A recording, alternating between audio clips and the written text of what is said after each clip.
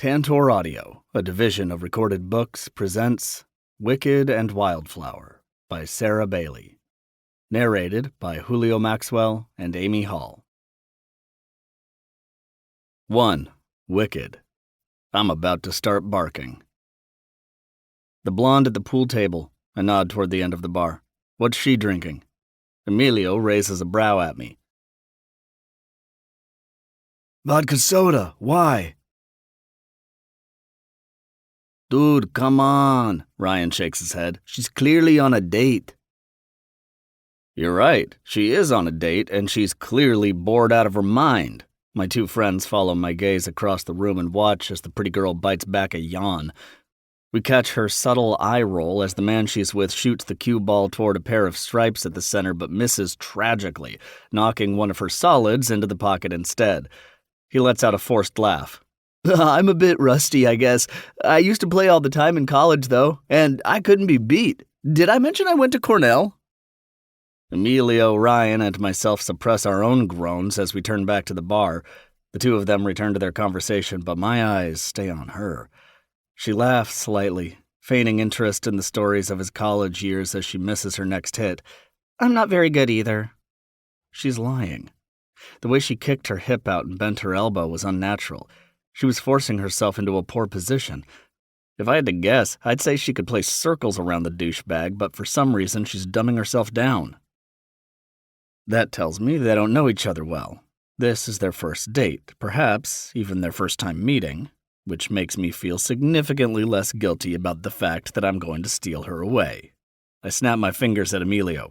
Can you send her another vodka soda and put it on my tab? No, the bartender says without looking at me. Don't be an asshole, Everett, Ryan mutters.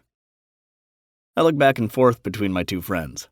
Ryan runs a hand through his rich brown hair, brown eyes stare back at me unamused, while Emilio's dark features are narrowed at me like I'm some kind of pariah. I hold my hands up in surrender. I'm not an asshole, I'm saving her. She looks miserable. Ryan scoffs behind his beer.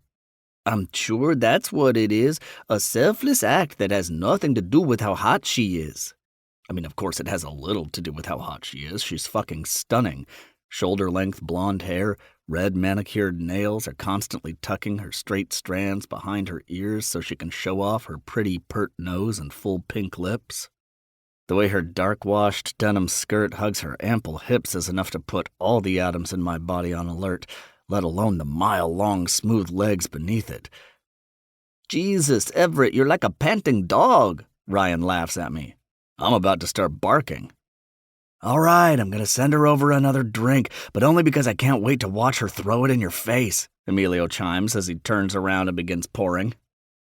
I let Ryan tell me about his most recent work-related chaos. As the county's deputy sheriff, he's got no shortage of crazy shit to talk about, but I'm only half listening. I smile to myself as Emilio walks the drink over to the blonde at the pool table.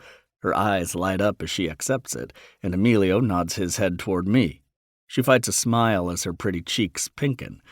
I raise my glass and nod when her date's head whips around, shooting daggers at me. He puffs himself up, but that only gets him to about half my size. Balling his hands into fists, he begins to make his way toward me when she places a hand on his shoulder. She whispers in his ear as his eyes dart back and forth between her and me. Finally, he nods and steps back. She looks at me, lifting an eyebrow as she assesses me. It's clear she likes what she sees, whether it's my tattooed arms on display beneath my t-shirt, my beard, or my brown eyes that I've been told more than a few times are quite easy to get lost in. It's clear the way she's staring at me is a stark contrast to how she's been looking at her date. Her steps are slow and calculated as she moves across the bar, a sly smile on her face. Slipping into the seat next to me, she slides the vodka soda I bought her in front of me. Her hair sways as she sits down, and I can now tell it's naturally a dishwater blonde, but she's got platinum highlights that accentuate the dreamy shade of her storm blue eyes. Didn't anyone ever tell you it's impolite to hit on another man's date? I slide the drink back to her. I think what you meant to say is, thank you. She lets out a surprised huff as she shakes her head, and I notice her hiding a smile on her lush, glossy lips as she tucks her hair behind her ear once more, revealing smooth cheeks dusted with freckles. You're forward? Turning to her side, she faces me head on. Was it that obvious? Yes, I lift my beer to my lips. For future reference, if you've got to fake your pool skills, or anything else really, in order to accommodate a man, he's probably a waste of your time. She hums. And what are your pool skills like? I slowly raise one brow at her. You want to find out?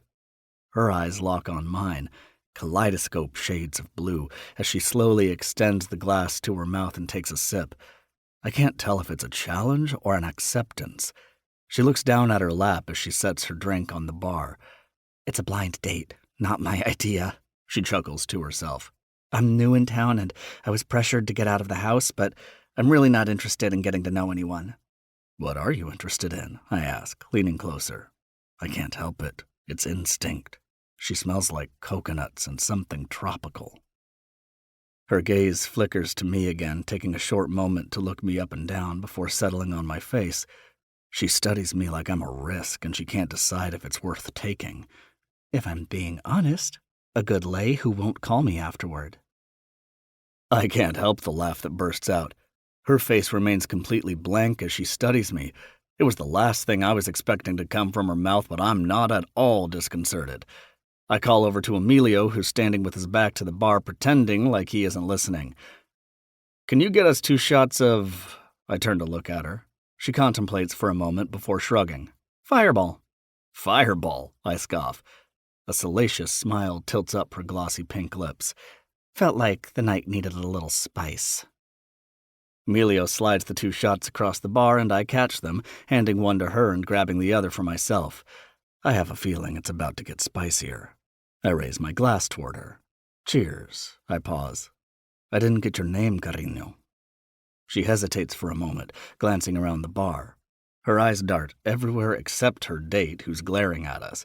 Finally, her head swivels back to meet my gaze. Are you about to offer me the good lay I was needing tonight? I try and fail to fight my smile. I didn't plan on being quite so forward about it, but yeah, I was definitely gonna try. Fuck, she has got me on my toes. Nothing about the way this exchange has gone is how I typically play things, but it's working nonetheless. I'm normally much more composed, in control. I've got a process that works. Something tells me my game wouldn't work on her at all, that she hardly thinks I'm worth her time, and yet she's essentially offering me the only thing I'm ever looking for anyway. This woman is throwing me for a loop, and I don't even know her name. She knocks her shot glass against mine quickly and downs the fireball, chasing it with her vodka soda. One more, Emilio, she says through a hiss as she holds a finger up. My friend looks over at me, eyes wide. I take my shot as he hands her another, and she tosses that one back too. I watch her shiver as the liquor courses through her veins. She squints her eyes as she gets it down before facing me again. No names. What? She shoves her empty glasses across the bar, crossing her legs. No names. Nothing that can tie us together later. You're hot, I need to get laid, and I'm assuming you won't complain about that offer. So, we can fuck, but I don't want to know you. I hear Ryan cover up a cough next to me. Emilio leaves the bar area entirely, I'm assuming to hide his laughter. I've never had a woman, or a man for that matter, tell me they had no interest in knowing my name before. She studies my face with that intensity again, devoid of emotion. She's all business. But as I drown in her blue eyes and heat creeps across my flesh at the sight of her smooth skin and soft lips, I decide to go for it. If I don't take my chance with this woman now, I'm going to spend forever wondering what if. She may look at me like I'm a risk, but I know for sure she's a challenge, one I'll gladly accept. Fuck it. She smiles as I kick my bar stool behind me and grab her hand. I've got a place we can go. She jumps out of her seat and begins to follow me before we're stopped short. What the fuck? Her date shouts from the other side of the room. Shit, I forgot about him. I pause, releasing her hand, but she grips mine harder. I turn around and watch her flash him an apologetic smile. I'm so sorry, but... Her shoulders meet her ears as she sucks in a breath. When you know, you know, you know? You're kidding me, right? He seethes. I nod toward Emilio, who's watching us like one of his soap operas. Take all her drinks and put them on my tab. I nod toward her date. Sorry, man. She giggles as I haul her off behind the bar and into the back office. Emilio will be on my ass about it later, but I don't care. I enter the keypad on his door and wait for it to click before I push it open. He's got a black leather couch next to the door and his desk across from it. Other than that, the room consists of a standing lamp in the corner, an old-fashioned bar against the window, and a rug in the center of the floor. Is this your bar? She asks. No, but the owner owes me a favor. He doesn't really, but I do change that fucker's oil for free, so he can deal. She hums as I shut the door behind us, spinning her so she's pressed against it. My chest crushes hers, and I can feel the softness of her full breasts. I place both hands on the door above us, dropping my head so my nose hovers just over hers. You sure about this? I ask. Her breathing increases at our proximity. Her cheeks flush, and she pulls her lip beneath her teeth. Her blue eyes are hooded and hungry, but there's a shyness to them, too. The look in them tells me this isn't something she does often, and fuck if that doesn't turn me on more. It's her attraction to me causing her to be this reckless. Let me check. One hand slowly finds its way beneath my t-shirt. Her skin is cool against mine as her fingers brush my stomach, traveling downward. I keep my hands exactly where they are, afraid I'll do something she doesn't like.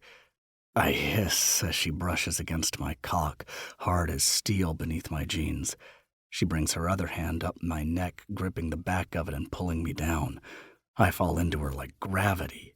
Squeezing my dick, she whispers, I have to see what I'm working with here.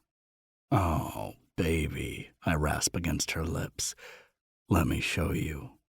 Before she can get in another word, my mouth is on hers. 2. Wicked. Normally, I can only do that to myself. Lift your legs for me, cariño. She immediately listens as she hooks her leg around my waist. You listen so well, I say into the soft skin of her neck as I nip and pull at her flesh. I feel her tighten around my cock at that. She likes my praise. She was in control at the bar, played the game well, but it's clear she doesn't do this often. Neither do I. While I've had my fair share of casual hookups and one-night stands, I've never done so without learning my partner's name, and rarely without taking them back to my place or theirs. Watching this fierce and outspoken woman turn timid and pliant in my arms the moment we were behind closed doors was a surprise, albeit not an unpleasant one. I've always liked taking the lead in the bedroom, or, well, office in this case. I drag my lips across her collarbone, she claws at my back, and I fuck her hard against the door. She doesn't hold back the moans that fly from her pretty lips as I hit just the right spot inside her. The moment the door clicked shut behind me, I kissed her breathless, stealing her words and doubts with my mouth. Then I did the exact same thing with my cock when I shoved her skirt above her hips, slipped a condom on, and sank inside her slowly. I felt drunk on her, and I didn't have it in me to move us to the couch or even the desk. I needed her immediately. I needed her against the door. She didn't seem to have any complaints about it, though. She let me guide her through each movement with trust I'd give her everything she was looking for. Our position allows me to fuck her rough, and I swear she's the tightest, wettest pussy I've ever been inside. She fits me like a goddamn glove. She takes every fucking inch, meets me thrust for thrust as I slam her body against the wood. Harder, she moans. Fuck. Are you flexible, baby? I pull away to look at her. Her head is thrown back, a look of pure ecstasy on her face. She doesn't open her eyes or close her parted lips as she nods lightly. I grasp under her knee and hike her body up, swooping underneath her other leg until both her calves are hanging off my biceps.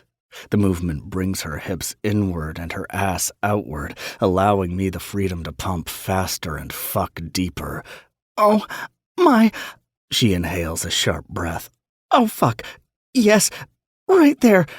I'm losing my mind as my pace increases to a reckless rhythm. Electric heat shoots down my back, gathering in my spine. My body is on fire, and I can feel my cock pulsating, ready to spill inside of her.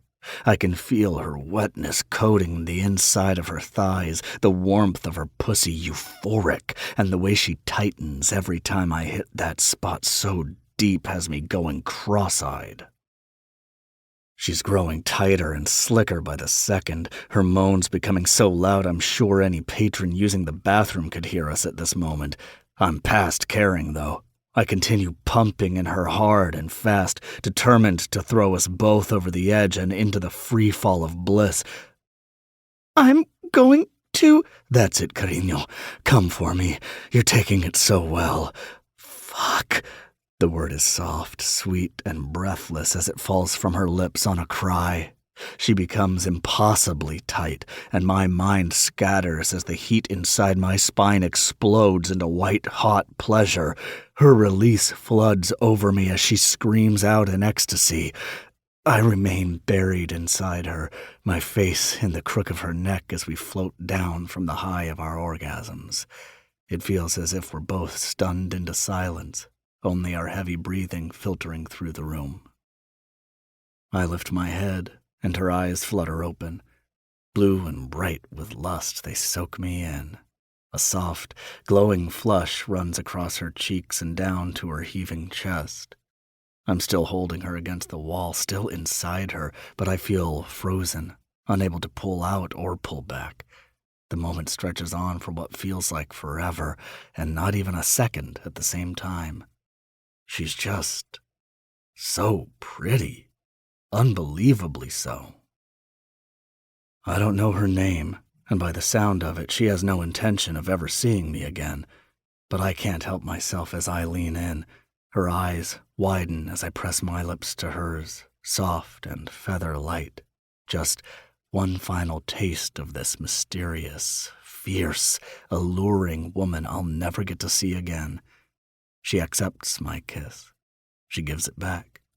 A soft moan escapes her lips, and I take the opportunity to slip my tongue into her mouth. She clasps her arms around my neck and tightens her grip on me, forcing us closer. I suck her bottom lip beneath my teeth, giving myself the allowance to get swept up in her. I lift her off the door and spin her, bending to set her down on the armrest of the couch. Slowly, I pull out of her and remove my lips from hers. She blinks up at me with those big eyes, and the softest, shyest smile forms on her face. It's that moment I decide I'm going to get her name, her number, convince her to see me again, because I'm nowhere near done with her. I'm nowhere near done with her lips, with those eyes, with the body I didn't even get to see in full. I need to see her come, see it happen on my tongue, on my fingers. I want to see her beautifully laid out in my bed. I want to know what she likes to drink besides vodka and Fireball, and I want to know how good she really is at pool. I want to know why she's new in town and how long she's staying, why she's here and where she came from. I begin forming a plan in my head. If there's anything I know about myself, it's that I'm fucking charming. I'll convince her to see me again. I only need to keep her in this bar long enough tonight to do so. As I step back to remove the condom, her eyes go wide while a soft gasp leaves her mouth. Oh my God. I glance down and realize for the first time the wet spot spreading across the bottom half of my t-shirt. I fight a smile as I turn around and dispose of the condom in the trash can by the door, careful not to step in the puddle she left on the floor too. I wasn't kidding when I thought she'd exploded, flooded me with her release. Fuck, that's hot. I want to see her come like that 1,000 times a million. As I turn back to face her, she scrambles to lower her skirt and readjust her top. She hastily drags a hand through her hair, pausing as she takes me in again. My pants are somewhere across the room, but luckily I didn't discard my underwear completely, so I pull it up and fasten it over my hips. Her eyes are zoned in on my wet abdomen. I'm so sorry, she murmurs as she stands and lets out a forced laugh. Normally I can only do that to myself. Her mouth snaps shut and her eyes go wide as if she didn't mean to say that. I'm utterly confused. Sorry, why are... Well, that was fun. I'm sorry again about... She waves her hand at my groin region. Anyway, have a nice life. No, wait. I start to plead, rapidly searching the room for my jeans. Before I can find them or finish my sentence, she's out the door and gone. Fuck. I scramble around Emilio's office like a goddamn cartoon character searching for my fucking pants. Finally, I find them wadded in the corner behind the couch. I don't even know how they got there. Once I began kissing her, everything became a flurry of moans and flesh and chasing bliss. I dart out of the office and down the hall while zipping myself up, tucking my shirt in as I beeline toward the front doors of the bar when I don't see her inside. I burst through the entrance, blinking at the diminishing daylight as I look around the parking lot, but she's long gone. I run a tattooed hand through my hair. Damn it. When I head back inside, my friends are shooting me shit-eating grins as I walk to the bar to pay my tab. I've never seen a woman run out of this bar so fast, Ryan laughs. Fuck off, I grumble. I gave her exactly what she wanted, but something must have happened to make her leave like that. I know it can't be because she didn't enjoy it. I've got the wet spot on my shirt to prove she did. She wanted to fuck and forget, but that woman was anything but forgettable. I don't even know her name. She'd claimed she wanted nothing that could tie us together, but now I'm wishing more than anything I had something that would. 3. Wildflower. Stress baking. I stress bake. This isn't news to me. I've always known I bake what I'm overthinking. But as I stare down at the massive mixing bowl full of brownie batter and the clock on the microwave that reads 1:34 a.m., I realize it may be an issue. The recipe I'm working from is supposed to make a dozen, but I've quadrupled the measurements, and now I'm wondering what the fuck I'm supposed to do with 48 brownies.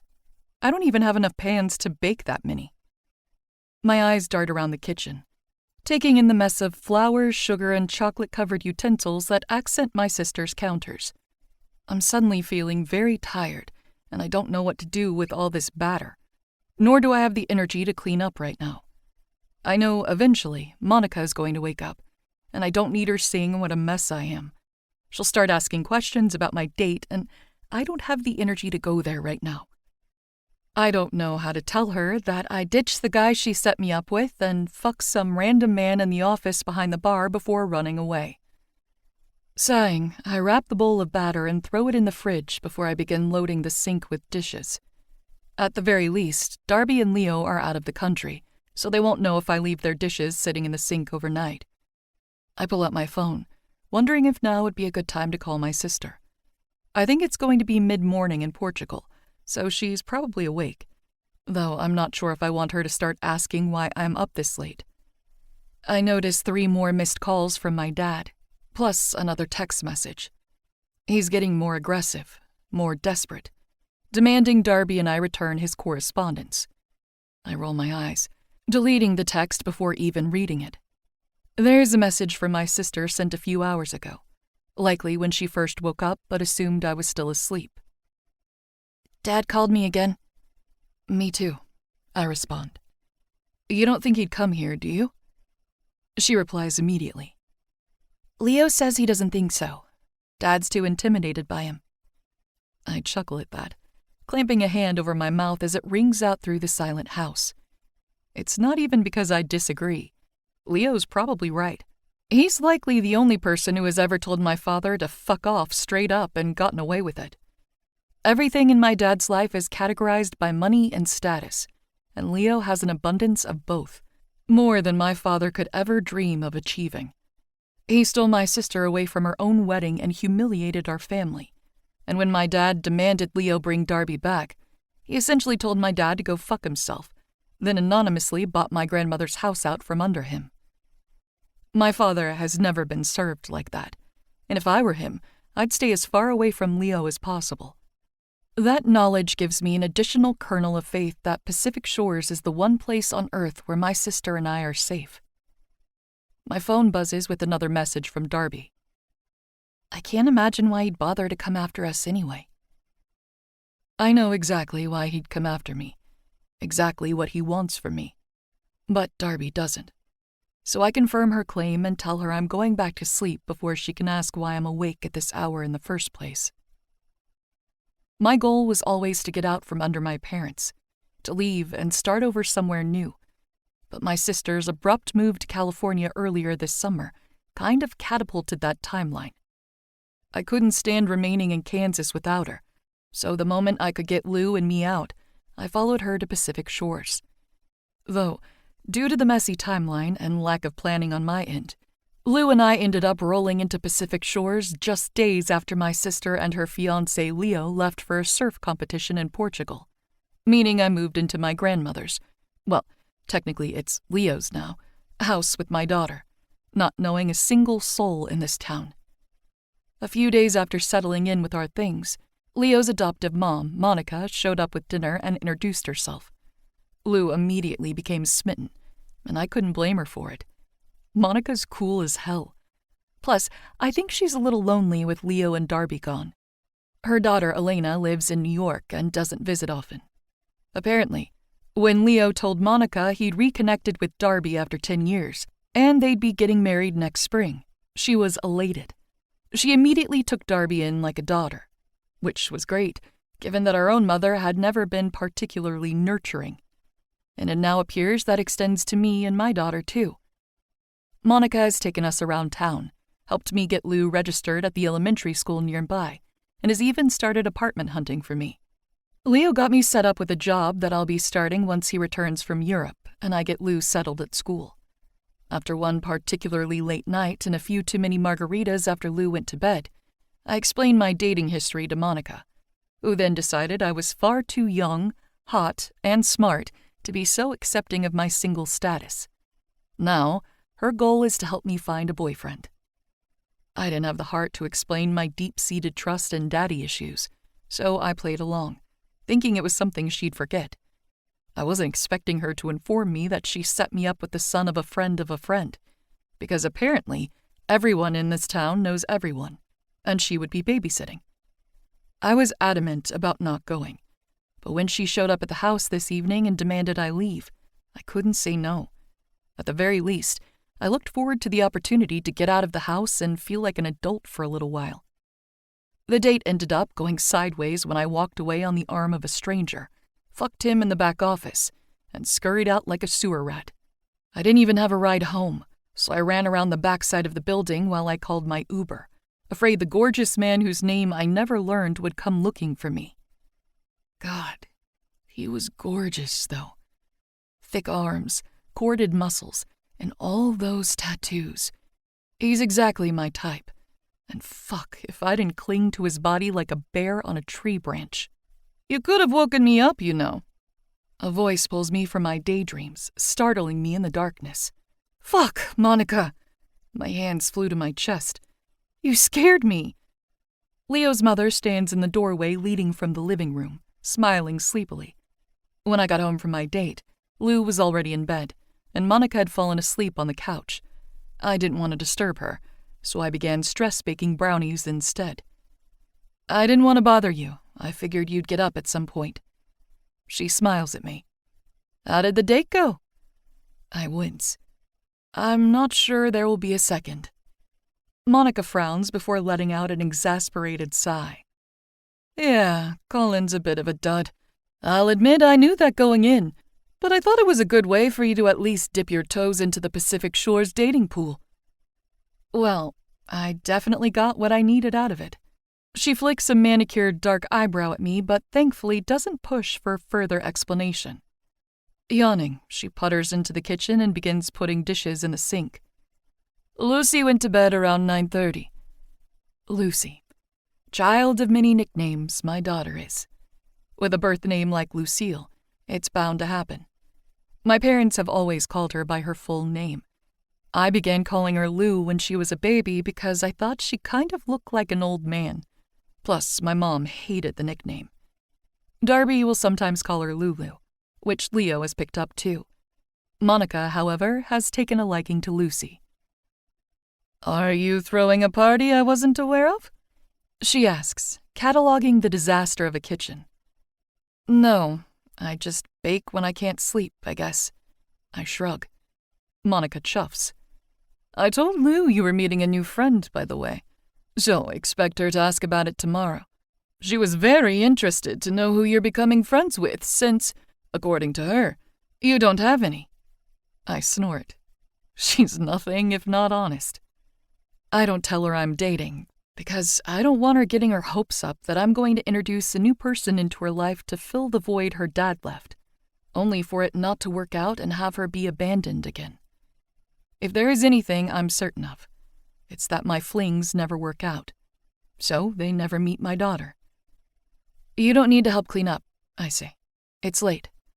Don't worry about it. Monica waves her hand at me as she flutters around the kitchen.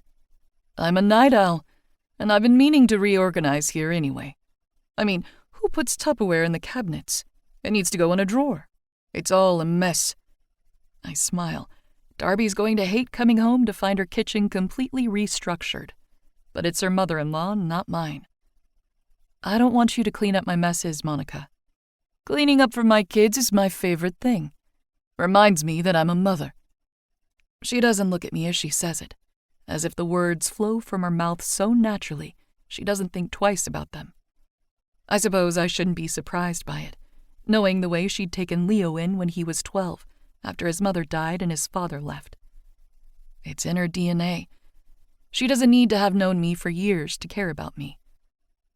But it's something so foreign to me I can't help but take a step back as it processes. Thank you. She looks up and smiles at me, knowing the words go far beyond her offer to clean the kitchen. Once you actually bake these brownies, you can repay me with a fair share of them. Obviously, I chuckle. Maybe you should take them down to the offices on Monday and introduce yourself to the staff there. I know you've got a few weeks before you start, but it might be nice to familiarize yourself with the space and get to know everyone. You can meet Everett, too. I haven't met Leo's brother, Everett, yet. He's the co-owner of Heathen Surf Co. I guess he recently took their family business from his dad, too. Between running them both, he's busy. Another reason Monica is a bit lonely, I'm sure. Do you know why Leo moved the offices from Town Hall over to Heathens? The Pacific Shore Small Business Initiative is a partnership with the city, funded by Leo to bring awareness and support to small business owners in the community. When Leo found out I had a degree in marketing and graphic design, he immediately offered me a job as their marketing director. I'm not sure if they actually need the help, or if it's something he made up for me so I'd have a place to work. Either way, I'll be partnering with small businesses inside the initiative to help promote them online. The initiative was originally based out of Town Hall, but Leo recently moved it to the loft above Heathens when he converted it from his studio apartment into a workspace. I think he wanted to feel more homey and comfortable. Plus, it cuts down on commute time for Everett and himself when they have meetings. Monica shrugs. It's coming along nicely, though. So is Honeysuckle. The flower shop Leo bought my sister. He's currently got the empty space next to his surf store being gutted and refurbished with her vision in mind. She plans on opening early next year. You should go check it out this week. Bring some brownies and say hello. Just ask for Everett when you arrive. He'll show you around. She's smiling mischievously to herself, but I'm far too tired to question it. 4. Wildflower. Get your fucking hand off her. Incessant, annoying, obnoxious buzzing comes from my back pocket as I cross the parking lot. I balance the 3 containers of brownies into one arm as I pull my phone out. It's my dad again. I know eventually I'll need to answer his calls. He has been leaving voicemails, but I delete them without listening. It's just a confrontation I'm not ready for. He has no rights to my sister or myself anymore, but we didn't think he'd try this hard to get a hold of us after we left. Darby ditching her own wedding humiliated him, and knowing that I hold the key to his livelihood, I thought he'd finally let us go. We embarrassed him, hurt his reputation, and possibly even his business. We thought he'd want nothing to do with us ever again, and we'd be able to put our childhood behind us. Instead, he's been more persistent than ever. I'm not ready to face it yet. So I hit ignore for what feels like the millionth time in the last month. As I move to put my phone back in my jeans, a text message from him comes through. I know where you are. We need to talk. I delete it immediately and pocket my phone just as I step up to the front doors. Heathen Surf Co. is sprawled across the entrance, with the emblem of a wave next to it. The entire boardwalk is lined with wooden beach shack-looking suites that all share walls. It's that charming classic California look. The pier stretches out far behind them, with the Ferris wheel, wooden roller coaster, and a restaurant at its far end. Palm trees line the sidewalks between the boardwalk and Main Street. Heathen sits on one end of the boardwalk. The door is painted orange, lines of multicolored surfboards propped up outside to my left. The rumble of construction hums from next door, where work is being done on what will become my sister's business. As I walk inside, I take notice of the dozens of surfboards hanging from the wooden beams along the ceiling. One in the center of the space has Leo's name written across it. They don't just sell surfboards, though. They've got everything someone wishing to live the California lifestyle could ever dream of possibly needing. Wetsuits and swimwear, clothing, sunglasses, handmade jewelry. They even sell shoes and skateboards. There are professional photos of surfers framed on the walls, along with some beautiful paintings of beaches in the local coastal towns. Hi, can I help you? A voice calls out from the far end of the store. I walk up to the cashier and set the brownies on the counter. A cute young man with glasses and a nose ring smiles at me. Hi, I'm Dahlia, and I'm going to be working here in a few weeks. I just wanted to stop in and introduce myself to the other staff. I hold out a container to him as my eyes filter around the space behind the desk. I was told to ask for Everett? The man nods as he pulls out his phone and begins typing away. I brought brownies. Everyone tells me I'm a great baker, so I thought what better first impression than to... My nervous rambling ceases as I freeze, taking in the sight before me. A huge canvas photo hangs above the counter behind the man's head. Two unnaturally attractive men sit on twin surfboards in open waves, smiling at each other. I know one of them is Leo. Blue eyes, dimples, and sandy blonde hair. It's the man next to him who has my skin prickling with awareness. Tan skin, dark beard, chocolate eyes, thick arms covered in tattoos that run the length of his neck to his fingers. From this distance, the ink all morphs together. But I know that up close, he's got roses and thorns on one hand, violets and vines on the other. I took note of them when I watched those hands grip my thighs and lift me onto his... I try to shake the thought away, but it comes roaring back anyway. Lift your leg, Karina. You're taking it so well. Come for me. The memory sent flutters straight to my core. I hadn't been able to get those words, those eyes, or those arms out of my head over the past few days. I don't even know the man's name, but he'd obliterated me to pieces. Made me... God, I hate even thinking the word in my own head. He made me lose myself in a way no other man ever has. I wanted nothing more than a quick release. I didn't want to know his name. I didn't want anything that could potentially tie me to him again. I don't have the time or energy for a man in my life right now in any capacity. I stare at the photo of the stranger I fucked in a bar, and my stomach plummets as I wonder how the hell he knows my soon-to-be brother-in-law. Fuck. He's probably a model, I tell myself. Or another surfer friend. I'm sure I'll never see him again. The gnawing, prickling sensation in my gut tells me I'm wrong, though. I realize for the first time that I had stopped speaking mid-sentence, and the cashier has been staring at me blankly for God knows how long. Who is that? I ask, pointing at the photo above the desk. He looks behind me. Oh, that's... The bell on the front door chimes as it opens, distracting the employee. Dahlia. I jump at the voice, boxes of brownies falling to the ground. That familiar voice, like a caress of reoccurring nightmares. It echoes through the chamber in my chest, my past and present morphing together in the worst possible way. Breath stalls in my lungs, and I become a true statue as I feel his presence at my back. Too many things are happening at the same time. My mind is going blank. I squeeze my eyes shut, afraid to turn around, willing him away, willing him out of my existence. He can't be here. He isn't here. Dahlia. His harsh tone rings through my consciousness again, clear as haunting bells. I summon all the courage I have left and turn around to face Dane Andrews. Why? Is the only word out of my mouth. Why are you doing this to me? Why can't I escape you? I thought I was safe here. What do you mean, why? His jaw is set, eyes crazed. He steps toward me, and I step back into the counter. You know exactly why. You ignore my calls and run away? You don't have the right. I've been searching for you. I had to follow you here. Disgust drips from his tone as he spits the words. How did you find us? My voice is hollow. My father has never frightened me physically, but mostly because I think he has never had to resort to it. He doesn't lose his temper or lash out in fits of rage. He's far too composed.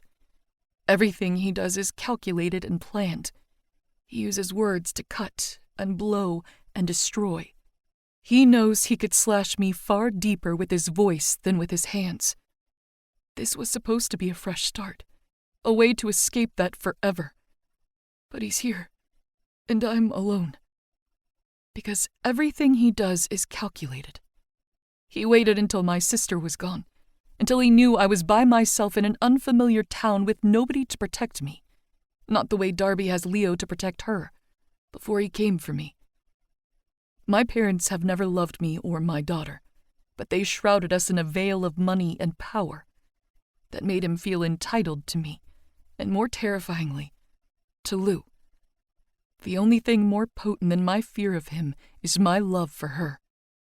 So, I stand up straight and approach him. I'm tall at 5'10", and he's almost exactly my height.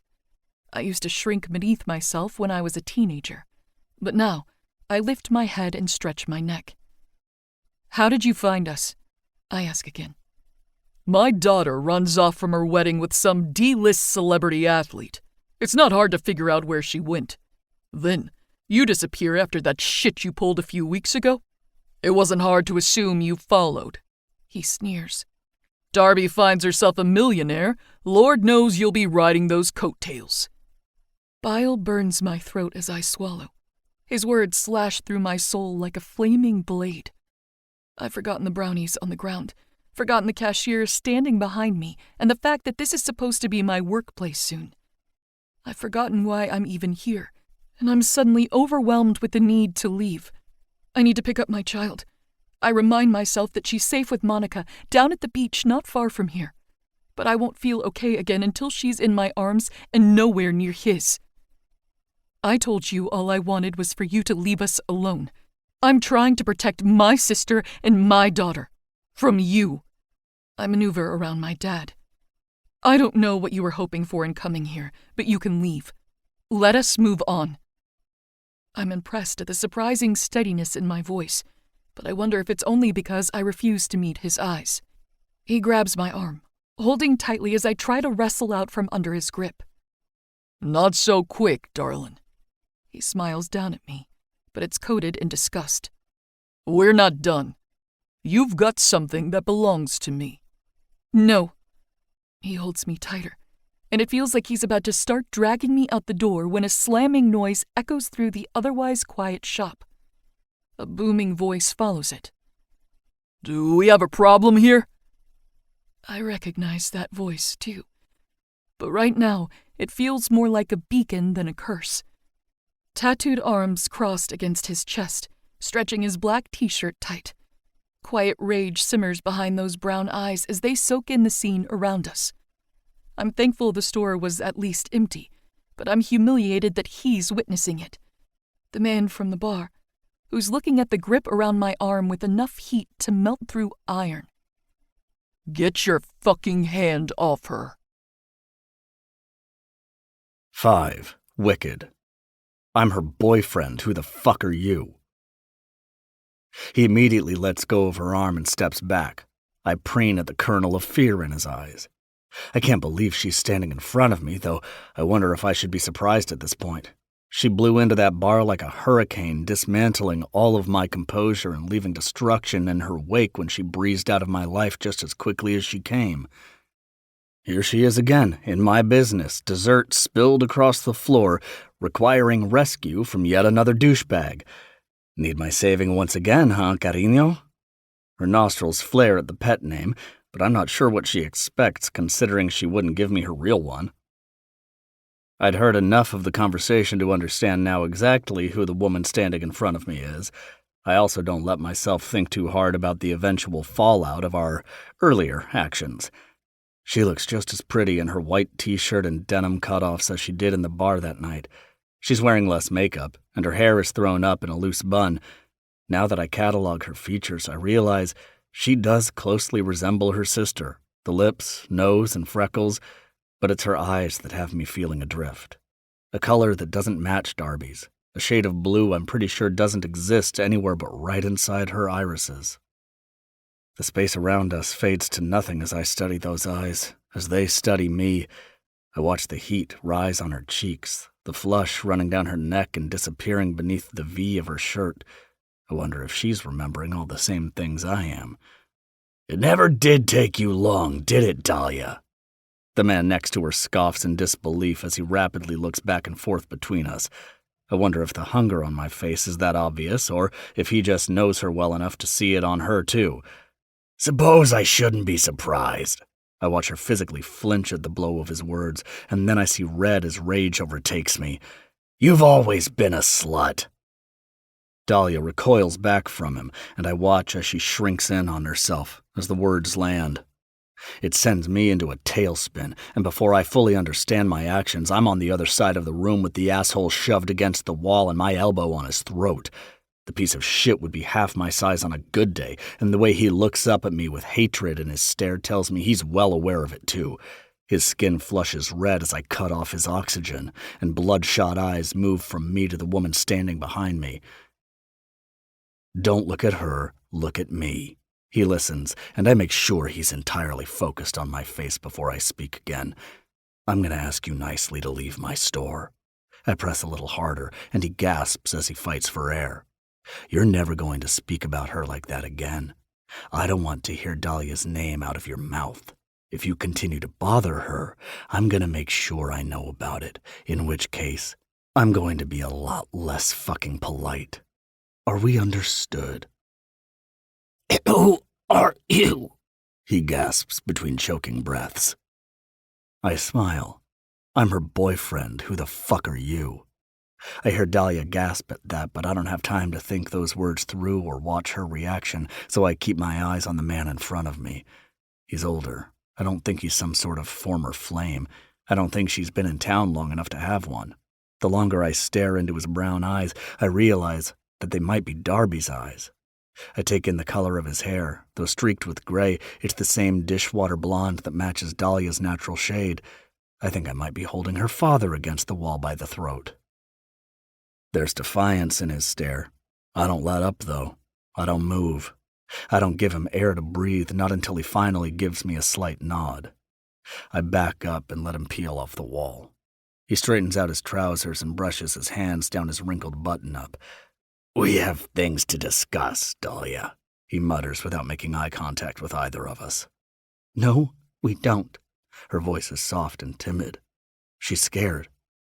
I take a menacing step toward him, and he backs into the glass doors, reaching behind himself for the handle. We both pause as Dahlia's voice, stronger than before, asks, "Why would you corner me here?" Her father's eyebrows knit together, and a gross smile flashes across his face. "I knew that bastard owned a business somewhere in this town. Figured I'd take a look around until I found you." I chuckle. If by that bastard you're referring to my brother, I'd think twice before opening your fucking mouth again. His eyes go wide, face deepening to a crimson hue, nostrils flaring before his gaze focuses on the woman behind me just briefly. "You know what we need to discuss. If you'd picked up my phone calls, it wouldn't have escalated to this. I don't fly out until tomorrow afternoon. I'm going to call you later, and I suggest you answer." He pushes the door open behind him. I'd prefer not to return to this fucking town, but I will get what you owe me. With one last look toward his daughter, he mutters, and to think, I tried to play nice with her. Dahlia doesn't respond, and I block the entrance to the store as I watch him leave. I don't take my eyes off the front door until he makes his way down the boardwalk and turns onto Main Street.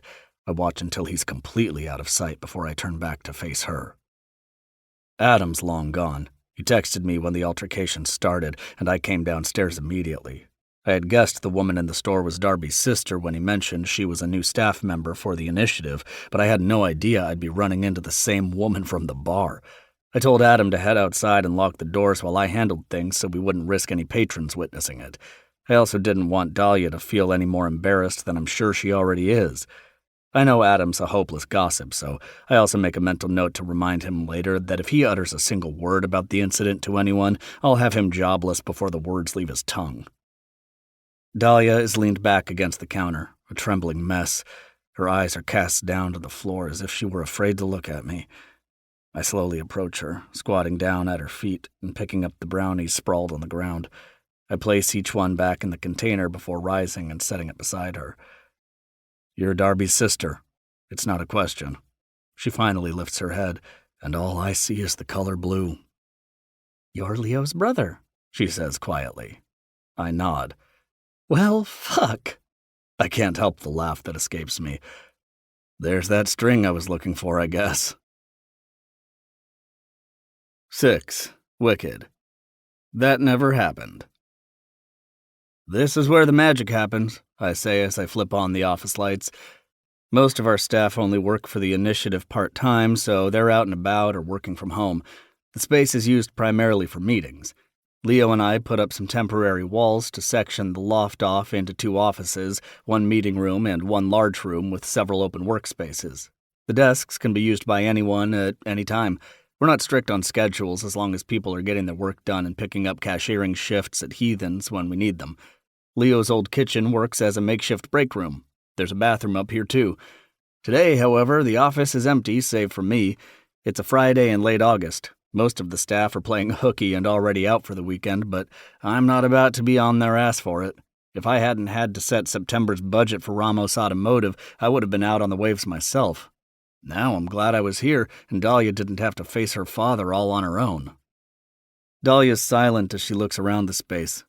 She sets the 1 unharmed container of brownies on the kitchen counter before following me into my office, hovering at the doorway as I step inside. When we were kids, the entire town was run by mom-and-pop businesses. We knew all the owners. They were our neighbors, family, friends. About 7 years ago, my mom's best friend Ruby passed away. She owned an ice cream parlor here on the boardwalk, and it went up for lease. They tried putting in a frozen yogurt chain. I leaned against my desk. After that, it was like investors were coming for every small business in the area. They tried buying my dad out of his property, wanted to tear down his business to build a hotel or a TGI Fridays, I don't fucking know. Anyway, once Leo started making money, he came home and bought out the boardwalk. He was determined to keep the small businesses in place to protect the people who dedicated their entire lives to this town, our parents included. She doesn't say anything, but she watches me intently as I speak. The mayor was in agreement with him, so they allocated funds to the small business initiative, but it wasn't enough. Leo provided the rest. We opened Heathens, our friend August opened the tattoo shop at the other end of the boardwalk, and we promised that we'd only put family businesses in between. The economy has made it hard for us to find anyone wanting to take the leap on signing a lease, though. I shrug. But we're trying. The initiative also serves to protect other small business owners within the Pacific Shores city limits. We help them with marketing, event planning, sponsorships, and advertising. We also provide free legal advice when they need it, loans for when they're struggling. Really, we're just doing what we can to keep the sense of community we grew up with alive. I may have overshared. I mean, she'll be working here, so she should know what we stand for, but given that the initiative and the 2 businesses I own are the only things I have to show for myself, I have a tendency to go overboard when I talk about them, especially to pretty girls I can't get out of my head. That's really amazing, she says softly. I press down the lifting sensation in my chest at her approval. Thank you. I push off the desk and gesture around the room. This'll be your office once you start, so I thought you'd like to see what it looks like, so you can start visualizing how you want to decorate and whatnot. Her brows rise. But isn't this your office? I shrug. Yeah, but we've only got 2 private spaces in this building, and Leo's office is here too. I have a second office at the auto shop, so I can start using that one full-time and just come down here for meetings. I hate to kick you out of your space. Don't worry about it. I smile at her and she forces one back. All she really looks like is uncomfortable, and I can't tell if it's because of what happened with her dad downstairs or because of her proximity to me. Do you want to see anything else? Otherwise I can walk you out. No. She shakes her head, giving another strenuously fake smile. Thanks for showing me around.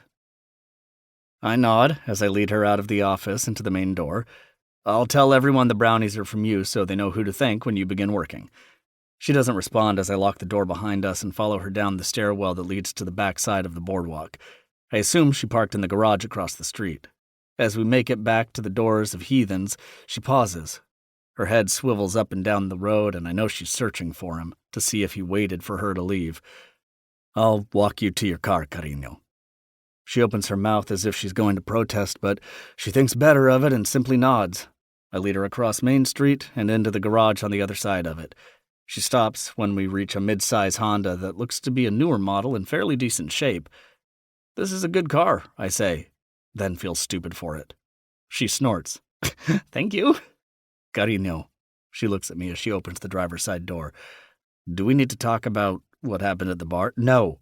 She swallows. We need to pretend that never happened. Today is the first day we met. Understand? I hate hearing that, but I nod, forcing a smile of my own. Well, I suppose you'd better introduce yourself to me then. A hint of a genuine grin flashes on her cheeks. I hold out my hand, waiting for her response. She slowly extends her own, and there is a near imperceptible flare in her eyes as our skin meets. I'm Dahlia, she says breathlessly. Everett, I respond, running my thumb across the top of hers.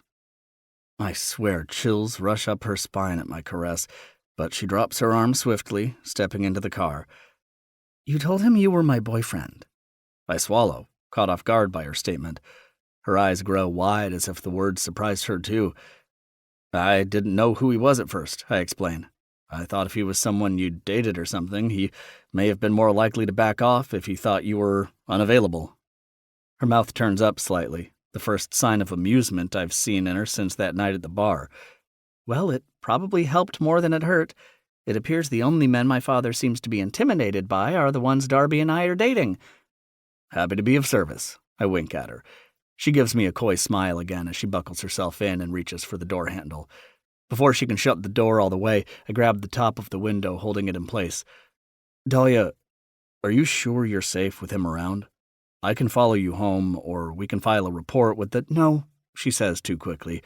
I'm going to pick up my daughter and go straight home. I know how to lock a door, and he knows better than to try breaking and entering. We'll be okay. It sounds like he has expectations to see you again before he leaves tomorrow. I'm well known for not living up to his expectations. I don't feel confident about this, but she doesn't seem like the type of woman who likes to be pushed once she makes a decision. We'll take care of you guys. I don't know what else to say, but I know those words are true enough. Even if Dahlia wasn't whatever she is to me now, it wouldn't matter. My family protects each other, and that's what they are to us now. Darby, Dahlia, her daughter, my brother, myself, our parents. We'll take care of them. She raises her head, appreciation shining in the raging sea of her gaze. And fuck if that look doesn't do something to my chest. Thank you, she whispers. The woman in front of me now is so different from the confident person I met in that bar, as if 2 minutes with her father sucked all the life from her. It takes everything in me to shut her car door and watch her drive away, to keep myself from hunting that man down myself. Later that night, I call my brother and tell him what happened with Dahlia and her dad. I'm a little afraid she'll be upset with me for informing them, but that fear subsides when I find out she already explained the situation to Darby. Darby is convinced their dad only had the courage to come around because she and Leo are out of the country, and that made Dahlia an easier target. They were supposed to extend their vacation in Europe after Leo's competition in Portugal next week, but Darby asked to come home right after instead. I don't want to cross the boundaries Dahlia set between us, so I don't demand they give me her phone number, even though I want it desperately. Instead, I tell Leo to give her mine, to let her know she can text or call me with any kind of emergency, or just if she feels generally uneasy. Secretly, I hope she'll text me just to talk, that maybe I've been as stuck in her head as she has been in mine. I make Ryan station one of his officers outside their house overnight, just to be safe. Then I stay up far too late, waiting for a text message that never comes. 7. Wildflower. What a cluster. I pull up to the curb and shut off my car in front of Monica's bungalow. I guess their family lived only a few houses down from my grandmother, where I live now, but she and her husband Carlos decided to sell once their kids grew up. The bungalow they live in now looks like something out of a beach bum's dream. It's small, with only one bedroom and an office, but it's perfect for a retired couple. They live in a private community with direct beach access, and they even have a view of the water from their back porch. I don't knock as I step inside the light pink home. Monica has been expecting me. She set me up with a number of apartment tours in the area today, and I knew it would bore Lou out of her mind to come with me. Monica offered to babysit, and I insisted she didn't need to spend her entire Saturday with my 9-year-old, but she told me she was painting her office anyway and needed the help. I couldn't imagine how my wild child would be of any help at all in a project like that, but I didn't argue. I took the day to myself, touring 4 apartments that were all just okay. I didn't love any of them, but I don't want to overstay my welcome in my sister's home either.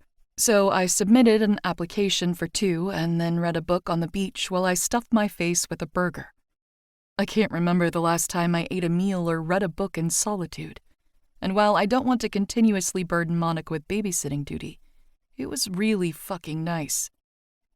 "Lucille!" I call as I shut the front door behind me. Natural light filters through the quiet living room, so I follow the hallway that leads to the kitchen, where I find Monica standing over the stove, stirring a pot of something that smells incredible.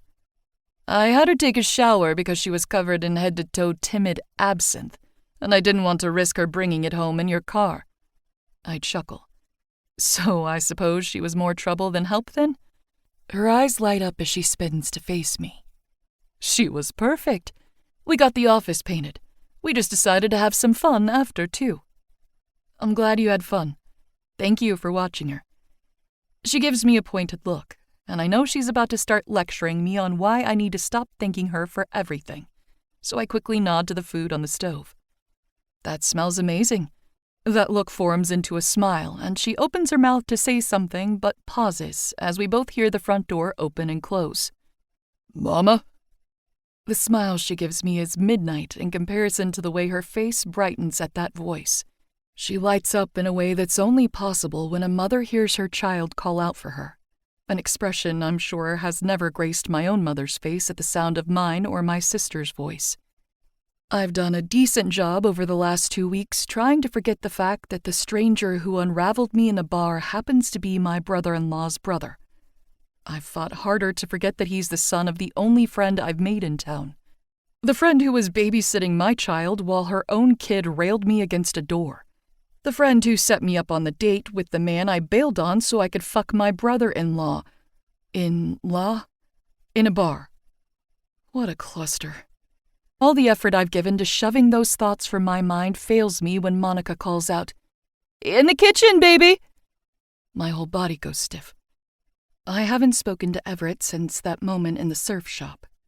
Leo gave me his phone number that night and told me to reach out to him if my dad showed up at the house. My father called several times that same night and again the next morning. He asked me to meet him for coffee and promised a cordial conversation in a public setting. I ignored him, knowing he'd fly home that afternoon. It has been a week since then, and luckily, I haven't heard from him at all. Even if I had, I wouldn't drag Everett into it again. I know I can't ignore Everett forever, especially if I want to try to settle down here in California.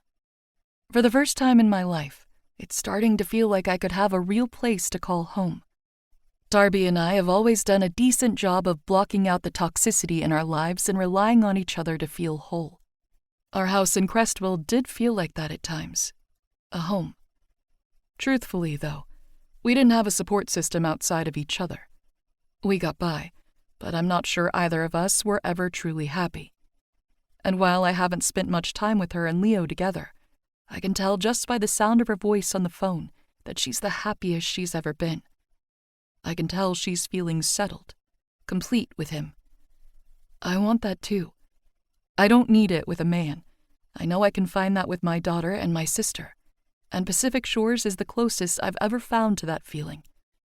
Building that life with Darby and Leo, with Monica, means Everett is going to be a part of it too. I just think I need a little more time to erase the fact that I also know what his dick looks like. You can't see someone as a brother figure if you think about how hard they made you come every time you're in the same room as them. I hear his footsteps echo across the wood floors, and, unsure what to do with myself, I grab Lou's backpack off the dining room table and sit down. Monica picked up registration papers for the local youth soccer league after Lou expressed interest in playing last week. I feel his presence wash over the space like a wave. My head is lowered, pretending to look through her bag for something, but I watch Everett from the corner of my eye.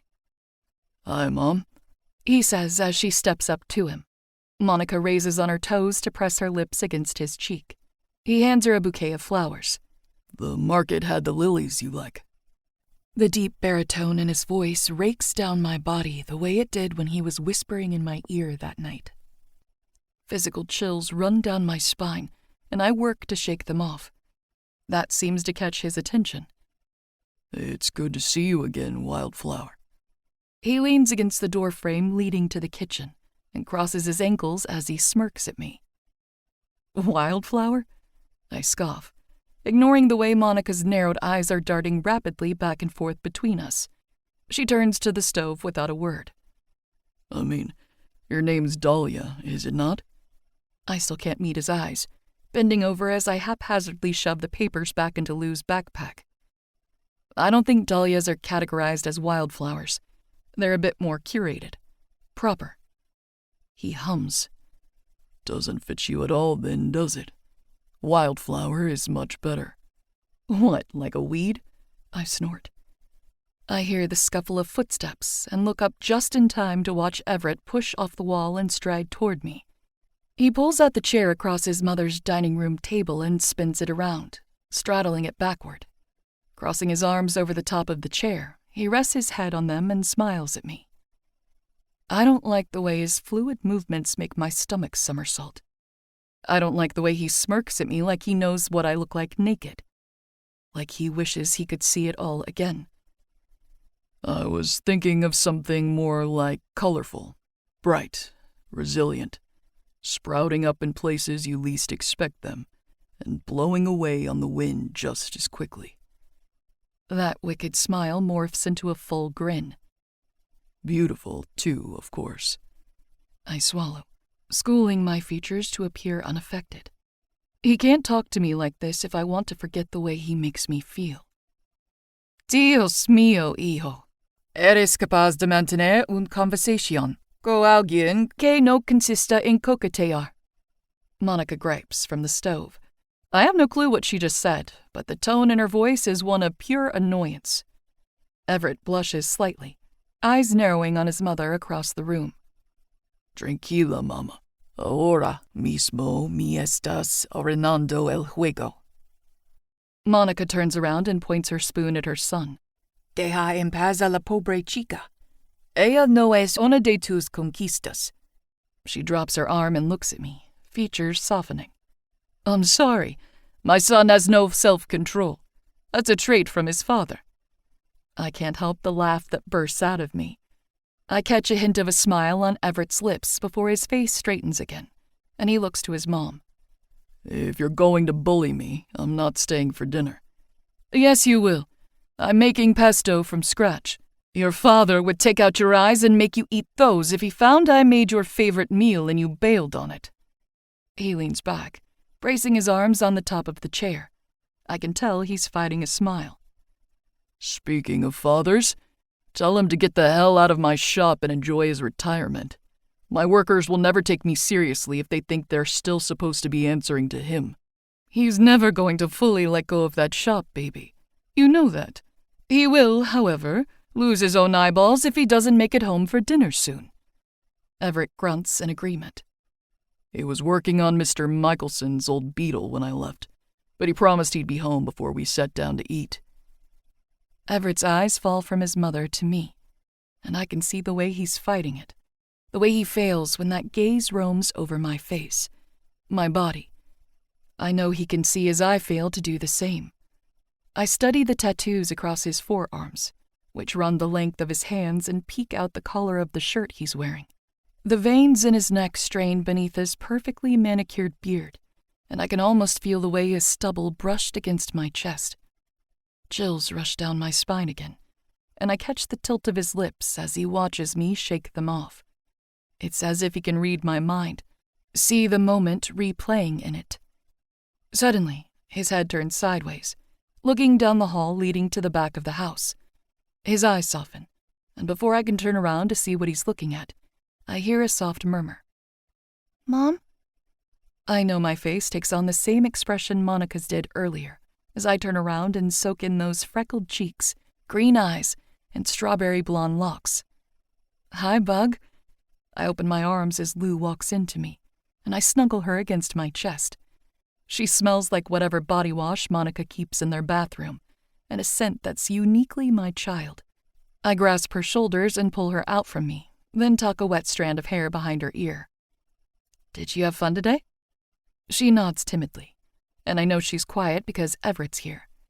She's always shy around strangers. She tucks her head into my shoulder and plays with the chain around my neck. "Lucille, can you say hi to Everett?" I run my hand down the back of her head. Everett is Monica's son. Her eyes flutter up to steady the man in front of me. He's smiling softly as he slowly rises from his chair and walks over to us. "It's nice to meet you, Lucille." Squatting down so he's at her level, he holds his hand out to her. "That's a beautiful name. Does anyone ever call you Lucy?" She looks at me, checking her confirmation that it's okay to return his handshake. I nod so she knows it's safe. I can't blame her for being uncomfortable around men when she's never had one she could trust before.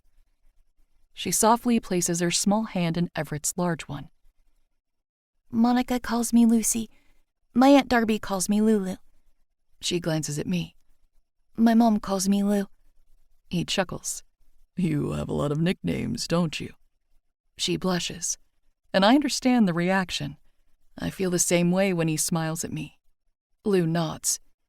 "Do you have any nicknames?" Everett shakes his head. "Nope. I'm not a big fan of nicknames. There are no good ones for the name Everett." Lou takes on a contemplative look. "I'll think of one. Everyone should have a nickname." "Maybe I'll have to make a new one for you too, then." Lou drops her hand, still smiling to herself as Everett stands tall. I glance up at the man in front of me, unable to ignore the way he towers above us both. Everything about him is massive. "She looks like you," he says. "Thank you," I respond. Somehow I know he meant it as a compliment. "You ready to go, kid?" I ask my daughter. "You two are more than welcome to stay for dinner if you'd like," Monica chimes from the other side of the kitchen. "That's so kind, but I promised her a movie night," I say as I zip up Lou's backpack and fasten it around her shoulders. "What movies?" Everett asks. "Spider-Man," Lou says. He looks at me. "Please tell me it's the originals." I smile as I shake my head. We're Tom Holland girls through and through. He groans as he tips his head back. My eyes get stuck on the way the column of his throat moves at the sound. Looking back at Lou, Everett asks, "Who's your favorite superhero of all time?" She contemplates for a moment. "Iron Man."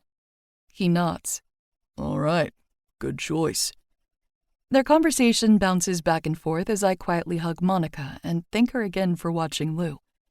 I guide my daughter toward the front of the house, Everett on her heels, still entertaining Lou's spiel on Marvel superheroes.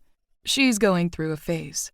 Said phase allows me hours to stare at Chris Evans, though, so I can't complain. "You kind of look like the Hulk," she says to him as we open the front door.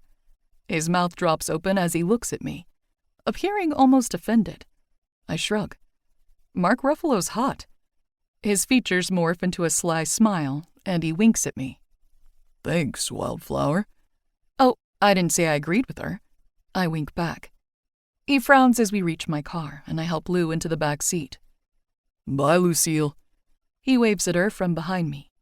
The widest smile is on her face as she waves back at him when I shut the door. You didn't need to walk us out, I say as he follows me around to the driver's side. Walking you to your car seems to be a new habit of mine. He grins at me. Plus, I was having an important conversation. I can't help but smile at that. It normally takes a while for Lou to warm up to someone new, but she seems to have taken an immediate liking to Everett. While I'm glad for that, glad she's finding people in this new place to feel comfortable around, it reiterates the idea that what happened between Everett and me in that bar can't ever happen again. I open my door and slip inside the car. Have you heard from... He pauses, eyes darting to the back seat where my child sits. No, I haven't.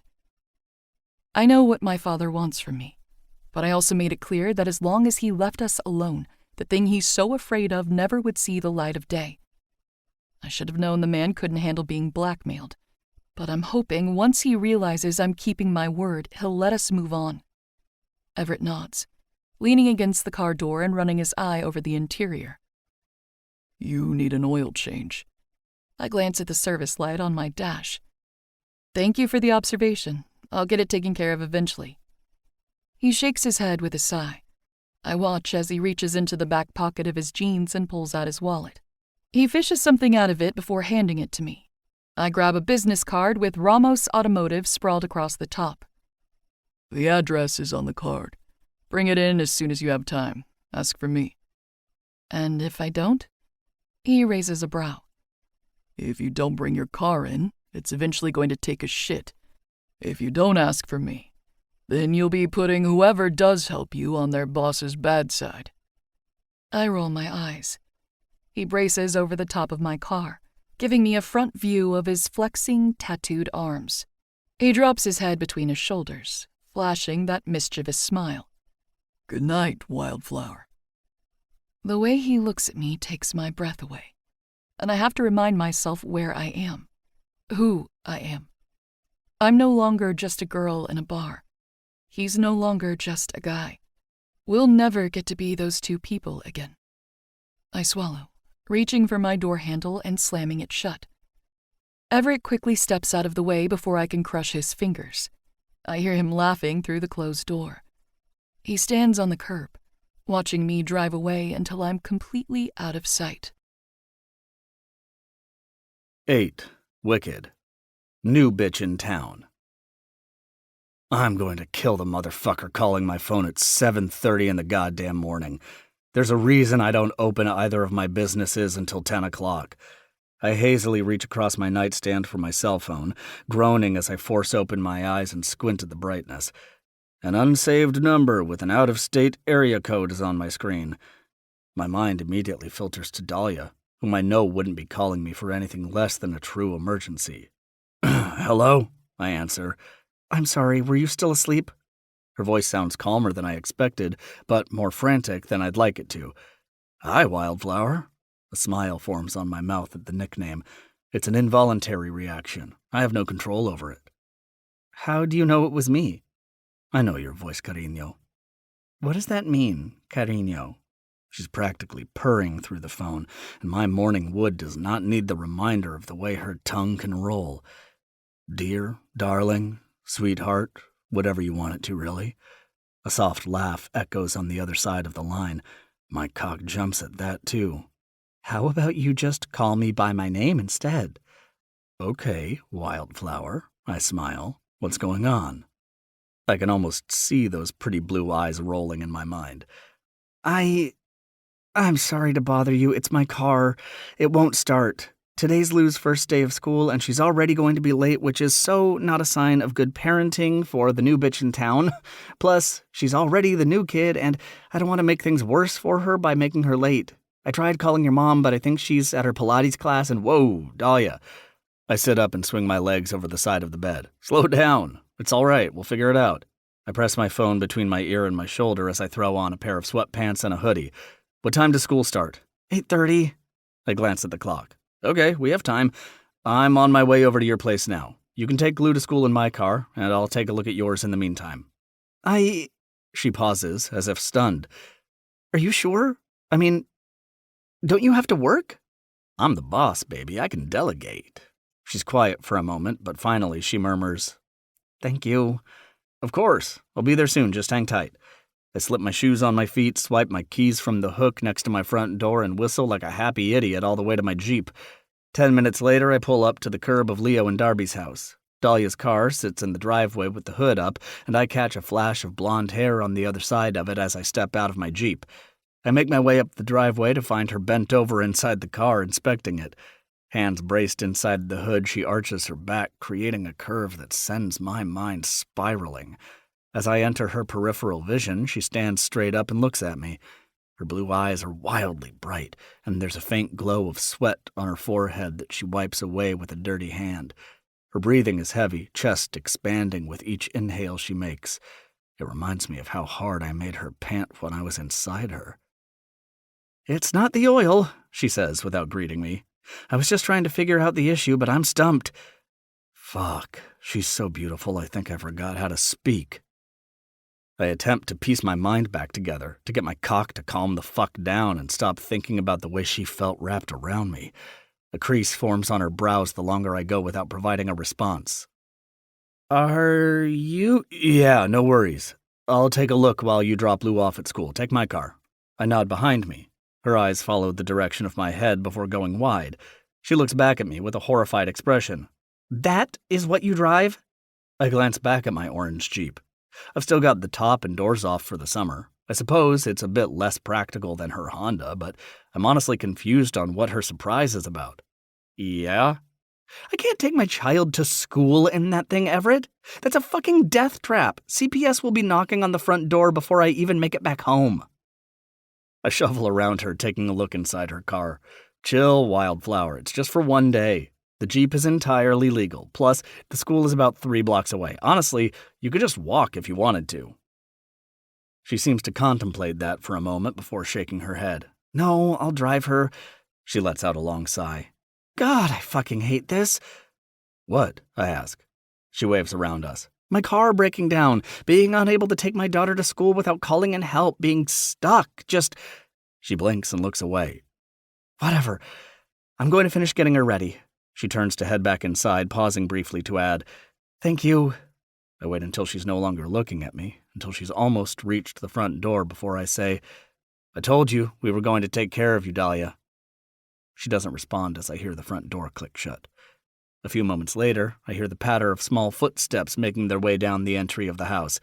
Hi, Everett, a sweet young voice calls. I pull my head from the hood of the car and look down at 2 bright green eyes and a soft smile beaming up at me.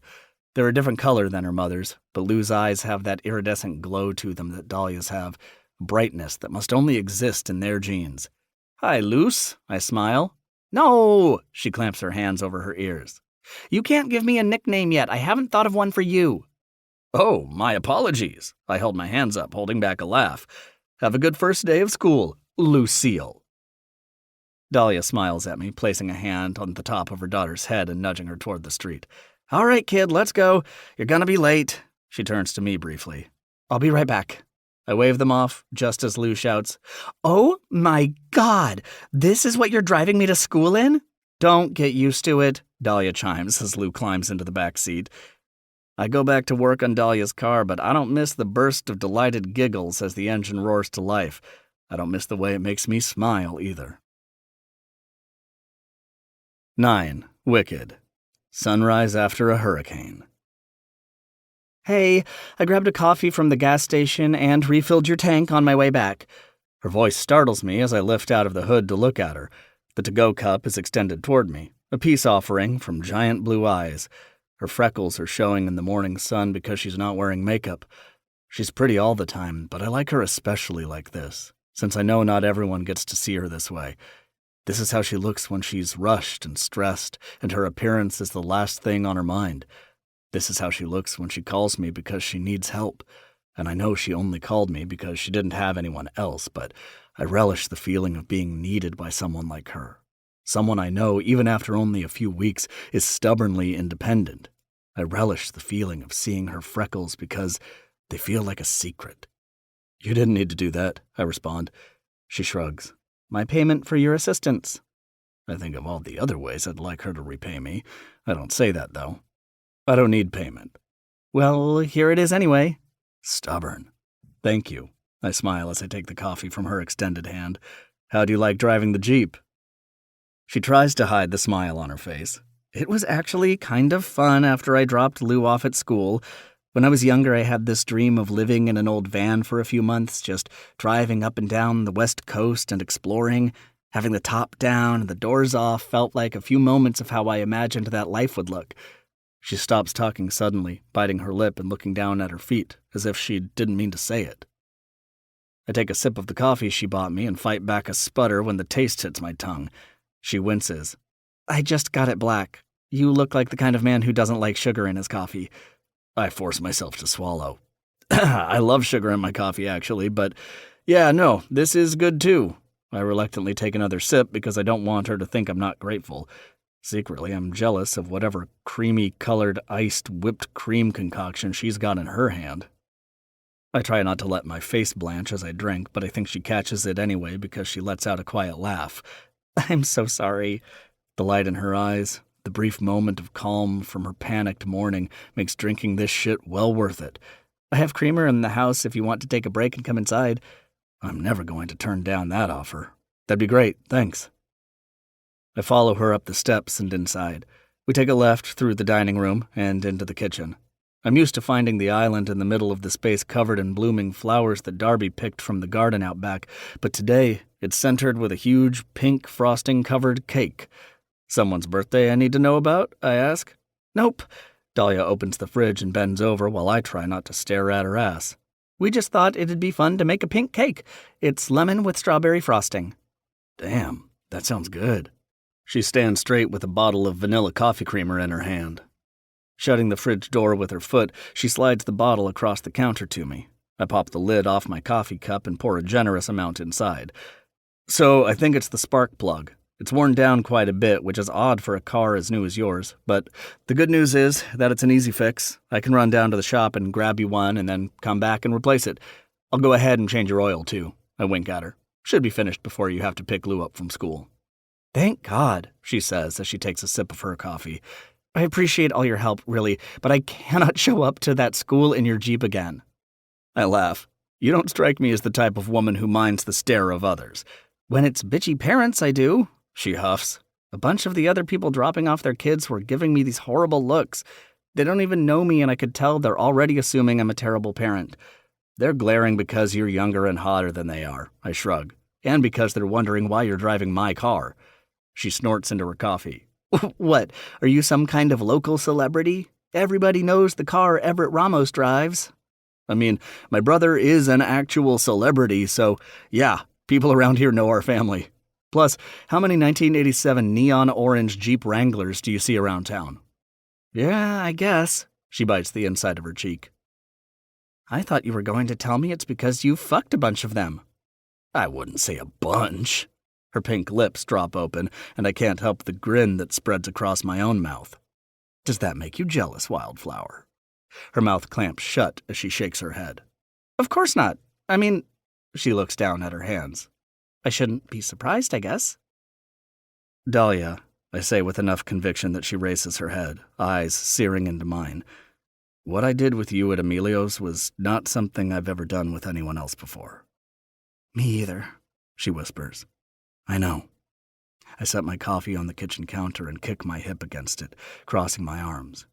Plus, if it makes you feel better, since I know you're definitely jealous, she rolls her eyes at me. Most people only go after me because they think it'll get them closer to Leo. I don't say it because I'm hoping she'll pity me. I don't even know why I say it, honestly. I hate admitting that I'm less desirable, often a tool used to gain access to my brother, to his fame, money, status, my flings hoping they'll catch his eye the same way they caught mine. I hate feeling that way about Leo, hate feeling that way about myself. Something about Dahlia makes me feel safe, though. Maybe it's because I know she's one person who would never use me for that reason, even if I only know that because her sister is engaged to him. I couldn't look at her as I said those words, but a moment passed in silence, and I found myself glancing up, desperate to read her face and what she thinks of me. Her brows are furrowed, jaw set tight, pouty lips turned downward. There's a quiet rage brewing in her eyes. As if she were waiting for me to meet her gaze, she finally says, "That's disgusting, and I'm sorry you feel that way, that it happens to you." She shakes her head, taking another sip of her drink. "I can't believe a woman would even think that's a good idea. Sleeping with one brother thinking that it'd make the other want her? That's insane." I let out a laugh at that. Yeah, there isn't always logic in their actions, but honestly, it happens a lot more often with the men I date. They think if they get with me, they can befriend Leo, that Leo will offer them some kind of connection to his world. A surprised look flashes across her face, but I can tell she quickly tries to settle it. "You didn't know I was bisexual, did you?" She gives a slight shake of her head. "Is that an issue for you?" I ask casually. It's not the first time, and it likely won't be the last either. I'm used to it, and I'm comfortable enough with myself now that it doesn't bother me anymore. Though I can't pretend it wouldn't sting a little to hear it come from Dahlia. "Of course not," she says. The sincerity in her voice tells me she's being honest, and some storm inside my chest immediately calms. "I just didn't know. I've been out for so long and everyone in my life is so used to it, I guess I don't always think about the fact that new people won't automatically know." She smiles to herself. "So, are you telling me I'm going to be running into not only other women you've fucked, but potentially some daddies too?" "It shouldn't matter, right? Because you're not jealous." I smirk behind my coffee. "Exactly." Her eyes sparkle with mischief, and lightning electrifies the air between us as we smile at each other. Fuck, I want her to be jealous. I know it's messed up, and I don't know what it is about her that makes me feel this way, but I want to know she's bothered by the thought of me with anyone else. Then I want to tell her she has nothing to worry about because if she said the word right now, I'd be on my knees for her and her alone. But she told me we had to pretend nothing ever happened between us, and I want to understand why. I know it has something to do with Lou. I'm not sure what it is or why she feels she needs to hide herself away, as if she thinks she can't choose her daughter and also herself at the same time. She deserves more than that. My emotions must be written all over my face because she clears her throat and stands straighter, those blue eyes flashing with guilt and something else I can't sense. Okay, well, how much do I owe you for that spark plug you're going to go get?" I swallow all the words I want to say. "Don't worry about it." "I'm not going to take free things from you, Everett." "The spark plug costs far less than whatever you likely paid to fill my tank this morning." She hums at that. California gas prices are a crime." "Exactly. So if anything, I owe you." She smiles. "I can't argue with that." "So what made you into cars?" "I mean, my dad has owned Ramos Automotive since before my sister and I were born. I grew up running around that place with a wrench in my hand. I think it's in my blood." I lean over the hood, plugging the new spark plug in. "But I wouldn't say it's like my dream per se. I just couldn't stand the idea of my dad giving it up. Of course, there was no chance Elena was taking it over, Leo either." I pull back and wipe my hands on the towel thrown over my shoulder. I was a bit lost in my early 20s, so when the opportunity arose, I thought, why not? My siblings both did greater things. This was the least I could do. Serving your community and preserving your family's legacy was the least you could do? Seems like a lot to me, she says thoughtfully. Something to be proud of. My chest takes flight at that. In comparison to an international best-selling author and a world-renowned professional athlete, though? Yes. Her eyes burn through me with such intensity I can't question whether or not she really means that. But I know what you mean. I'm the black sheep of my family, too. I tilt my head, leaning against the hood of her car. Well, now you have to tell me more. I know a little of her story, the things Darby has mentioned. I know Darby came to Pacific Shores that summer when she was 17 because her parents were afraid of Darby finding out Dahlia was pregnant. I know Dahlia was a troublemaker and a wild child in her parents' opinion. I also know that by the haunted look in her eyes, there are a lot of things she has never allowed to the surface. Maybe even some things Darby doesn't know. When I was little and Darby was just a baby, I remember our mother being around a lot. We used to bake all the time. She taught us how to swim in the summer, took us sledding in the winter. My father was trying to build his business at the time, so he was gone often. It was just our mom and us. She twirls her car keys around her finger. Then, when I was around the age of 10 or so, things changed. It was suddenly all about appearances. I don't think it was my parents that changed. I think that it was me hitting the age where it started to become noticeable. What my value was supposed to be in our family unit. No longer a child, but now a prospect to further his success and status. She shudders at the memory. We had to go to church every Sunday. We stopped baking, and my mother started controlling our sugar intake, telling us we needed to be pretty enough to catch the attention of nice boys. I remember questioning my school teacher one day. She was droning on about the responsibilities of women in society, God-fearing wives and mothers. I give her what I'm sure is a horrified expression because she chuffs and adds, I went to a private school. Anyway, I simply asked if the boys were being taught the same thing. She lets out an exasperated laugh. She screamed at me in front of everyone. They called my parents and sent me home early for speaking out of turn. When my mother arrived at school to get me, I was crying. I was scared. I couldn't understand what I had done wrong to warrant such a harsh response.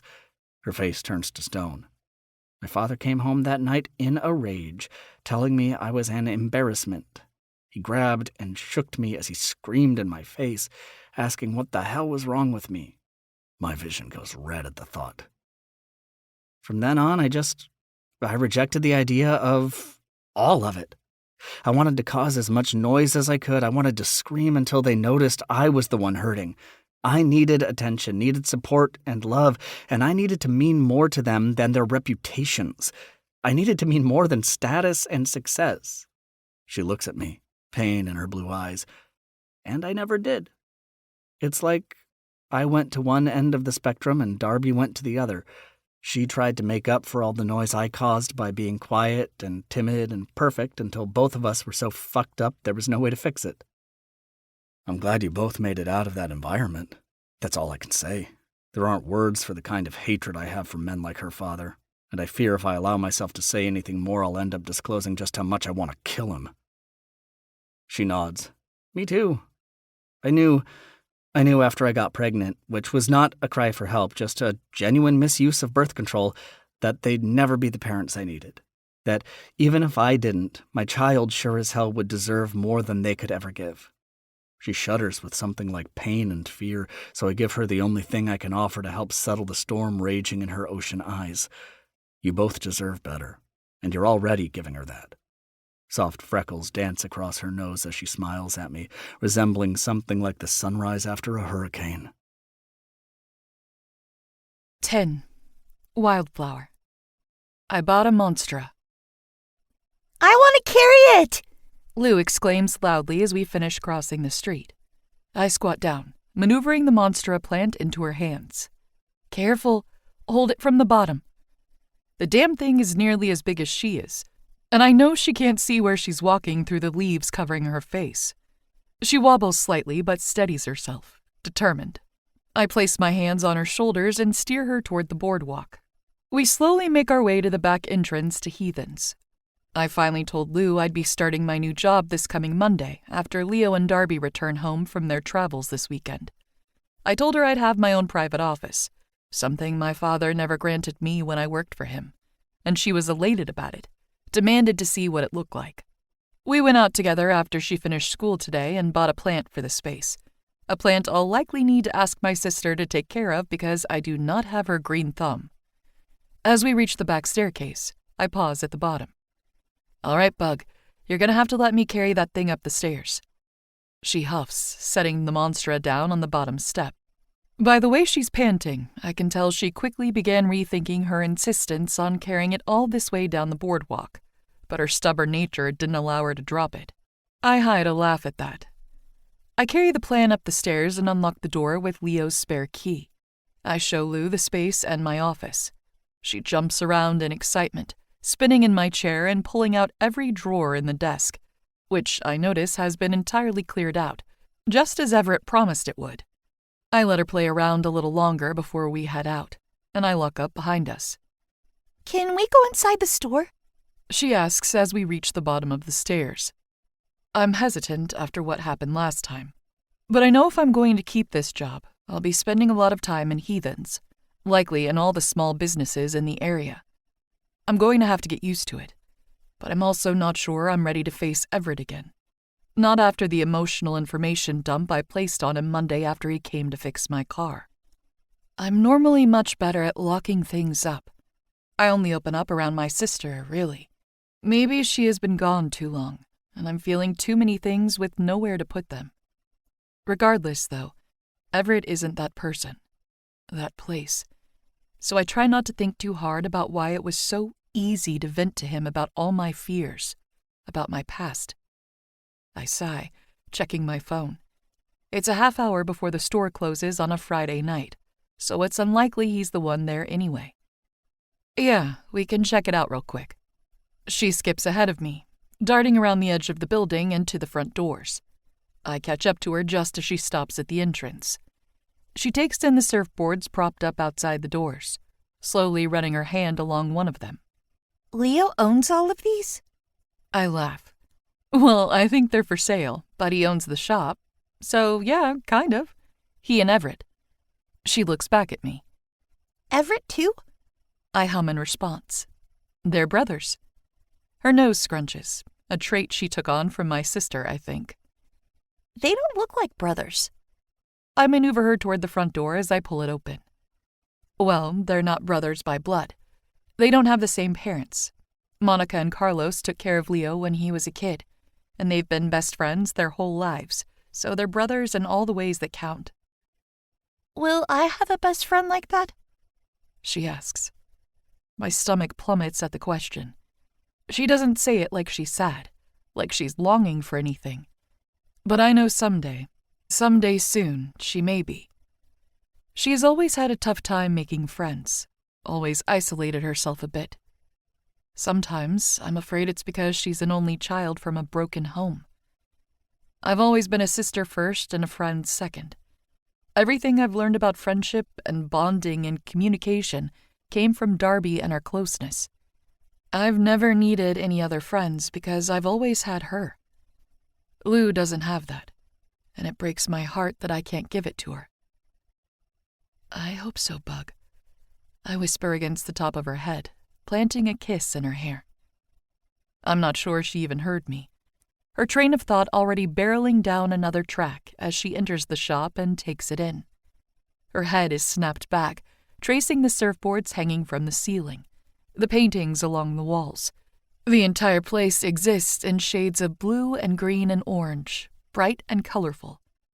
I love seeing the look on her face when she discovers something new for the first time. Her eyes are wide with wonder as she wanders behind a stack of surfboards, sliding her hands along the smooth surfaces and yelling out to me which colors she likes the most. So hyper-focused on my daughter, I almost don't hear the caress of his deep voice as he says, "Hey, Wildflower." I jump around to face the back of the store. Everett is leaning on the counter, hands resting on his elbows as he smiles at me, studying me like I'm his favorite painting. My hands come to my chest, an attempt at calming my racing heart. I can't decide if it's racing because he startled me or because he startled me. Shit! You scared me. Mom! Lou calls from the other side of the shop. That's $1. Shit. Stupid swear jar was such a bad idea. It's been draining my wallet for months. Everett chuckles as he walks around the counter and closes the distance between us. Towering over me, he flashes that wicked grin again. What are you two doing here? I bought a Monstera, I say. I bought a Monstera? Idiot. Those chocolate eyes and straining arms, tattooed fingers, make me incapable of normal speech patterns. I mean, for my office. I bought a plant for my office. Lou wanted to see it, and then she wanted to see the store. He nods, a knowing smile on his face. Without taking his gaze from mine, he calls, "What do you think of it, Luce?" Small footsteps pitter-patter toward us until she's at my side. It's so cool. She tugs at my shirt. You have to come look at this one board. I need it, Mom. We both laugh. What are you going to do with a surfboard, Bug? She gives me an eye roll that is far too exaggerated for a child her age. Surf? You don't know how to surf. Leo can teach me. For the fact that she's never actually met him in person, only having ever spoken on FaceTime, Lou is incredibly comfortable with Darby's new fiancé. I'm thankful for that, for the ease in which she settled into her new reality. But I don't need my sister or brother-in-law feeling like they have some kind of responsibility over her. Not when they're just starting to build their new life together. I'm not sure Lou understands those boundaries, though. Darby has been so deeply ingrained in every aspect of her life since she was born. I'm not sure Lou knows what normal family dynamics are supposed to look like. Leo's busy, Bug. I don't know if he's going to have time for that. You know, they're only going to be back in town for a few weeks before they have to leave again. Leo has another competition later this year in Hawaii or Africa or somewhere. I can't keep track. He'll be working with me, training for that next competition, and running heathens in the meantime. Not to mention helping Darby get her flower shop ready to open and planning their wedding. I'm already living in their house. I don't need to add this to their plate, too. I can do it, Everett says. My head snaps up from Lou's pleading puppy eyes to meet his. He has a soft smile on his face, nothing but sincerity in his eyes. I mean, I'm no record-setting prodigy, but I've spent pretty much my whole life on a board. He laughs to himself. I always say that the only reason Leo is as good as he is because he spent so much time trying to be better than me when we were kids. I can practically feel my daughter vibrating with excitement next to me. I couldn't ask you to do that. You're just as busy as he is. You're not asking. I'm offering. He shrugs. I could easily carve out, what? He looks down at Lou with a smile. An hour a week? Would that work for you, kid? She nods rapidly. The auto shop is closed on Sundays, so how about Sundays at 10 o'clock? He asks me. I give a strained smile. Yeah, that works. I press against Lou's shoulder and point back toward the swimsuits. Why don't you go pick out a new one? She starts to run off toward racks of children's swimwear when she pauses and turns back. Okay, but what about... Girlfriend, I'm not buying you a new surfboard when there is a strong possibility you will get out there and after 10 minutes decide you hate it. We'll rent one until we know it's something you actually want to pursue.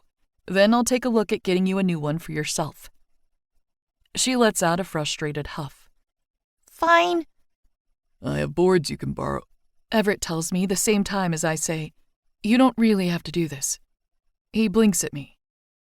Dahlia, do you not want me giving your daughter surf lessons? He asks in a hushed tone. I want to respect your boundaries. If it makes you uncomfortable, then we don't have to do it, of course. I shake my head. It's not that. It's just, I don't understand why you'd want to. What's in it for you? Something has to be in it for me. He crosses his arms. She looks excited.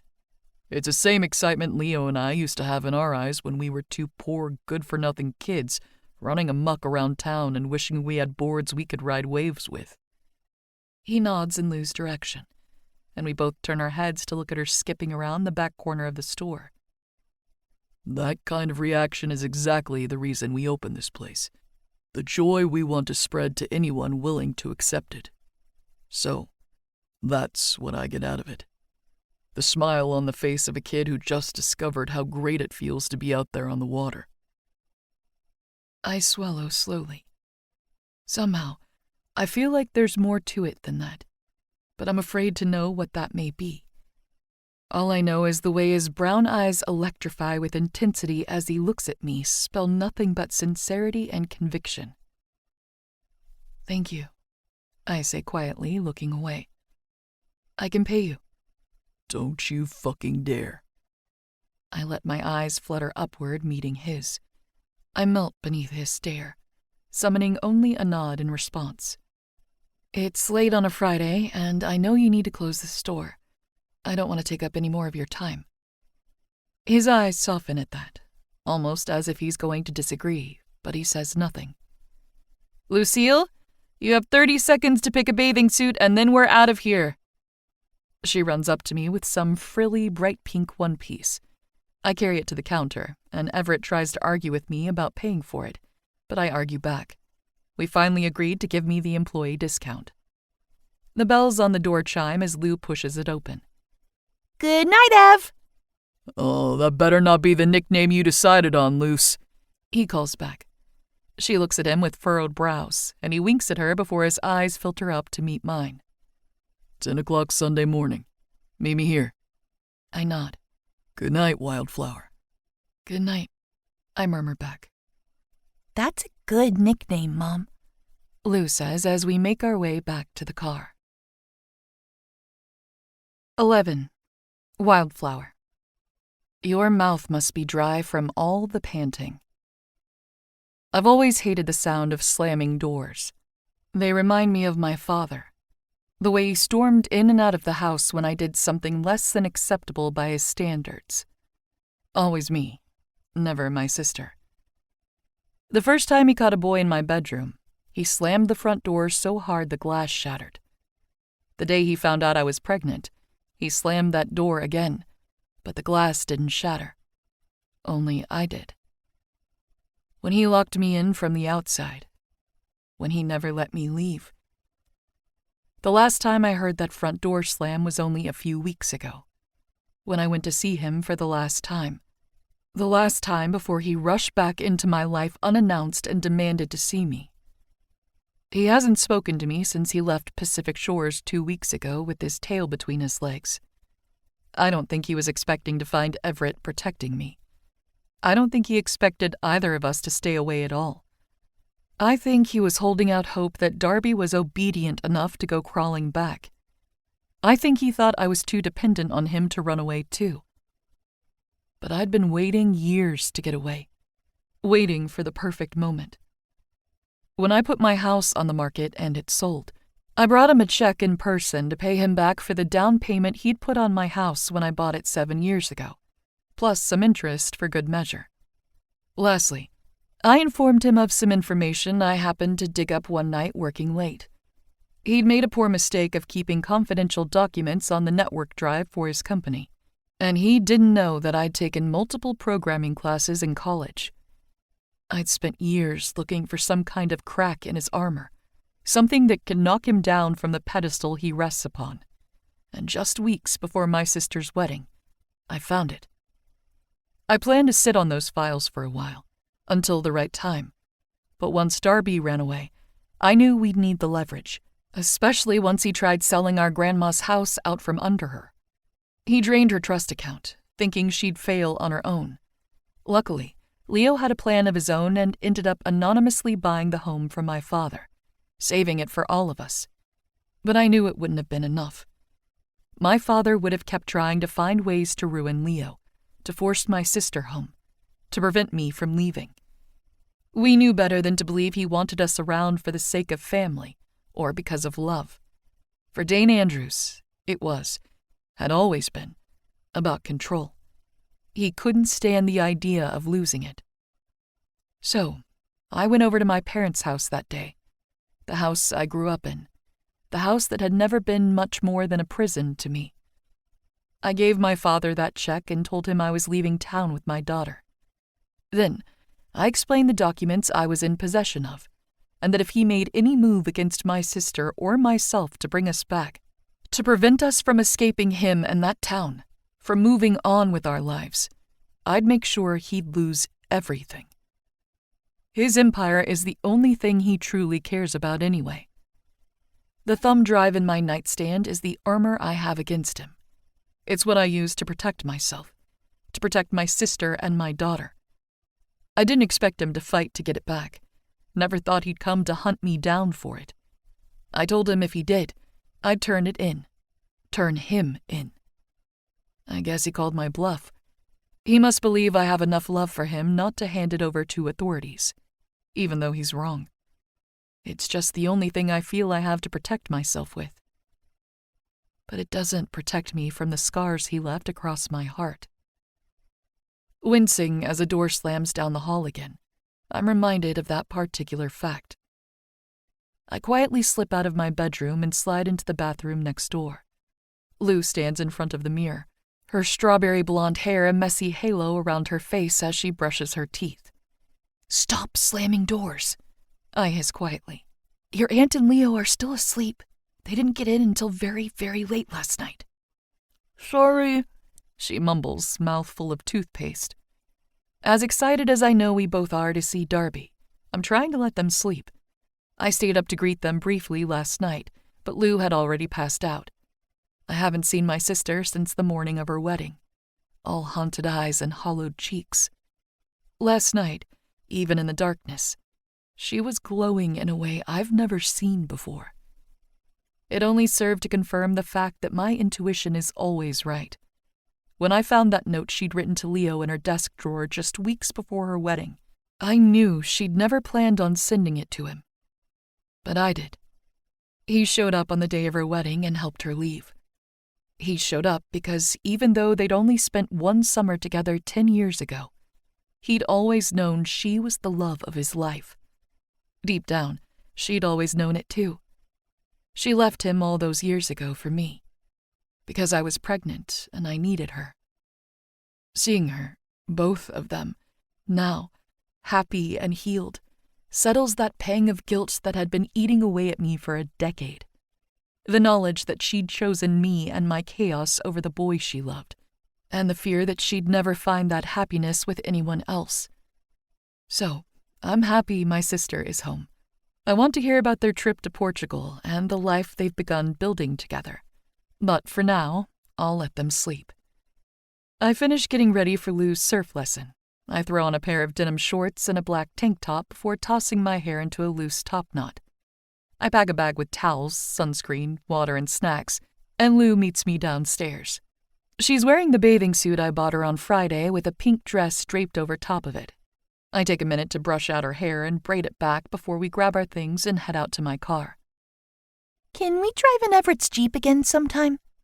Maybe. Lou insists on cranking Taylor Swift as we make the short drive down to the boardwalk. Another phase she's going through, which I don't mind at all. I make her hold my hand as we cross the street and enter Heathens. Everett's standing at the counter, talking with the same man I met the first day I came in. I feel slightly embarrassed at seeing him again, but he doesn't mention the incident with my dad, and neither do I.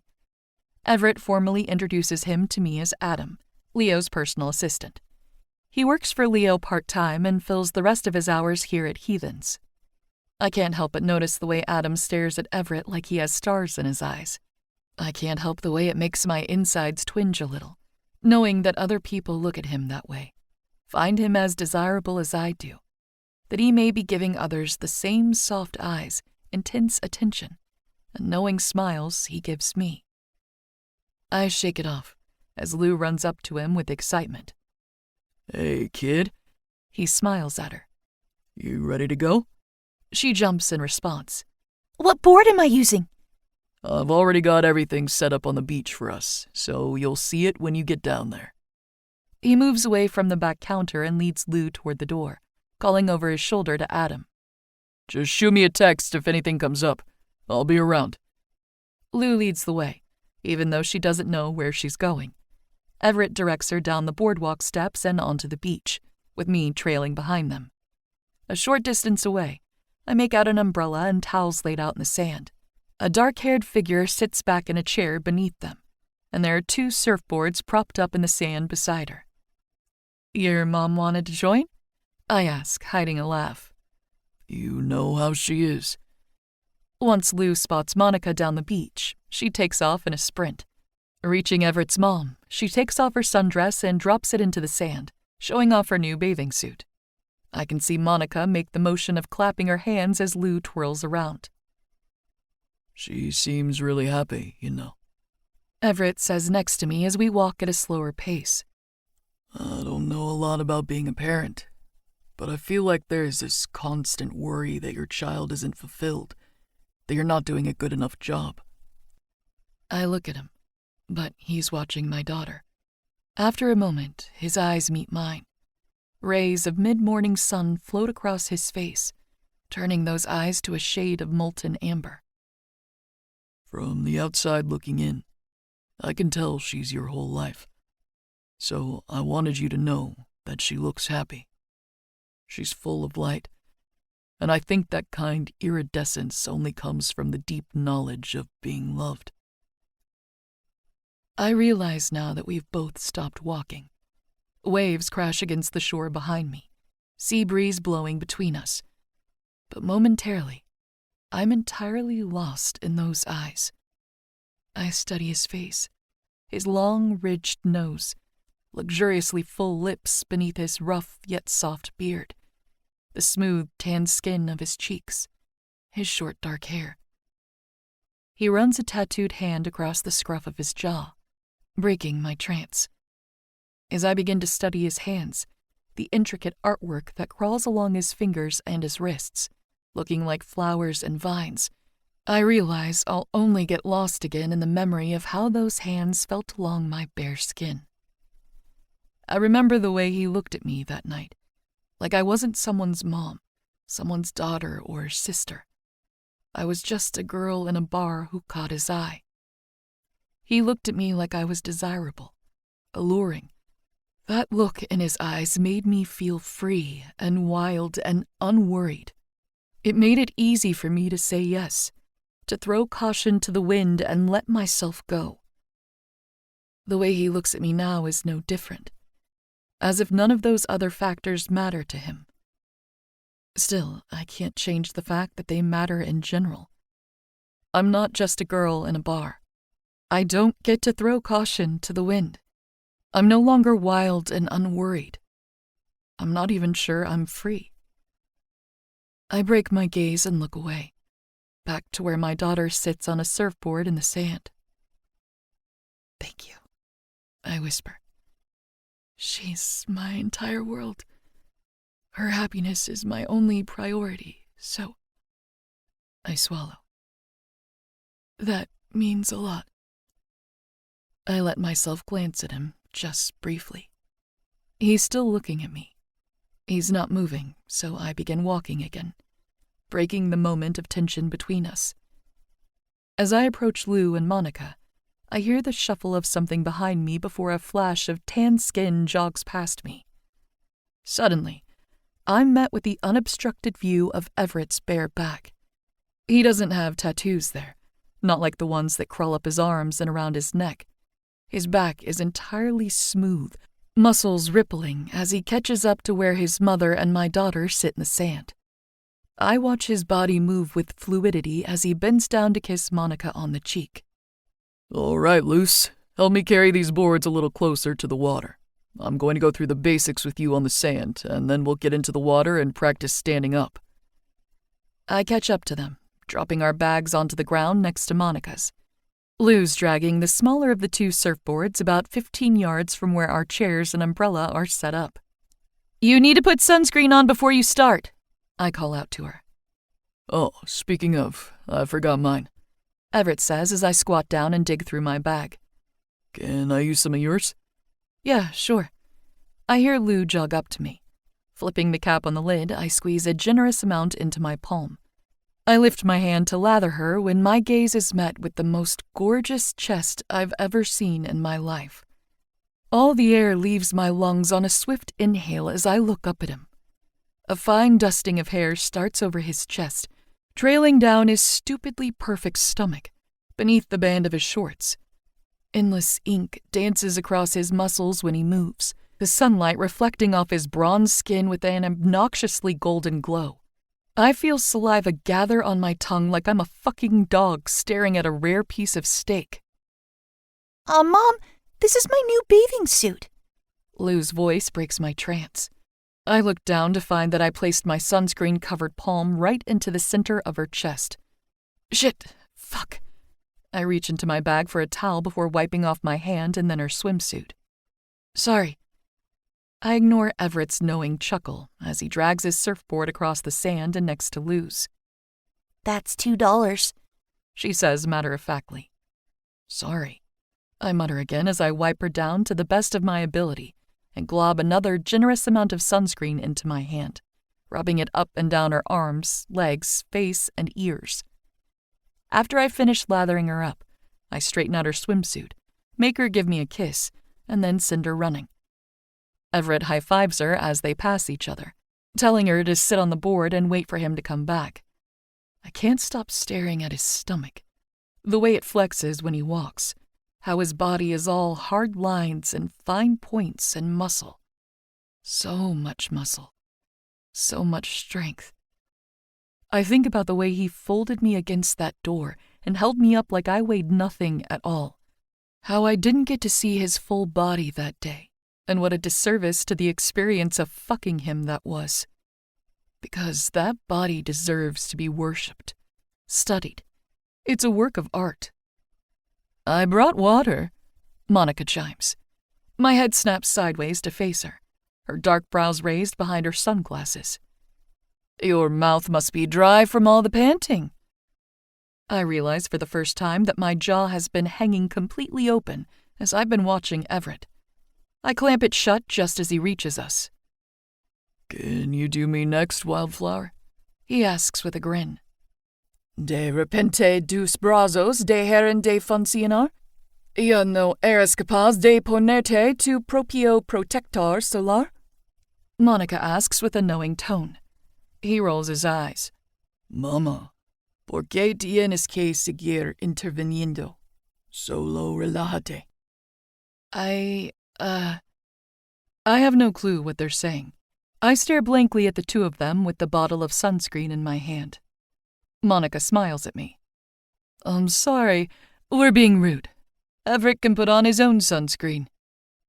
He places his hands on his hips, tilting his head toward the sky as he shakes it. I extend my arm to him, handing him the bottle. He takes it without looking at me, and I settle into the chair beside Monica as Everett hands the bottle back. Our fingers brush when I take it from him, and when my eyes snap up to meet his, they're already on me. He winks as he pulls away. "Please be careful," I say breathlessly. He flashes me an easy smile. "She's safe with me, Wildflower. I promise." And in my bones, I know that's true. Lou and Everett have just migrated into the water, and all my mother's senses are on alert. I'm watching them intently, the conversation with Monica fading out as my focus remains on them. "I used to be afraid of my kids in the water too," she says. "It got easier as they grew, though. Then, it got hard again after Zach." "Zach?" I ask, still unable to pull my gaze from the water. It's not just that I'm hyper-aware of my daughter being in the ocean. It's also the way she laughs constantly when she's talking to Everett, the way he teaches and guides her with kindness, patience, and ease, how happy and comfortable she looks next to him. "He was one of Leo and Everett's best friends growing up, Elena's first boyfriend." She clears her throat, and my eyes perk up at her use of the past tense. "Leo, Everett, Elena, Zach, and his brother August were inseparable from the age of about 10. Darby, too, that summer she was here." She's quiet for a moment. "He was in a surfing accident about 3 years ago. He didn't make it." I gasp, breaking my gaze from the horizon and facing Monica. "Oh my God, I shake my head, unsure of what to say. "That's awful. I'm so sorry." She nods thoughtfully. "None of the kids could stomach the ocean for some time after that. Leo, he found his way back first. It's something written in his DNA. Everett followed soon after," she says in a contemplative tone. "But Elena, she hasn't stepped foot on the sand since. Went so far as to run away to New York City just to get away from it, I think." "You miss her?" I say quietly. She only nods in response. "Do you wish she'd move home?" Monica shrugs. "If I thought she was happy in New York, thought she really moved there for her career and not to escape her grief, I'd be happy to have her there. But she hasn't published a book since she landed there. I doubt she even tried writing one. I think she's hiding from her sadness, and I don't think she'll ever get better by doing that. I think she needs to come home in order to heal. She sighs. But she's an adult, and she's stubborn as all hell. You'll never convince that girl to do something she doesn't want to. So, what choice do I have but wait for her to figure it out for herself? I'm sorry, I say quietly. She gives me a soft smile, and I decide to change the subject. Does your family always speak Spanish to each other, or only you and Everett? She chuckles quietly. It's interchangeable. Depends on the mood, I guess. The kids took Italian when they were younger, too. Elena is a little more drawn to that, as am I, so we try to speak frequently. A few of the other workers at the garage can speak Spanish, so Carlos and Everett converse more frequently in that environment. I think the Spanish comes a little more naturally for him, and with Elena gone, it happens to be what's spoken most often at home. Why Italian? I ask. My grandparents are from Sicily, she says. My mom could speak a little, so I would learn from her when I was a child, but I was never fluent. When the high school the kids went to offered Italian classes, they both wanted to learn from me. She smiles proudly. So I wanted to learn for them. I began taking online classes, and we've been practicing together ever since. Fuck. The man is fluent in 2 Romance languages? That's beautiful, I say, shaking away those thoughts as I realize I'm literally conversing with his mother. We're interrupted by the sound of screeching laughter, both of us looking out to the waves. Lou is calling for our attention as she stands on her board, her arms thrown out wide. Everett's about a foot away, waist deep in the water with his hands held up, as if showing her that he isn't touching the board. As she balances on her own for the first time, she cheers, and both Monica and I clap and whistle. A small whitecap breaks beneath her, and just as she loses her balance, Everett's arm shoots out and grabs her around the middle before she can tumble into the water. He steadies the board, setting her down on top of it and giving her a high five again. A few minutes later, they make their way back to us, dragging their surfboards through the sand. Lou runs into me, exclaiming her excitement. You did so great, Bug, I croon as I wrap her in a beach towel. Can you tell Everett thank you? She turns to face him as I brush my fingers through her wet hair. Thank you, Evie. He purses his lips. Oof, yeah. That nickname is a no for me. Lou rolls her eyes. But of course, Luce. I had fun. He looks at me. Does this time next week work again? Sure. I smile, my eyes getting stuck on his glistening wet skin, the beads of water that run the length of his torso. I track one as it disappears beneath his shorts. Thank you, I say, breaking my stare and meeting his gaze again. His smile is wicked and knowing. Can we get ice cream on the way home? Lou asks. I let out a dramatic sigh, pretending like I'm contemplating it, even though I knew she'd ask. I guess so, but we'll have to get it to go. She cocks her head at me. I think there are a couple of people waiting to see you back at the house. I smile. Realizing she forgot her aunt got home late last night, she jumps up in a flurry of excitement and rapidly begins packing up our things. Everett, Monica, and I all laugh as we begin helping her. I can get a head start with her if you want to help Everett carry the surfboards back to the shop, Monica asks. I can meet you at the ice cream stand on the end of the boardwalk. I'm a little suspicious of her encouragement to leave Everett and me alone, but I say, yeah, that's fine. Nodding toward my daughter, I add, Lucille, can you help Monica with the chairs and towels? I'll meet you at the ice cream stand soon. I kiss Lou atop her head as she scurries off with her hands full. Bending over in the sand, I grab her orange board. Everett grabs his at the same moment, and we both stand tall as we face each other.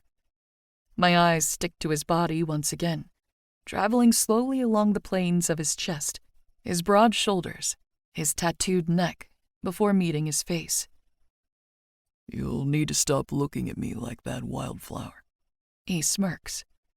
Looking at you like what? I ask, even though I already know the answer. I'm looking at him like I'm hungry. Because I am. Like you've seen me naked. Like you wish you could see it all again. I bite my lip and glance away, willing myself to remember all the reasons I made him promise that we'd never cross that line again. I didn't know you could speak Italian. What a stupid fucking thing to say. I nearly wince at myself. His laugh rakes along my skin. Bella, ti parlerò in qualunque lingua tu mi dico se questo ti farà continuare guidarmo in quel modo. 12. Wicked. Longing looks and daydreams. I don't think she even notices the way she licks her lips as she looks at me, but the sight of it damn near brings me to my knees as all the blood in my body rushes straight to my cock. As the words I know she doesn't understand settle inside her, she finally gathers her composure and shakes her head, taking off toward the boardwalk. Fuck if I don't love having that effect on her. You look at me like that all the time, she mutters from a step ahead of me. Yeah, well, I draw out as I catch up. I can't stop thinking about it. About you. That night. You sure as fuck don't make it easy to forget when you look at me like you wish we could do it all over again. Her breath catches at that. I'm on my way home, to your brother's house. She lets out an exasperated sigh. Where I am living because he's marrying my sister, she spins to face me. Your mother is my only friend. My life is a mess. My estranged father is stalking me. I'm basically homeless. She throws her hands up. Not to mention my daughter really likes you. I don't let men near her, ever. Because if there is one thing I know with certainty, it's that my flings never work out. I won't do that to her, or Darby, or Leo, or Monica. It's too much. She breaks her gaze from mine as if rethinking everything she just said. Oh, right, she scoffs. And we work together. Are all those reasons enough for you to realize that this, she waves a finger between us, would be an astronomically bad idea? No. Everett, she groans, throwing her head back. I love it when she says my name. I step into her the same time she steps into me, not so close that I'll scare her away, but close enough that she can see my eyes, so she can feel my intention as I close the space between us. I understand your fears. I respect your boundaries. Her face softens at that.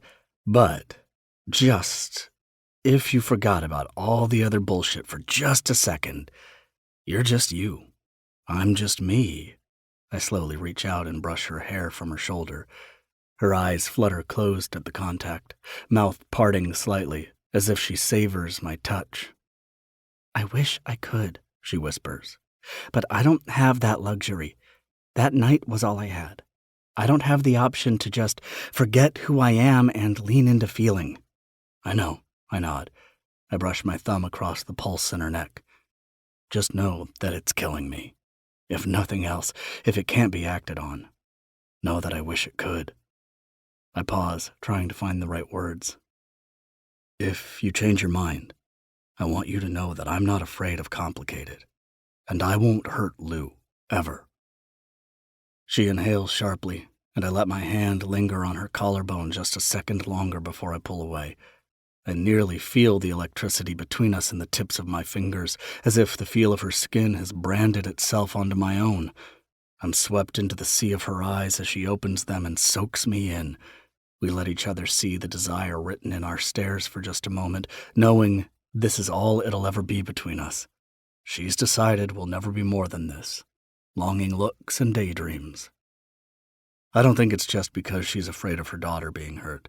I think it's because she's afraid of hurting herself, of being abandoned, of not being enough for someone, not worthy of the love she so badly wants to receive but refuses to let herself have. And fuck if that doesn't make me want to tear down her walls and show her she's worthy of everything. It makes me want to cut through her armor and pull out the wildflower buried beneath it waiting to bloom. She takes a deep breath, and I wonder if my intentions are written all over my face. I won't change my mind, she whispers. It's a cool challenge I see on her face now. I scoff. Then you better stop looking at me like you've been wandering the desert for 40 days and 40 nights, and I'm the mirage of an oasis. like you're dying of thirst, and I'm the body of water you want to drown yourself in. I give her a slow smile. Because I want to drown myself in you too, Wildflower. Her nostrils flare, but I don't miss the way her eyes widen as I make myself abundantly clear. I've thought that night through enough to understand exactly why she ran out so quickly, and I need her to know she doesn't have to be embarrassed about the way she loses herself. Not with me. That was... She lets out a huff of air. We're not going there right now. She rolls her eyes. You think you're a real heartbreaker, don't you, Ramos? Her attempt at changing the subject is cute, as if I'm going to forget anytime soon the way she squirted all over my cock, as if I'm going to stop thinking about how badly I want to see her come like that again, open and spread out on my bed.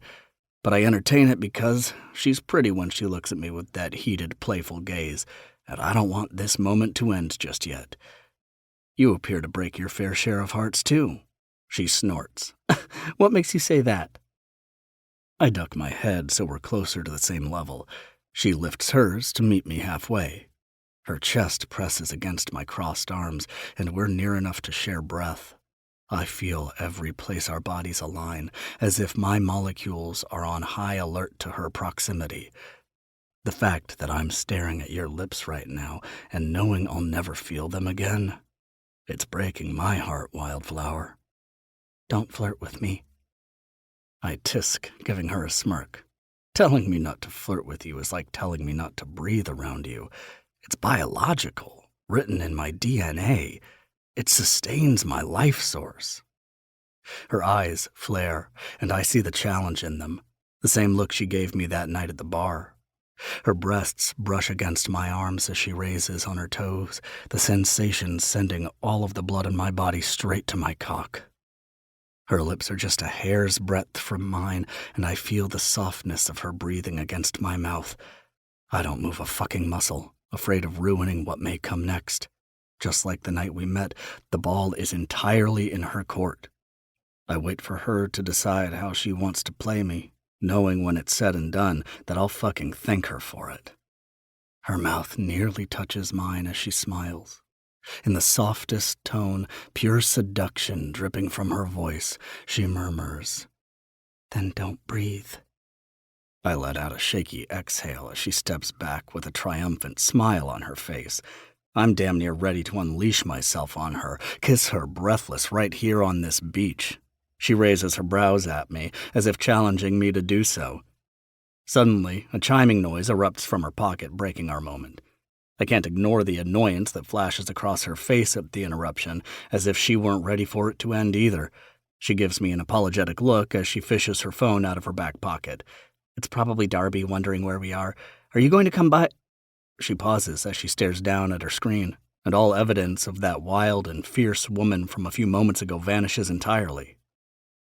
She's no longer that girl I met in the bar weeks ago. She's now the terrified woman I found in my shop with a man's grip around her arm. "Is it your dad?" I ask.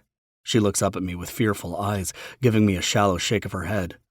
"It's not my father," she sighs. "It's my daughter's." I feel my eyes go wide as my mouth drops open. I obviously knew that Lou has a dad. I've just never heard her nor Dahlia speak of him before. I've never even heard Darby mention him. I figured he was entirely out of the picture. "You seem afraid," I say cautiously. Her eyes snap to mine, creased and careful. "Is he dangerous, Dahlia?" My stomach knots as I ask the question. "No," she bites her lip, looking back to her screen. "Not in the way you're thinking. I didn't..." She huffs in frustration. "You should answer it," I say. "Figure out what he wants. Otherwise, it'll be eating at you all day. At least this way we can figure out a path forward, and then you can enjoy having your sister home." She slides her thumb across the screen, holding the phone to her ear as she says, "There is no we, Everett. This is my mess, mine alone." That stings. "Hello?" she answers breathlessly. She swallows deeply, quiet for a moment as she takes in whatever is being said on the other side of the line. "How did you..." She rolls her eyes. "Of course. You know you don't..."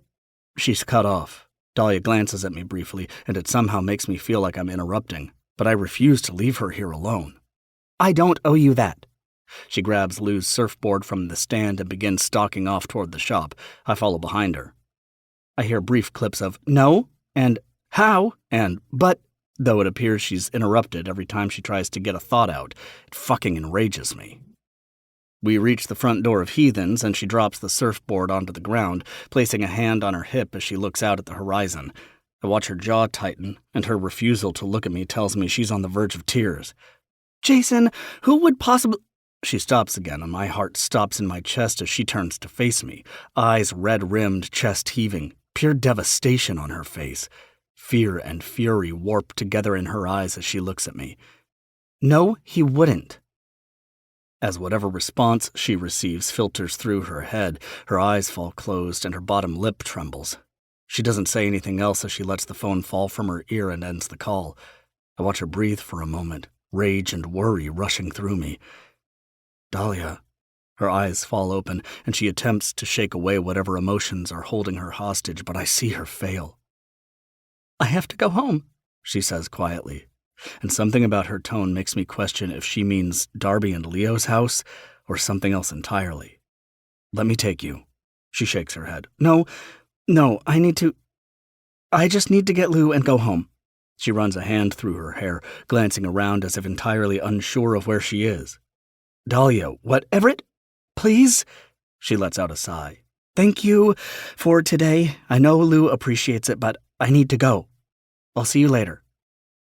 Before I can protest, get on my knees and beg her to let me in, she's turning the corner and making her way down the boardwalk. I watch her go until she's out of sight. 13. Wildflower. Lemon bars and emotional scars. "Do you want a lemon bar?" Leo's lawyer, Malcolm, eyes my outstretched arms and the plate of dessert carefully as he slowly plucks a piece off of it and takes a bite. I've been stress baking again. Lemons this time. Lemon cake, lemon poppy seed muffins, cinnamon rolls with lemon frosting. Now I'm on to classic lemon bars. I hope this is the end of my lemon phase, and that after today's meeting, it will be the end of my current stress baking phase too. I smile at Malcolm as his face lights up with the first taste of the dessert. Damn, this is good. That's what I'm saying. Leo pats his stomach beside me. I'm supposed to be on a strict diet for competition season, but shit. Darby rolls her eyes. I think you're fine. After coming home on Sunday, I hardly kept it together while Lou caught up with her aunt and got to know her new uncle. I was so sure I'd make it home and instantly break down after that call from Jason, but seeing my daughter's face light up gave me the strength I needed to push through. Knowing me better than anyone on earth, though, Darby could see the darkness in my eyes, and the moment Lou went to bed, I broke down in her arms, like I have so many times over the years, like she has with me, too. I didn't tell Lou's father that I was moving out of state. I didn't have any obligation, either. He gave up his rights to her years ago in exchange for forgiveness on all back child support he owed me. I haven't seen him since that day in court. He never called on her birthday, or any holiday, never attended any of her school functions or sports games. It's exactly how I was able to go nearly 2 months living here before he even realized we were gone. He only realized because my father called him. My father, the person who has abhorrently loathed my daughter's dad since the day he met him, even more so after he found out I was pregnant. My father went to great lengths over the last decade to keep Jason away from me. Not that he really needed to. Jason didn't want much to do with me anyway. Regardless, to learn my dad was the one now bringing him back into the picture, encouraging him to pressure me to move back to Kansas so he can have a place in our child's life. That gut-deep betrayal sliced through me in ways I hadn't known were possible.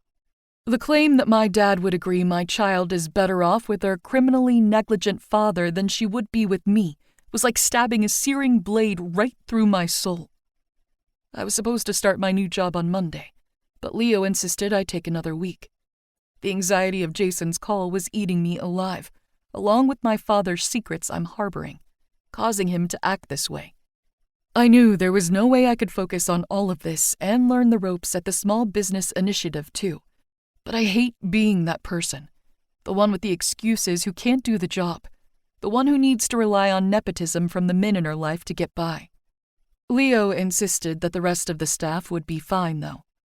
I insisted I not take more than 1 additional week from work before I started. Leo also called his lawyer over to help me sort out the best path forward for dealing with Jason. I can see why Darby loves him so much, why I knew, even without meeting him, that he'd come to rescue her, and that he was a man good enough for my sister. He's selfless, protective, and kind. He cares deeply about those in his life, and a part of me knows he's going to such lengths for me, letting me live in his house, giving me a job, helping me handle my baby daddy issues, because he wants to see my sister happy, and she wants to see me happy. But I know there is at least a part of him that cares about me, too. Now, I can only give you my input as a friend. I can't really offer real legal counsel here, as I don't specialize in family law. Eventually, you may need to get your own lawyer if things escalate. I'd be happy to get you a list of recommendations, though. I nod. Thank you. So, if I'm understanding correctly, your daughter's father has demanded you move back to Kansas so he can take an active role in his daughter's life? Yes. But he doesn't currently hold parental rights. I shake my head. He never paid his child support, not once. A few years ago, we went to court over it. I agreed that if he signed away his rights, I would forgive what he owed. I swallow. He's always been like this, showing up at random and pretending to be world's best dad and then disappearing for years at a time. The last time it happened was my daughter's 7th birthday. He showed up after almost a year of being MIA. He was drunk and couldn't even remember what age she was turning. I shudder as I remember the embarrassment of that day, the hurt on Lou's face.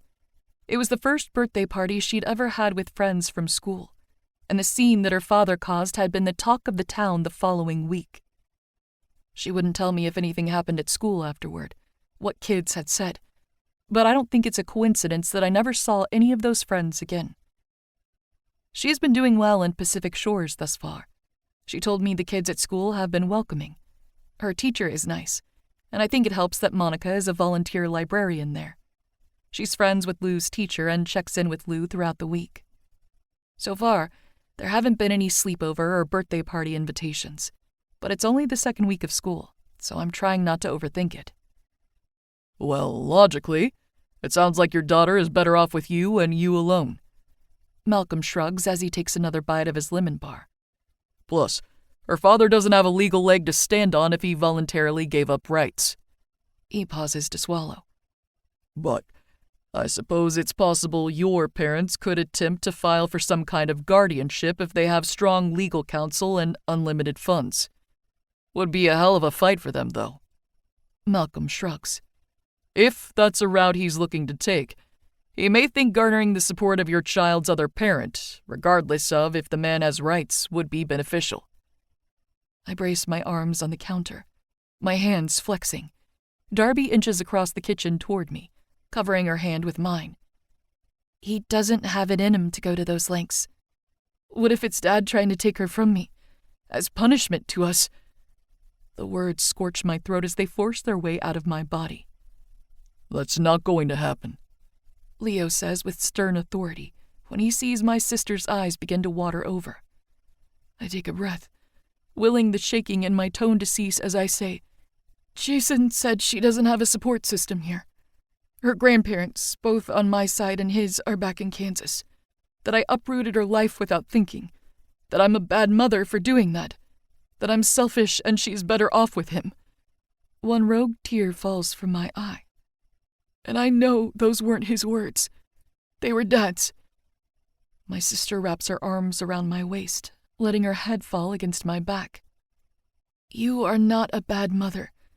Leaving Crestwell was the best decision for both of you, for all of us. She has a support system here.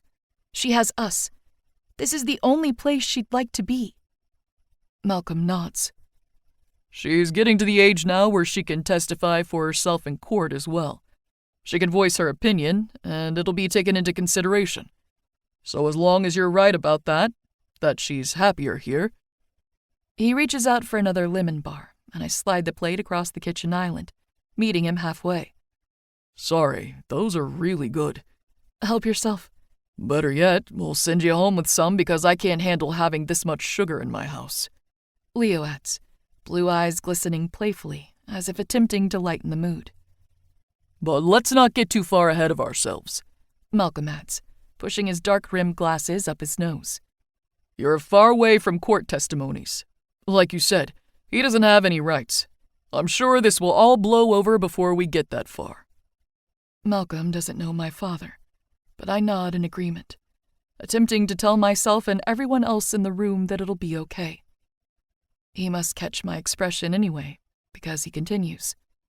If it helps, you can ensure that for whatever support system her father claims to have in Kansas, she has a better one here.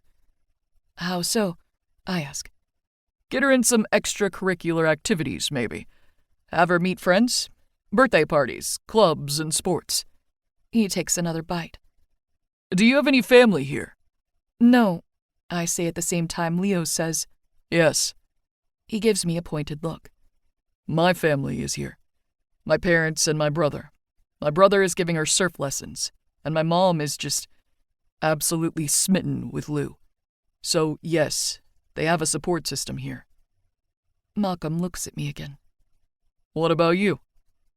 What about me? Do you have any friends? Connections outside of Leo and his family?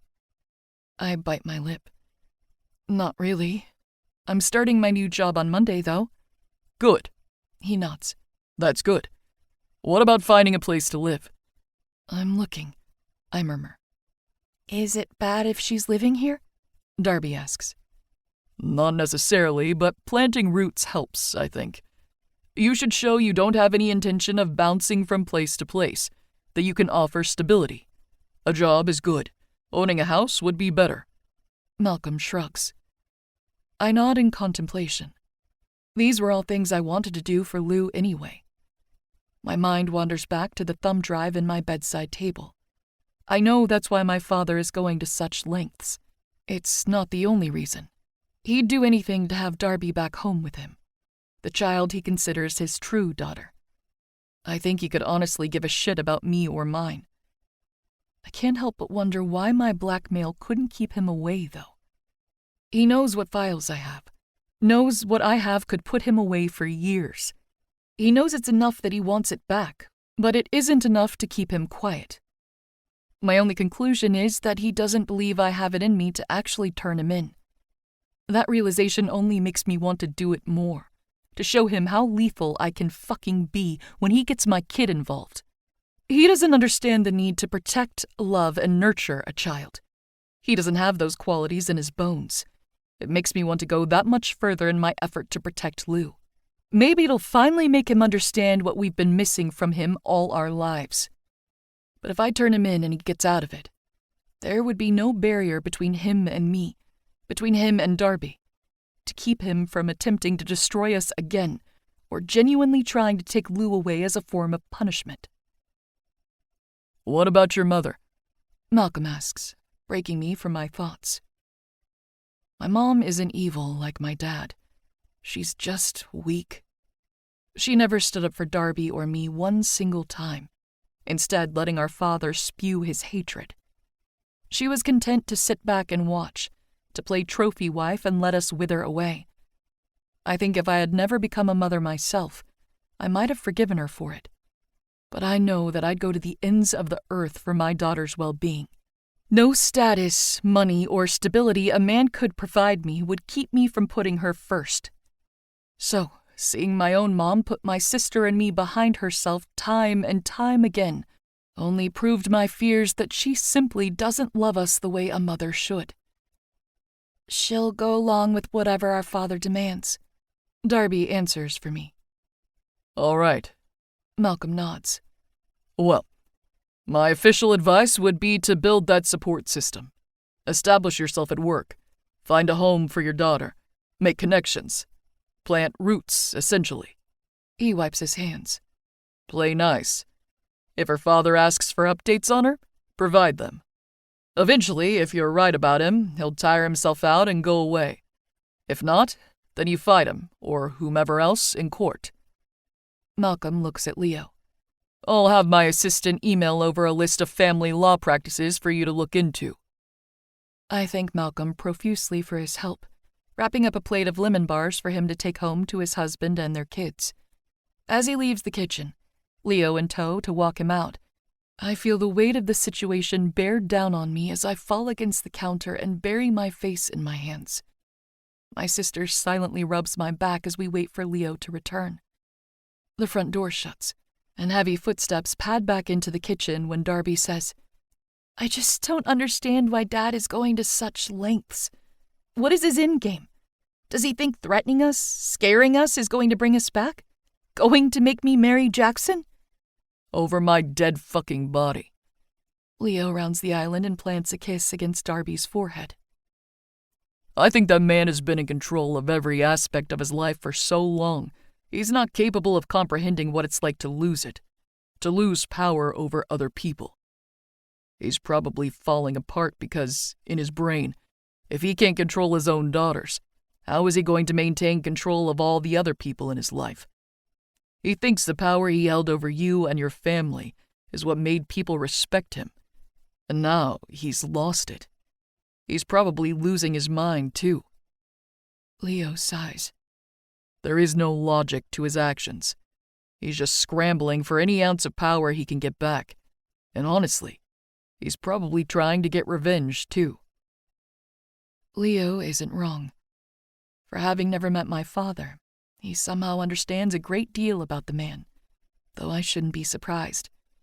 He has had a front row seat to my dad's antics since he was 17, seen firsthand the way he broke my sister and me down, how much work it's taken to help Darby piece herself back together. One thing Leo is wrong about, one thing I can't seem to find the strength to voice, is that my father has another motive for all of this. The documents sitting in my nightstand that could potentially put him in jail for the rest of his life, tear down his business, the only thing he truly cares about. I have the power to destroy that, to destroy him. The protective instincts in me won't allow me to get my sister involved. I know she'd be upset about me keeping her in the dark over it, and I feel guilty. I'm lying to her about so many things, but I can't stomach adding this one to her plate. I took it upon myself to blackmail our father, something I know she would have never done because she's the better of us. I won't put this on her shoulders. "Dahlia?" Darby's soft voice filters through my thoughts. My head whips sideways, clashing with her soft hazel eyes full of worry and concern. I hate that I'm lying to her. I hate it so much that I blurt, "I had sex with Everett." Her brows knit together, concern morphing into confusion. Her blonde hair falls off her shoulder as she tilts her head and crosses her arms. "Okay?" Leo's face pops around her a second later, his jaw dropped. My Everett? "Your Everett?" I ask. At that, the tightness in my sister's mouth widens into a grin, and she begins laughing. Her entire body shakes with it, and she covers her mouth, glancing down at the floor like she's not able to stop herself. Leo and I are both staring after her with perplexed looks. "I'm sorry," she giggles, clearing her throat. "That's kind of funny. What made you say that?" Shaking my head, I say honestly, "I don't know. I felt guilty keeping it from you, I guess." She laughs again. "When did this happen?" Leo leans over the counter, bracing his head on his hands as if waiting for the explanation too. "Do you remember when Monica set me up on that blind date a few weeks ago while you guys were still in Portugal?" They both nod. "You said it was a bust." My sister raises a brow at me. "The date Monica set me up on was a bust, definitely. That doesn't mean I didn't run into a different guy at the bar who was hell-bent on rescuing me from said busted date." Sounds like my brother, Leo mutters. "He didn't know who I was." I snap back defensively. "We agreed not to share names. We weren't ever supposed to see each other again." Leo frowns. I can't believe he didn't tell me. "I told him not to. I told him to pretend it didn't happen." My sister chews on her lip. "So, why are you telling us now?" "Guess it's not as easy to pretend as I thought it would be." I shrug. Didn't feel good about holding it in. My sister smiles knowingly. That good, huh? Leo and I both glare at her, but I don't confirm or deny.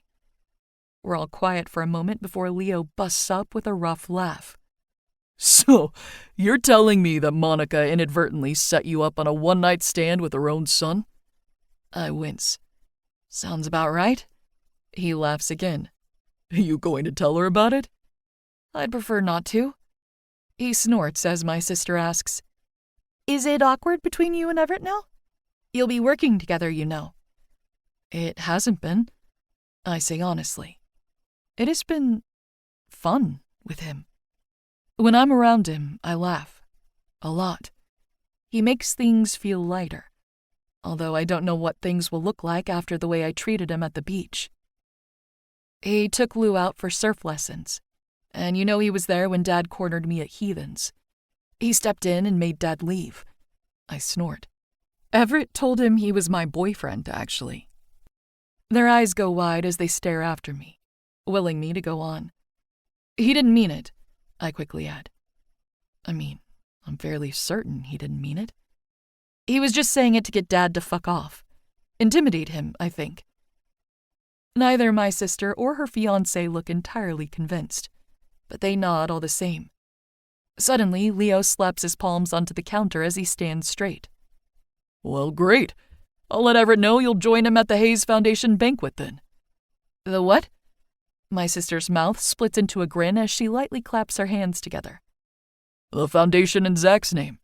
They raise awareness for water safety, provide free equipment like life jackets at parks, host training in schools, free swim lessons for children and parents, and help fund lifeguard stations in underserved coastal communities. They have an auction on the anniversary of Zach's death every year. Leo's face tightens as he pushes off the counter and heads toward the hallway to his and Darby's bedroom downstairs. Heathens is a main sponsor, and Everett needs a date. Why would I need to be Everett's date? Leo pauses in the doorway, crossing his arms. You said that Everett told your dad he was your boyfriend, right? To intimidate him? Make him leave you alone? I nod. I assume that's what has kept him away thus far. He would never take Darby or I seriously, but a man with more money, status, and power than he has, or a man like Everett who's taller, larger, and more threatening, that's the kind of shit he'll cower under. Exactly. Leo's face twists into something like disgust. I'm not going to pretend this is some kind of star-studded event, but there will be cameras, some reporters. Anyone who's looking for us will find out we attended. You might as well continue playing that part if you want your father to stay fucked off. My sister nods next to me. Yeah, that's smart. Plus, Leo continues, it's never an easy night for any of us. I hate to tell you that I'd like you to be a distraction, but I think it would help if Everett had something else to focus on than the day of the year and the reason for the event. My heart drops at that. I didn't know Zach, obviously, but the heartbreak is written clear across my brother-in-law's face, the same way it was written across Monica's when she spoke of him. They all love Zach, and they still feel his loss deeply. Of course, I say. Whatever you guys need. He gives me a grateful smile. Okay, I'll let Everett know when I see him tomorrow. Actually, I call out as Leo pushes off the door. Can I talk to him about all of this first? Leo nods, a small smirk on his face as he turns the corner toward his bedroom. Inhaling a shaky breath, I pull out my phone and send the message. Can we talk? 14. Wicked. I'm not scared of it at all. Can we talk? My breath catches as I stare at the message from Dahlia. We haven't spoken in 4 days, not since she very clearly reminded me that she had zero interest in having me as part of her life. I've been giving her space ever since, while not so discreetly begging my brother for details on what the hell happened with her ex that spooked her so much. Leo doesn't tell me shit, though. What are you staring at? My dad's voice breaks my thoughts as I look up from my screen and realize he has been extending the socket wrench I asked for. Of course, at Lou's next lesson on Sunday, I shake my head, typing out my response quickly and slipping my phone back into my pocket. Nothing. I take the tool from him and get back to work on the 1982 Chevy Corvette we're restoring. Just had to return a text message. Your eyes lit up like a kid who just found out they're going to Disneyland for the first time, Dad mutters under his breath. Someone we should know about? Not yet, I answer honestly. My dad's head lifts from where he works beneath the hood, surprise accenting his brown eyes. Well, that's 4 more letters than I'm used to hearing. I snort. I think that could be good for you, you know, he adds. What makes you say that? You keep telling me to let this place go, and part of the reason I can't is because I've been here so long, I don't know what to do with myself when I'm not here. He sighs, going back to his work. But, he continues, another part of the reason is because you've got a reputation on you, kid. I catch his gaze as he looks at me again, and some people don't want to work with you because of it. I roll my eyes. I'm not offended by people who are unwilling to patronize a business owned by a queer man, and I'm surprised you'd be concerned about those customers anyway. You know me better than that. His tone is rough. Fuck those assholes. They can go elsewhere. I'm not talking about your sexual identity, Everett. I'm talking about your sexcapades all over town and the bruised hearts you leave in your wake. I fight the twitch in my lips at that. A bit dramatic, Daddy-o. I am not, he counters. Debbie Michelson has been coming here for 30 years, damn near, and last week I found out she drove her ass out to Carlsbad for a goddamn oil change because you ghosted her grandson after 2 dates, and she doesn't want to upset him by coming here. He steps back from the car and wipes his hands on a rag. Whatever the hell ghosted means, I don't know, but it doesn't sound good. I groan. I told Clay I wasn't looking for something serious. I drop my wrench on the table next to me and stand up straight, stretching my back. It's not my fault if people misconstrue my feelings when I make my intentions abundantly clear. I'm not saying you're a bad guy, kid. I'm not. All I'm saying is that it's a small community. And unfortunately, personal and professional can get mixed up a lot easier around here than in a big city. So you've got to keep that in mind when fucking around town. Christ, I mutter. I've always been one to chase a good time. I'm not afraid of commitment or relationships. I'm not afraid of falling in love. I had a good example of what a marriage should look like growing up, and I've always felt like it was something in the cards for me, but being exposed to such a prime example of what love is supposed to look like makes you realize all the times that it's simply not there. I've always wanted to wait until I found the person I could look at the way my dad looks at my mom. He has always said that you've got to find the one who makes you feel like every love song was written just for them. My dad has a habit of stopping when he hears a song that makes him think of my mom, making her dance with him right then and there. Doesn't matter where they are, crowded restaurant, the grocery store, or the kitchen. If he hears a love song, he takes her in his arms and spins her around until they're laughing and breathless. I always knew I'd never be interested in settling down until I found someone who made me want to do that too. But I always make my intentions clear. I'm not afraid of seeing someone more than once, and I'm not opposed to a one-night stand either. I like to spend time with people until I simply feel like our connection has run its course. Sometimes we remain friends, other times we go our separate ways. No hard feelings and no regrets. I make sure that's clear before I ever take a person to bed, but I can't help if feelings get hurt in the process every once in a while. Clay's a great guy, but he's not the person I want to dance in the middle of the grocery store with. It's not often I get stuck on someone enough to consider seeing them for more than a few times, and as of late, the only things stuck in my head are stormy blue eyes. I'll be more careful, I say. I know I need to start making the businesses my top priority, and I'll make sure I put the integrity of them first from now on. I mean the words as I say them, but mostly because I just don't have any desire to even attempt at a casual hookup right now. Dad smiles at me, clapping a hand on my back as we exit the garage and enter the office attached to it. Don't stop having fun. Don't stop chasing your good time. Just maybe find someone you'll have a good time chasing over and over again. Stop looking at my wife, Leo says 2 days later as we stand waist-deep in the waves, waiting for Lou to meet us in the water for her lesson. Darby and Leo decided to join today, and the girls are laying out while we take Lou into the water. Dahlia's wearing a good for fucking nothing blue one-piece that matches the shade of her eyes and accentuates every dip and curve of her soft body. It's driving me out of my goddamn mind. She's not your wife, and I'm not looking at Darby. I'm looking at Dahlia. She's basically my wife, and they look exactly alike. I glance at my brother, whose eyes are completely stuck on his fiancée as she rubs sunscreen into her legs. It's perpetual bliss and adoration I see on his face as he watches her. It's the way he has stared at her since he was 17, like he always knew, even back then, that he belonged wholly to her. I don't see Darby when I look at her. I only see Dahlia. That's enough to snap him from his trance, and his sharp blue eyes study my face with bemused consideration. Christ, man, he murmurs as his gaze narrows on me, reading my expression. You've got a crush on my sister-in-law, don't you? He chuckles. I don't think I've seen you have a crush since your obsession with Mr. Varden in the 11th grade. Dude, he was my bi-awakening. That's a sensitive topic. Whatever, he scoffs. Just stay away from Dahlia. She's got enough on her plate without you drooling over her. You don't think she could use someone to help take some of that shit off her plate? Carry some of the weight for her? He seems to consider that for a moment.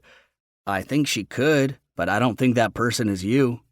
What's the most you can offer her? A few casual hookups before you get bored and move on to your next conquest? His words land like a physical blow as I stumble back, ocean water lapping at my legs. I think back to what my father said the other day. Is this really what they think of me? Dahlia needs someone who's in it for the long haul, who wants to be around for her, and for her daughter for good. She's not going to trust someone until she knows they're going to stay. His eyes meet mine.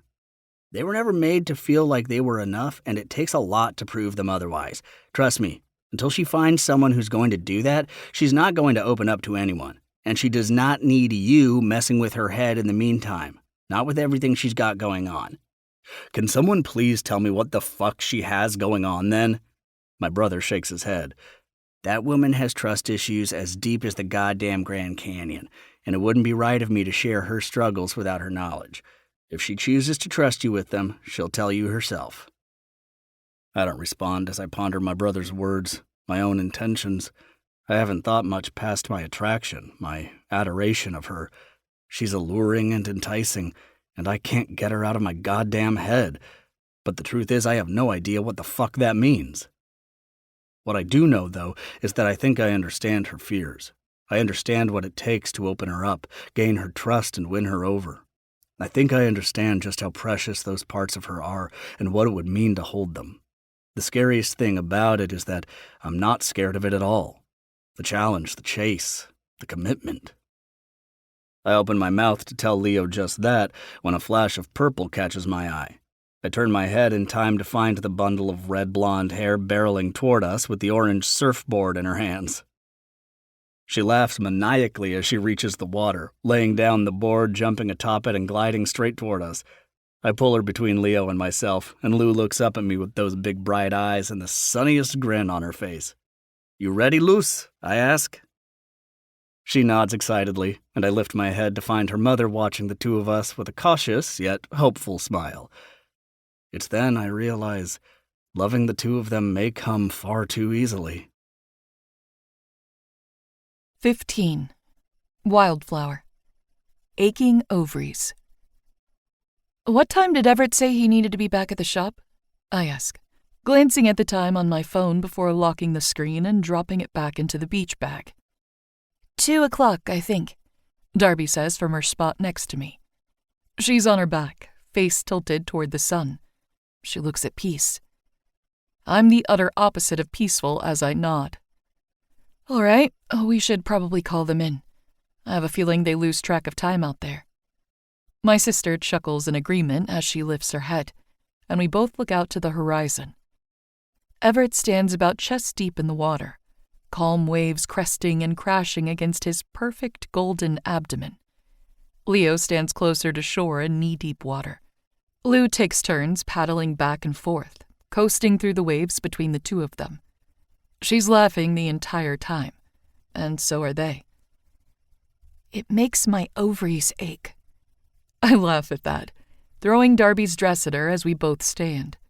I whistled toward the boys and motioned for them to come back to shore before turning to my sister. "Can we get through your wedding first?" She smiles softly to herself, hazel eyes catching mine with a knowing glitter. "We can certainly try." I shake my head as we both giggle. We begin folding up towels and packing our bags as Leo reaches us with both his and Lou's surfboards balanced on top of his head. Everett follows behind him with my daughter at his side. She jumps ahead of him as she reaches me, barreling her wet little body into my arms. Did you see me? "I did, Bug. You were doing so well." I squat down to her level, brushing the wet strands of hair that came loose from her braid off her forehead. Why do we have to leave? "Everett has to get to work." She pouts. "I wanted to take you to get ice cream, Lulu, but," Leo drawls, "if you don't want any, then I guess I'll just go by myself." My daughter's face instantly brightens, lips parting to reveal a toothy grin as she looks from her uncle back to me. Can I? I shoot Leo a grateful look. He must know what I have planned next. "Of course." She smiles as I wrap her in a towel. I notice her gaze catching Everett, who's trying to fold up one of our umbrellas but struggling. A small smile accents her cheeks. Is Everett coming? "Do you want him to?" I ask cautiously. Noticing the anticipation of her answer sends a sensation through my stomach. She nods. Yeah. "Okay, I'll ask him if he wants to come." I pull her into me and press my lips against her head. "Why don't you help Darby and Leo take the surfboards back to the shop? I'll help Everett with the umbrellas and ask him if he'd like to join us for ice cream, and then meet you up there, yeah?" She nods, and I send her off to my sister, who wraps her in a hug. Darby throws a bag over her shoulder, Lou holds the towels, and Leo grabs the surfboards as they take off through the sand. I stand up straight and face Everett, who's been waiting with his arms crossed. A different kind of trepidation washes over me as his eyes meet mine. "You wanted to talk, Wildflower?" I nod. "Yeah." I take a breath, preparing myself for the conversation coming next. "I'm sorry for how I acted last week. I got a call from her dad, and I was just—" "Don't apologize. You've got nothing to apologize for." "Okay," I breathe. I'm scared, I guess. He hasn't been around in a while, and I don't like the idea of him trying to be involved again. I almost hate those words as they fall from my mouth. My child deserves a father. I should want her father to be part of her life, but I don't trust his intentions. I never have.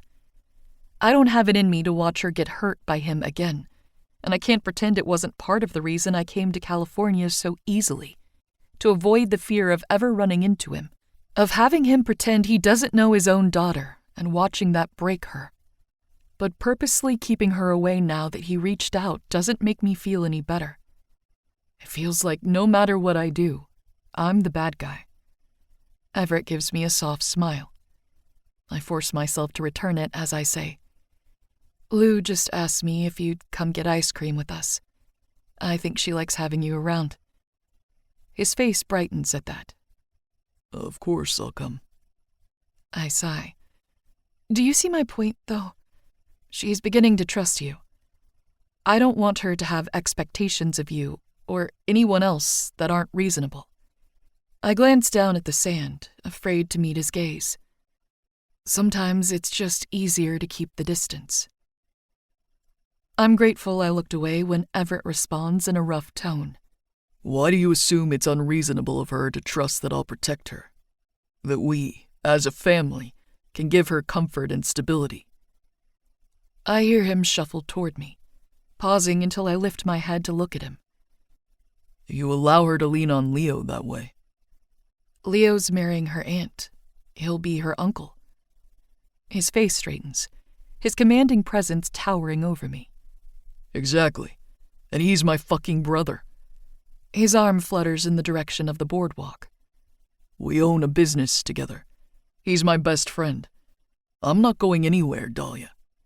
You can ask things of me, and so can your daughter." His eyes bore into me, as if ensuring I absorb every word. It's not unreasonable. The intensity in them is too strong, too honest. I want to look away, but I can't. I can't ever seem to take my eyes off him when he looks at me this way. I don't want to feel like anyone's obligation, I whisper. You aren't. His jaw tightens and his eyes flare. I feel myself shrink beneath his presence, and as if he can see it happen, his voice instantly softens. I'm sorry. He runs a hand through his hair. You aren't. I only shrug as we stare down on the beach, unsure of where to go from here. After a moment of tense silence, Everett finally sighs. Did you know I lost my best friend 3 years ago? I can't hide the surprise on my face at that, but I nod. I know. I'm sorry.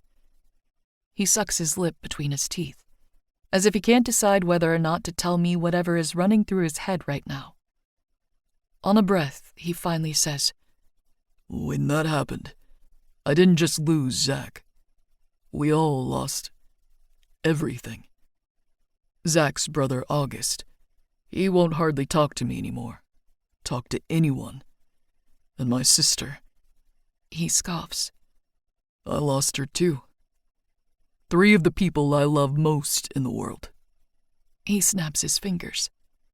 Just like that. I open my mouth, but words don't come.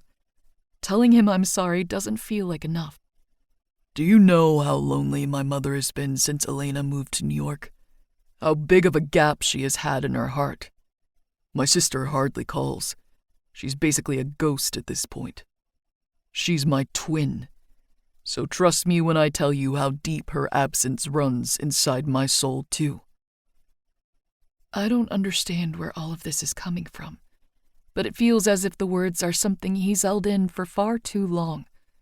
I say nothing, but I reach across the arm's length between the two of us, running my hand across his skin, a silent plea for him to continue. We've all been broken down. Lost and wondering is what it feels like.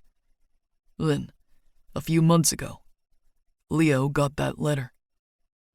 His eyes are on the place where our skin meets, but they snap up to meet my face. A letter you sent him. It was the first sign of life in his eyes that I'd seen in years. The first scrap of motivation or determination to do anything. Like he suddenly found his purpose again. He nods down the beach, where his brother and my sister walk hand in hand through the water, my daughter at their side. She was that purpose. And my mom? I haven't heard her gush and beam about anyone the way she does you 3 in years. Maybe ever. Your presence, you giving her the ability to form a relationship with Lou, that brought her back to life. She has been even brighter since knowing you. Everett faces me, but I watch his eyes lose focus. I don't know what's going through his mind as he whispers. And I haven't found that purpose yet. My purpose for healing. Suddenly all that intensity, all that focus is concentrated on me. But you know what, Dahlia? Taking that kid out on a surfboard and watching her laugh, watching you laugh because of it. He smiles to himself. It certainly feels like the sun is shining after years of cloud cover. He sets his hand over where I hold his arm, and I only now realize how tightly I'm gripping him. So you're not a fucking obligation. You, your sister, and your daughter, you are exactly what we've all been needing. Those words, this moment, stretch between us, like an eternity of emotion. I let them soak into my skin and bones. I let myself begin to believe them, because as I look into those sunlit brown eyes, I see only honesty, only conviction. I need you to take me as your date to the Hayes Foundation banquet. I find myself blurting, still attempting to process everything he just said and form some kind of response, though that certainly was not it. I clamp a hand over my mouth. I shake my head. It wasn't supposed to come out that way. Everett's face lights up with surprised laughter. You're always intriguing me, Wildflower. He softly brushes my hand and spins me so I face the pier. Placing a hand at the center of my back, he guides us forward. Tell me how exactly that was supposed to come out. His laugh skates along my skin, instant relief settling over me at the sound. We begin walking along the waves, but his hand doesn't leave my back. The call I got last week was from Jason, Lou's dad. You mentioned that, Everett says quietly. My dad got in contact with him. Everett pauses and waits for me to continue. Informed him that I moved away without telling him. He somehow convinced Jason, who hasn't seen his child in almost 3 years, that he needs to be involved now. Suddenly, my throat is feeling tight as I try to speak. They're like, I swallow a lump of emotion, banding together to try and... I don't even know what the motive is, really. I guess to try and make Darby and I move back to Kansas, using my child as their pawn. I don't know how or why the words spill out so easily, but those softening brown eyes may just be the reason. Your father is a horrible person, he says with conviction. I can only nod in agreement. Is it possible Lou's dad has changed? That maybe you leaving made him realize what he'd been missing? I shrug. That's the thing. It could be. But I don't trust him enough to pack my life up again. I don't even trust them enough to visit. I don't need to uproot my daughter for the second time, only to find out Jason doesn't care at all, and... I trail off. Have Lou end up hurt? He finishes for me. I nod. It's not an easy position to be in. I feel his fingers flex at the base of my spine, his way of providing some sort of comfort to me. I think all you can do is your best, though, and take comfort in knowing that your best is good enough. She knows how much you love her, and someday she'll understand how much you've sacrificed for her. Whether he's in her life or not, she'll know how loved she is. I don't know how to respond to that, so I don't. I do find myself shifting a bit closer to him as I absorb his words. How he innately seems to understand what I need to hear, I have no idea. After a few minutes of silently allowing the sea to lap against our feet, Everett asks, So, how does all of this tie into me being your boyfriend? I said my date, I sigh. We met with Leo's lawyer, just to get some guidance on what kind of case, if any, Jason and my father could make. He says they don't have much, but with the right legal counsel and unlimited funds, which my father does have, he could potentially try. Our feet drag along the sand as we continue walking side by side. I don't understand their motives, so it's hard to know their actions, and I want to be prepared. I bite my lip. In the midst of all that, I may have accidentally disclosed to our siblings that we... Everett grins. Anyway, I roll my eyes. Since you took it upon yourself to say that you are my boyfriend, Leo suggested we lean into that narrative. I lift my head, gaze clashing with his. He said there will be some reporters at the banquet, and he thought it'd be a good idea if you took me as your date, since my father will be keeping tabs. I don't tell him what Leo said about Everett needing a distraction from the anniversary of Zach's death. And after all Everett just said, I realize Leo was completely right about that. Malcolm thinks that's a good idea? We didn't ask. I can feel Everett's eyes on me. He said I should plant roots, establish a life here, find a support system who could provide the stability and support that Lou's father never could. He didn't say it outright, but I suppose if it appeared I was bringing someone into her life to fill the space he left. Everett's breath seems to catch at that, and I realize just how large of a proposition I've just made. Backtracking, I say quickly, which, of course, is ridiculous.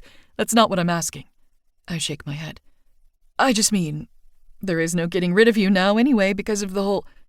Everett's head whips to the side, and I lift mine to meet his eyes. They're narrowed and concerned. I didn't mean it that way. I don't want to get rid of you. I take a deep breath. I don't know what I'm saying. Are you trying to tell me that you've never let someone meet your daughter before, which is why you normally choose to never speak to a man after night one? Are you trying to tell me that was your intention with me? Why you didn't want to exchange names? I nod. I already knew all of that, Wildflower. So, are you also trying to tell me that based on your dad's reaction? His jaw ticks in anger at the memory. The things that he said to you that day at Heathens, you think he may try and hold our one-night stand against you? I hadn't thought of that, actually. Thinking back, my father had called me a slut. Everett, referring to himself as my boyfriend, would squash any notion my father has of using promiscuity against me. So I nod. I think he'd use anything he could to prove I'm an awful mother. Go to any length to get my sister and I back in Crestwell. Get his control back. Before I have time to process much of anything, 2 strong arms grasp my shoulders as my body is being turned to face him. He drops his head, brown eyes clashing against mine. Taking a night off does not make you a bad mother. Going on a date does not make you a bad mother. Having casual, consensual sex does not make you a bad mother. You are wonderful to that girl, and anyone with eyes and a functioning brainstem would be able to see that. You're allowed to be a human being, Dahlia. You are not exclusively tied to that title. You can be a woman, have a career, hobbies, be a friend and a sister. You're entitled to all of those things, to having an identity outside of Lou's mother. There is nothing wrong with that. The near-setting sun casts Everett's face in a golden hue, bright conviction and warring emotion in his eyes. Do you understand? I want to, I whisper honestly. But I'm just not sure that's true. How can I prove to you that it is? I almost say it then. Almost open my mouth and tell him that when I met him, he made me feel like a woman. He made me feel desirable, wild and free. He reminded me of the person I'd always dreamed I'd be before I saw those 2 little pink lines while sitting on the bathroom floor.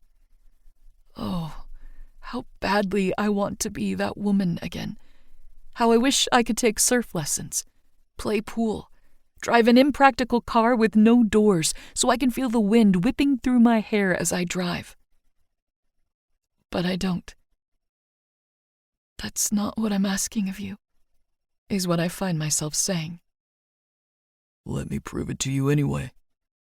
Everett, I shake my head. It's not about any of that. That's not why I wanted to talk to you. I know. You want me to pretend to date you when there are cameras around my brother to threaten your father, to help give the appearance you're providing your daughter with a stable environment and a supportive male role model. Yes. Great, can do, he says immediately, as if requiring no further explanation on the matter. But I'm also going to take you on dates. I'm going to show you that you can be so much more than just her mother. You can be yourself, too. Why? I ask breathlessly. Because I want to, he says quickly. Pausing to settle himself, Everett takes a breath. And because I think this might be in my best interest, too, honestly. I cock my head, interest piqued. What makes you say that? He chews on his lip, looking off to the horizon, almost as if he's nervous. I kind of have a reputation, I guess. You don't say. He rolls his eyes. My dad has been giving me shit about it. Some of my past flings have been painting the businesses in bad light. He swallows. Leo's been giving me shit about it too. Why? I laugh to myself. What did he do, fuck his assistant? Everett flinches. My jaw drops. You didn't. I might have. A little. He winces like he's afraid of my response, but I can only laugh at him. He lets out a sigh of relief at my reaction. I think it would be a good look if I appeared to be cleaning up my act, making moves to settle down. People like a wholesome family business or whatever. I chuckle again. This wasn't what I was expecting when Leo asked me to support the small businesses of Pacific Shores. An effortless smile breaks out on Everett's cheeks, and I can't ignore the way it sends an eruption of sensation throughout my chest. Thanks for your service, Wildflower. He winks, and that sensation spreads deeper into my being. Do we need to work through the logistics of it all? Set boundaries? His face straightens slightly, but whatever thought crosses his mind is shaken away just as quickly as it appeared. For now, let's deal with this banquet. Why don't I take you to lunch tomorrow and we can work it out then? Tomorrow is my first day of work. I know. He smiles. I'll stop by the office and grab you around noon. We continue toward the pier, though this time, instead of his hand at my back, he simply twines his fingers through my own. 16. Wildflower. I don't mind the mess. Are you sure that's necessary? Leo eyes the boxes in my hands as we stare each other down from the foyer of the house. I don't want people not to like me. Everyone is going to love you, Darby says behind him. That's not historically accurate. She rolls her eyes as she brushes past us and out the door. Construction on honeysuckle florals is coming to a close, which means it's time that Darby gets to work on the decorating aspect of the flower shop. She's dropping Leo and me off at work for my first day, and then she's going out with Monica to get some inspiration on paint and wallpaper. Because you never allow people to get to know you, Dal. Now let's go, she shouts from the driveway. This is how I get people to know me, I call back. By dumping your leftovers on them? My soon-to-be brother-in-law raises a brow as he pushes off the doorway and follows his fiancée out to his car. Rude? I mean, sure, it's a half-eaten cake, a pan of lemon bars, and 11 of the 12 chocolate chip cookies I whipped up last night. In my defense, the reason there isn't a full dozen is because Leo ate one for breakfast this morning. I carry the boxes out to the car and climb into the back of Leo's old red Mustang. I cherish the sea breeze whipping through my hair as Darby drives us the 2 minutes it takes to get down the hill their house rests upon to the boardwalk. In another life, I'd own a convertible. My sister drops us off on the backside of the surf shop, and I follow Leo up the staircase into the Pacific Shores Small Business Initiative offices. I'm nervous, I whisper. You're going to be great. He laughs at me as he unlocks the doors and steps inside, flipping on the lights. Plus, I told everyone to come in a little later this morning so you don't feel bum-rushed on your first day. Thank you, I sigh. Apparently, Leo and Everett only have 3 staff members under them anyway. Adam, Leo's assistant, who's kind of known as a jack-of-all-trades. He picks up shifts at Heathens, manages Leo's schedule, and runs errands around the office. Then there is Scarlett, their event planner. She works with the city on community outreach and services and acts as a liaison between the local government and the small businesses. Finally, they have Jeremiah, their intern. He's a law student who helps the team look over contracts, negotiations, and general operations. My responsibility will be to help create marketing plans for local businesses, as well as the initiative itself, and assist Scarlett with event promotion and advertising. It's not entirely different from what I did working for my father. Though, instead of a company led by a corrupt criminal, I'm doing something to actually benefit where I'm living. I wouldn't say I'm passionate about marketing, but I'm fairly decent at it. I majored in graphic design in college, so marketing felt like a natural path to that. In reality, I'm not entirely sure what I'm passionate about. I love baking, but it has never been anything more than a hobby and a stress reliever. As I enter my office, I remember for the first time in 2 weeks my Monstra. Fully expecting a dead plant in the corner of the room, I instead find it thriving. Long Swiss cheese-looking leaves pointed toward the morning sun filtering through the window. Everett watered it for you while you took that extra week off, Leo says from behind me, as if he heard my smile. Oh, is my response, as my eyes flicker throughout the room. my mind reeling from the man's thoughtfulness that I'm still not used to. I take in the desk to the right of the door and the filing cabinet next to it. Across from it on the other side of the office is a small meeting table that fits 4 chairs. Directly in front of me is a window that spans the length of the room, my plant in the corner beneath it. And on the desk, there's a vase of bright red flowers. Dahlias. My breath catches as I step up to it, running my fingers through the soft petals. A sweet, light floral scent filters up to me as I pluck the card, which is pinned to one of the stems, assuming it's from my sister. Leo laughs to himself as a surprised gasp escapes me when I unfold the slip of paper and read the note attached. Good luck on your first day. I know you'll do great, Wildflower. P.S. Don't forget our lunch date. I'll see you at noon.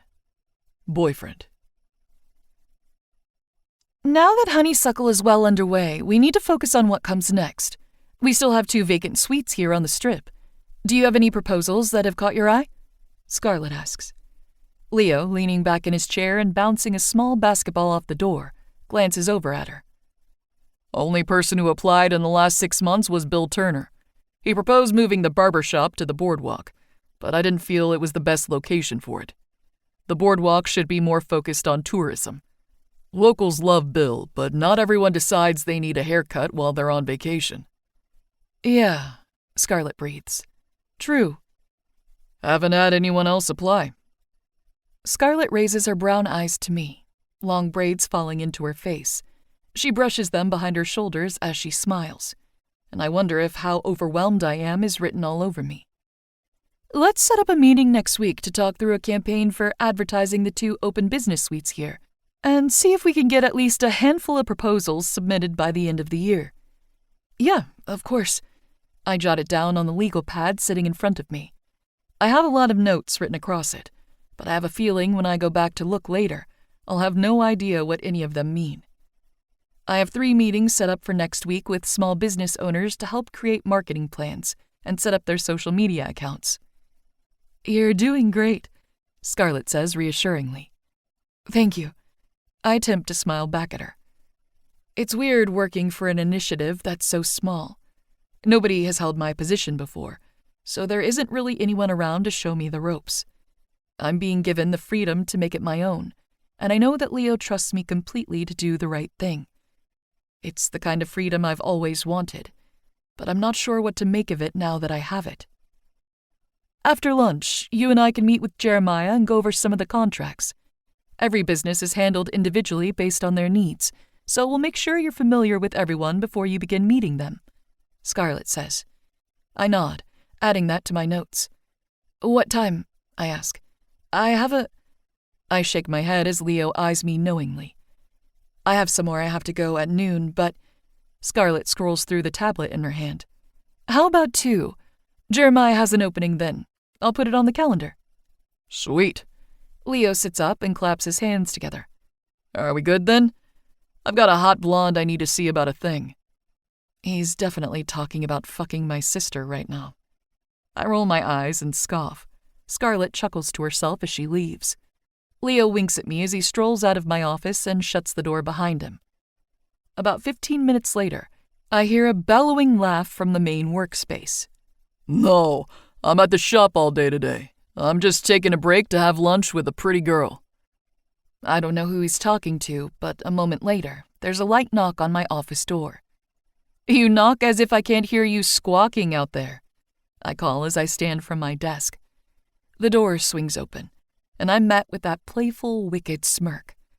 Brown eyes glitter at me beneath thick brows, and full lips invite me in with that smile behind his trimmed and manicured beard. Tattooed arms cross at his chest as he casually leans against the doorway. He roams the length of my body, eyes snagging on the form-fitting black skirt that runs from just above my knee to my waist, the white blouse I have tucked into it, and the black heels adorning my feet. You look ravishing, Wildflower. I try to fight the smile that wants to bloom at his words, but I can't help it. My cheeks flush, and I duck my head to hide it. I swipe my purse off my desk as I brush past him and out the door. He follows close behind, that warm, reassuring hand on the small of my back like he held me at the beach yesterday. "Thank you for the flowers," I murmur abashedly. "They're beautiful, but you didn't have to do that." "You're right, I didn't," he says as we make our way down the staircase. "I wanted to. You can allow people to do things for you just because they want to, Dahlia." I don't know how to respond to that, so I only nod. "Have you eaten at Surfside Fish Co. yet?" he asks. I shake my head. "I don't like fish." He laughs. "They've got more than fish. Soups, salads, sandwiches, burgers. The best goddamn French fries I've ever had in my life." "Okay," I chuckle. "That's fine. I can pay." It's the least I can do for him agreeing to be my fake boyfriend for the foreseeable future. "You're not paying, Dahlia." I scoff as we make our way down the boardwalk. "You can allow people to do things for you just because they want to, Everett." "Are you offering to pay because you want to, or because you feel like you should?" I pause. I mean, I'm not enthusiastic about spending money in any circumstance, really. I do feel like I should pay, but it's not like I don't want to either. I don't know. Both? He laughs as he guides me to the front entrance of the restaurant. "Look, I know the owner here, and it wouldn't be very boyfriend-like of me to make you pay for our first official date." I roll my eyes. Small-town values. "My small-town values and your small-town values are very different, I think. I'm not doing this because of a complex or because I think I'm superior to you. I was, however, raised to be a gentleman. And if my mother knew I was making her favorite girl pay for my meal," he lets out a low whistle, "that would be the end of me, Wildflower. Then you'd really be fucked." I'm embarrassed by the cackle that escapes my throat, but the way his eyes light up in surprised amusement, flaring with something like pride, diminishes it immediately. We enter the restaurant, and the hostess, of course, knows Everett by name. She blushes when he smiles at her, and I wonder if that's how everyone he meets reacts to his charm. I bite down the rush of nausea that floods my stomach as I think of all the pretty girls and boys Everett has smiled at the way he smiled at me that night. I have no right to be jealous. At least, not in real life. We're seated at a booth near the back, next to paneled windows that look out at the beach beyond us. "So, what do we need to discuss, Wildflower?" Everett asks as we look over our menus. "Jumping straight to the point, Ramos?" He smiles to himself behind his menu. "I just want to get the heavy stuff over with quickly so I can actually enjoy a meal with you." His eyes lift to mine just in time to see my face fall as those words settle over me. "Okay," I swallow. "Well, I guess I just want to set the right expectations and boundaries. Rules. I feel like this has potential to get messy." "I don't mind the mess," he says. "I'm sure you don't, but regardless," I sigh. "How long do you reasonably expect this to go on? This shit with my dad could last..." I close my eyes. "A while. I don't want to hold you back from your own life indefinitely." "I'm not going anywhere, Dal. My life is here. My businesses, my family. Whether I'm dating," he holds up his fingers to gesture quotation marks, "you or not, I'm here anyway." "Right, but what if you meet someone? I mean, you understand you've got to keep your hookups on the down low from here on out, right? I'll be honest, I don't pay a ton of attention to water sports, so I don't know what kind of status Leo really has, but I imagine that he's got some kind of media coverage interested in what he's up to, especially as we get closer to his wedding. That means it won't be hard for my dad to keep track of what we're all doing, and I can't have him finding photos or something of my boyfriend with another person." I take a deep inhale after that long-winded explanation. It almost feels as if I was fighting extra hard to justify why I'm not okay with Everett seeing other people, but I push that thought away. He drops his menu to the table and lifts his head, brown eyes blazing through me so deeply, I think I feel them searing my skin. "I wouldn't worry about that if I were you." The intensity in his face makes me not want to question him, so I decide to take his word for it for now. Okay, I drawl. Can you keep giving Lou surf lessons? Of course, He says immediately. She wants to play soccer too. Would you come to games every once in a while? I'll come to all of them. He looks over the menu again. All right. And what do you need me to do? He pauses for a moment, chewing on his lip. You only need this arrangement around cameras, but I kind of need it everywhere. I need the people around town, the ones who have been here years and know my parents, the businesses, to see I've settled down. I need them to believe that when they take their car into my shop, or they come to Heathens to buy a new board, that they're supporting a family business. We've always been known as that, and I think I've ruined it.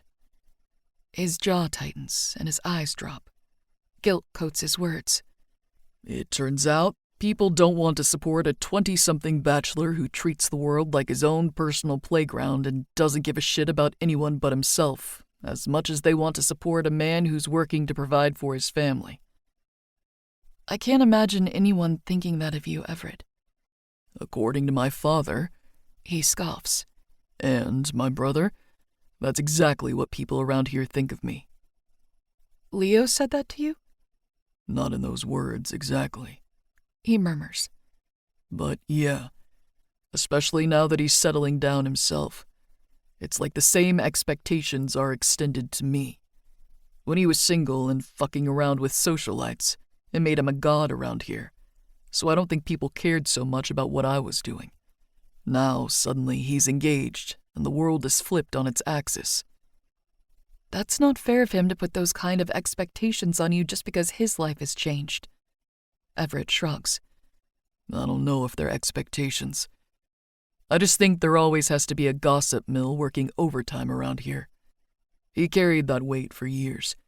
Except, even when he was at the center of it, everything was kind of okay.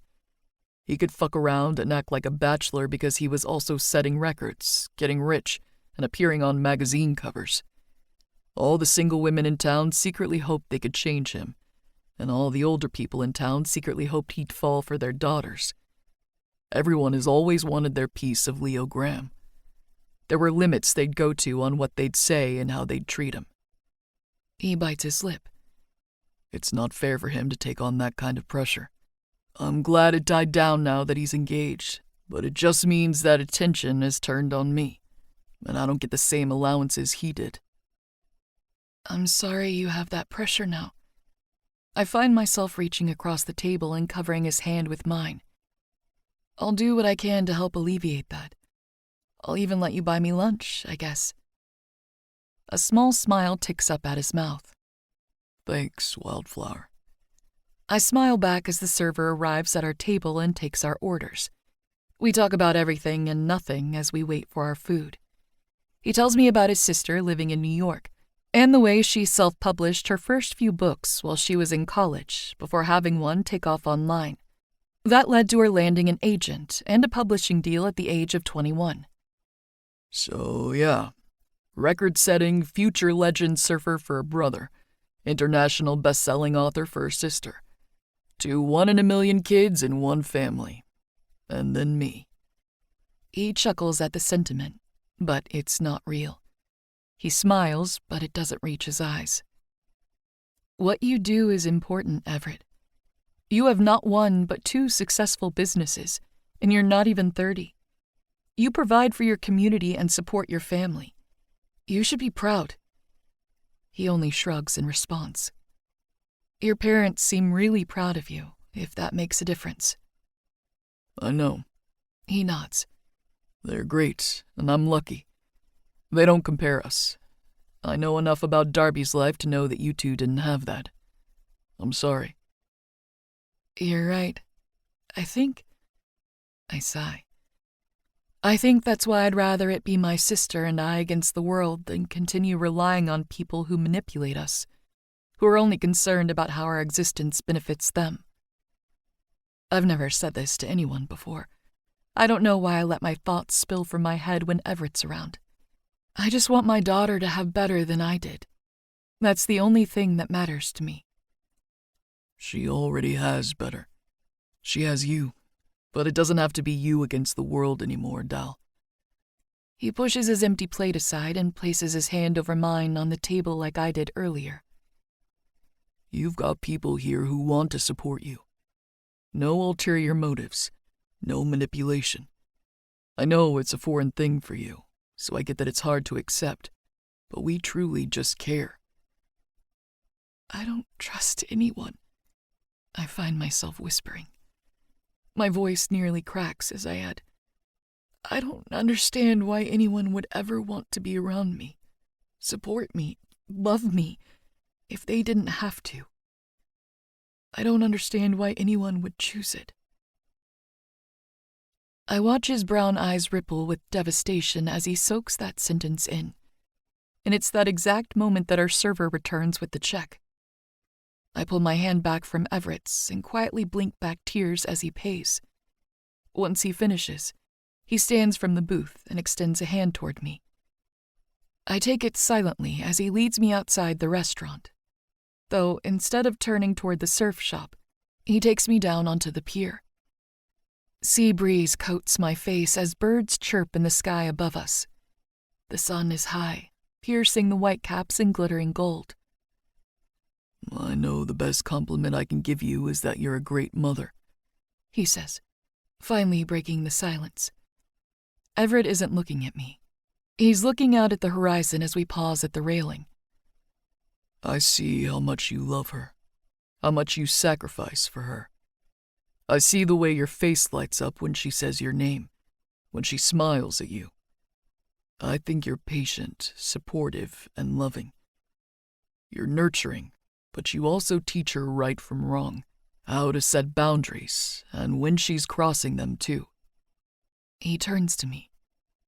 You're a good fucking mom, Dahlia. But you don't need to be all alone in order to be a good mom. I just hope you figure that out eventually. I look down at the water, watching waves break and crash against the wooden beams of the pier. I hope I figure it out too. I lift my head to meet his gaze. I hope you realize that you have a lot to offer, and that you have value regardless of what your siblings or anyone else do with their lives. I hope you figure out your worth. He smiles softly. Yeah, me too. 17. Wicked.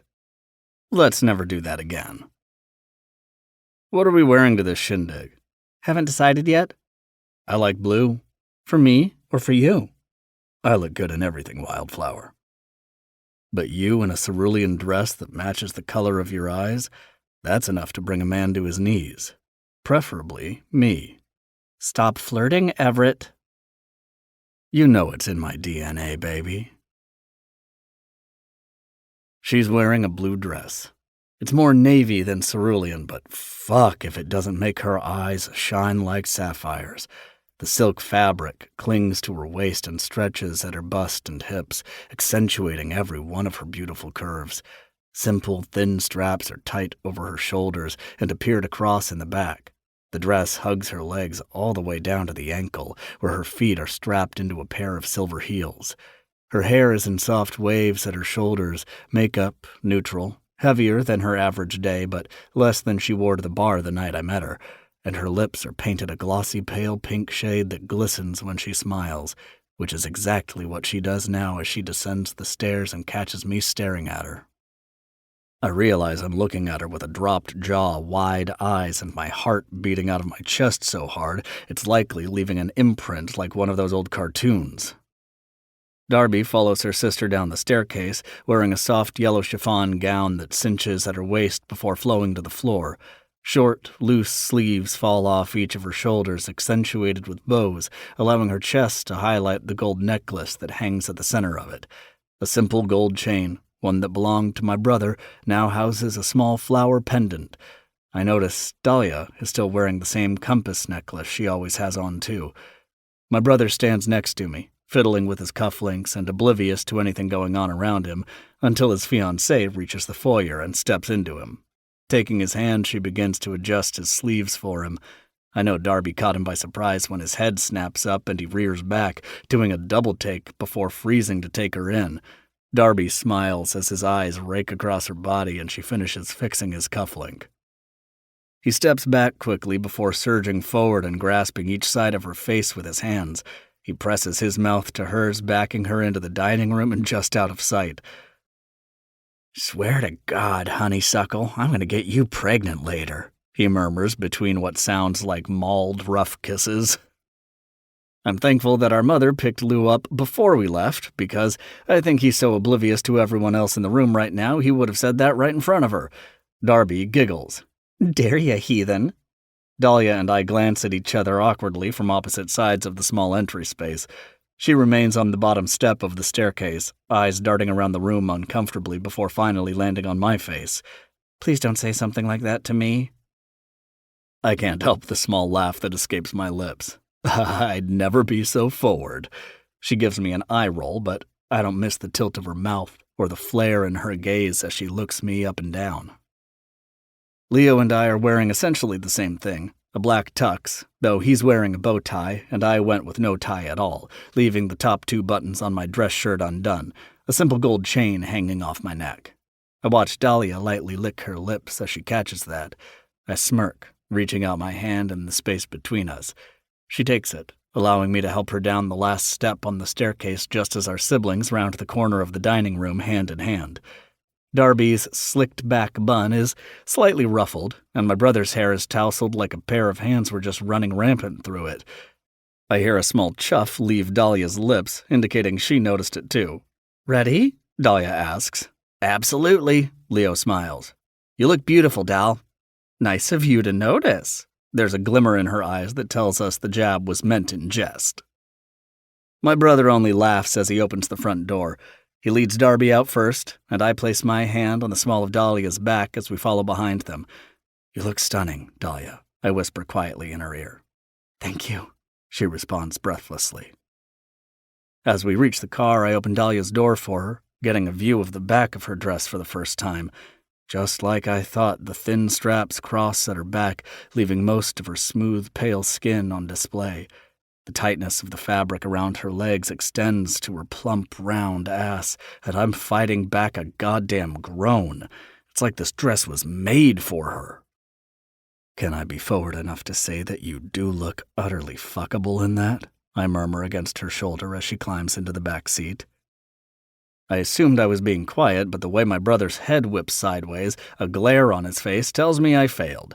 Dahlia snorts, not bothering to respond as she slides into the seat and looks up at me with playful eyes, pulling the handle and slamming the door in my face. My brother grunts in some sort of agreement at her action as he gets into the driver's seat. I round the car to the other side and fall into the back with Dahlia. I don't fucking fit in this thing, but I was told we couldn't take my Jeep because I forgot to put the damn top back on and it would ruin their hair, chief complainer among them being Leo.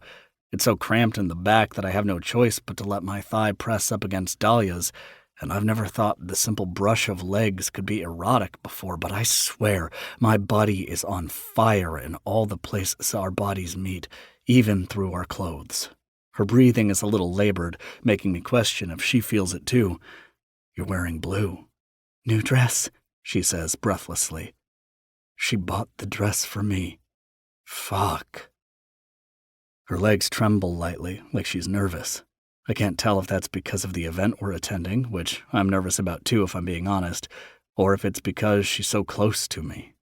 My arm itches to grab her thigh and quell her shaking, but I think better of it, balling my hand into a fist instead to fight the instinct. The annual banquet is always held on the anniversary of Zach's passing. I think more than anything to give his parents a distraction from remembering the horror of that day, and fuck, I'm thankful for that too. The first year was brutal. Elena had already run away to New York. August was even more shut down back then than he is now. Leo showed up at my apartment in the middle of the night crying, and we spent the entire 24-hour period on my couch watching Zach's favorite movies. Grief kind of feels like a bullet wound that never fully heals. Sometimes it's just a scar, and then other days you wake up and feel like it tore right through you again. This gaping hole in the center of your chest sucking the life right out of you. You're never entirely sure which days you're going to find yourself bleeding out and which days you'll feel patched up, but I'm always certain that on the anniversary of the loss, that hole is bigger than ever. For some inexplicable reason, feeling Dahlia's presence beside me makes it feel like the wound I woke up with this morning is shrinking little by little. The foundation and the banquet help too. They help distract us, help us feel like we're doing something to make his death less senseless. But the hurt is still there, still bone deep. Zach and August's parents hold themselves together, they always have. At his funeral, in the aftermath, and ever since, I only ever saw them fall apart in the hospital when we first received news that he hadn't made it. I watched Sadie, their mother, fall to the floor and scream in a way I never knew was possible, at least until I heard the sound that came from my sister only minutes after. I watched their father, Alex, tell August it was his fault and storm out of the emergency room. I don't think Alex and August have spoken since. Darby's soft voice pulls me from my thoughts. I tried to get him to come. I watched Leo's arm reach across the center console and grip her leg, calming any anxiety she may be feeling, exactly the way I wish I could comfort Dahlia. I know you did, love. It's not you. He didn't come last year either. He doesn't come to anything. Dahlia's eyebrows furrow at the center of her forehead. She glances at me for an explanation, but the energy in the car right now doesn't feel like the right place to discuss it. Later, I mouth at her. She nods, turning her head to glance out the window as Leo merges onto the interstate, heading south toward San Diego where the event is being held. The ocean is no longer visible, but the sun sets to the west, sinking low on the horizon and casting Dahlia's face in gold. She's so beautiful, features so graceful as she takes in the imagery around her. Looking at her makes it hard to breathe, makes me feel like I need to clutch my chest and ensure I'm not dying. I've met a lot of pretty people in my life, but never someone who makes me feel like that. Like they could actually kill me just by existing. Like gazing upon her is such a goddamn privilege, I might as well end it now. Dahlia's leg continues bouncing nervously, and while I'm not exactly sure if my touch is crossing one of those boundaries she said, I can't stand her being uncomfortable. I know I need to touch her in public. No, we have to pretend. In this car, I should be keeping my space because we're only supposed to be for show. But I can't stop myself from reaching across the seat and taking the hand resting in her lap, lacing her fingers through mine and squeezing gently. Her eyes fall from the window to the place I'm touching her before she lifts her head to look at me. I run my thumb across the back of her hand, not knowing what to do other than smile at her. She returns it, so bright and beautiful that she eclipses the sun behind her. Silently, she squeezes my hand back. Only a moment later, her nervous shaking ceases, but she doesn't let go of me. When Leo pulls up to the valet of the hotel, Dahlia lets go of my hand, leaving me feeling empty. We all pile out of the Mustang, and Darby loops her arm through her sister's, whispering something in her ear that causes Dahlia to smile. Leo and I trail behind them as we make our way through the lobby of the hotel and toward the ballrooms. Did you really not know who Dahlia was when you two hooked up in that bar? He asks, voice sounding accusatory. No, I didn't. My own tone comes out pinched in response to his. Why? He huffs, running a hand through his perfectly tousled blonde hair. I'm just trying to figure out how you keep getting yourself into these situations. He may be projecting a little. He's definitely still upset that I hooked up with his assistant Adam last year. Adam is a great guy, undoubtedly the best assistant Leo's ever had. It was definitely selfish of me, and I shouldn't have been so impulsive. Still, Adam and I set clear boundaries before it happened. He knew it was going to be a casual thing. He also promised me that no matter what, he wouldn't quit his job because of anything happening between the two of us, and he has stayed true to that promise over the last year. It wasn't a big deal, but it could have been, and I understand why Leo was pissed about it. But it has nothing to do with Dahlia or the way I feel about her. She's supposed to feel comfortable here, safe, my brother continues. Are you insinuating that I would ever make her or anyone else feel otherwise? The words come out as a near growl. He speaks to me like I'm a fucking child with a hand caught in the cookie jar. Leo shakes his head. No, but the way you speak to her sometimes, the flirting, it's like you're playing games. She cannot be played with that way, Everett. I stop in the middle of the lobby. The girls continue walking ahead of us, oblivious to what's going on, but Leo pauses too, turning to look at me with concern on his face. You know Dahlia as Darby's sister. You see her for what she's gone through and what she's struggling with. You want to protect her, and I love you for that. My brother crosses his arms as I step into him. But I met Dahlia and only knew her for exactly who she is. Have you ever considered that she might want a break from being someone's sister, someone's mom, the daughter of a fucking psychopath? Have you ever thought that maybe she just needs a safe place to breathe, to play? That maybe I'm trying to be that for her?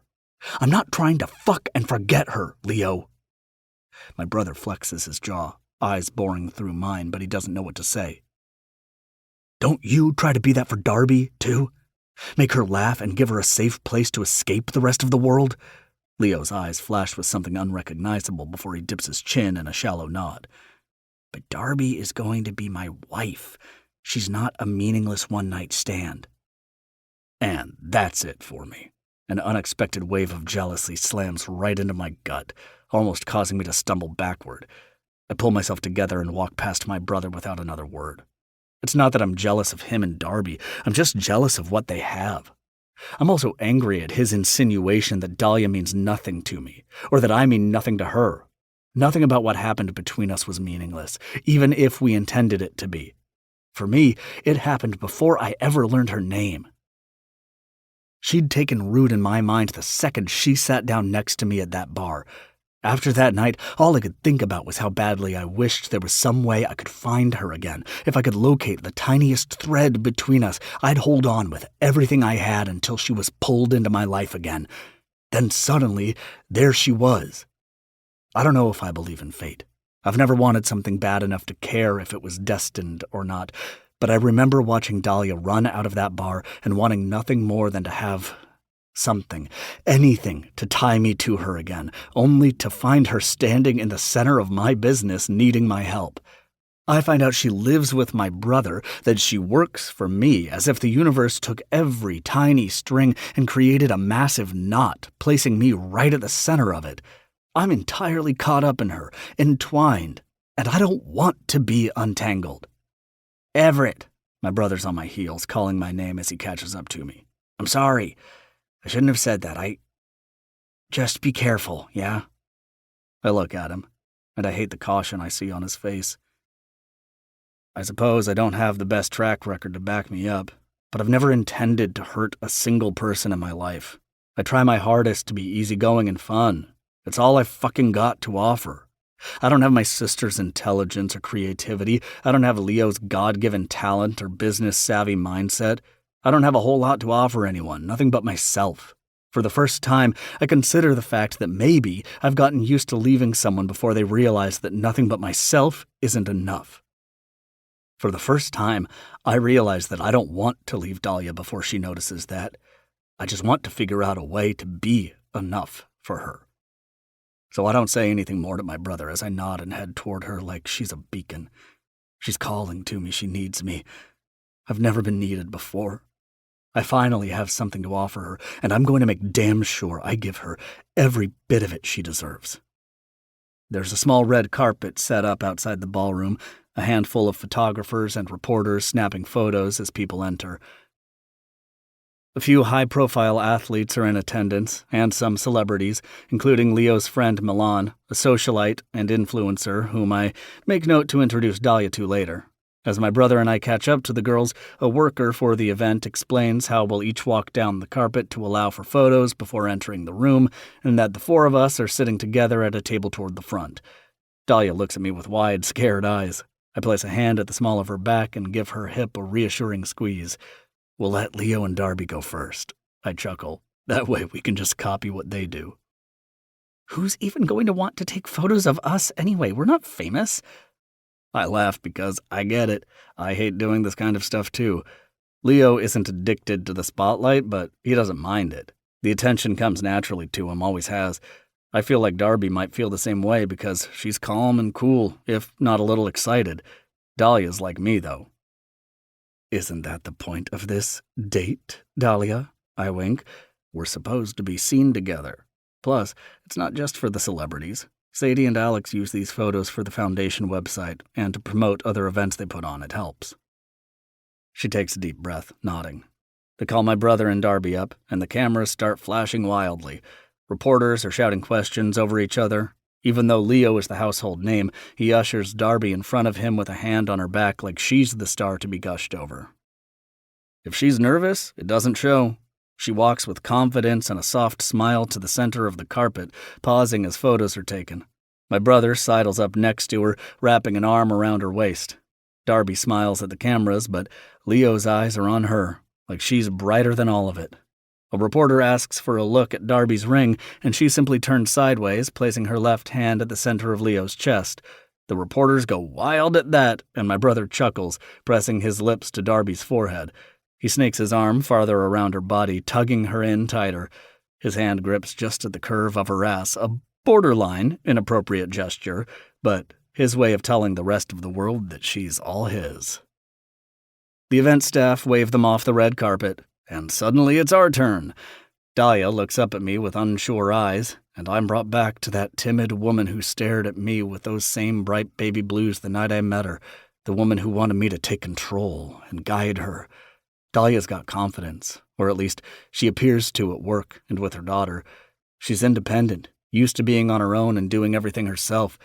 These tiny moments of vulnerability that she tries to hide from the rest of the world, I see them.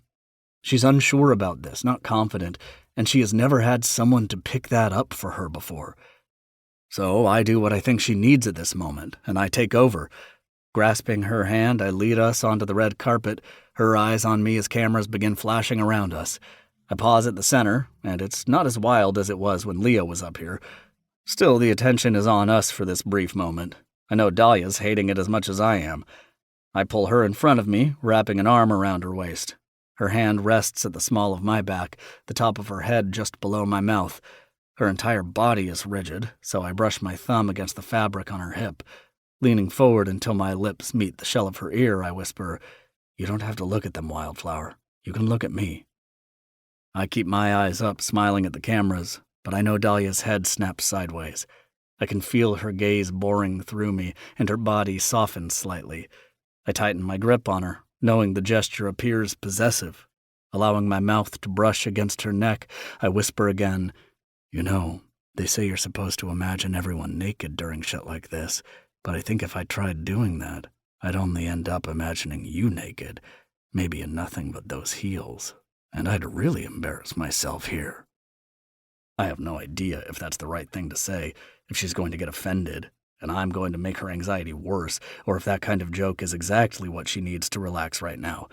I think back to what my brother said and wonder if he's right, if I think I'm offering her some kind of reprieve, or if I'm only seeing it that way because I'm desperate to be around her, to make her want me as badly as I want her.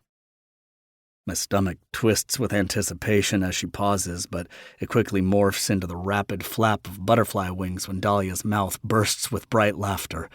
The flash of the cameras intensifies at the sound, and I find myself looking down at her, watching her face fall from pinched and nervous to carefree and open. She catches her breath, meeting my gaze with grateful eyes. Something like pride blooms in my chest, sending warmth throughout my body. We're ushered off the carpet, and it's Dahlia who grabs my hand now, interlacing our fingers and squeezing gently. "That was awful. Let's never do that again. You did great, Wildflower. The hard part's over with."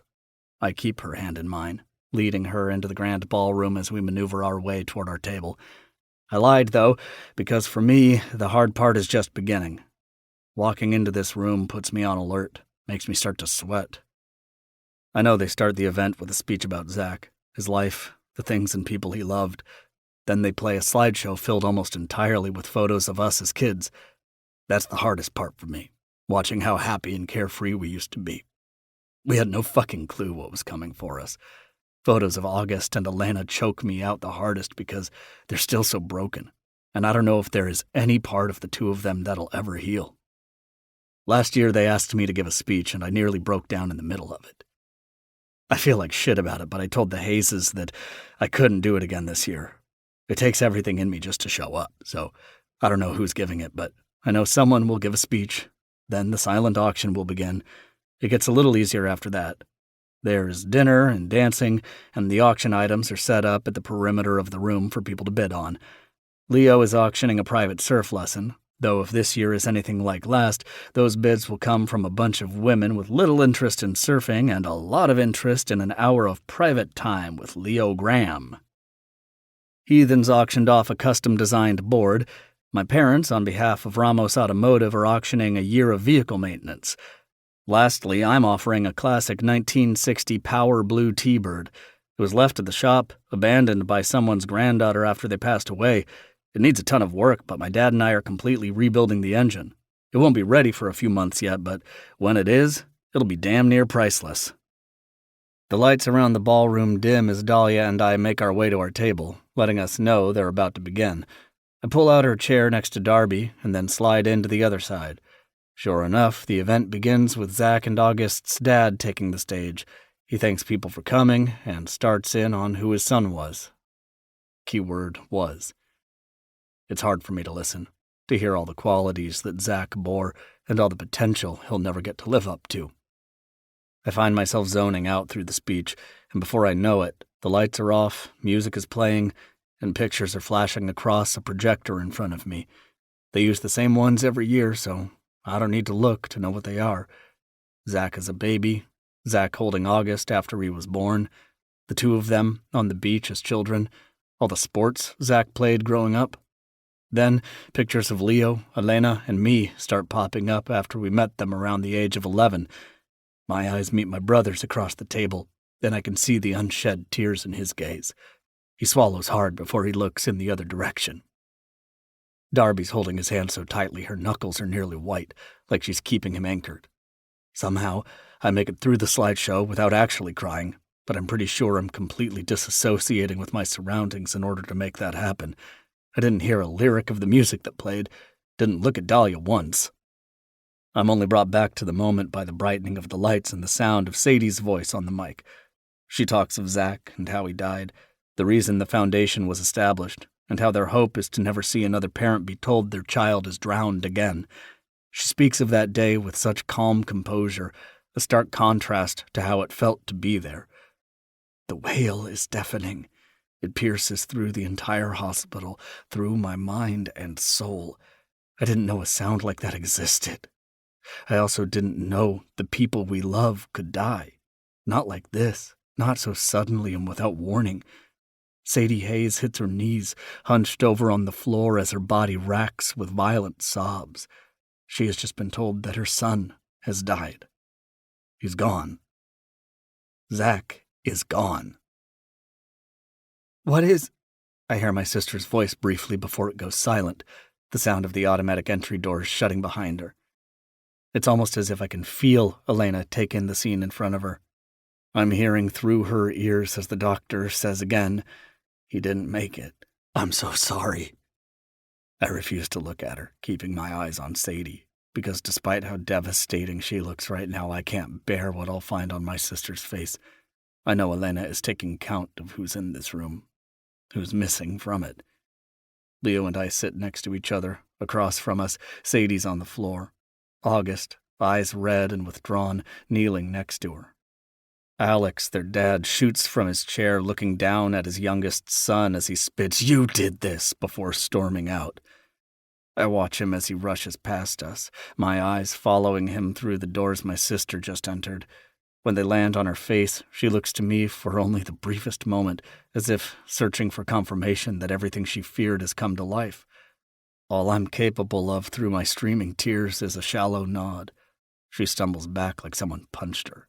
Shaking her head, she retreats backward through the doors, and the sound barely leaves her lips before she's in a full-out sprint. But before she's gone, I hear it.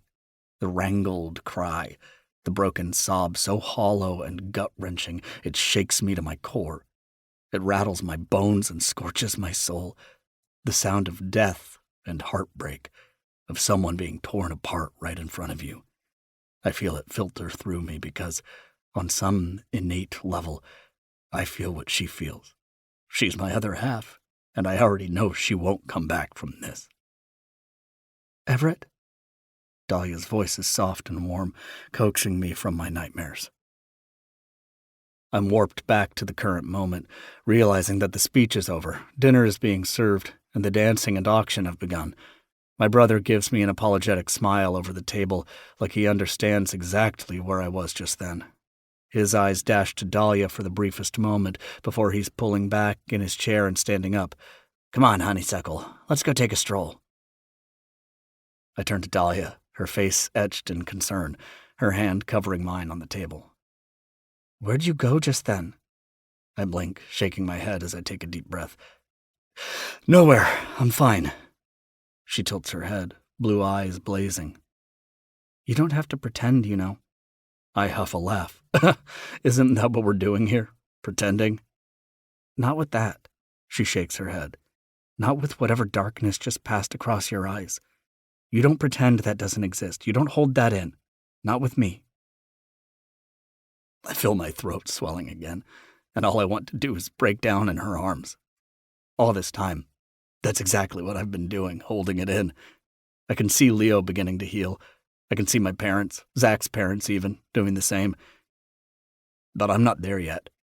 And sometimes, I don't know how to get there, or if I ever will. I feel like I'm not just grieving my best friend, I'm grieving two of them. And I'm grieving my sister, too. I don't know how to explain these feelings, and sometimes it feels like I shouldn't be having them at all, so I press them down and hold them back, pretend they don't exist. Dahlia's the only person to see through that, to give me permission to stop, to share them with her.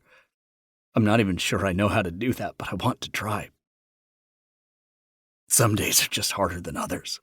Today is always a hard day. She smiles softly, squeezing my hand. "I know. What can I do?" I blink at her question, because I'm not sure how to answer. Somehow touching her makes everything a little easier. Looking at her makes me feel better. Speaking with her makes the weight lighter. All she has to do is exist, and I feel like I'm going to be all right. "Dance with me?" I find myself asking. She chuffs. "Of course, I can do that." We stand from our chairs, and she allows me to lead her to the dance floor where soft, classical renditions of modern songs play. Darby and Leo dance slowly on the other side of the room, entirely caught up in their own world, and I imagine Darby's providing him the same comfort I'm so desperate for. I turn around, pulling Dahlia into me, wrapping both arms tightly around her waist. She lets hers loop around my neck as we begin to sway. "I miss my sister," I sigh, surprised by how easy the words fall from my mouth. Sometimes it feels like I'm not just grieving for Zach, but for her too. It's like I don't even know who she is anymore. Like she might as well have just... I trail off, unwilling to finish the sentence. That feels heavier today, I guess. She's quiet for a moment as she contemplates what I've said. Her fingers brush against my hair at my nape, sending chills up my spine. "I get it. I think I would feel the same way. There is this weird connection with siblings when you're so close, and it's hard to be far apart. I imagine it's even stronger when you're twins." I nod, feeling understood for the first time in a while. "I'm sorry this brings all that to the surface for you, but I hope next time it happens, you stop dissociating or holding it in. It's okay if you feel like nobody understands. We'll still be there for you." She's looking at my lips as she says those words, but her eyes slowly drag up to my own, searing right through me. "I'll still be there for you." "Even if all I want you to do is dance with me?" She smiles. "Even if all you want to do is dance." I grip her harder, dropping my chin so my forehead brushes softly against hers. "You've made this easier." "You make things easier too," she whispers. I let my eyes fall closed, soaking in this moment with her. I know it's not real. It was only meant to be a few camera flashes to fuck with her dad, a few lunch dates to impress mine. That's all this is supposed to be. But the way Dahlia sighs against me, the way her body meshes into mine, a flawless fit beneath my hands, it feels as if all the fear and grief and stress in our lives melts away. We spin on the dance floor in momentary peace, and I can't ignore the fact that this doesn't feel fake at all. 18. Wildflower. Just making sure he knows you're mine. Parents are fucking mean. I've never been one to fit in with a crowd, really. I had some surface-level high school friends. I thought I'd met my ride or dies in college when I fell in with Jason's group, but they all abandoned me once I got pregnant. People I've never fit in with, though, are the school moms. I've always been a solid decade younger than the majority of them, and especially back home in Kansas, being Dane Andrews' black sheep daughter was like having a warning label on my forehead. I don't pretend I wasn't hopeful things would change once I got to Pacific Shores, but a lot of these people are just as catty, small-minded, and rude as those I dealt with back home. It started with a parent-teacher night when I was repeatedly asked if I was Lou's sister or her aunt, followed by wide-eyed sneers when I confirmed that I was, in fact, her mother. Then I showed up the first day of school in Everett's Jeep, which is apparently well known. Ever since, it has been cold shoulders and fake smiles, being left out of conversations or glared at across parking lots. I don't have any interest in befriending most of them anyway, but I can only hope their mean streak doesn't extend to their children, because Lou is loving it here. She has made several friends, though she hasn't asked to see any of them outside of school yet. She doesn't seem concerned about it, so I pretend I'm not either. Today is her first soccer game, and she seems close with most of her teammates. My heart soars as I watch her excitedly run out onto the field and meet up with her friends. Of course, it's just my luck that the girls she has grown closest with happen to have the moms who seem to make a hobby of burning holes through the side of my face with their eyes. It's fine, though. Today, I brought reinforcements. A group of parents huddle in a circle on the other side of the bleachers, stealing glances every few seconds, no doubt hyper-focused on the 6-foot-something tattooed mechanic hulking over me. I shift under Everett's arm draped around my shoulder, but I don't remove it. Being this close to him gives me comfort, something I'm afraid to admit to both him and myself. It's been 3 weeks since we finalized our faux relationship agreement. 2 since the Hayes Foundation banquet. I knew Everett had a friend who died, but I didn't realize how deep those cuts ran. I'm not even sure Leo knows just how affected Everett still is. After we danced, the night went on more smoothly. He seemed present, at least. I could tell Leo was struggling too, but when we got home that night, he went to bed with my sister. He wasn't alone. Leaving Everett by himself almost killed me. But with my daughter sleeping upstairs and his mother waiting up for us, I couldn't easily invite him to bed with me. Not to mention that having Everett Ramos anywhere near my bed is a detrimental idea. I'd probably never let him leave it again. Plus, Lou's getting increasingly comfortable having Everett around. We explained to her that we're friends, and we enjoy spending time together. Neither are lies, but to the adults of the world, we're putting off the air that much more is going on behind closed doors. While Lou may not understand all of that, she's still getting attached to him. Eventually, this fake relationship with Everett will end, and so will my situation with my dad and Jason.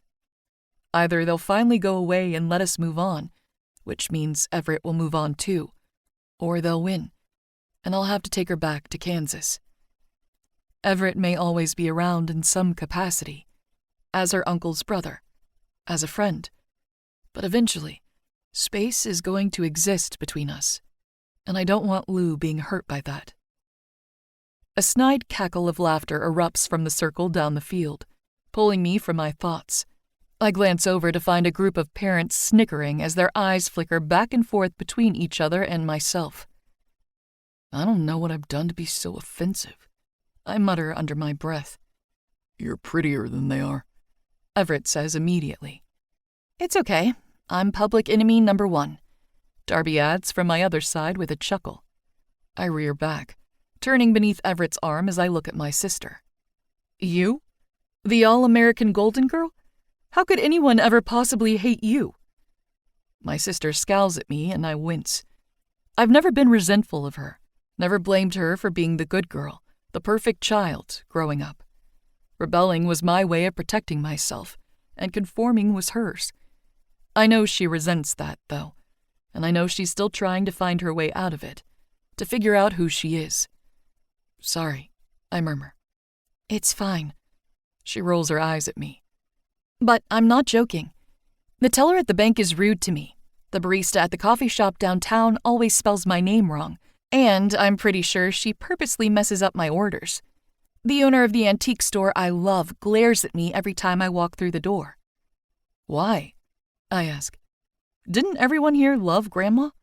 Didn't they love you when you spent that summer here years ago? What could you have done now?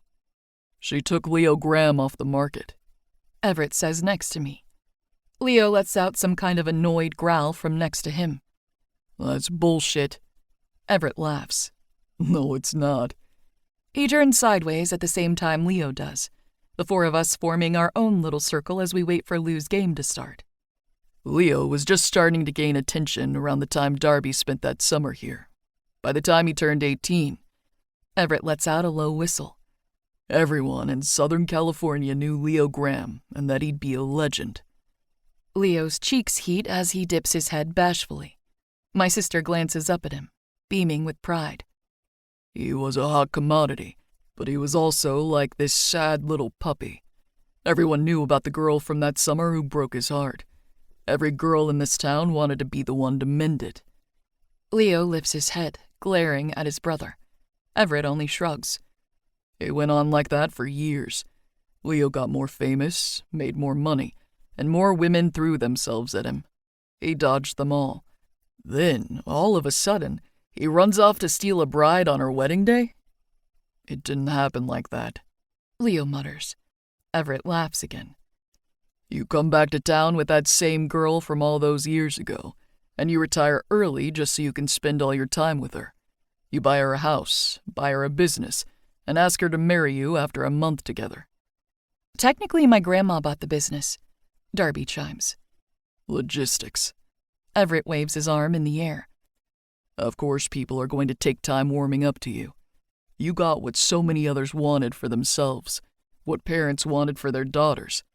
It's all small-town jealousy. It'll pass eventually. My sister shrugs. I'm not worried about it. I won anyway. A slow grin creeps up on my cheeks. That's my girl. The old Darby would hyper-focus on what others thought of her, would hate herself for the actions and opinions of others, even the things she couldn't control. I'm proud of the growth she achieved and the happiness she found. But why are the parents at Lou's school being bitches to me, then? I didn't steal anyone's surfer boy wet dream. Leo snickers. No, just their tattooed motorcycle Hercules one. My jaw drops as I turn to look at Everett. His thick brows furrow, full lips pout, and brown eyes, almost amber in the sunlight, narrow as he scowls at his brother. Trust me, I'm nobody's wet dream. He's my wet dream. I don't say that, though. Most of these people, I nod toward the group of parents, are so much older than us, though. I thought that was why they didn't like me, because I'm a trashy teen mom. You are not! Darby gasps. Don't fucking say that shit about yourself. All three of us gape at her. My sister rarely curses. Sorry, I murmur. I told you, Wildflower. It's because you're younger and hotter than them. They're jealous. Everett rolls his eyes when he adds, Plus, the PTO is run by Tana Miller, and you know how she likes to hold a grudge. Leo scoffs while my sister eyes him curiously. Who is Tana Miller? She asks. Oh, my dear Darby, I think you'd be more familiar with her younger sister. Everett smiles mischievously. Amaya. Darby's hazel eyes bulge. Who's Amaya? I ask now, noticing the way my sister blushes. Amaya was Leah's first girlfriend, Everett continues, ignoring the glare from his brother. She broke up with him because he wouldn't let her deflower him. But even after they broke up, she still hung around, hoping he'd change his mind. He chuckles. Until this one, nodding to my sister. Went ahead and announced to Amaya, in front of a house full of people, that while Leo was hell-bent on protecting his virtue from her, Darby had gone ahead and laid claim to it after, 5 minutes of knowing each other? Both of our siblings scowl at him. I'm just as shocked. You shouted that you let Leo take your virginity in front of a house full of people? No, Darby growls. She was drunk, Leo continues. and she didn't tell everyone we had sex. She just implied that I prefer morning sex to evening sex. He smirks. Which isn't a lie. She's very perceptive. Darby avoids eye contact with me, blushing as she focuses on the field in front of us, suddenly real interested in a bunch of 9-year-olds kicking a soccer ball. Leo, sitting a row above her on the bleachers, pulls her back against him and plants a kiss in her hair. I laugh, shaking my head at them. Why would your ex-girlfriend's sister from 500 years ago care about me, though? If someone hated your sister, even for an irrational reason, wouldn't you hate them too? Everett asks. Of course, I say. But I didn't deflower Leo Graham or whatever the fuck that girl is upset about. Amaya was queen bee, and Darby's the only person who ever stung her. She was embarrassed and hurt, I'm sure. Darby looks up at him with regret in her features as he brushes a thumb against her cheek. You didn't do anything wrong, baby. She wasn't kind to you, and that was likely the first time in your entire life you ever stood up for yourself. Regardless, it probably stuck with her. She held a grudge. He shrugs. Her sister is projecting those feelings onto Dahlia now. Just ignore them. They'll get bored eventually. We're quiet for a moment as I think through what he'd said. Let's also not forget that you're probably getting death glares because the Cougars love Everett. And I think some of the single ones secretly hope they'd be the person to finally tie him down. Leo smiles. Everett scoffs at that. Why Cougars specifically? I snort. Leo shrugs. He's kind of known to go after older women. And men, actually. Dude. I laugh. Well, shoot. Maybe this, I wave my finger between us, isn't as believable as we hoped it'd be. I duck out from under his arm, but his strong hand grips around my waist and tugs me back to him. My skin lights on fire where his fingers splay across my midsection, searing me even through my t-shirt. Chills race down my spine at the feel of his hard body against my back, his breath against my ear. Our arrangement doesn't require a ton of PDA. We go out to lunch a few times a week. Everett always holds my hand or places it at the small of my back. He hovers against me closely or tucks my hair behind my ear if someone he knows is watching. Sometimes he'll brush his lips against my temple, but I know those moments aren't for show. Those are just for him. Just like now, as he pulls me back beneath his arms and wraps both around my shoulders. He leans down and lets his lips tickle my cheek as he whispers, You're older than me, so I think it works out great. I crane my neck to the side as his breath trickles down my body. He takes the opportunity to tightly press his mouth against my throat, and I know he can feel my hammering pulse there. When his hands, his lips, and his body are against me, it's like the rest of the world fades out. I can tell myself he's doing this because of the parents standing nearby, but in reality, I savor this moment because I love the way he feels. He touches me like he's cherishing me, and God knows I'm fucking starved for it. So, I let his lips drag along my skin, just briefly. I bite back the moan I want to let out. By what, a year and a half? I chide, though it comes out breathless. I don't discriminate, baby. He murmurs against my jaw before pulling away. Plus, he says louder, clearing his throat, as if just realizing we're in public. A children's soccer game, no less. I don't have a type. Well, he pauses, and it's almost like I can feel the smile I can't see as I stand in front of him. At least not until I met you. My sister's eyes widen. She watches me curiously, and I can't meet her gaze as I drop my head to hide my blush. A strange weight settles over all of us, like Everett may have just said something a little too real.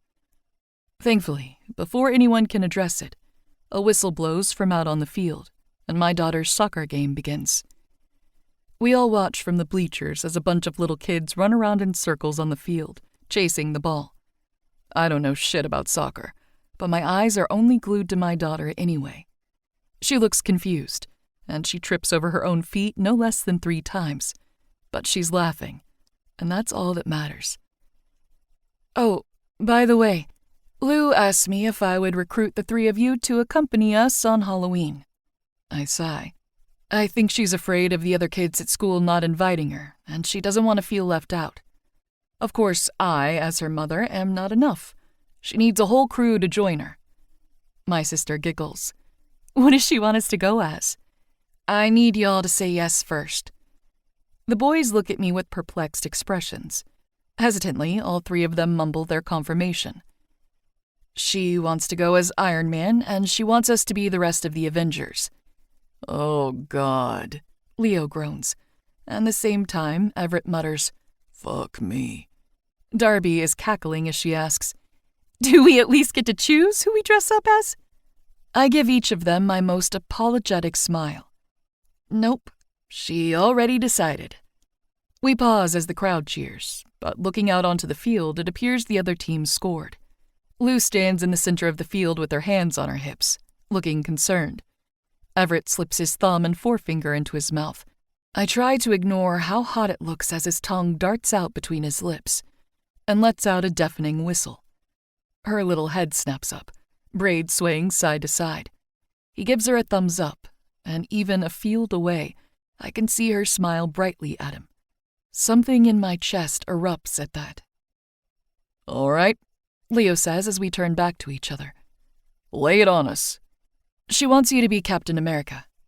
He pops a brow as he nods. Okay, that's not too bad. She wants Darby to be Hawkeye.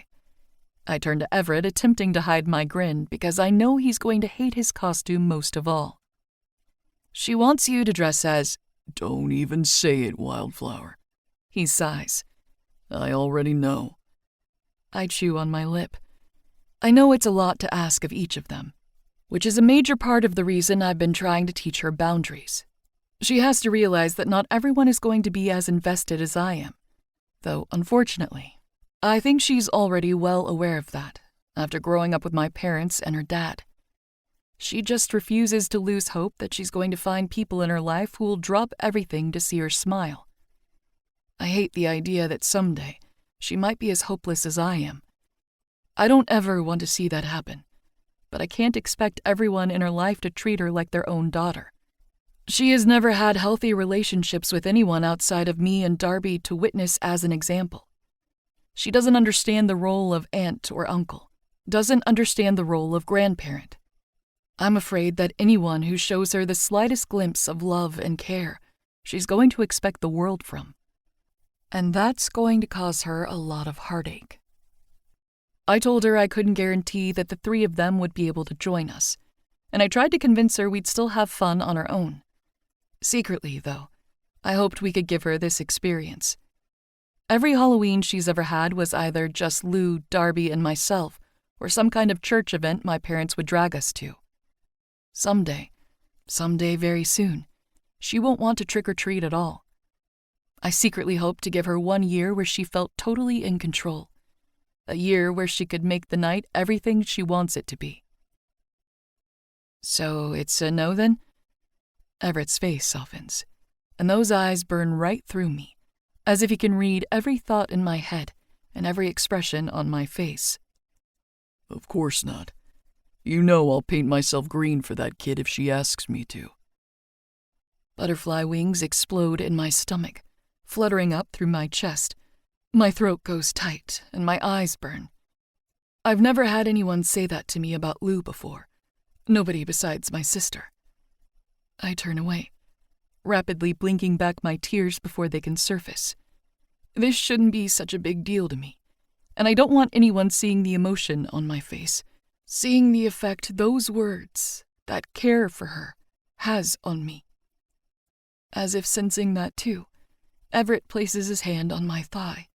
drawing soothing circles over my jeans with his thumb. I've just got one favor to ask. Yeah? I say, attempting to keep my voice from cracking. Who are you dressing up as? Black Widow. I turned back to face him just in time to catch his smile. That's what I thought. He bites his lip as his eyes dart down to my legs, slowly running the length of my torso before meeting my face again. I'll be there, Wildflower, as long as I get to see you in some leather fucking pants. My jaw drops as he flashes me that wicked grin that threatens to put me on my knees every time I see it. The way this man can bring me from the edge of tears to bursting with laughter in a matter of seconds is a whiplash I've never experienced before. I can't help the giggle that bubbles through me, and Everett returns it with his own as he squeezes my thigh gently before turning back to the game. We watch the rest of the half in comfortable silence, focusing mostly on Lou while my sister and I make idle small talk when she's not playing. Deep into the second quarter, my attention is snagged when the bleachers we're sitting on suddenly dips with the weight of someone stepping up it. We all turn to see Jeremiah, Everett and Leo's intern, climbing toward us. Thought that was you guys? He says, running a hand through the blonde curls at the top of his head. What are you doing here? I'm leaning against Everett's chest when I feel him tense. Watching Dahlia's daughter play. Jeremiah's brown eyes land on me, softening when he smiles. I didn't know you had a daughter. Which one is she? He asks, looking out to the field. Number 8, the blonde pigtails, I respond. She's cute, he says, turning back to us. I'm watching my niece. She's number 12 on the other team. He points out the small brunette girl across the field. My sister is sitting on the other side, but I thought I saw Everett's big-ass body over here. Everett's shoulders shake with his scoff, but he doesn't respond. Jeremiah quietly greets my sister and Leo, who are wrapped in their own conversation, before taking the seat next to me. Everett loops one large hand around my thigh and tugs me into him. His grip is a possessive warning, and I watch Jeremiah study where his palm spreads across my thigh, the ink along his hands and the way his fingers flex beneath Jeremiah's stare, as if Everett's daring him to say something. Are you two? Yes. Everett responds immediately. God, why is jealousy so hot on him?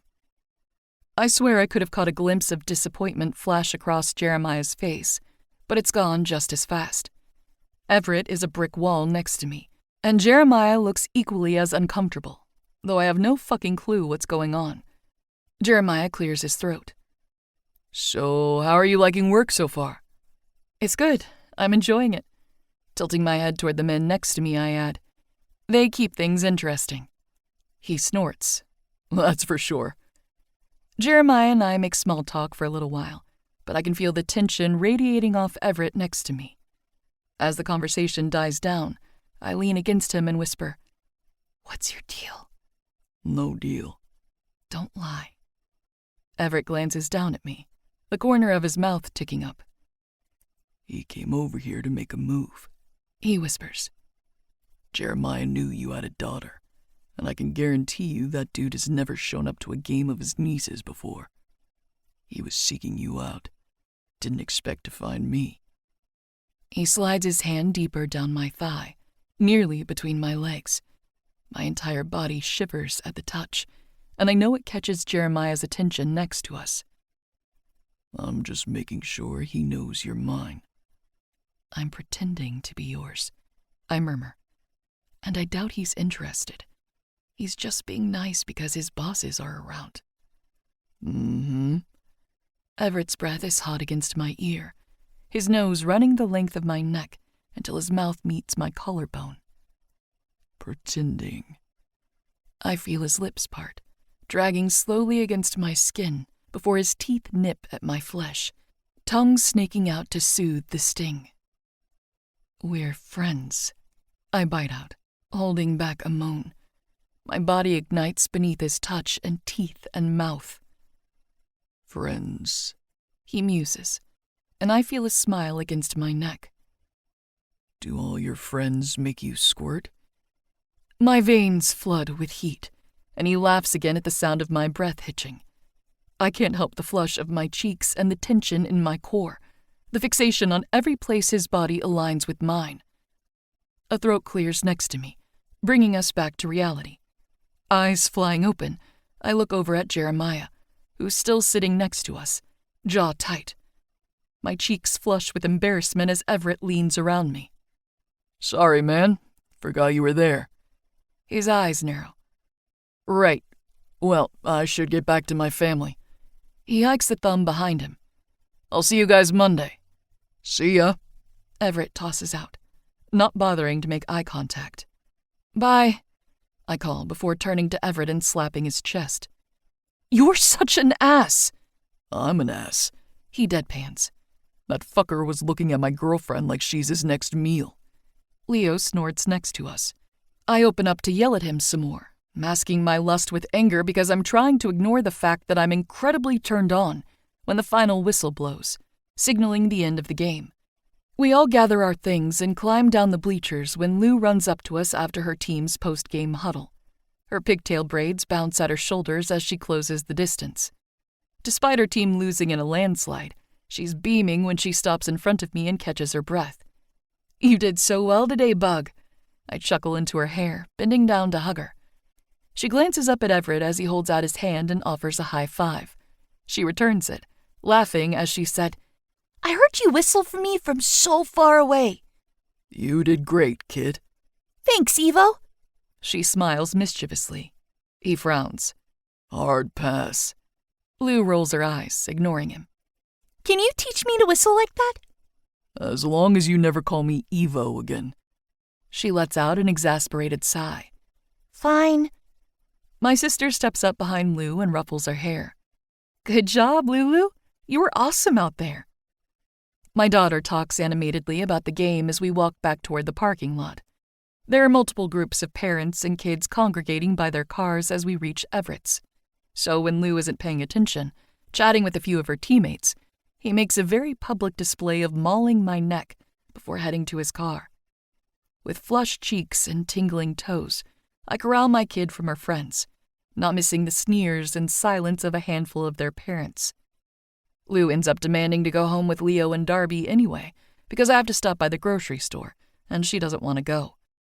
Luckily, the two of them are fine with taking her, because I prefer to grocery shop alone. It's kind of therapeutic when you don't have a child hanging off the back of the cart, asking for every box of sugary cereal and bag of chips in sight. I reach my car, unlocking it and throwing my purse into the passenger seat. As I open my door, I catch sight of what appears to be a folded piece of paper underneath my windshield wiper. Knowing that people are watching, I quickly grab it and shove it into my back pocket as I slip inside my car. I wait until I'm home before I pull out the sheet and open it. In sloppy handwriting scrolled across the page is a note. Take the trash back to Kansas. 19. Wicked. Paper rings. Taylor Swift's voice is deafening as I step inside the house. I shut the front door behind me and drop my green bodysuit on the dining room table, because Lord knows I won't be changing into that until the last second, as I walk through to the kitchen. Leo and Darby are out doing something for their wedding. I don't remember what, but Dahlia is supposed to be home. As I enter, I realize that it smells like hot chocolate. Not like the packaged one, but like someone heated melted chocolate and milk right over the stove. A warm, delicious, inviting smell. But it's not hot chocolate I find in the kitchen, it's a fucking mess. Dirty mixing bowls are scattered along the counter, sprinkles spilled across the floor. There are little brown balls coated in multicolored sprinkles laid out on wax paper-covered baking sheets. I think they might be the chocolate I was smelling. Despite the chaos, the sight taking my breath away is the sway of Dahlia's hips as she attempts to moonwalk across the kitchen floor, dancing to Paper Rings. Lou twirls around next to her, belting the lyrics into the chocolate-covered wooden spoon that she holds to her mouth like a microphone. They're both so entranced by the music and their singing that they haven't noticed me enter the room, and I can't do anything other than stare at them, entirely allured. Dahlia's face is lit up with a carefree brightness that I've never seen on her before, like all her worries have been forgotten. She throws her head back, laughing as Lou wiggles to the floor and back up again. She's so unbelievably beautiful. It feels like a stab right through my chest. The warmth in her face, the wild movement in her body has me physically stumbling back and leaning against the wall like my legs can't bear to hold me up as I'm buried beneath the weight of her enchantment. Because that's what she is.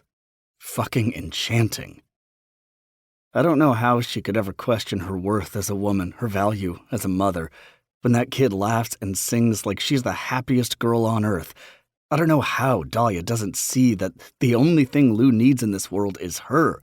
I don't know how Dahlia doesn't see that she's enough. The urge to capture this moment and save it forever is overwhelming, so I pull out my phone and take 2 pictures of them spinning around the room. They still haven't noticed me. Before sliding to record video. I capture the song playing, the light on their faces, and their god-awful singing. Finally, Dahlia spins at a slow enough speed that her eyes catch on mine going wide as she freezes. Then she screams, an ear-piercing, blood-curdling scream, which triggers a yelp from Lou. The spoon in her hand clatters to the floor as they both look at me with shocked, scared eyes. As soon as recognition passes through her, Dahlia's hands fly to her chest, and that fear morphs into vexation. Fucking Christ, Everett! You want to warn someone when you walk into the goddamn room? Mom! Lou shouts. That's $2. God damn it, Doll mutters. 3. Okay, I get it. She leans over the counter to catch her breath, tapping on her tablet to lower the volume. I have tears streaming down my face as I stop recording, and she lifts her head just in time to watch me slip my phone back into my pocket. Were you recording that? Absolutely, I choke out through fits of laughter. She rolls her eyes. Lou runs around the end of the kitchen island and grabs me by the hand. Everett, we made truffles. You have to try one. I let her lead me, her hand so small inside my own. She plucks a small chocolate ball covered in green and purple sprinkles from the cookie sheet and places it in my palm. Dahlia watches me curiously, but Lou's big green eyes are basically pleading with hopeful anticipation as I bite into the soft fudge-like ball. It tastes like milk chocolate with a hint of something even sweeter, and the truffle absolutely melts on my tongue. It's soft and rich, and explosions of flavor burst in my mouth. Holy fuck! That's $1, Lou says, but the smile on her face is filled with pride. I glance at Dahlia, who's smirking too. I pop the rest of the truffle in my mouth before pulling my wallet from my back pocket, fishing out $4 bills and handing them to Lou. She scurries over to a jar on the counter and stuffs the money inside. Doll, these are amazing.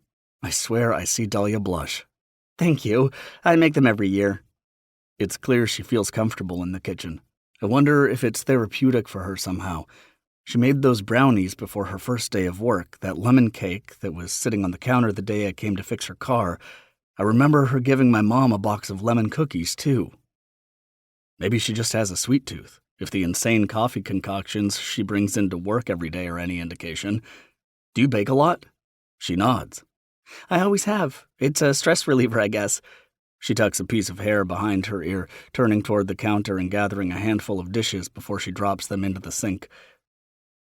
I grab the broom from the pantry and begin sweeping up the sprinkles as Lou asks, Everett, are you a Swiftie? I smile to myself. I'd say so, yeah. Dahlia chuckles from where she washes dishes at the sink. Lucille is the biggest Swiftie of them all. What's your favorite era? She asks, leaning over the counter and placing her cheeks in her palms.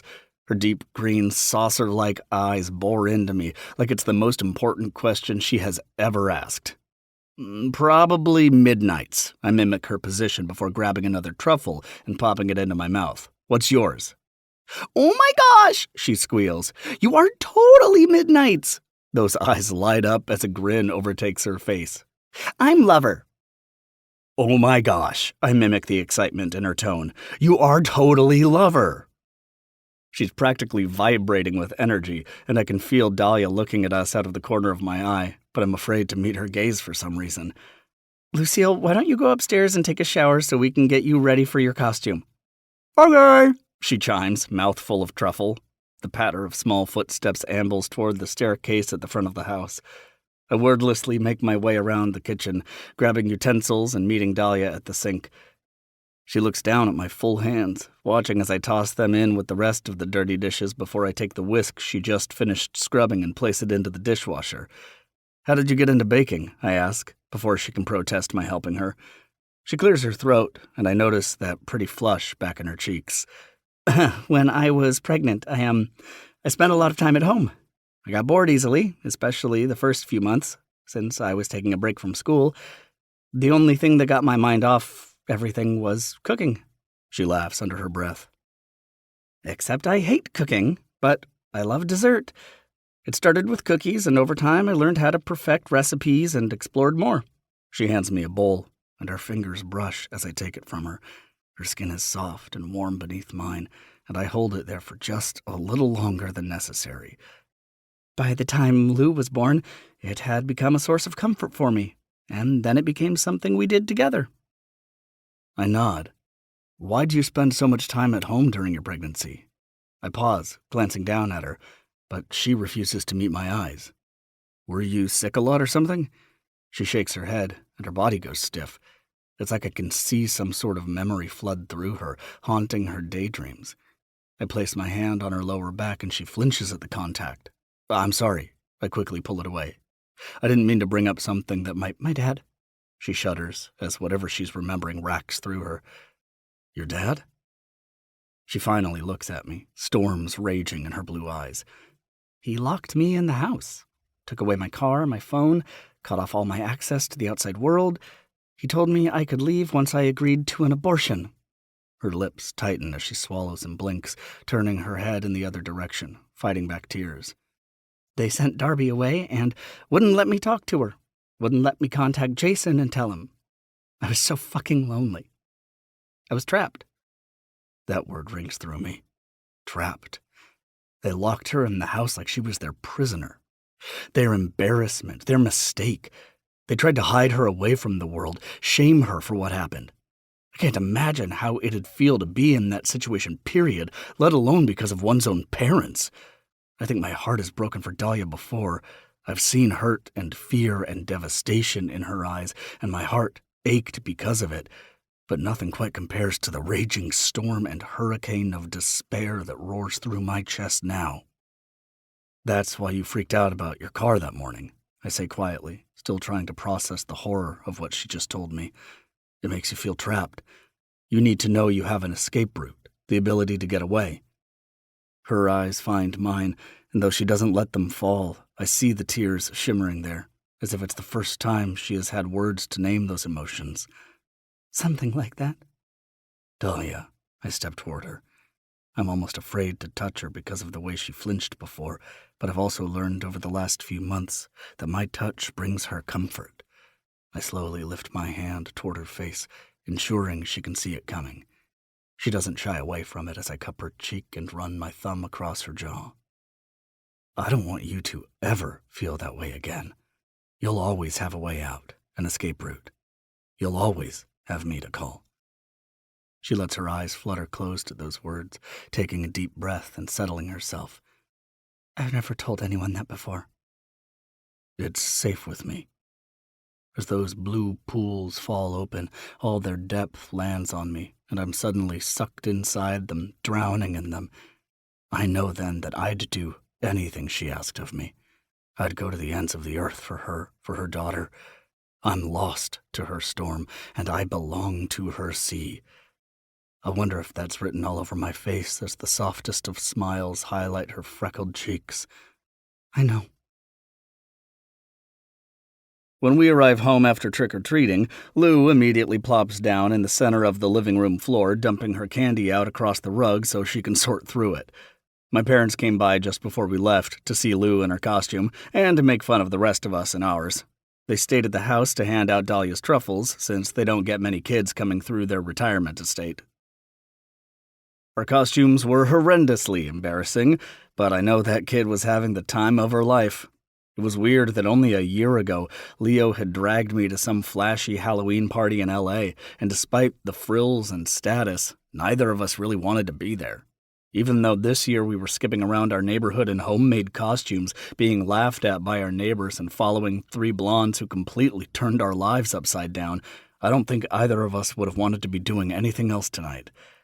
Darby and Leo join Lou on the couch as Dahlia runs upstairs to get out of her shoes. My brother is still wearing his ugly-ass blue pants and Captain America t-shirt with the little hat and shield to match.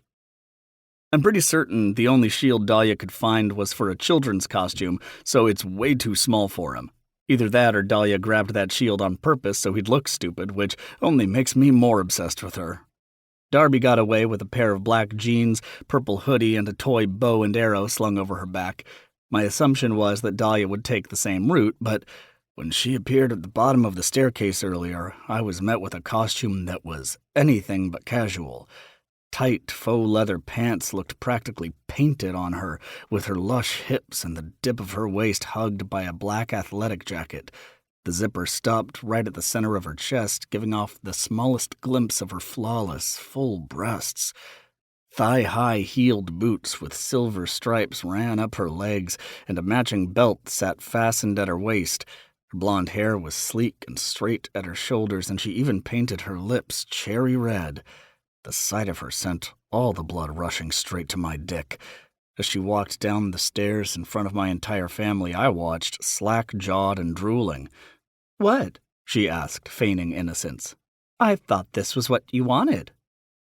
Everything I've ever wanted, I found myself saying without much thought. Thinking back, I don't think I meant to say the words out loud, but the way she had smiled was well worth it. I'll put my heart out on my sleeve in the palm of my hand for her if it means she's going to blush and smile at me like that. If I let myself think too hard about the fact that she's above me right now, peeling those pants off her smooth legs, I'm going to lose my mind. So I retire to the kitchen, putting away the leftover truffles. I secretly stash a handful to bring home for myself.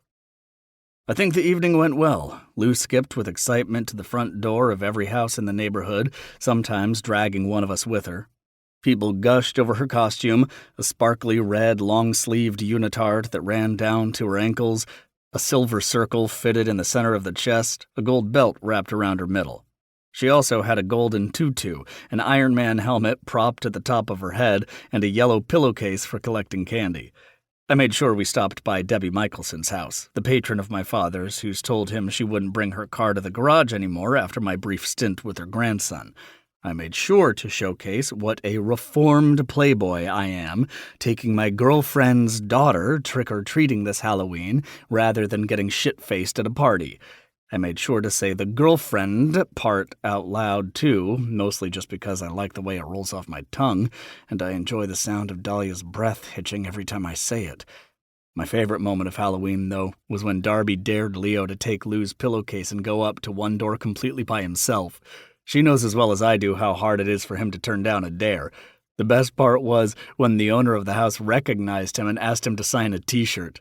Caught up in the midst of that, Leo forgot to ask for candy, and Lou sent him back up to the house a second time. I hear Dahlia call down to Lou that it's time for bed, then the sound of their footsteps ascending the stairs from the front of the house. I know I don't have any reason to stay, but I don't want to leave without saying goodnight to Doll, without having just one quiet moment alone with her. I decide to make small talk with my brother for a while and hope that Dahlia comes back downstairs before she goes to bed herself. I stopped short as I entered the living room, finding Leo and Darby both asleep on the couch. Lou's pillowcase is lying on the floor, candy spilled across the rug. Both of them are breathing deeply, my brother sitting almost upright with his fiancée sprawled across his chest. One arm splays around her waist while the other sits at his thigh, her hand nestled in his palm. I watch that hand flex, his fingers tightening around hers as if, even in his sleep, he needs to remind himself that she's still there. She hasn't left him again. Do you think we should wake them up? Dahlia's whispered words startle me as she appears at my side. No, I shake my head. They look peaceful. Plus, he'll wake up in a few hours when his back goes out anyway. She laughs quietly as she brushes past me and begins to pick up Lou's candy. Wordlessly, I squat down to help her. Once we finish, she takes everything into the kitchen, and like a moth to her flame, I follow. She's wearing a pair of joggers and a black tank top. I can tell by the way her breasts bounce as she reaches into the top cupboard for a glass that she's not wearing a bra. My hands are balled into fists at my sides, aching for her touch. I want to step into her, want to feel her body against mine again. I want to grab those lush hips, touch that soft skin. I want to taste her again. I need to be reminded of what those pillowy lips feel like. Everett? Her voice breaks me from my trance. What? I said thank you for tonight. She laughs to herself, and the sound makes my cock jump.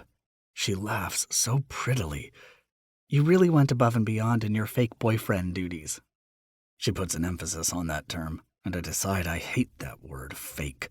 Nothing about tonight, the way I acted, the way I felt, was fake or forced. It has nothing to do with our arrangement, Wildflower. I find myself rounding the kitchen island, closing the space between us. I care about Lou, I say, towering over her now. I care about you. I want you to understand. I sigh, slowly lifting my hand and tucking a piece of wild hair behind her ear. Regardless of this arrangement, no matter how long it lasts, I'm gonna be here. For her, for both of you. Her ocean eyes swirl with hope and hesitation, and the war within them is enough to bring me to my knees. She's searching my face rapidly, looking for the lie that she's so used to being told. I let her search.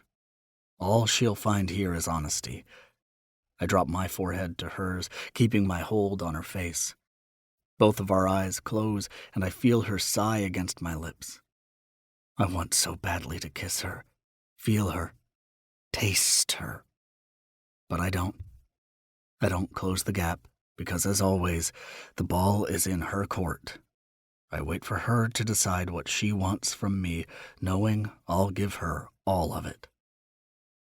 It's this moment, with her lips nearly touching mine, her skin beneath my fingers, I realize I don't want drunken nights at the bar or random hookups with people I barely know anymore. I don't want surface level. I don't want temporary.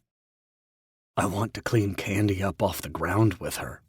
I want to help her do the dishes, to watch her dance around the kitchen with her daughter. I want to hear them laugh together and be the reason for their smiles. But I know I can't tell Dahlia that because every promise she's ever relied on has been broken. I have to show her that this isn't an arrangement for me. This isn't fake. She may be mine for show, but I'm hers for real. All I've got to do is prove it. 20. Wildflower. Say thank you.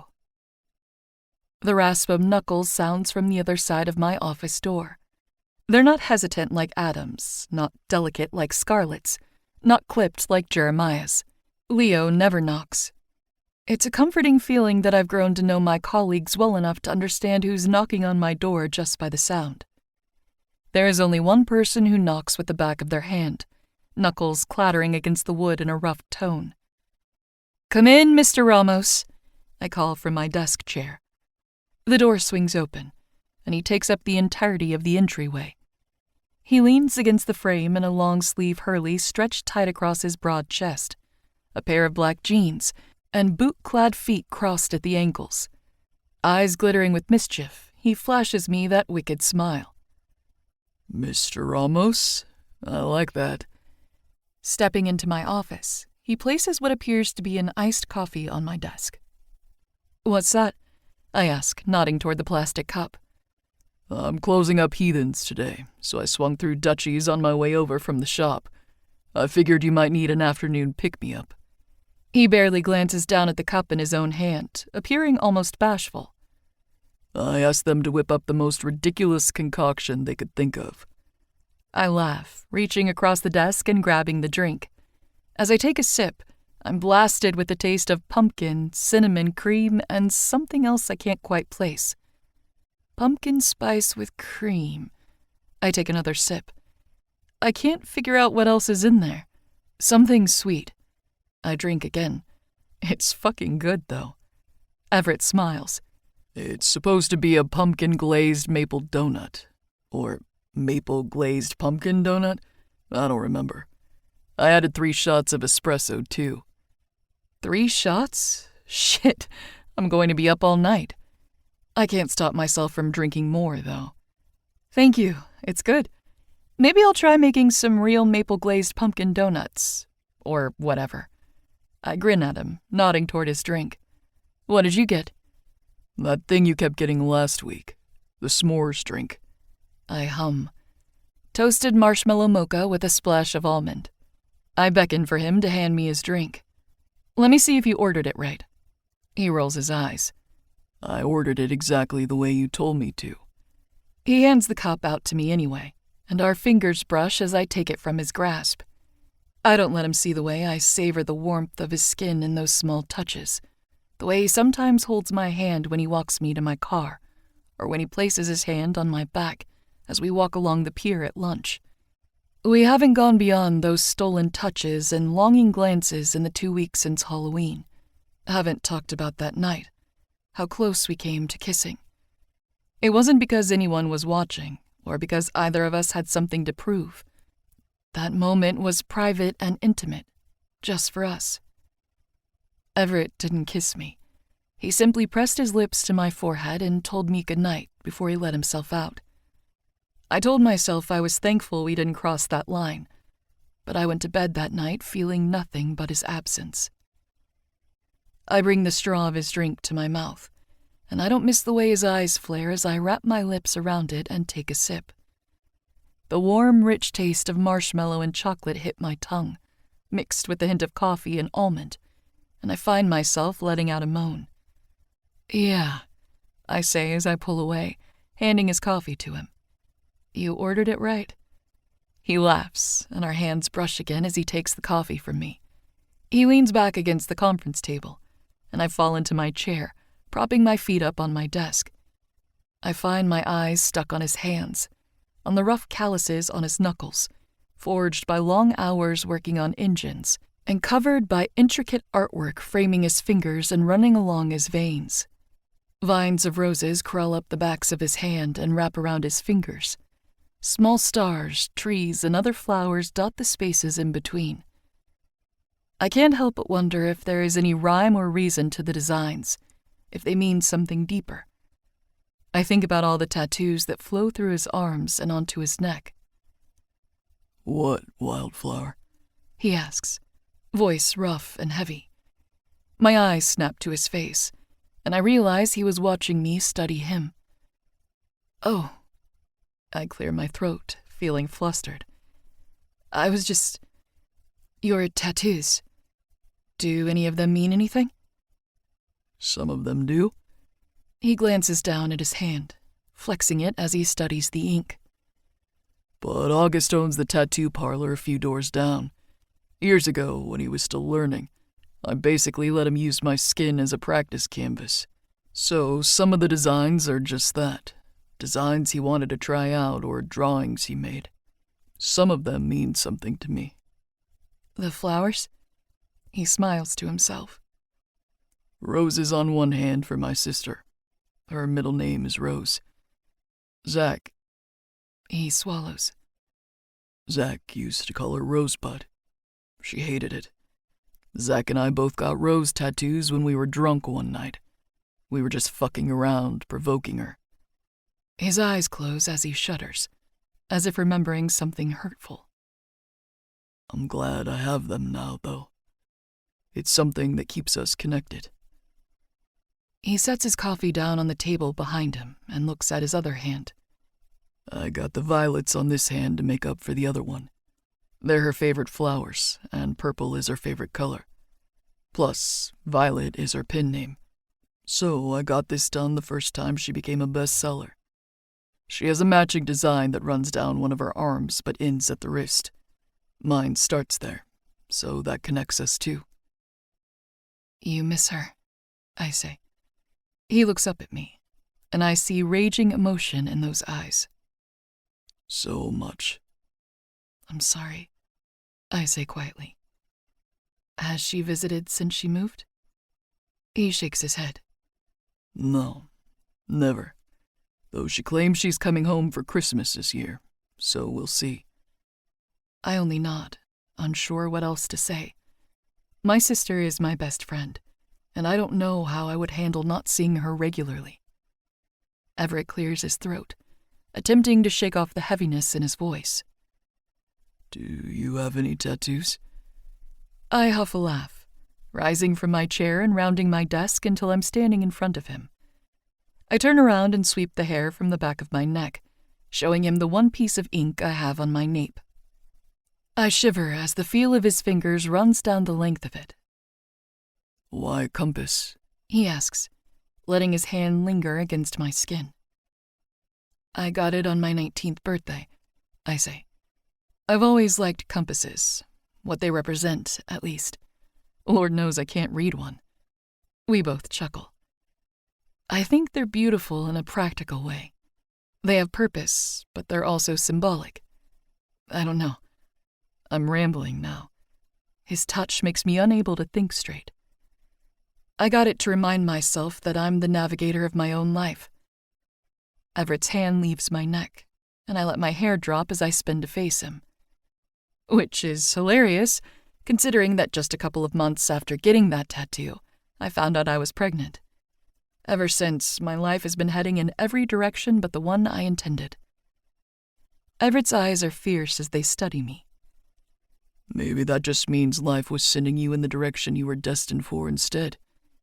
He slowly reaches out and grasps the necklace at my throat, the small golden compass pendant.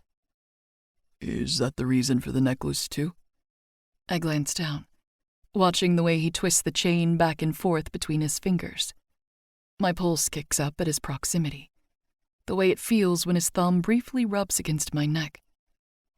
Like I said, I like compasses, I say breathily. He smiles, as if realizing the effect his touch has on me. Darby bought me this necklace years ago. Lou plays with it when she's nervous. I nod. Yeah, she's done that since she was a baby. I bought her a matching one for her last birthday, but she lost it. I haven't been able to find a replica. He hums in acknowledgement, but doesn't respond as his eyes stay glued to my chest. Mine are watching his mouth as his tongue snakes out from between his teeth and swipes along his lips. There's hunger in his gaze, hunger and longing and something more. I watch those deep brown eyes run the length of my throat, studying the curve of my jaw and the breath filtering through my lips before they reach my own. I wonder if I've got the same need in my face that he's giving me right now. I hear a shuffle of papers nearby, realizing that my office door is open. Scarlett and Jeremiah are standing at their desks, pretending not to pay attention, even though they totally are. They must have just gotten back from lunch, or wherever they were. I can't remember. Truthfully, I can't remember much past the way Everett's hand feels at my neck. He drops it, and I step back to create space between us.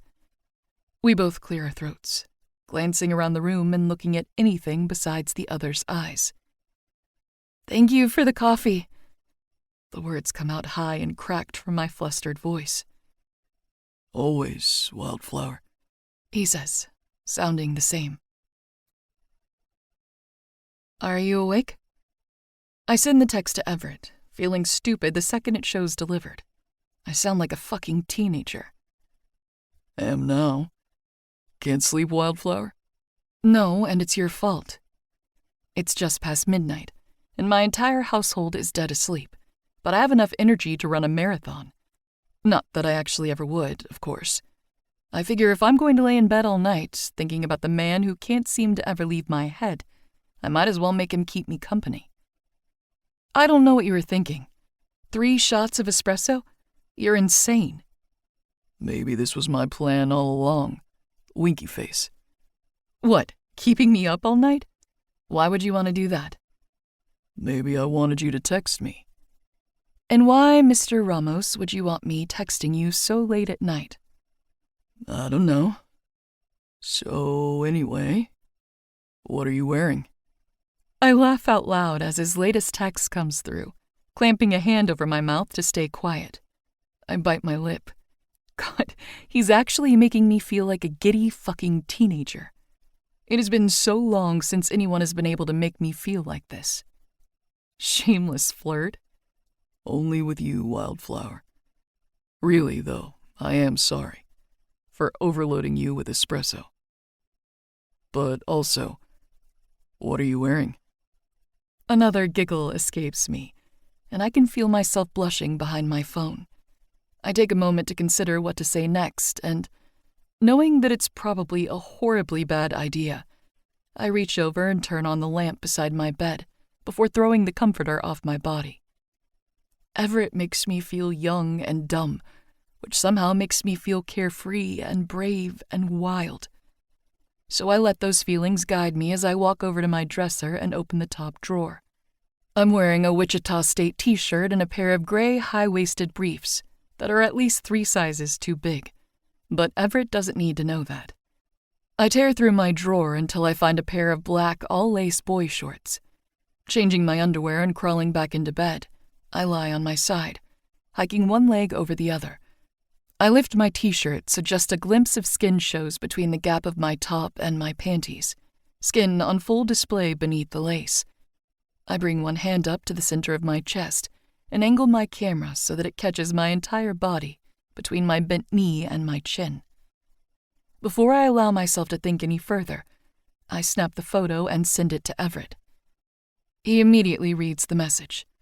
3 bubbles pop up, letting me know he's typing, before they disappear again, and my stomach plummets. Shit. I press and hold down the photo, trying to figure out if there is a way to unsend it, though I know it's too late and he already saw it. You're so fucking stupid, Dahlia. I groan into my pillow, still trying to figure out how to unsend the message. I jump when my phone begins vibrating in my hand. Everett's contact pops up on my screen. He's FaceTiming me. I reach across my bedside table and grab my AirPods, connecting them and placing one in each ear before hesitantly answering the call. I check my reflection on the screen, brushing my ratted hair from my face and pinching some color into my cheeks and lips. Hi, I say awkwardly, my voice shaking as I hold the phone up to my face. Everett's sitting up against his headboard, ridiculously gorgeous bare chest staring back at me, brown eyes on fire. Is that really what you're wearing right now? Yes. I watch his throat work as he swallows. Show me. There's a challenge glimmering in his face, and I decide to throw caution to the wind, meeting it head on. I shrug back down the bed so I'm on my back, slowly angling my phone screen down so that my chest, stomach, and legs become visible. My shirt is long enough that it covers the apex of my thighs, but I lift the hem slightly, showing off the black band of the lace underwear against my hips. Fuck, he rasps.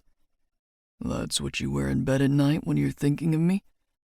I put the camera back on my face, raising a brow. Who said I was thinking of you? You texted me. Because it's your fault I can't sleep. He lifts one arm and places it behind his head, biceps flexing with the movement, flashing me that wicked fucking grin, he says. You know what they say can help with falling asleep? I gasp, feigning offense. Mr. Ramos, are you proposing FaceTime sex with me right now? He bites his lip, hiding a smile. I'm just saying, as your boyfriend, I'm here to assist with all your needs, Wildflower, whatever it is they may be. Fake boyfriend. I correct him and then ignore the way he bristles. And I'm not sure what you think I need help with, but I can manage on my own. I know something you need help with. I turn on my side, propping my phone up against my pillow. What's that? He smirks. You're embarrassed about the way you come, that you squirt. My face flames. I drop my phone onto the bed so he can no longer see it. I can't believe you just said that. Come on, Dal. His voice is muffled through the speaker covered by my pillow. You shouldn't be embarrassed about it. Do you have any idea how fucking sexy it is? I grab the phone again. It is not sexy. His jaw ticks beneath his perfectly manicured beard. Who the fuck told you that? I roll my eyes as I turn over onto my back. I don't want to talk about it. He's quiet for a moment, contemplating. Fine. We don't have to talk about it. But whoever he is, he's a fucking asshole and he's dead wrong. I don't know how to respond or how to look at him, So I stare at myself in the mirror hung against my bedroom door on the other side of the room. I wasn't lying when I told him it was something I could normally only do to myself. Only once, before Everett, had I come like that with another man. He definitely did not find it sexy, and he had no interest in seeing me again afterwards. Have you ever watched yourself? He asks. What? Have you ever watched yourself come? God, no. I laugh. That's horrifying. His eyes soften as he studies me through the screen. You really have no idea how beautiful you are, do you?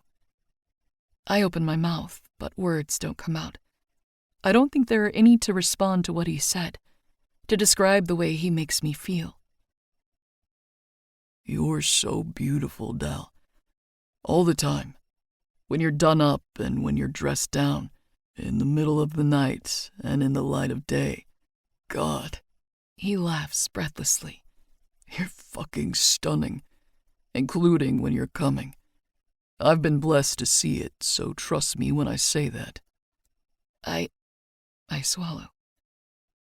I don't know that I'd be able to agree with you, especially if I was watching myself like that.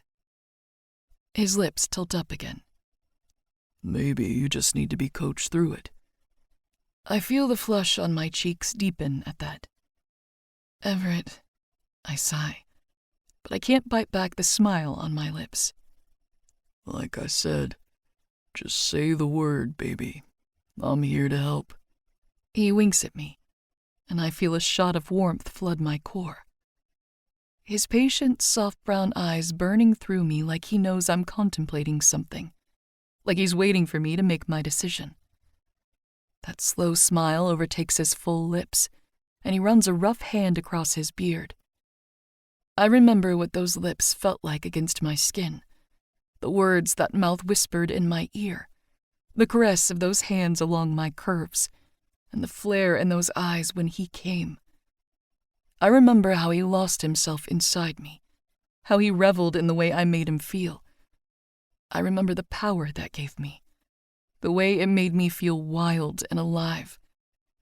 I realize that, whether he's watching me or not, my hand is going to be slipping between my legs tonight before I'm able to find sleep, and he's going to be on my mind as I chase that ecstasy. Everett, I whisper, voice breaking on his name. If I were to touch myself, what? God, the look in his eyes makes me feel like a timid schoolgirl talking to her crush for the first time. I shake it away and will confidence into my tone. What would you do?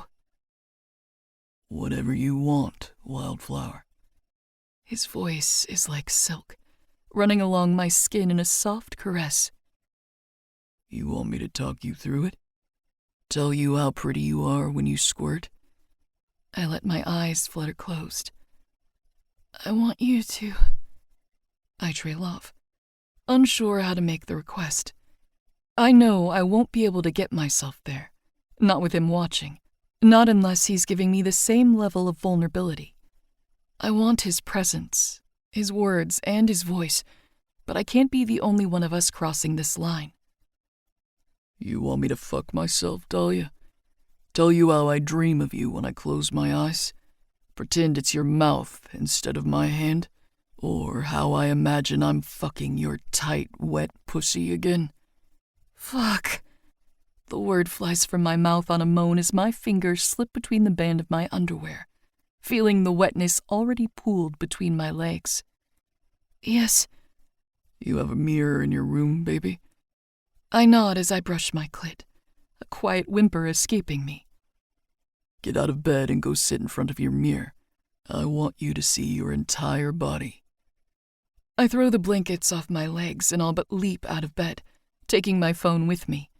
The full-length mirror bolted to the back of my door runs the entire length of it, nearly touching the floor. I sit down, leaning back against the foot of my bed and facing the mirror. Prop me up somewhere so I can see you. Coming up to my knees, I place my phone on the shoe rack next to the door and angle it, so the entirety of my body can be seen within the frame.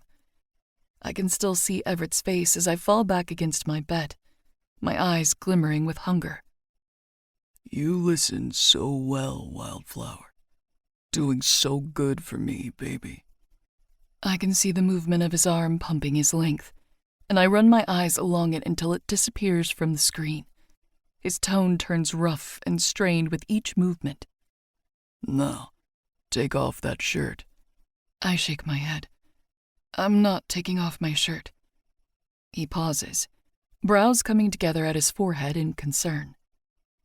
You're not comfortable with that? It's not a question, but I nod. Why, Dal?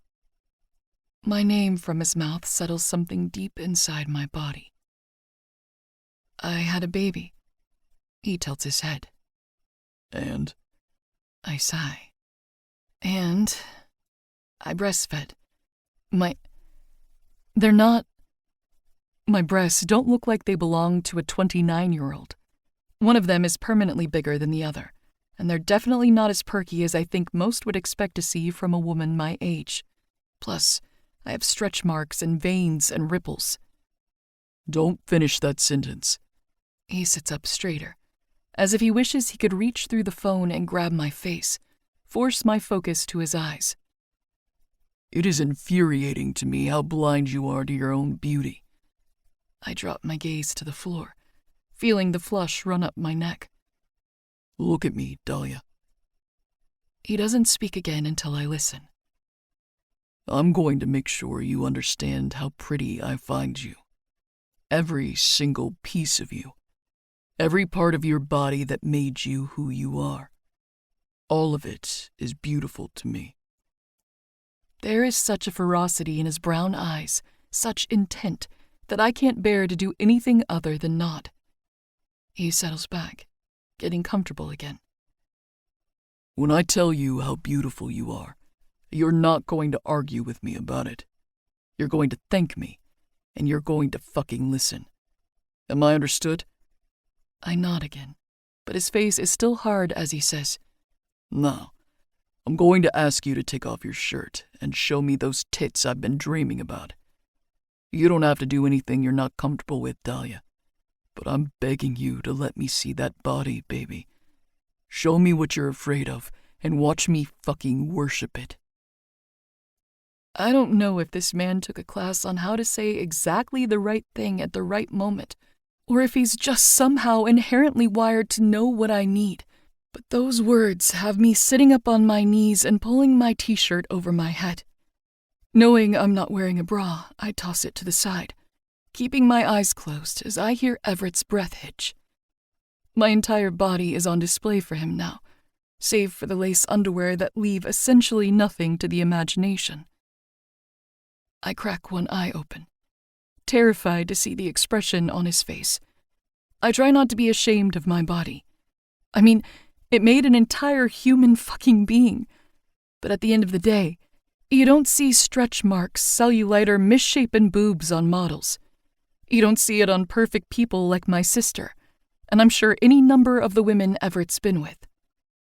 But when I do look at him again, it's pure captivation I see on his face. His eyes rapidly roam across my body, like he doesn't know where to look, like he needs to soak all of it in before it disappears. His arm begins moving again, and he lets out a groan that echoes inside my ear, letting me know he's fisting his length. Dahlia, he rasps. I speak 3 fucking languages.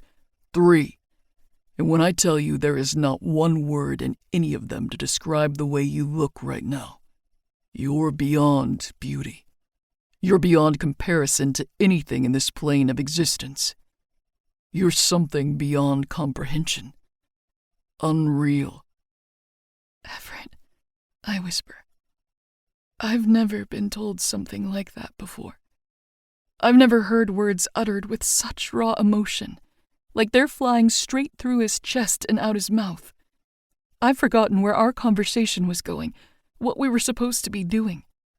All I know is that I'm sitting on my bedroom floor, nearly naked, staring into the eyes of a man who just sputtered poetry without thought because he saw my breasts for the first time. As if realizing it too, Everett shakes his head and clears his throat. Do you want to see what you do to me, Dahlia? Do you want me to show you? Yes. The words come out as a high-pitched squeal, and I will myself to quiet, at risk of waking up my child, or worse, my sister, and having them walk in on the current scene. Everett smiles knowingly. Lay against the bed and take off those panties, baby. I listen immediately, falling back and kicking my legs out in front of me. I lift my hips and slip the lace down my legs before kicking it to the other side of my room. Can you see yourself in the mirror, Wildflower? I nod. Good. Now spread those legs and show us both how pretty that pussy is. His words rush through me, anticipation coiling in my stomach and snapping tight. The buzzing at the center of my thighs has my skin on fire, desperate with the need to touch myself, the need to feel him touch me too. I slowly widen my knees, displaying my sex for us. We both look at where I'm spread, the wetness at my center apparent in the low light. Me moriría de se por ahogarme en ti. He rasps, and I know he can see the way my body trembles at the words I can't understand, but somehow still feel inside me. Tell me how beautiful it is, Wildflower. Tell me you know how pretty that dripping pussy is. A whimper erupts from my throat, and I can't stop myself as I run my finger through my slit, my arousal coating my hand. You told me I only had to say thank you. His laugh is rich and taunting. Fine. I'm going to tell you how pretty you are then. Your perfect little cunt is the most beautiful fucking thing I've ever seen. Is it all wet for me, baby? Yes, I moan. Thank you. He laughs again. Show me what makes you lose yourself. Show me what makes you explode the way you did all over my cock. I bite my lip, feeling the flush rise to my cheeks and spread throughout the entirety of my body. I feel that coil tightening around me, my body begging for release, for sensation. I hold myself still, though, keeping 2 fingers just above my clit. You said you'd show me first. Fuck. His voice is so deep it's a near growl.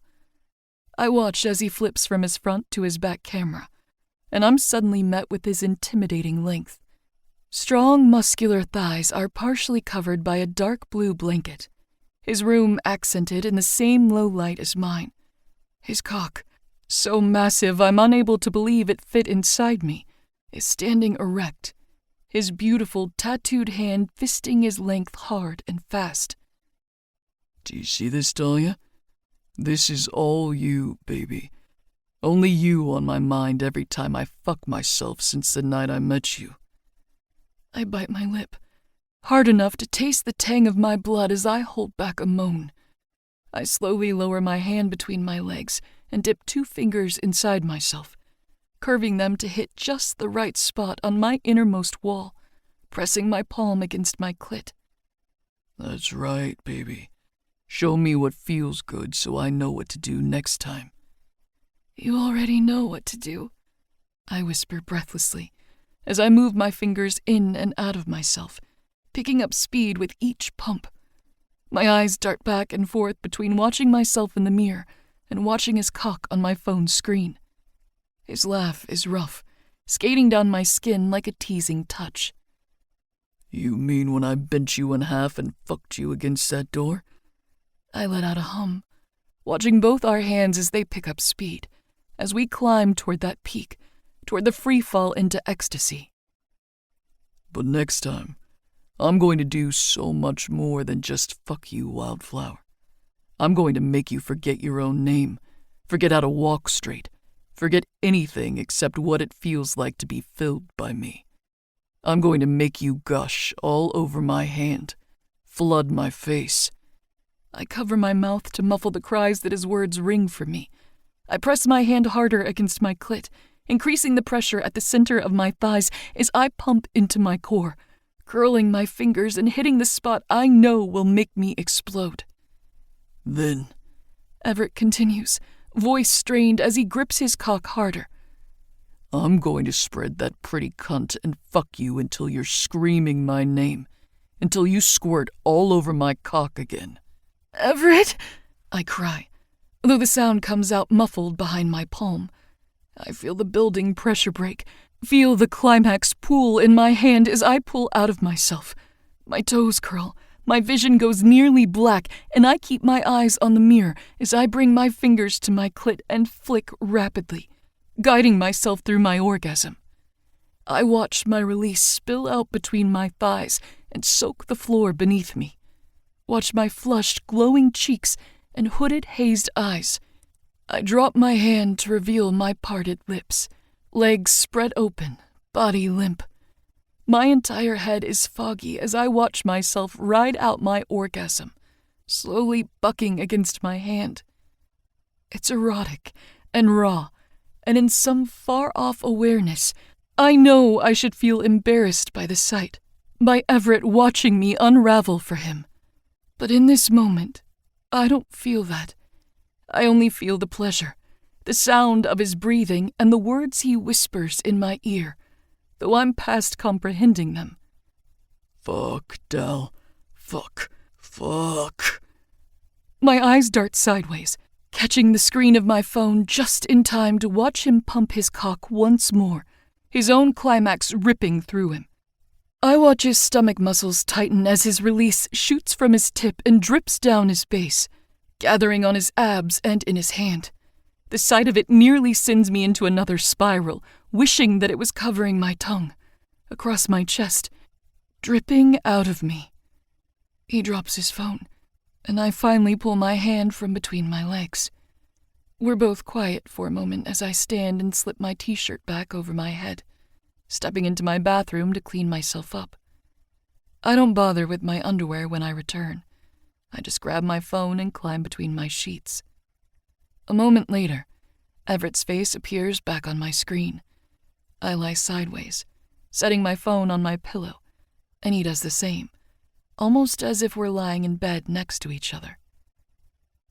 I wait for things to turn awkward and uncomfortable, but he only gives me that soft, easy smile that seems to make my bones melt.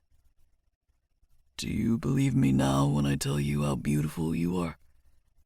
I can't hide the tilt of my lips. Maybe a little. I'm not sure I'll ever be able to find my own orgasms beautiful. I don't think I'd ever describe myself that way. But that embarrassment I'm still waiting to envelop me never does. The shame I used to feel after sex when I'd come the way I did with Everett, it doesn't arise. I just feel satisfied. You're so beautiful, Dahlia. So fucking pretty, sometimes I can't believe it. Everett, I whisper, caught off guard by a sudden yawn as my post-climax exhaustion settles over me. I realize it's nearly 1 a.m, and he wasn't lying when he said orgasms help one fall asleep. Say thank you, Wildflower. Then you can go to sleep. Thank you. My eyes begin to droop, but through my blurred vision, I can see him smile. Go to sleep, Dal. The sound of my name on his lips feels like a lullaby. I'm not ready to accept his absence yet. I want to keep feeling his presence. I don't want to be alone. Can you stay? Yeah, baby, I can stay. His quiet breathing sends me into sleep. When Lou wakes me in the morning, my phone is dead.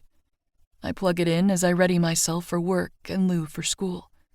When I leave, I notice text messages from Everett, sent just after 4 o'clock. I think your phone died. I just couldn't take my eyes off you. See you soon, Wildflower. 21. Wicked. I'm great with filling. My brother has beef with other sports. Fucking weirdo that he is, he finds surfing superior to pretty much anything else, so I'm not surprised when I enter his house on Thanksgiving morning to find him in a fuss over football being on the television. Darby rolls her eyes but doesn't respond to him, hiding a smile as she entertains his dramatics. Lou shifts around him so she can get a better look at what's happening in the game, laughing into her cereal as Dahlia glances back and forth between them with a bemused expression. She slaps her knees as she stands and makes her way toward the kitchen. I take one last look at where my brother and Darby are arguing, though the glitter in both of their eyes makes me question if it's some kind of weird-ass foreplay they've got going on. Regardless, I'm not nearly as interested in that as I am in the woman standing in the kitchen, so I follow her. She has her back turned, handling something on the counter that I can't see as I lean against the island. So, football fans, huh? She chuckles quietly. Always have been. My dad had a couple of bigwig clients who'd take us out to Chiefs games a few times a year growing up. They were always business opportunities for him, but he'd drag us along to give the impression he was a family man. I watch her shoulders as she shrugs. It made him look more personable, approachable, less of a corrupt piece of shit. Darby and I always had fun, though. She turns around, and I notice she's holding a large plate in her hands, her blue eyes glittering with something like excitement. I've got something for you. Me? I ask. She grins, nodding. As she holds out the tray, I notice what appears to be a handful of donuts with some kind of bright orange frosting and chocolate sprinkles on top. Maple glazed pumpkin whatevers, I call them. The laugh that bursts out of me takes us both by surprise, and my eyes shoot up to meet hers. They widen as our gazes clash before she returns my laughter with her own bright melody. We're both breathless when she sets the donuts on the counter and slides them toward me. I take one, and it tastes just like everything else Dahlia creates. Sweet, warm, and insanely flavorful.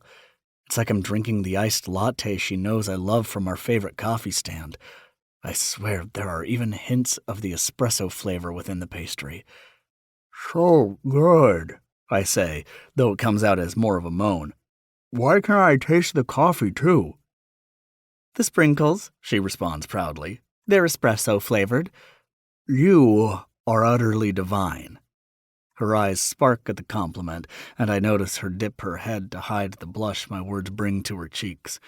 I seem to always be making her blush, yet she continues to hide it. I never get tired of seeing it, her flustered by me, knowing I'm capable of bringing that kind of reaction out of such a strong, independent woman. We haven't had another moment like the one on FaceTime a couple of weeks ago, but we've spoken every single night before we fall asleep. I reach out to grab another donut, only now realizing I've demolished the entirety of my first one in just a few bites. A small, pink, manicured hand slaps me on the wrist. Don't ruin your dinner. You can take them home and have them later. Come on, Wildflower. She's failing to hide her smile as she shakes her head. Your mother would be upset with me if you didn't eat her turkey because you're filled up on my donuts. She grabs the tray and turns around, giving me a view of her phenomenal ass as she covers the plate. Plus, I'm making pie I'll want you to try later. I open my mouth to continue arguing when I'm cut off by the door opening and a loud whistle.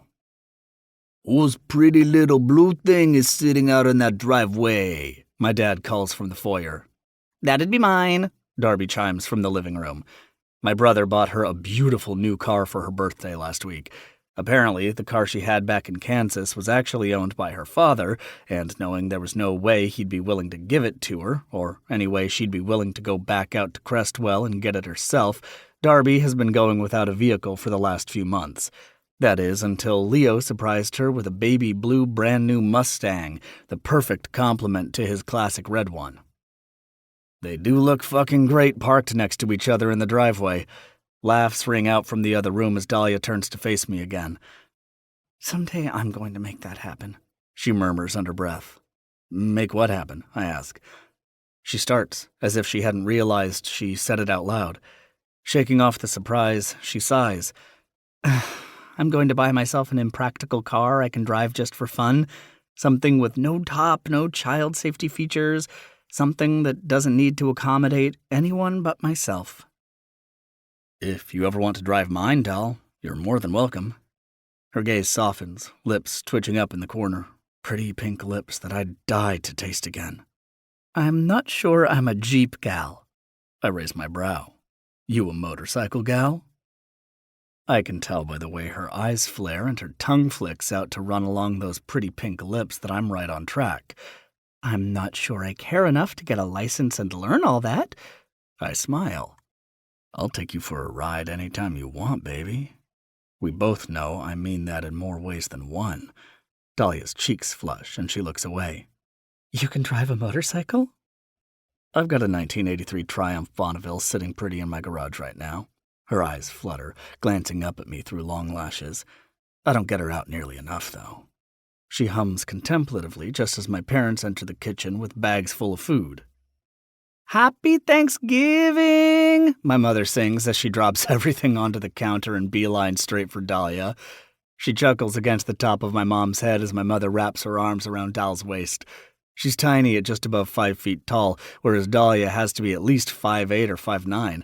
My mother finally pulls away and turns to me. Hi, baby. She smiles, closing in on me too. I pull her into my chest. ¿Y yo? ¿Estoy pintado o qué?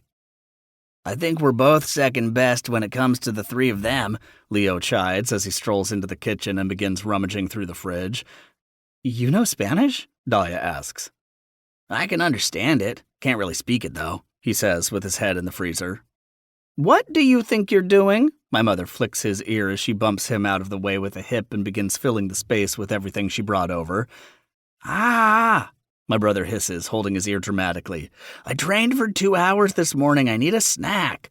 Mom rolls her eyes. You can wait until dinner like everyone else. Everyone else isn't a professional athlete. My mother shoos him from the kitchen, waving her hands in his face as he skips around the island away from her. The stern look on her face slips as she chases Leo around the kitchen, fighting a smile. He skips backward, eyes zoning in on Dahlia's donuts on the counter. Oh shit, what are those? Fuck no, those are my... I reach out to grab the plate, but not before he swipes a donut and spins, barreling out of the kitchen doorway and back into the living room. He places the pastry between his teeth and gives me a salute, then flips his middle finger at me before turning the corner. He's insufferable, I mutter. You're the one who brought him home, Mom agrees. I heard that. We both laugh at that. I catch Dahlia's face light up too, but she looks between us like the concept is foreign to her, standing around a kitchen on a holiday, making jokes and messing with each other. I again wonder what it must have looked like to grow up in that house. All right, Mom claps her hands.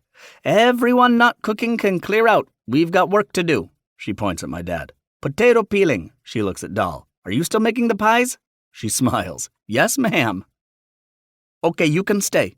She lifts her head to me and makes that same shooing motion with her hand. Out! We need the space.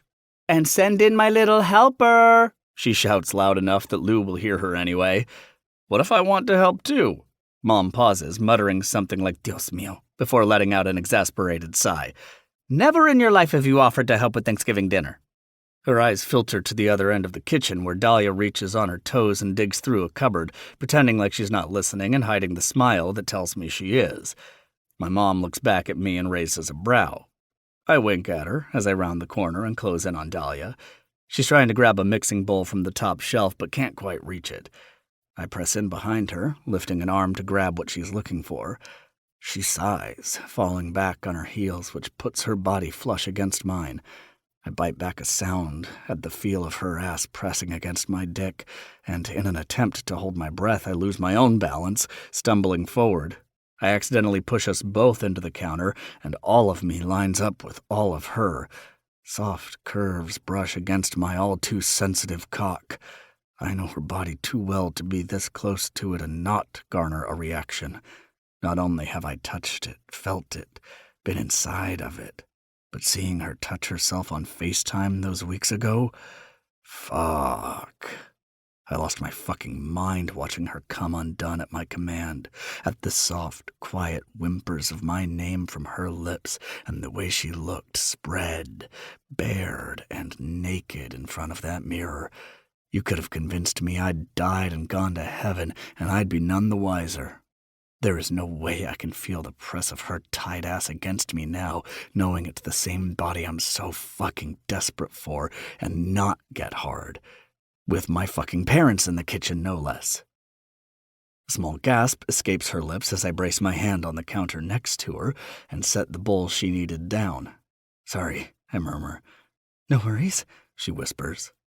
Fully aware I should pull off her, I can't seem to do so. I lean away, but keep her caged between my arms. She spins, so her back is to the counter. Her eyes lift to mine, and I realize I still haven't been able to match the color of those eyes to any shade I've seen in real life.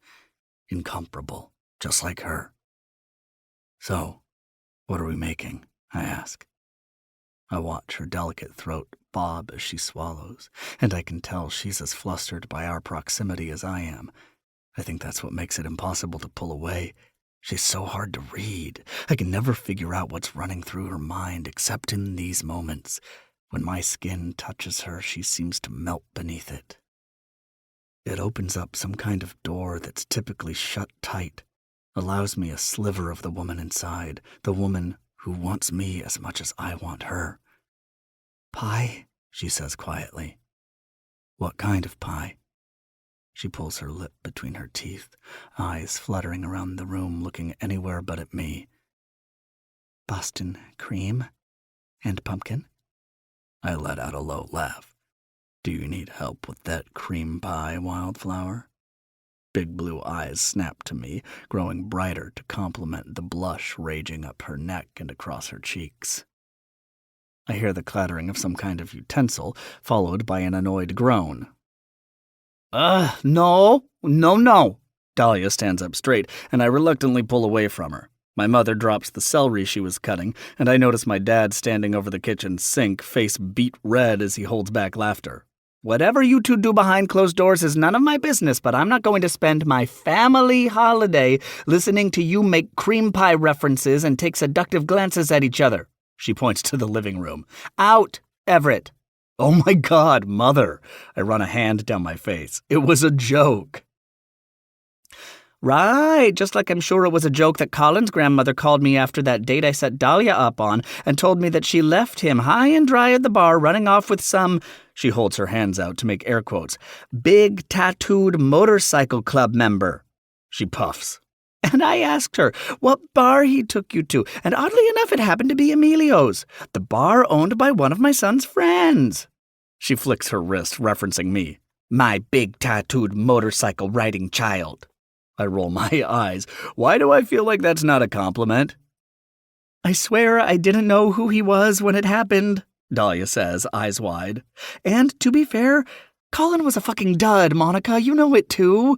Mom's brown eyes soften. "I'm not upset that you're hooking up with Everett, Carina. Lord knows that boy could do worse." I scrunch my nose at her, even though she's not wrong. No one's better than Dahlia, and we both know it. "I just have two rules. I don't want to see it, and I don't want to hear it. Same goes for them." She points her knife in the direction of the living room where I know my brother and Dahlia's sister sit. "Please don't say hooking up ever again," I mutter.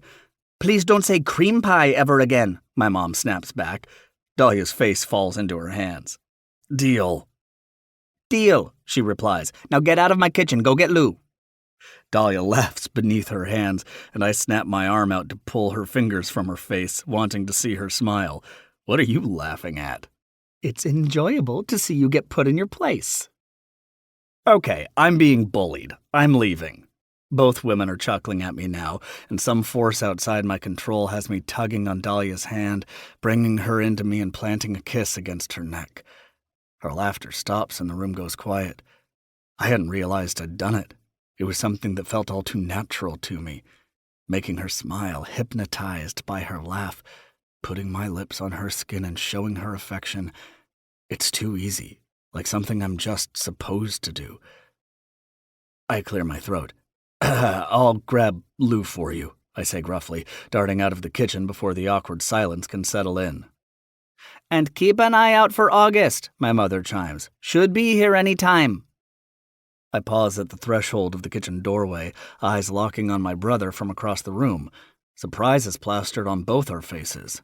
"How the fuck did she pull that off?" I ask. "I don't think she did." Leo nods at Darby, whose head rests against his shoulder with a knowing smile on her face.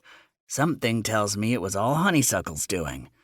I plop down on the couch next to her, taking Lou's spot as she hops up and heads into the kitchen. A moment later, my phone buzzes in my pocket. That was so embarrassing! I smile at Dahlia's message, typing out a reply. I notice you didn't correct her when she said we were hooking up. Well, we are dating. I never realized how much I fucking hate quotation marks until this moment. Might as well live up to the assumptions, no? I hear her giggle from the kitchen. You're insatiable. Let me know if you need help with that cream pie. I'm great with filling. Cowboy emoji. Another laugh echoes through the house, and I know I'm smiling at my own phone like a goddamn idiot. What are you two doing? Darby asks me. Now I'm the one blushing. The sound of knuckles clamor at the door, and all 7 people in this house shout, "Come in," at the exact same time. My parents, Dahlia, and Lou are too busy in the kitchen to answer it. Leo, Darby, and myself too comfortable on the couch to move. I hear the door open and close before August's frame rounds the staircase into view. He stands awkwardly at the edge of the living room and waves at us. Hey, happy Thanksgiving. He's tall and lean with dark, unruly curls tousled messily on his head and green eyes that dart around the room beneath his black-rimmed glasses. He's got an eyebrow piercing he didn't have the last time I saw him, and 2 more piercings on each of his ears. Though unnoticeable, beneath his long-sleeved tee and dark-washed jeans, his body is covered in more tattoos than even mine.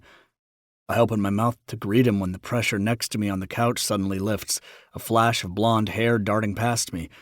I catch the surprise filter across August's face, too, when Darby suddenly leaps onto his chest and throws her arms around his neck. I'm so happy you came, she murmurs. He stills momentarily before slowly wrapping both arms around her waist.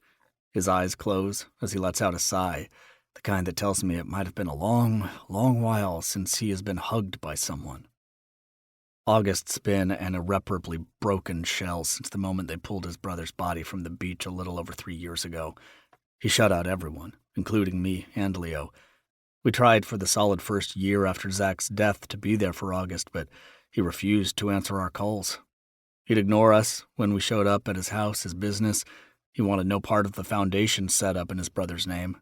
Not that his father would have allowed it anyway. He wouldn't even talk to my mother, and that bothered me most of all. Leo and I look at each other, and I know the same thought is running through his head.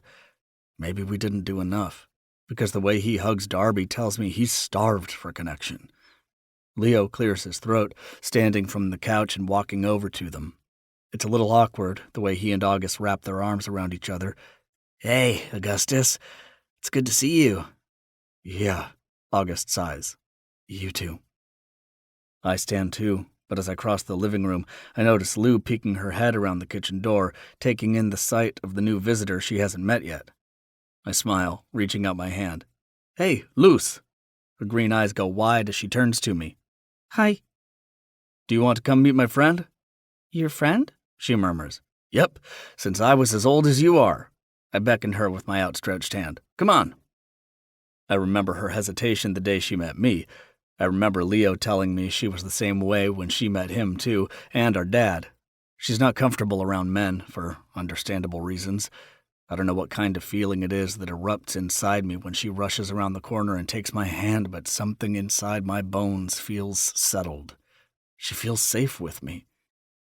Keeping Lou's tiny hand in mine, I give August a one-armed side hug before stepping back to give the girl at my side space. Lou, this is our friend August. August, this is Lucille, Dahlia's daughter. August gives her a genuine smile, holding out his hand. It's nice to meet you, Lucille. She keeps her fingers tight in my palm but extends her other arm and returns his shake. You too, she whispers. You can call me Lou. He grins, his own emerald eyes showing the most emotion I've seen in years. Okay, Lou. Happy Thanksgiving. Lou returns his with a shy smile, hiding her face against my side. It's less nervous, almost more bashful. Lucille! Dahlia calls out. I hear her voice grow louder, and even though I'm not facing the doorway to the kitchen, I suddenly feel her presence there. I feel her pause as she takes in the scene. Leo has his arm slung around Darby where they stand next to August, and I watch Darby's eyes lock onto something behind me. A knowing smile rises on her face. Lou, still glued to my side, turns her head back toward her mother. "Hi, Mom." "Hi, Bug." Dal steps up to her other side, eyeing me with some expression I can't decipher before turning to August. "Hi." "Augie, this is Darby's sister Dahlia." He chuckles, a sound I haven't heard in fucking years. "I can tell." He extends his hand toward Dal. "You two look so alike." "Thank you," the girls say together. "And you look just like your mom, too." August looks down at Lou again. She lifts her head, swiveling back and forth between Dahlia and me, as if she's not sure how to respond. I smile at her. "Your mother is the most beautiful person in the world, Luce. That was a compliment, so you can tell him thank you." Darby's eyes widen, and my brother's mouth drops open. I hear Dahlia's breath hitch, but she doesn't respond. Lou's little cheeks pinken, and she can't meet August's face as she murmurs, "Thank you." I think she might have a fucking crush on the guy. "You're welcome," August responds, seeming confused by the entire ordeal. August hasn't been close enough to any of us to understand the situation surrounding the girl's dad and our arrangement, but I wouldn't be surprised to hear his clients have been talking about Leo and me during their appointments with him. It's a small town, after all. So he may very well be under the impression Dahlia and I are together, meaning that the shocked expressions everyone is giving me now are probably extremely confusing.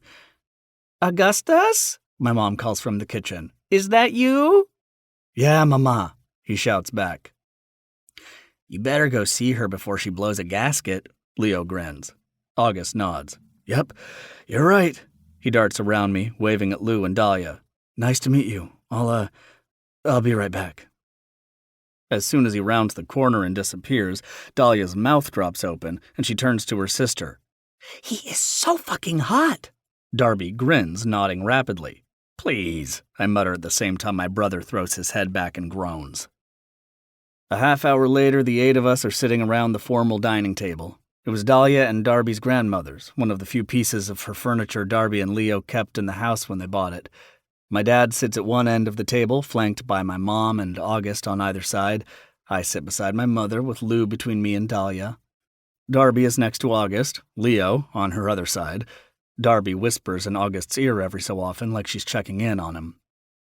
"August, your parents are in Palm Springs for the holiday?" my mom asks. He swallows hard before taking a sip of water. "Sounds like it." "That must be fun for them," she murmurs quietly, and I can hear the hint of disgust in her voice that she's trying to mask. None of us know the true details of where his relationship with them stand, but we know the blame that was placed on him, by his father in particular, after we lost Zach. My mother has a hard time hiding the way she feels about that. Changing the subject, she looks back and forth between Leo and me. "Have either of you talked to your sister yet today?" I shake my head at the same time Leo says, "I called her on my way back from the gym. She didn't answer." No surprise there. "Maybe we can all video call her after dinner," my dad suggests. "I'm sure she'd love to talk to you, Augustus."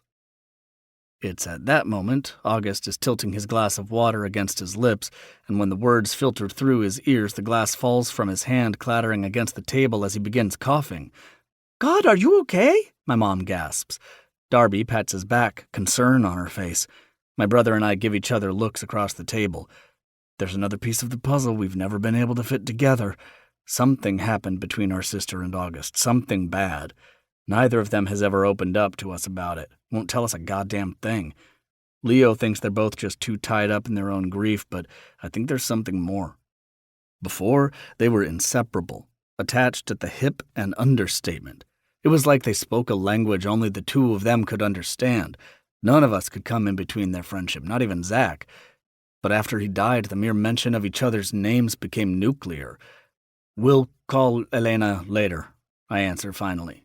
August shoots me a grateful look. The table goes back to awkward small talk, and when everyone's finished eating, Darby and Leo begin clearing plates. Cleanup is their designated job, since neither of them can cook for shit and were of no help preparing dinner. I technically didn't do anything either, but I'm hoping nobody will notice. As their seats vacate, August offers to help them, and Lou scampers off into the kitchen to get pie for Dahlia and myself, although I'm fairly certain she just wanted a reason to follow August.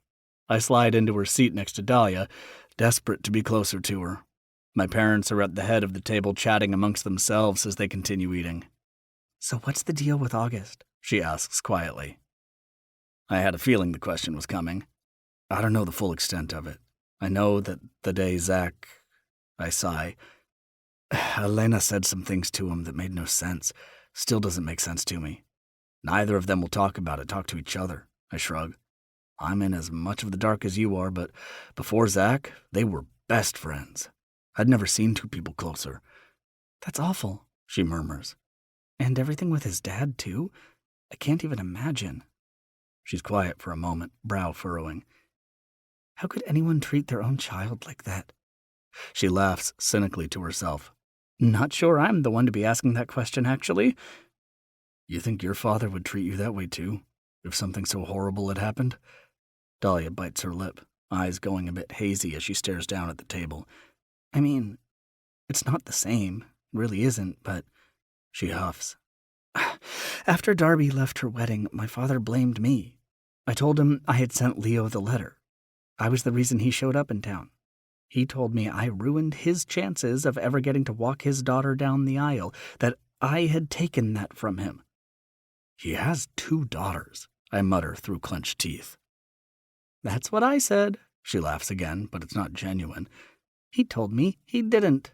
He only had one in his eyes, that he'd felt that way for a while, that no good man would be willing to bother with me, that I was ruined, damaged goods, that any man who'd ever want to take that step with me wouldn't be worthy of my father's blessing anyway. Therefore, there was no reality in which I'd be walked down the aisle by him. I'm going to fucking kill this man. I hate him. Disgust coats my throat at the thought of Dahlia having to endure those words, that pain, from someone who's supposed to love her. I glance briefly at August as he re-enters the dining room and decide I hate his dad too. I hate any person who could make their own child feel that way. Dahlia continues staring at the table, at her hands folded together in front of her. She's completely unfazed by the things she's saying, and I know it's only because she's numb after a lifetime of hearing it all. I place my hand over hers, brushing my thumb across her knuckles. The touch seems to break her out of her haze as her head snaps up to look at me. I let myself drown in the oceans of her eyes, hoping she sees the sincerity in my own. You're worthy, Dahlia. You're worthy of everything. And my words seem to open some kind of gate inside her, because that numbness disappears and I watch those beautiful bright blue eyes fill with tears. She blinks hard, willing them away, but one escapes, cascading down her soft cheek in slow motion. I reach out and catch it with my thumb, nuzzling her face into my hand. Dahlia closes her eyes and lets out a shaky sigh. We stay like that a while longer, letting her take whatever comfort she finds in my touch. Only the pitter-patter of small footsteps hurling through the dining room is enough to pull her away from me. She smiles at her daughter as Lou sets 2 slices of pie on the table in front of us, her own face smothered in chocolate. Thanks, Luce, I smile at her. She huffs. I've come up with all these cool nicknames for you, and you hate them. The only one you can come up with is Luce? I want a better one, Everett. She climbs into one of the chairs across the table from me and leans over it, dipping her finger through the whipped cream on her mom's slice of pumpkin. It's not Luce, like short for Lucille. It's Luz, L-U-Z. It means light in Spanish. Both of the girls turn their heads to me, surprise on their faces. I only smile wider. Because you're like a burst of light, all bright and warm. You're la luz. Lou's cheeks redden, and she hides her face behind her hair. Oh, okay. That's a good one then, I guess. You guess? I laugh. She shrugs, but I can see her coy smile through the curtain of her hair. I turn to her mother, but Dahlia's speechless, staring at me with emotion on her face, fighting back the tears once more. I place my hand back over hers, whispering against her ear, She's the light, and you're all the colors, Wildflower. Dahlia and I didn't talk much more after that. After Leo and Darby finished the dishes and all the dessert was devoured, we sat around the table and played an extremely heated game of Monopoly, which resulted in my brother nearly flipping the table with his overcompetitive dramatic ass. A phone call from my sister had August on edge the rest of the night, and he decidedly had to use the bathroom at that exact moment. Now, August is quiet, my dad is drunk and bellowing George Strait in the kitchen, and Lou is quite literally passed out face down at the kitchen table. Dahlia rubs her back where she sits between us, and some kind of strange contentment rushes through me at the sight. It's like sitting here with the two of them is where I've always been meant to be. Dahlia, do you have any formal culinary experience? You're an incredible baker, August says. Oh, thank you. Dahlia blushes, and it kind of enrages me. I know he didn't mean anything by it other than a genuine compliment, but I don't like the thought of anyone else making her blush like that. I don't. I just got into it when I was pregnant, and it has been a hobby ever since. He nods thoughtfully. You could have fooled me. He takes another bite of the Boston cream pie and points his fork at me. You know what would be good for one of the empty suites on the boardwalk? A cafe. A coffee shop with an ocean view. It would bring so much traffic to the area and make a fortune. You know, that's not a bad idea. I think a lot of people were wary about replacing Sweet Ruse after Ruby passed, but there is definitely a demand for that, I say. I think a chain would be a terrible idea, but another small business? It could work. August shrugs. Maybe we could even contact her kids and see if they have any of her old recipes on hand that could be incorporated, maybe as a way to honor her. Leo rounds the corner at that moment, snapping his fingers at us. You're fucking brilliant, Augustus. He nods toward me. We need to get with Scarlett and talk about this idea. Why don't you do that in the office when you return to work? You're shouting, and we've got a sleeping child at the table. Dahlia laughs quietly. I look down at the strawberry blonde sprawled out next to me. That can't be comfortable for her. Do you want me to carry her up to bed for you? She smiles at me with enough gratitude to bring me to my goddamn knees. Yeah, maybe. We can wait until everyone leaves, though. Speaking of, I should probably head out, August says. Oh, no, I wasn't suggesting... Dahlia starts. No, I know, he smiles. It's late, though, and I've got to open the shop in the morning. To my surprise, August hugs both Dahlia and me before he stalks into the kitchen. I hear him say his goodbyes to my parents, along with Leo and Darby, who are still boxing up all the leftovers. When he returns, hands full of Tupperware, Darby's with him. She walks him to the door and hugs him again as he leaves. As softly as possible, Dahlia helps me lift Lou into my arms, and she hardly stirs. I'm pretty sure she ate way more dessert than she let on and has fallen into some kind of sugar coma. She's completely limp as I carry her bridal style up the stairs. Dahlia navigates me to her bedroom. I slowly lay her down in her bed, and I know I should probably leave, but I can't. Instead, I watch from the doorway as Dahlia settles her in and covers her with blankets. She kisses the top of her head, sitting at the edge of Lou's mattress for a prolonged moment, stroking her hair. I can hear my parents downstairs saying their farewells. I can hear the television shut off, the glow of the lights on the staircase dimming. The night has ended, and that means it's my turn to leave too, to go back to my quiet townhouse on Pacific Street. Except the quiet I used to find peaceful only feels lonely now. An empty house feels isolated, and all I want to do is stay here. I tell myself it's because today is a holiday, and I want to prolong the time with my family, but as I watch Dahlia whisper into her daughter's ear, I know it's simply because I don't want any of these moments with her, with them, to end. 22. Wildflower. Guess you're all losers, then. Staring at the galaxy projector on my desk, I quickly realized that my shit excuse for parents really know nothing about their granddaughter at all. In the newest round of whatever game my father's playing, he mailed Lou a Christmas gift. It arrived yesterday afternoon, and I quickly stashed it in my car before she got her hands on it and saw who it was from. A card in the box stated it was a gift to help her sleep at night. Whatever the fuck that means. The most cynical parts of me think it's some kind of message, but what the message may be, I have no idea. What I do know is that Lou has never needed a nightlight. She can't sleep in anything but pitch black and total silence. She's also afraid of outer space and has a deep fear of aliens. This thing would scare the shit out of her. And you'd think that being part of her daily life up until 6 months ago, my parents would have caught on to that. I don't know if they're clueless or cruel, but either way, this thing has got to go. I brought it with me this morning to drop it in the toy donation bin outside Heathens when I leave. My father texted me this morning asking if I'd received the gift, and I told myself I would call him to get to the bottom of whatever fucking game he's playing. Thus far, I have not had the courage, but I've got to leave in an hour to pick up Lou early from school, and I'd rather this not be hanging over my head all afternoon. Taking a deep breath and summoning all my strength, I pull up my father's contact and press call. He answers on the first ring, not bothering to greet me, cutting straight to the chase. Dahlia, I assume you received the Christmas gift from my granddaughter? Yep, I drawl. Guess this is the year we're pushing her to get over her fear of the solar system, then? What are you talking about?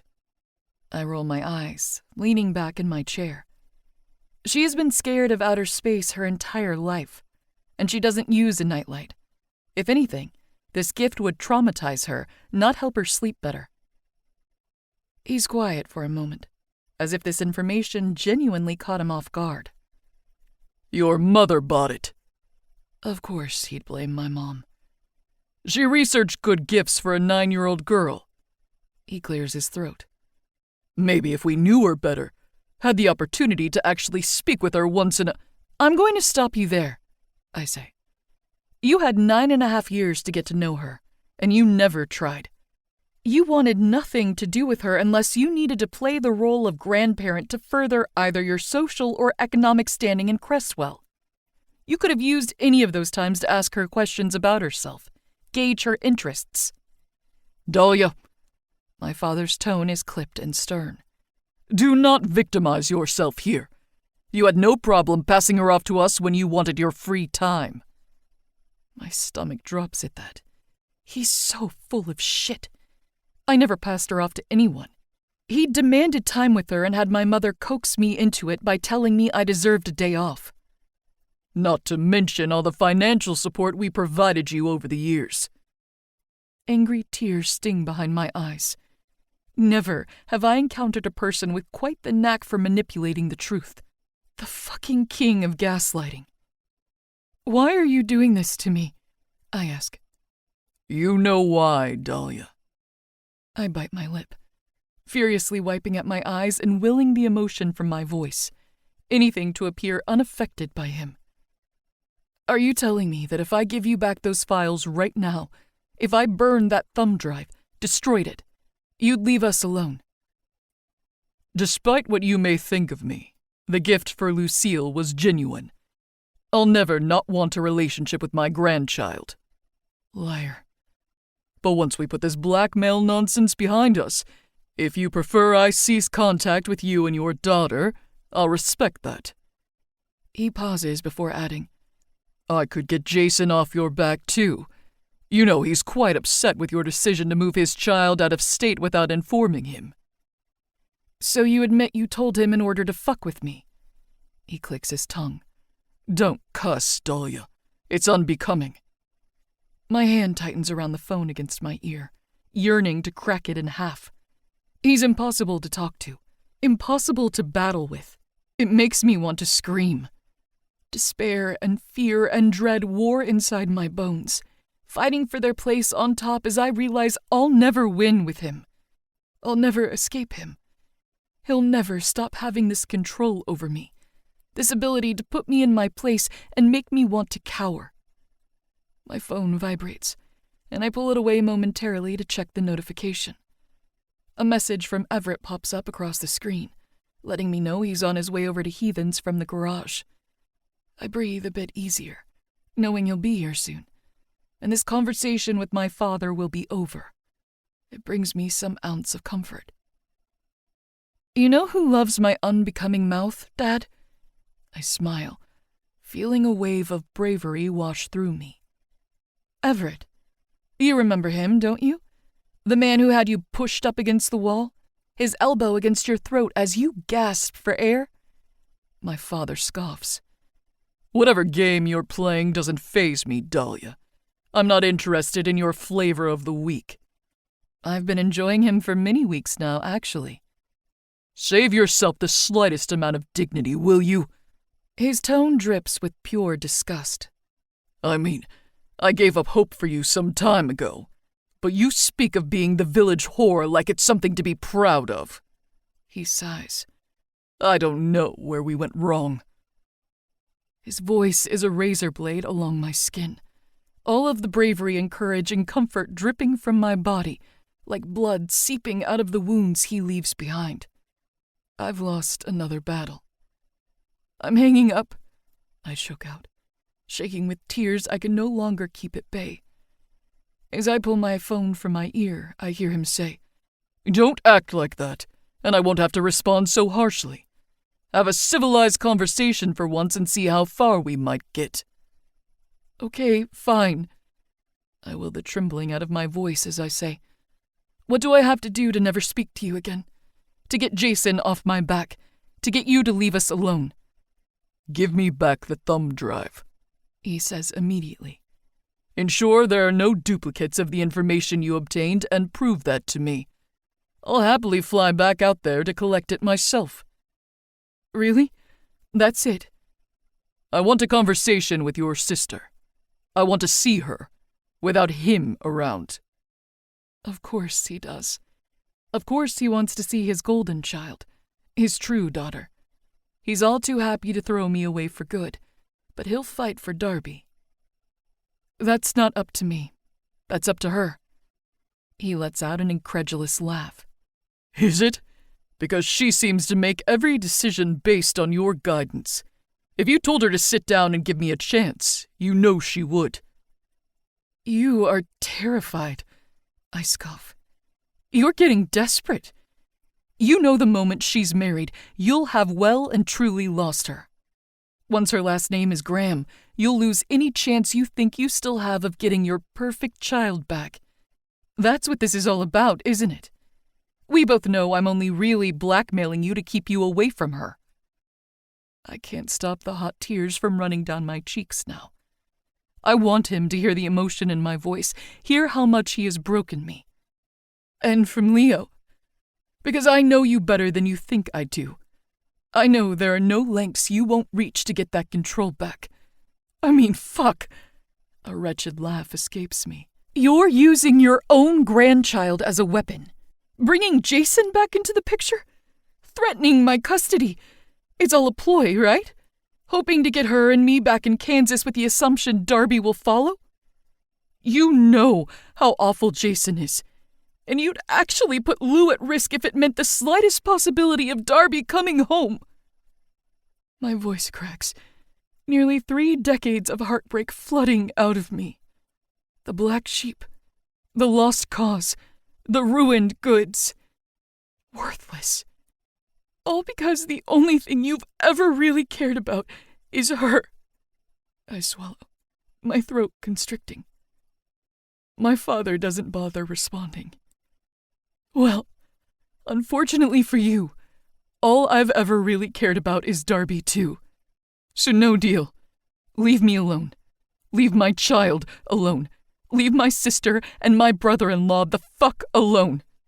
Or I'll take your precious little files with all your fucking fraud right to the authorities.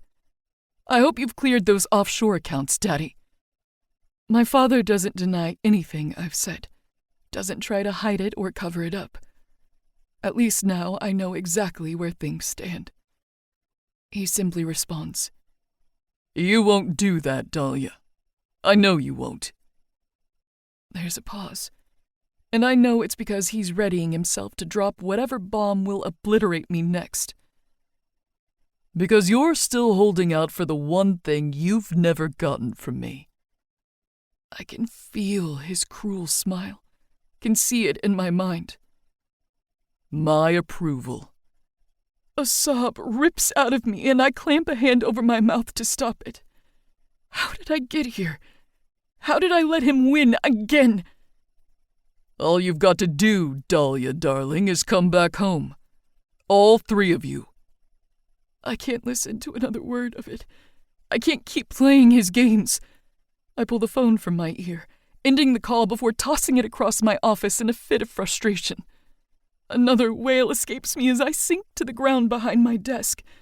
Suddenly, my door is thrown open and Everett appears. His eyes work rapidly to take in the scene before stopping at my face. Cataloging my tears, my trembling limbs, and heaving breaths, He's immediately slamming the door closed, taking purposeful steps to remove the space between us. When he reaches me, he sinks to his knees. What happened, Wildflower? My mouth opens, but it's another sob that escapes.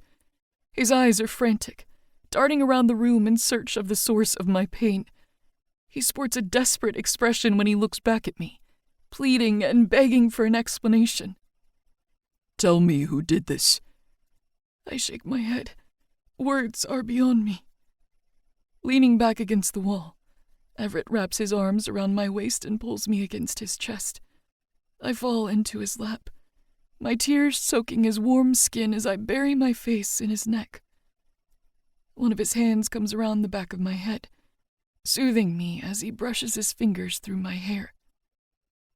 It's okay, baby. I've got you. Can you come in with me? I ask. I can't deal with Tana alone right now. Everett gives me a soft nod from the passenger seat of my car as I pull into the parking lot.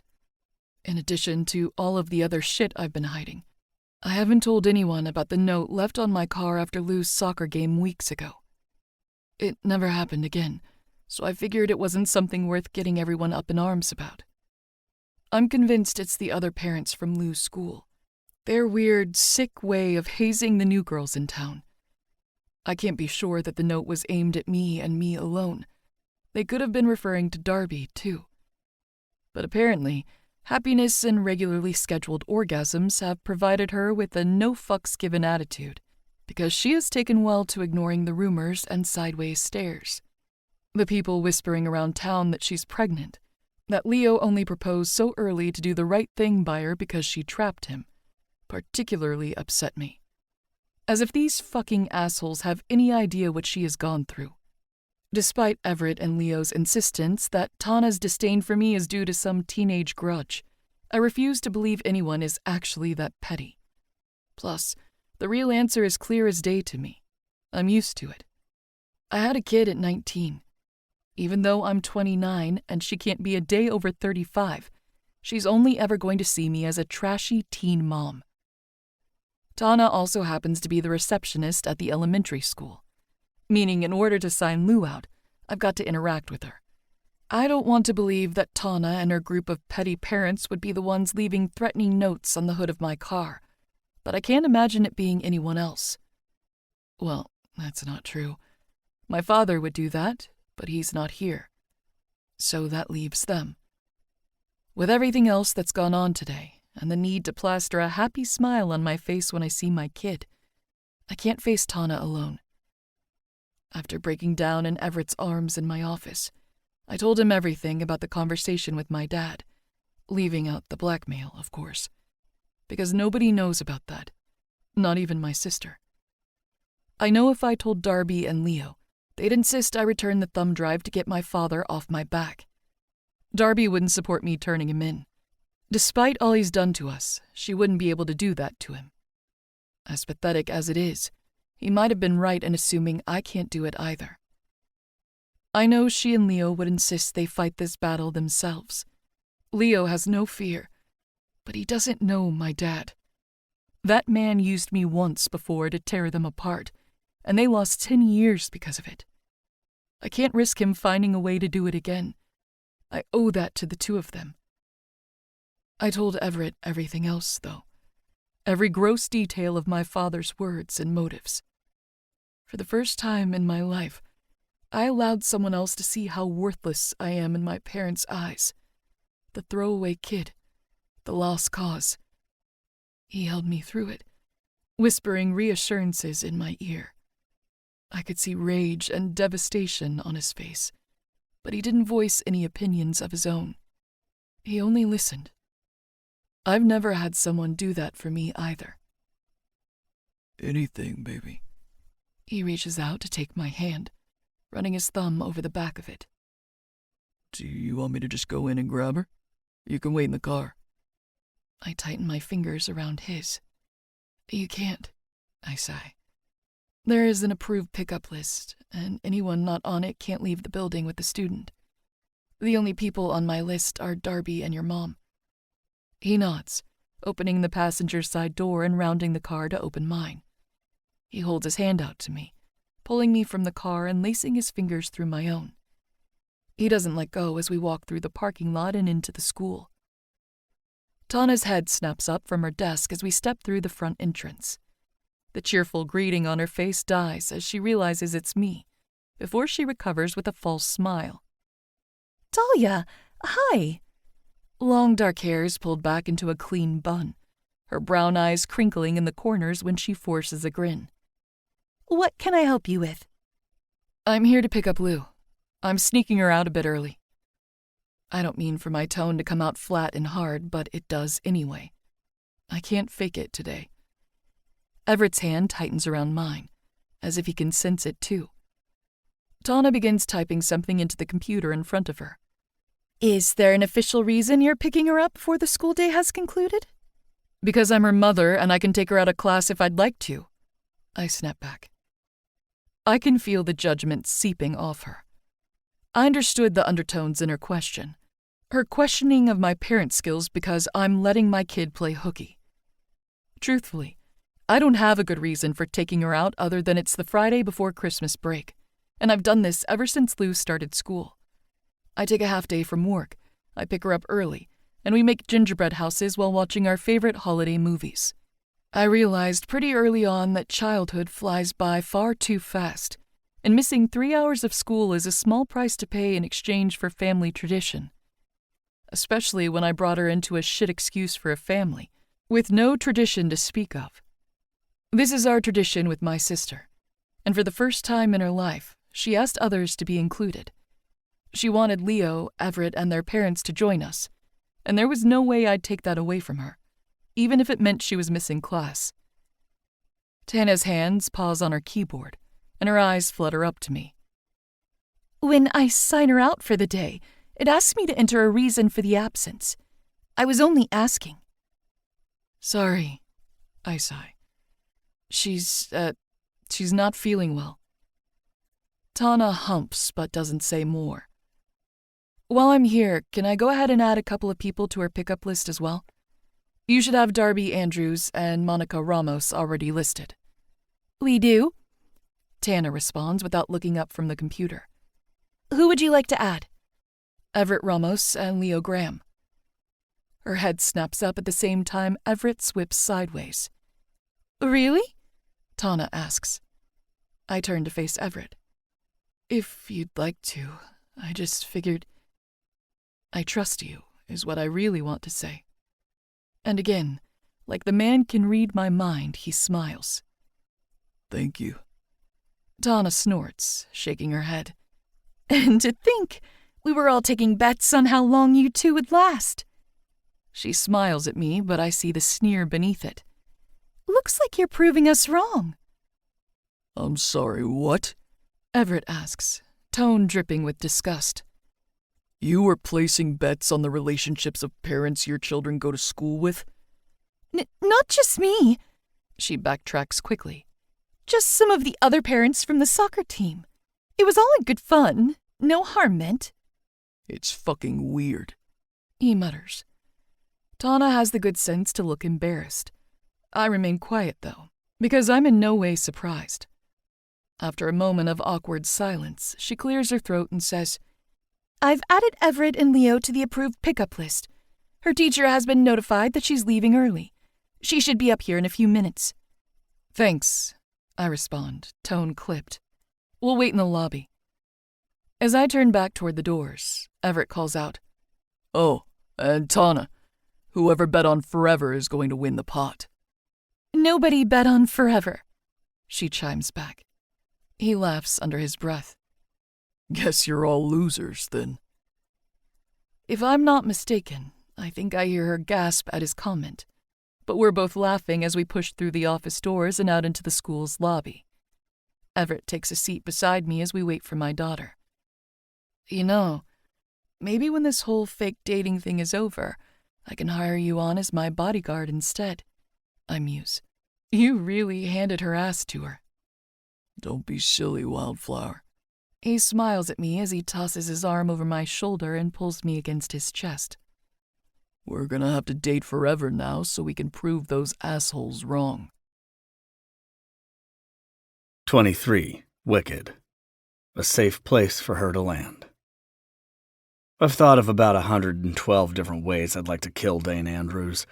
Gruesome, deranged, messy ways I'd rip him limb from limb and watch him bleed. The kind of things only a man my sister writes about in her books would be capable of. I guess that depraved kind of creative darkness is a family trait. I've hated that man since Darby first spoke of him when we were kids. I hated him when Leo told me all the things he'd done to keep her away. I hated him when I saw him in my business with his hand around Dahlia's arm. I've hated him every time she has spoken of him. But until I walked into her office yesterday and saw those tears streaming down her face, watched her body shake with sobs and tremble with fear, I'd never dreamed about killing someone.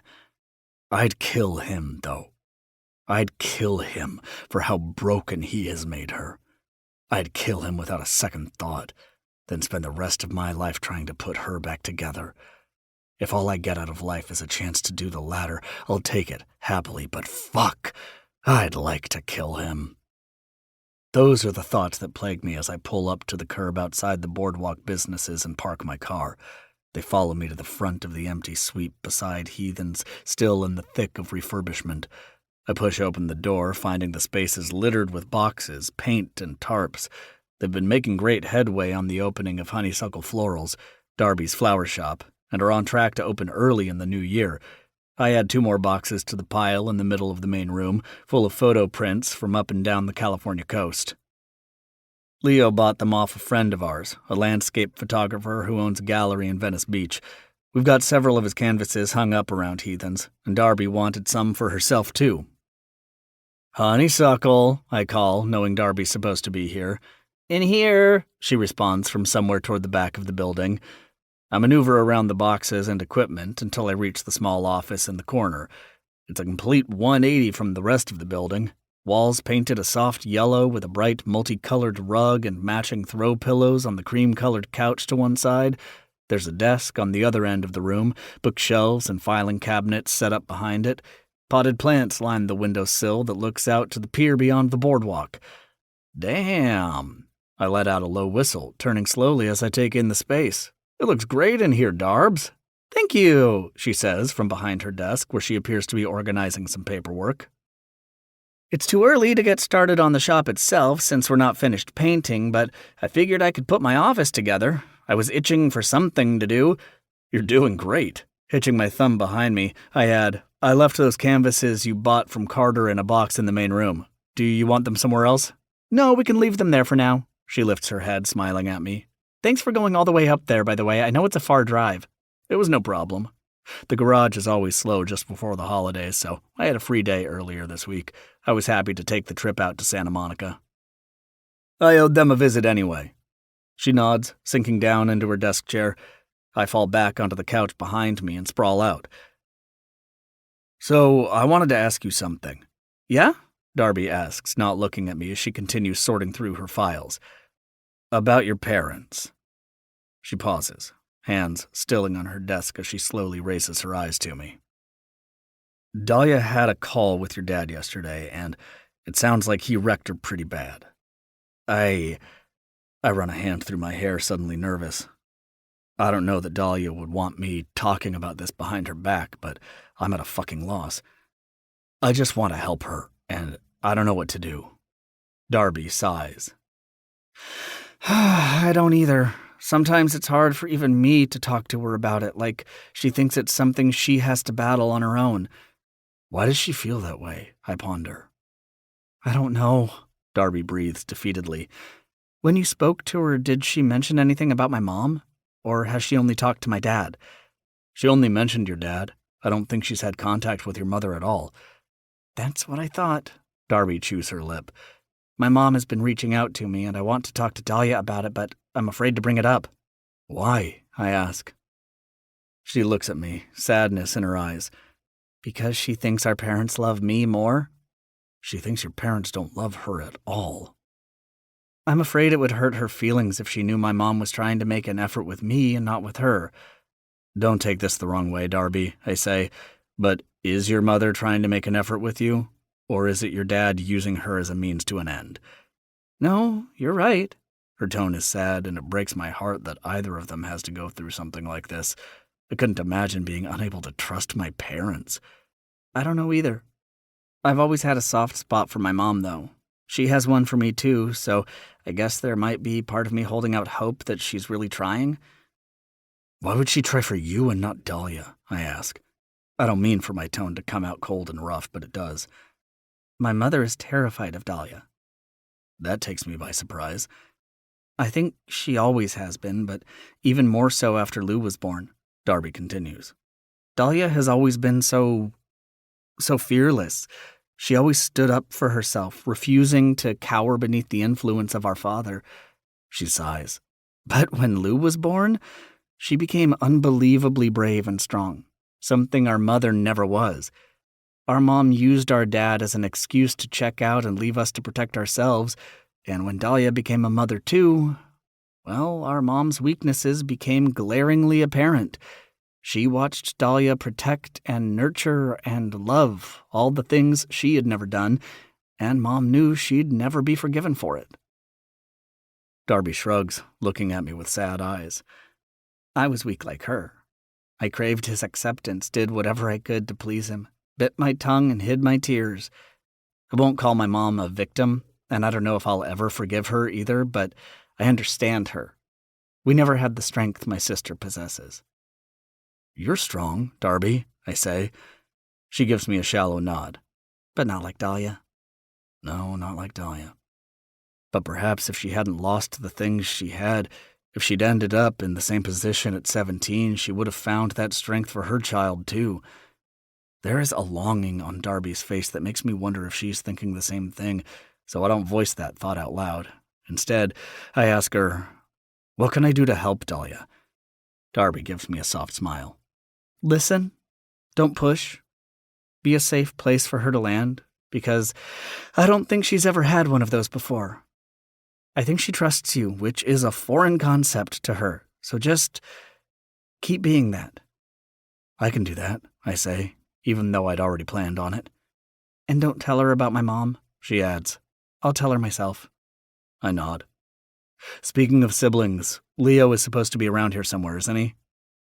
He's picking up dinner. We're eating down at the pier tonight after I'm finished here. Well, fuck. I planned on breaking some not-so-great news to my brother while I was here. I figured why not have 2 shitty conversations back-to-back so I could get them over with. I hate the thought of ruining their date night, but I'd rather not hang on to the information. All right. I'm going to try and catch him, and catch me where, brother? He asks, appearing in the doorway with a paper bag in hand. Catch you before the 2 of you go have dinner. I bite my lip, rubbing the back of my neck. I've got some news, but I glance between him and Darby. I don't want to put a damper on your night. Wouldn't worry about it, he chimes, walking around Darby's desk and smacking a kiss against her cheek.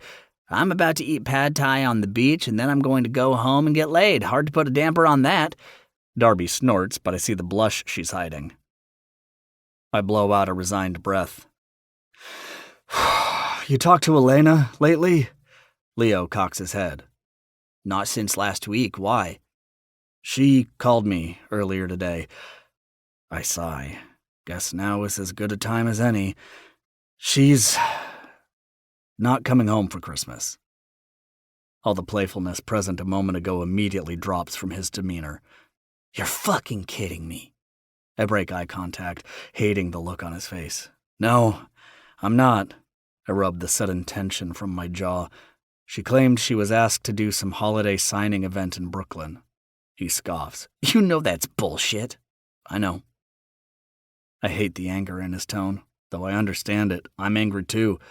I'm more devastated than anything, but I'm not surprised, and that might be the worst part. Leo rumbles frustratedly. I'm getting tired of this, Everett. I know she was put through the ringer, but at what point do we stop making excuses? At what point do we start dishing out the tough love? I'm pissed too, I agree. But imagine if you were in her shoes. Imagine if Darby... No, Leo snarls. Look, he sighs quietly. All I'm saying is that I'm done with the bullshit and the lies, pretending she's okay when she's clearly not. He glances at Darby, who's quiet by his side, appearing to be in deep thought of her own. I'm done with the grudges, too. She can skip Christmas, but if Elena doesn't show up for my wedding... Leo swallows roughly, eyes darting away from me as his next words leave his lips. Then I'm done with her, too. She can consider herself down a brother. Leo. I swallow the sudden heaviness in my throat, unable to say more. He ignores me, leaning in to press a kiss against the top of his fiancée's head. I need some air. I'll meet you at our spot, is all he says to her before he stalks out of her office. Darby watches him leave before turning back to me, sorrow in her eyes. He didn't mean that. He's just upset. He was really excited to see her. I'm upset too. She nods, giving me a sorry look. I'm going to go check on him. I'll walk you out, I sigh. 24. Wildflower. A whole damn village. My stomach twists as my phone lights up with a call where it rests on the counter while I finish frosting Lou's birthday cake. When I asked her what flavor she wanted, she couldn't decide. So I ended up with a 3-tiered cake, a bottom chocolate layer, a middle lemon and vanilla layer, and a top layer red velvet. For the adults, she'd said. She was adamant that she did not want a theme for her party this year, as she was too old for that. She wanted pink, white, and gold decorations, and she wanted the party outside.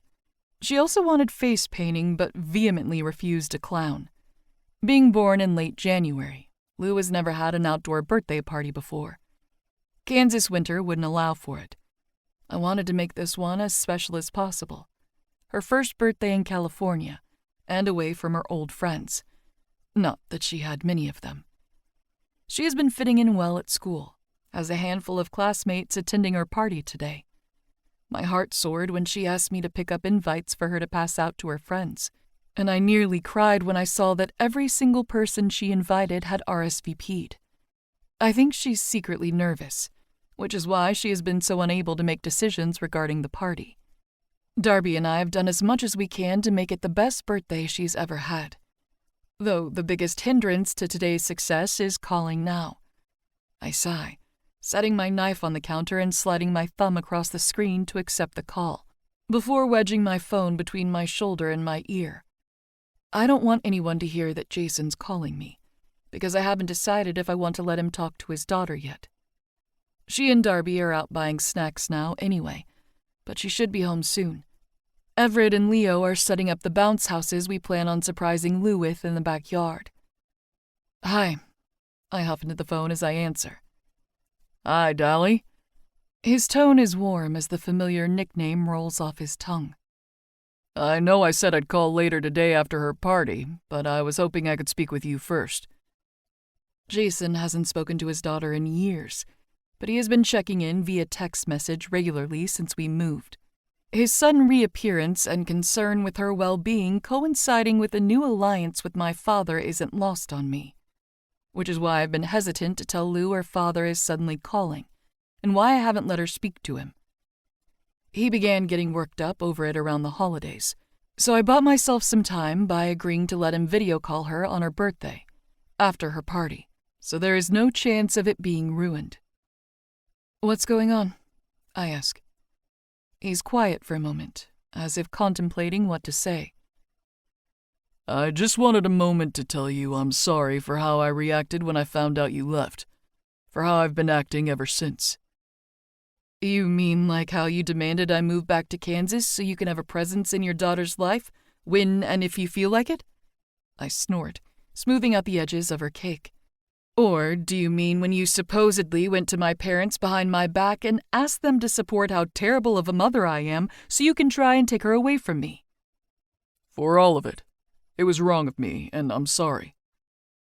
This has me pausing, and I find myself at a loss of how to respond. Before you moved away, I was trying. It has taken me a lot longer to grow up than it should have. But I knew I needed to be better for her. For both of you. His voice nearly breaks with some kind of emotion, but I can't decipher what. Then, when I found out you left without even telling me, he sighs. I snapped. I freaked out. I spoke with your dad and he validated all my feelings. He was hurt by your leaving too, and Do not talk to me about my father, ever. The knife falls from my hand and clatters against the counter. You have no fucking clue what that man has put me through because you were not there. You do not get to seek out his opinion of me, my life, or my decisions. Do not speak about him to me.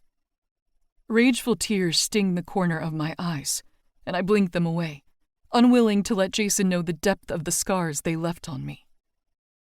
You're right. I hear shaking in my ear like he's nodding. I'm sorry. Your parents were awful to you. To both of you. I know he means my sister when he says that. And I never should have listened to him. He fueled my fire and encouraged me to act out. Once I realized I'd been manipulated. I needed to think things through. And? I ask, taking a deep breath, bracing myself for whatever point he's trying to make. And? He drawls. I want to be a part of her life, in whatever capacity she's comfortable with. And I'm hoping you'll let me do that. I'm not going to tell you to come back, at least not right now, but I'd like to speak with her regularly. I'd like to have a visit, too. I have never been the one keeping you from her, Jason. I snap. I've always kept the door open. You are the one who has abandoned her over and over again. Do not put this on me like I'm some kind of monster. Every trust issue I have was placed there by you. I won't let you twist the narrative around. That's not what I'm saying, Dahlia. He groans. I take responsibility for everything I've done over the years. I wasn't ready to be a father, and I needed time to grow up.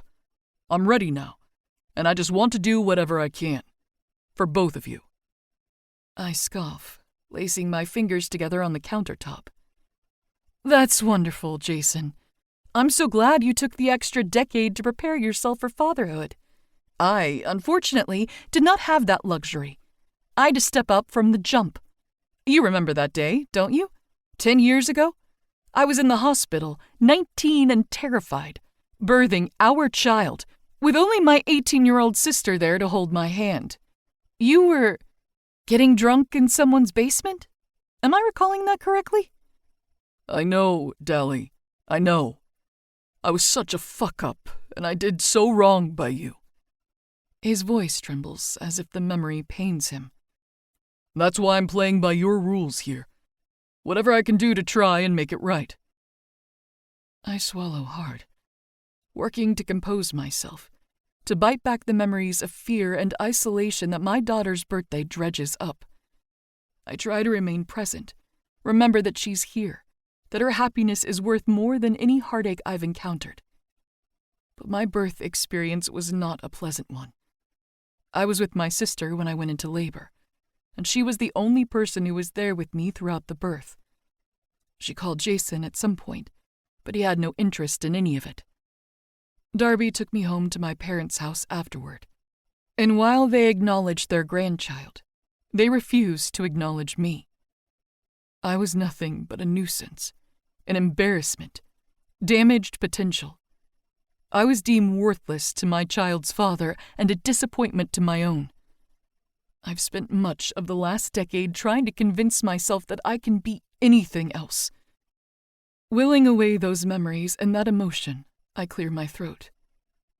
So, are you telling me you're no longer threatening to file for joint custody and take her away? I stand by the fact she's better off in Kansas. I believe it's a better place for a child to grow up. I hear him gulp. But for now, I just want to get to know her. Maybe you could bring her out for a weekend. I'm not taking her back to Kansas. Never. I'm not telling you to fucking stay, Dahlia. He snaps. If you let me finish a goddamn sentence, I was going to suggest bringing her out for a weekend so I could spend some time with her. It's the least you could do. The least I could do? I seethe. Yeah, he continues. God, you should have seen how devastated your parents were at Christmas when you didn't bring her home. When none of you came home. Your mother was heartbroken. Don't fucking talk to me about my mother. He scoffs in my ear. Oh, I'm aware. Your parents are off limits because you refuse to believe you're anything but a fucking victim. I get it. Fuck you, Jason. My parents were upset too. They deserve to know their granddaughter just like I do. He laughs roughly. I honestly don't get it. There is nothing for you in California. You're isolating her. She deserves to grow up with her family. A family she doesn't fucking know. His parents, while around slightly more often than he was himself, which was exactly 0% of the time, were far less involved than even my parents were. I might be mostly alone here in California, but I was completely alone in Kansas. For the first time in my child's life, she isn't isolated, even if the people loving her aren't family. What do you honestly have going on for you there that you didn't have here? You had a good job, a house. You have nothing in California. My sister is here, I say, setting my phone on the counter and pressing the speaker button so I can decorate the cake with both hands. Your sister isn't Lou's parent. You need to think about what's best for her, not what's best for you. That one sentence is all it takes for the tears to bubble over and stream down my cheeks. It's the insinuation that I don't think about what's best for my daughter every second of the day, that I haven't put her before myself every minute she was born. That's where you're wrong, Jason. My voice shakes with each word. Darby is the only person I've ever had, the only constant in my life. She's the only one who has ever loved me. She has been my co-parent and my life partner. She gave up everything for me and our child, far more than you ever have. I angrily wipe my cheeks, upset at myself for letting him hear the effect his words have on me. So, I go where she goes. She's my person. She's Lou's person, too. Darby has her own life partner now, he says quietly. Her own life. A breathless sob escapes me at that. Darby doesn't have a life partner. She has a whole damn village. I jump at the voice coming from behind me. It's hard and brash, but it sounds like salvation as it runs along my skin. It's Dahlia's village, too. The clip of footsteps echoes on the hardwood floors as he enters the kitchen. The warmth of his body wraps me in safety when I feel him stand behind me. Turning, I look up at Everett's soft brown eyes, etched with concern. "Hi," I whisper. He tucks a piece of hair behind my ear. Are you all right? Leaning into his touch, I nod. Who is that? Jason asks, voice sharp and cold. Her boyfriend. Everett responds just as brashly. Jason lets out a sharp, unconvincing laugh. This doesn't concern you. With his eyes still on me, Everett responds. Everything with Dahlia concerns me. For now, Jason scoffs. Unlike you, I'm going to be tied to her for the rest of my life. If I want to have a conversation with the mother of my child alone, I'm entitled to that. Not if she feels unsafe. I'm falling so hard for this man. Way too hard. The phone goes silent, as if he's taken aback by Everett's response. I'm not going to hurt you, Jason says like it's the most ridiculous thing he's ever heard. Because he has no idea that his aggressive behavior could have instilled a sense of fear in me, just because he never physically laid a hand on me. It's the same thought process my dad has.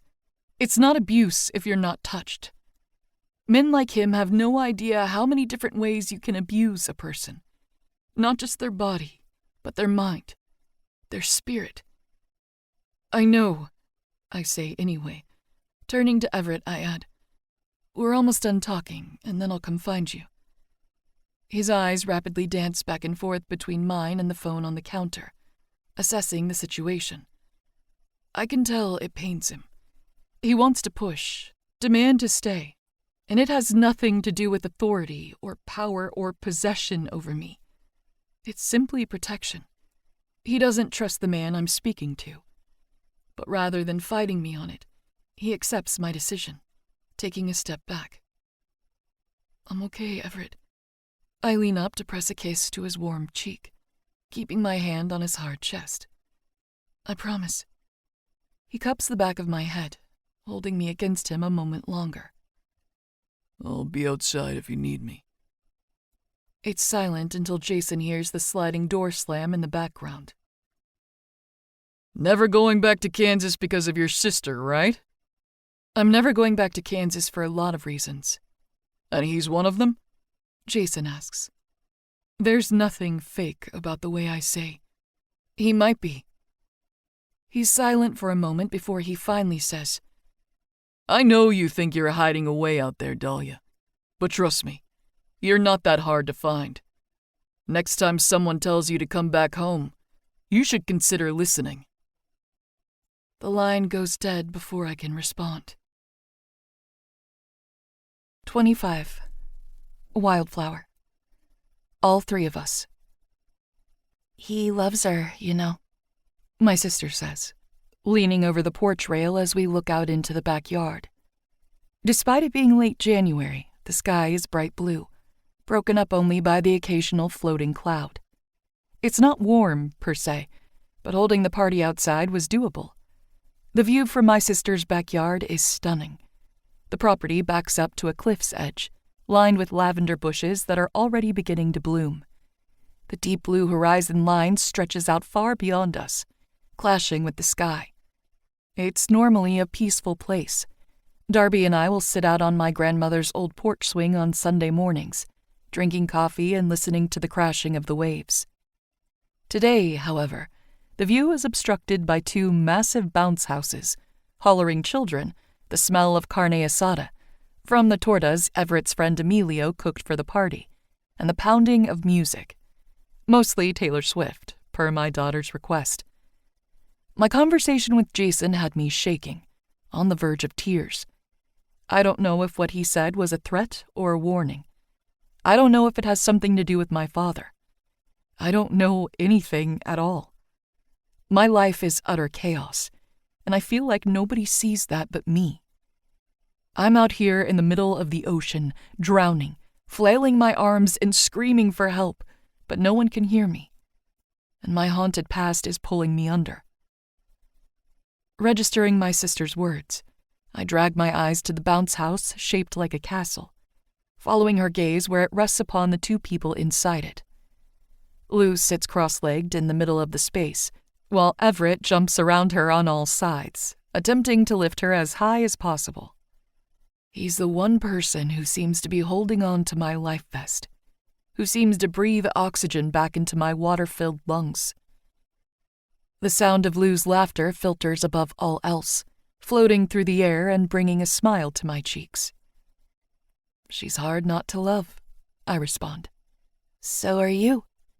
I glance at Darby, her hazel eyes fixed on my face. I think he might love you too. I scoff. You're insane. Look at all he does for you. For her. You can't convince me there isn't something there. There is definitely something there. A mutual attraction, absolutely. But love? Ridiculous. It's an arrangement, Darby. He does these things, dates me, for appearances. He's getting something out of it too. It's an agreement, that's all. My sister lets out an unconvinced hum. You really believe that? He said his reputation was beginning to negatively affect his business. I turned to face her, crossing my arms. Are you saying he's lying? No. She shakes her head. He does have a reputation, just like I do. Like Leo does. But after 6 months here, I've found that people stare at me a whole hell of a lot less than they used to. They've moved on to whatever other small-town gossip caught their attention. The breeze kicks up, blowing her long blonde hair into her face before she tucks it behind her ear. I think the average resident cares a lot less about their local mechanic's sex life than he lets on. I think he was smitten with you from the moment he met you, and you gave him the perfect scenario to court you without scaring you away. I give her an incredulous look. Court me? It's not Bridgerton, Darby. Is that not what he's doing? I know you're not too stupid to see it, Dal. Her eyes filter across the lawn. He's infatuated with you. I mean, is he not flirting with you constantly? He's practically begging to fuck you. A small laugh escapes me at that. He is. I've never had trouble with men wanting me that way. The trouble lies with them accepting all the baggage that comes with it. Sorrow flashes across my sister's eyes. Well, the way it looks to me right now, he's handling all your baggage and none of your delicates. Her lips twitch up in the corners. And he's still here. That tells me all he really wants is you. I'm a package deal. Look at him right now. I pull my gaze back to Everett, watching him laugh with my daughter. If anything, my sister continues, he's more smitten with her than he is with you. I think he knows exactly what comes from being with you, and he wants all of it. I don't often allow myself to dream up scenarios I long ago deemed impossible. But something deep inside me pulls at my chest as I watch the man I've become so allured by, the man who makes me feel so safe, laughing with my daughter. I think that tug might be hope. My heart feels like frozen soil, like flowers gone dead in winter's frost. A lifetime of being iced out by those who are supposed to love you tends to do that to a person, I think. A lifetime of poison leaves little space for one to bloom. Meeting Everett feels like planting seeds, like the hope of spring. But there are some places so cold seeds are useless. Places so dark that the sun never shines. I think I may be one of them. I'm not sure I'm capable of giving anyone all of me, Darby. My sister looks at me like she wants to understand. And while she faced her own kind of demons in the haunted house of our childhood, mine are just different. She was saved by the love of her life. I had to be saved by her. So my sister doesn't argue. She only grabs my forearm where it's crossed at my chest and squeezes lightly. I think if there is anyone out there worth trying for, it's him. I nod but don't respond. We watch the party unfold for a moment longer before Leo comes jogging up to us, dimples gleaming with the grin on his face. Okay, I finished setting up everything in the garage. Are you guys ready? I smile at him. Yep, let's do it. I call out to Lou. Everett knows the plan, helping her out of the bounce house as Leo, Darby, and myself walk around the far side of the yard. Monica and Carlos are already in the detached garage, smiling as we enter. August is there too, to my surprise. I had invited him to the party, but didn't expect him to come. I assume it was my sister's doing. He spent most of the day with her, and I noticed him speaking with Monica after Darby joined me on the porch. He's been quiet, reserved, though he smiles at Lou as she walks through the door. You ready, Luce? Everett asks, standing behind her with his hands over her eyes. I thought we were opening presents outside. This one is too big to bring into the backyard, so we thought we'd give it to you here first. Leo beams as he stands next to the table in the center of the garage with the bright pink sparkly surfboard laid across it. There are boards hung against the walls and across the roof, dozens of them. Most of them seem to be custom made, and I wonder if there's something Leo won during his competitions throughout the years. I can't think of any other reason why one person would need so many. They are all different sizes, colors, and even shapes. Another table is shoved against the corner beneath a rack of boards with rags, wax, and resin, I think. Leo talks about fixing up his boards a lot, but I only half pay attention. Lou's been begging me to get back in the water for the last few months since we halted our lessons with Everett back in October. The weather is too unpredictable right now for surfing, according to Everett and Leo. Leo doesn't seem to understand this, though, since Leo is still in the water almost every day. Even though he technically retired last summer, he had pre-scheduled competitions through this spring, so he's still training. Plus, he's spent almost every day on the water since he was younger than Lou, and I'm sure he can handle the waves and the weather. My anxiety, however, cannot. I told Lou she had to wait until May before she could take any more lessons, and I'm hoping her birthday present from Leo will help her get excited for it. Everett removes his hands from Lou's eyes, and I watch as they go comically wide, her mouth dropping open in astonishment. Is this for me? She all but squeals. All yours, Bug, I reply. From Leo. She runs full force into him, wrapping her arms around her waist and screaming, Thank you! into his stomach. Everyone is laughing, and I feel tears stinging in the corners of my eyes as Leo pats her back and steers her toward the table. Lou slowly runs her hand over the board, taking in the way her name is sprawled along the side, multicolored flowers dotted across it. So here's the deal, kid, he says as he steps up next to her. You'll get to break in the brand new board later this spring with Everett, but only if you help me out in the meantime. Help you out? She asks him. Yep. He smiles. Every day after school, you're going to meet me here in the garage, and I'm going to show you how to properly take care of a surfboard. I'll teach you how to wax, check for damage, and fix your dings. Dings? She snorts. Dings, Leo confirms. Does that sound like a deal? She nods enthusiastically. This is the best present ever. Rude, Everett says, though there's a smile on his face. You haven't seen any of your other gifts yet. Well, I already know they won't be as good as this one. She scrunches her nose at him. Guess we better go check them out then. My sister smiles. Lou wraps her arms around Leo's waist again, whispering, I'm going to pretend I like all my presents the same amount, but I think this one will be my favorite still. He pats the top of her head, bending down to whisper in her ear, though it's loud enough that we all hear it. Your secret is safe with me. The 8 of us filter out of the garage and back to the party. I hear August quietly wish Lou a happy birthday as we exit the back door. My heart breaks a little as he adds, Don't ever go out in the ocean by yourself, okay? No matter how cool your surfboard is.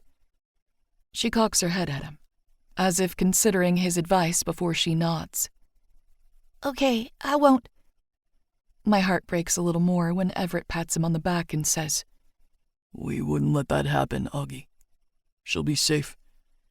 August dips his chin, tossing both hands into the pockets of his dark jeans. His voice is gruff as he murmurs, I'm going to step inside and grab something to drink. Everett nods, grabbing my hand and interlacing our fingers as we make our way across the yard. August parts from the crowd, heading inside the house on his own, and I wonder if he feels safest that way, keeping a distance from any connection that might hurt him if it's lost. Everett pauses in front of a group of parents standing around the food table, Tana leading the charge of them. Hey, she's going to do presents now. 6 sets of eyes fall to the place where Everett's and my hands are clasped before Tana raises her head. Okay, cool. We'll be right over. We don't miss the elevated whispers and the quiet snickers as we walk away, but Everett only squeezes my hand tighter. I push the thoughts from my mind, gathering around the table stacked high with gifts. Lou is already tearing through wrapping paper. Patience is not her forte. She does a great job at enthusiastically thanking everyone, though. Darby got her a bracelet-making kit and a coupon for a jewelry date, just the 2 of them. What Lou doesn't know is that my sister's gift is in tandem with mine, to make friendship bracelets for the Taylor Swift concert I bought Lou tickets for later this year. But I'll be giving her that gift later. It definitely beats Leo's surfboard, and I don't want to bruise his ego. August gets her a coloring book, but it's filled entirely with black and white drawings he made himself. Different animals, landscapes, and some abstract designs. He included a box of colored pencils. She blushed when she thanked him. I think my daughter might have her first crush, and I'm not sure how I feel about it. I can't say I blame her. August has that shy, damaged boy vibe and the soft smile that makes you think you might be able to fix him. Plus, there are those dreamy green eyes and that look that says he'd destroy you in bed, but take real good care of you afterward. Though it's nothing in comparison to the way I feel when Everett wraps his arms around my waist, nuzzling his chin into my shoulder, and sighing contently as he watches my daughter open her gifts, like there is no place else he'd rather be. When Lou finally gets to the small box in the middle of the pile, Everett shouts against my ear. That one's from me, Luce. What is it? I ask quietly as we watch her tear it open. You'll see. The box is a black cube. A jewelry box, I realize. Lou cocks her head as she studies it, unsure of what to make of it. I feel the same. Finally, she pops it open, but I can't see what's inside. All I hear is her shocked gasp, and I watch as her green eyes, wide as saucers, lift to Everett. I'm a little afraid of what her reaction will be, because 10-year-old kids typically aren't big fans of jewelry. At least, not real jewelry, and that box definitely doesn't look like it was bought at Claire's. Where did you find it? She asks. I look at Everett. Find it? But his eyes aren't on me. They're on her, smiling in a way that reminds me of unfiltered sunlight. I had it made. She rounds the table, bypassing all of her friends and the other parents, making her way to me. Nestled on a white cushion is a necklace. It's a simple chain, with a small gold medallion in the middle. A star sits in the center of it, with prongs sticking out in 4 directions. A compass. Identical to the necklace around my throat right now. The matching one of which Lou lost a year ago, and I'd been unable to replace. Something I mentioned to Everett only once. How? I ask, shocked. He gently plucks the necklace from the box in Lou's hands and motions for her to turn around. I remember you telling me she was upset when she lost hers. So I had Darby take a picture of yours, and I took it to a jeweler in San Diego. Lou lifts her hair from the back of her neck as Everett fastens the chain at her nape and links it together. I asked them to remake it. I think I'm in love with him. That thought comes out of nowhere, sucker punching me directly in the gut, so hard it takes my breath away. Or maybe that's just him, the way he's smiling at me. Everett, I gasp. That's so... I don't have words. That's so thoughtful. He lifts his hand, brushing his thumb softly across my cheek before looking back down at my daughter again. Do you like it? She wraps her arms around his waist, hugging him. So much. Thank you. He seems a bit surprised by the physical contact. Lou, like me, has never been much of a hugger. It's well known she's not comfortable around men. But that must be changing around Leo and Everett, because she has been incredibly affectionate today. You're welcome, Luce. Which one should I open next, Mount Everest? Leo snorts. Good one, Lou. Let's keep that one. Absolutely not. Everett deadpans. He reaches across the table, grabbing another small box and handing it to my daughter. Who's this one from? That's from us. Monica claps her hands together happily. She quickly tears the paper off the medium-sized box and throws it aside, revealing the packaging for a Polaroid camera. I bite back a laugh as she turns it in her hands, inspecting it curiously as she tries to figure out what it is. Lou glances up at Monica. Can I try it?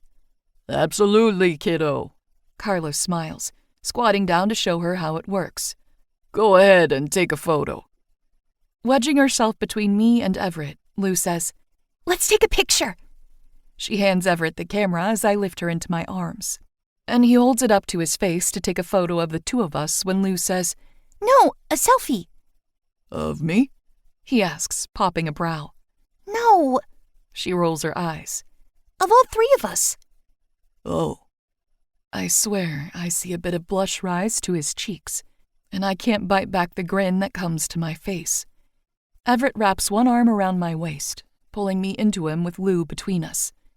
She places one hand on my cheek and the other on Everett's, smushing our faces together as Everett holds out the camera and snaps the photo. I hear a couple of awes from parents standing around as the flash goes off. Setting Lou down, I glance up to see Monica staring after me with what looks like tears in her eyes. My sister is smirking, as if to say, I told you so. That's so cool, Lou exclaims as the photo prints, and she watches the image appear in real time. She barrels into Monica's and Carlos's arms. Thanks! I pluck the photo from her sticky little hands. I'll keep this safe while you open the rest of your presents, okay? 45 minutes later, the backyard is littered in torn-up wrapping paper, and the table is covered in cake. Sugar-crashed kids start turning lethargic, and people begin clearing out. Once I'm sure everyone has had their fill, I take the remaining cake inside the kitchen so I can put it away. I promised our coworkers at the office I'd bring all the leftovers to work on Monday. I'm separating each flavor of cake into separate Tupperware containers when I hear footsteps enter the kitchen behind me. Fuck. Everett hisses. That carne asada was so good. I told myself I wouldn't like it, because that fucker will never let me hear the end of it now. He saddles up next to me at the counter, smirking at me in his wicked way. You're a big fan of Emilio's meat, Ramos? I smile. He shoots me an incredulous look. He's not my type. I hum, knocking him with my shoulder. What is your type? His voice is rough against my ear as he leans down, pressing the heat of his body into my back and whispering, Lately, pretty blondes with smart-ass mouths. Oh, I say casually, pretending like the feel of him doesn't set every molecule in my body on fire. So, Leo. He presses closer, harder, bracing his hands on either side of the counter, boxing me in front of him so I'm unable to escape. His next move is bolder than we allow ourselves to be with each other. He's brazen as his teeth nip lightly at the base of my ear. You're just filthy, aren't you, Wildflower? Fuck. I drop the knife I was using to cut the cake, and Everett laughs as it clatters against the counter, giving me away. Trembles rock through the entirety of my being at that sound, following as it cascades down my skin and pools in my core. My composure around him is hanging by a fucking thread. What is your type? I find myself asking, the words coming out just above a whisper. When it comes to men. I'm not even sure why I ask. The feel of his body and the sound of his voice rendering me incapable of logical thought. I realize it's something I've been curious about. I pride myself on not having one. I like who I like. He whispers sensually, as if he's playing some sort of game. Though I do tend to be drawn to pretty boys. Why? What's your type? Tall, rugged, handsome. I don't bother lying.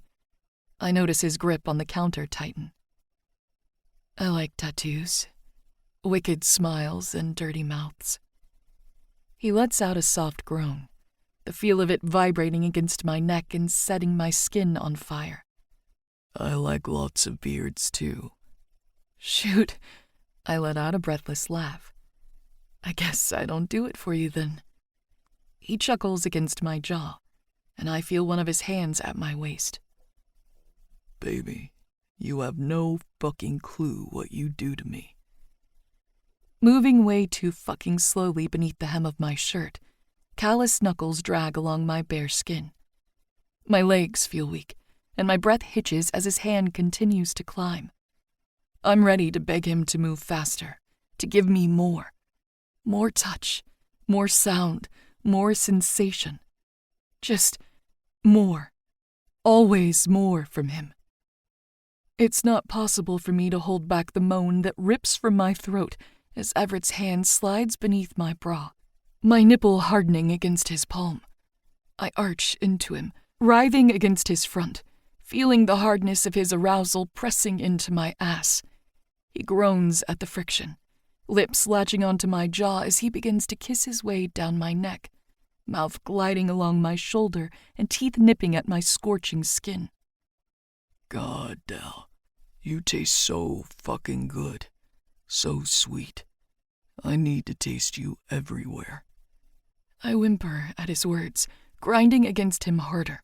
He pins my hips with his free hand, pinching my nipple with the other, rolling against me in the same delicious rhythm he fucked me with all those months ago. I feel his cock press into me, I can't believe we're doing this here, right now. I don't know how we got to this point, but I do know I don't want to stop.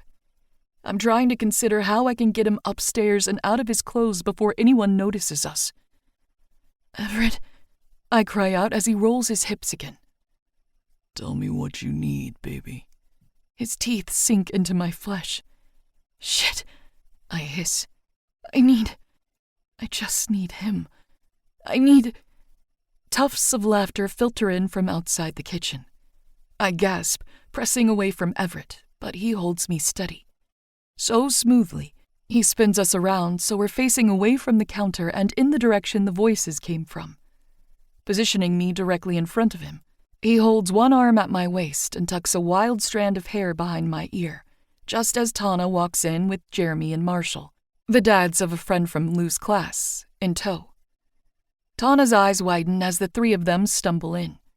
I'm sure my skin is flushed, and I can feel the neckline of my t-shirt askew. I realize Everett is holding me in front of him to block his hard-on, though I don't think the notion is hiding anything at all. Sorry, she drawls, eyes narrowing. We wanted to let you know we were about to take off. Oh, great, I say breathlessly. Thank you so much for coming. She loved the gifts. Jeremy and Marshall smirk knowingly. Thanks for having us. Will we see you at the science fair next week? Tana asks in a sickly sweet tone. Yep, I say at the same time Everett adds. We'll both be there. She pops a brow, giving an insincere smile as they make their way past us and toward the front of the house. God damn it, I mutter. Stepping away from Everett, I lean against the counter, dropping my head into my hands.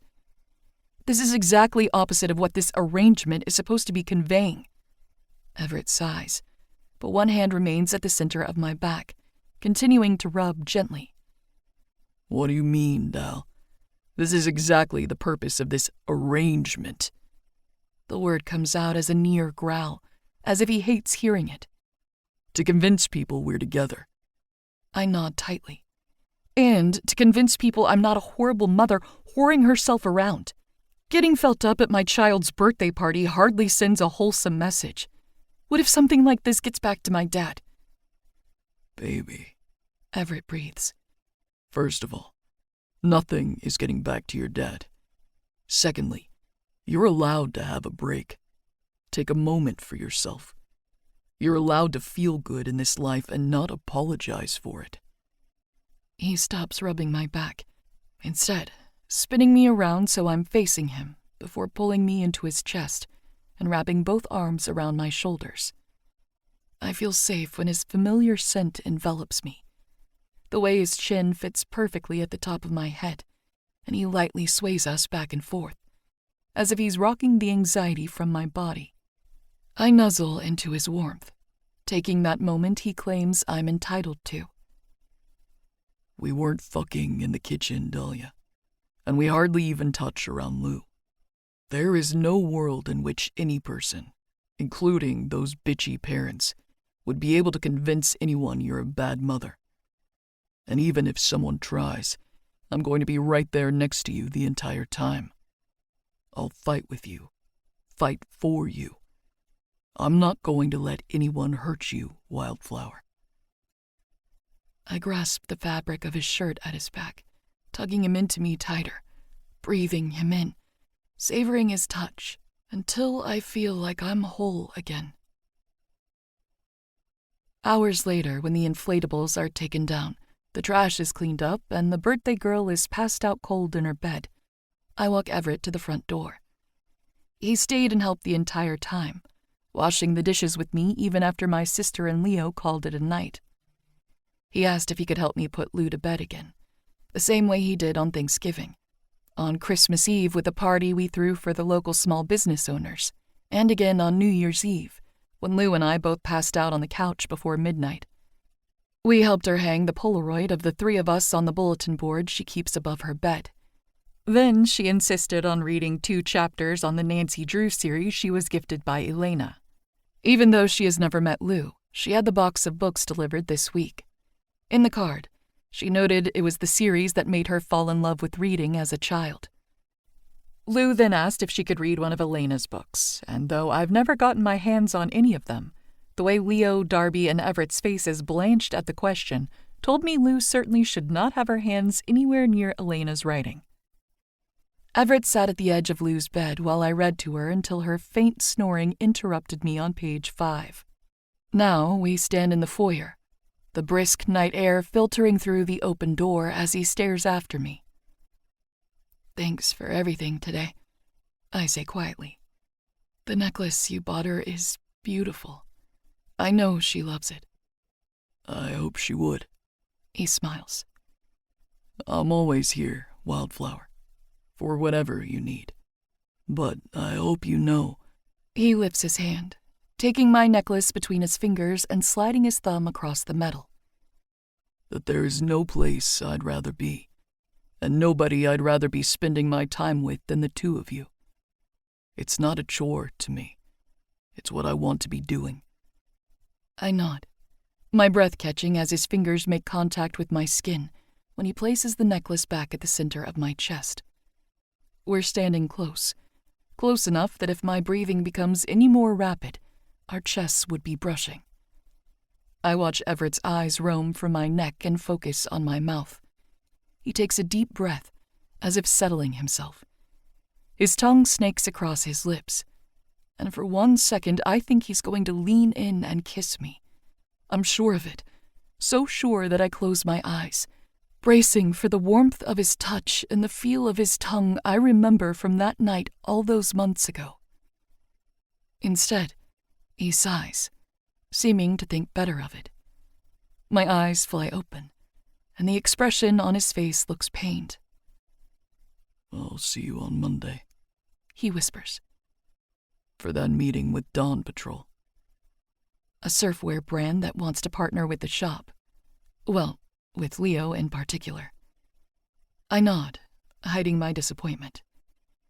He presses his lips to my forehead just briefly before walking out into the night. I watch him until he rounds the corner of the garage and is out of sight. Shutting the door, I flip off the dining room light and turn to head up the stairs, when I'm startled by a quiet, yet somehow aggressive knock on the door. Knowing it can't be anyone else but him, I open it. Everett's breathing heavily, eyes wild, and only one thought filters through my mind. He came back to kiss me. He's going to kiss me. He looks positively feral. But he doesn't ravish me, doesn't close the gap between us. No.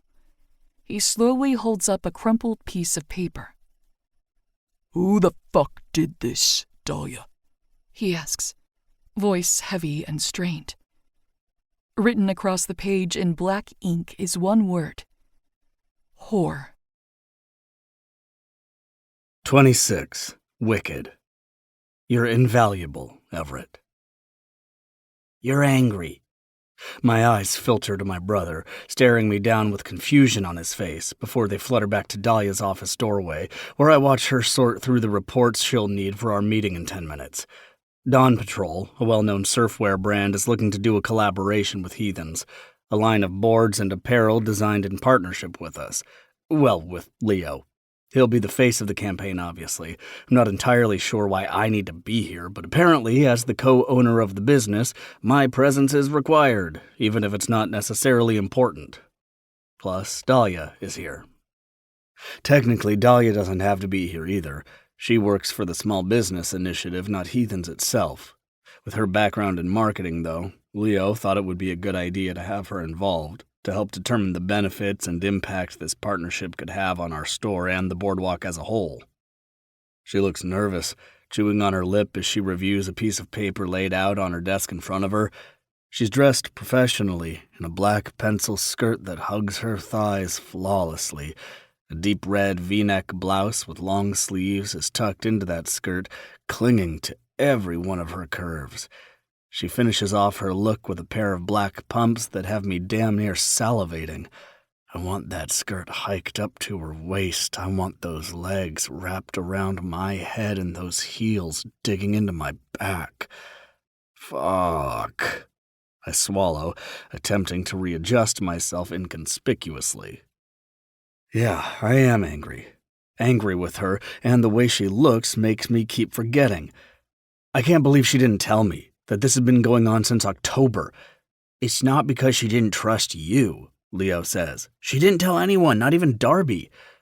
I think she genuinely thought it was no big deal, especially since prior to Saturday, it had been a one-time thing.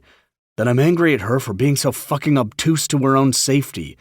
I'm sure she would have told you about the notes once she found the second one. I mean, if you hadn't found it yourself. Across the office, I know she can't hear us, but her head snaps sideways all the same, meeting my face. She gives me an apologetic smile, and I only nod back. Saturday night, she hardly even seemed upset at the note we'd found, like she was numb to it. Those kinds of names, that kind of harassment. She said she's convinced it's the other parents at Lou's school just trying to remind her how unwelcome she is. When I asked her why'd they'd go so far, her only response was that it's nothing new. That made me see red. I'm angry at her for not telling me, but more than that, I'm angry she thinks this is normal, that she believes she deserves this somehow. I'm also scared. I'm so afraid of her being hurt, afraid of things going so far that she runs away, that she begins to feel unsafe in the place I've always felt safest in, that Pacific Shores stops feeling like home to her. I want her to feel at home here. I want her to feel at home with me. I'm sorry I doubted your feelings for her. My brother's voice breaks my focus, and I realize I've been staring after Dahlia again. I'm sorry I told you to stay away from her. Forgiven, I murmur quietly. I can't blame my brother for that, not with the way I typically behave, with how important I can now see Dahlia has become to him, not with all the scars I know she bears. I love you, he adds. I look at him, blue eyes soft and sincere. The small smile that comes to my lips isn't forced when I respond. I love you too. Leo's unafraid of affection, and I suppose I'm the same. My mom drilled it into us from a young age. It took a while for Leo to say those words to her after his mother died and his father abandoned him. My mom, however, told him she loved him the day his father called and informed her he'd fled the state and left Leo with us, that he wasn't coming back. She sat all three of us down, Leo, Elena, and me, and told us Leo wasn't going anywhere. Then she told him that she loved him. I don't think he'd heard those words since before his mother's passing the year prior. My parents fought for guardianship so Leo wouldn't have to go into foster care. My mom told him she loved him every morning when we left for school and every afternoon when we returned. I don't remember when he began saying it back to her, but I do remember the first time he said it to me. The day Zach died. It was as if Leo was afraid I'd be next, and he needed me to know. He has been that way since, so I always say it back. I make sure he knows too. Thoughts filter to my sister. The affection my mom placed on Leo and me didn't seem to leave its mark on Elena. I think her love language was silent giving. Necklaces she made us, palm readings, or in-depth analysis of our birth chart.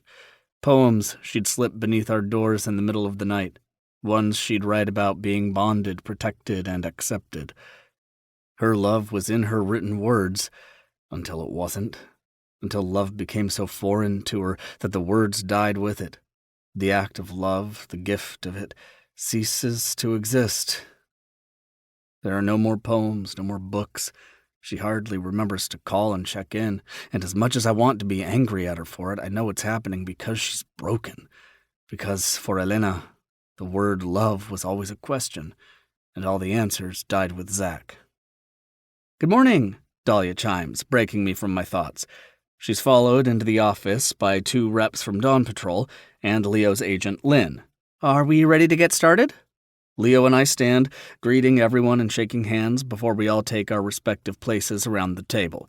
Dahlia sits across from me, flashing a closed-lipped smile before diving into her presentation. As I watch her speak, I realize that as much as I want to be angry at her, I can't. She has been broken too. A half hour later, Dawn Patrol is deep into their proposal, and I'm attempting not to fall asleep. They've been going back and forth with Lynn negotiating Leo's commission. They argue that Leo's pending retirement devalues him, while Lynn attempts to argue that his value has increased since his announcement, that his decision to settle down and start a family has made him more relatable and personable. When they finally settle on a number, the Dawn Patrol rep dives directly into design aspects and which products will be featured throughout the campaign. My eyes grow heavier. I'm sorry, Dahlia interrupts, her sweet voice snapping me awake. Are we not going to discuss Everett's commission for this campaign as well? Everyone looks at her like she has grown 3 heads, including me. Lynn clears her throat, leaning in and saying quietly to our half of the table, Leo is being commissioned for his personal brand, his name and likeness. He'll be inputting additional time into the campaign, photo shoots, interviews, and so on. Dahlia cocks her head, and instead of addressing Lynn, she turns her attention to the Dawn Patrol representatives, whose names I can't remember. Why isn't Everett, as the co-owner of Heathens, being asked to participate in the campaign as well?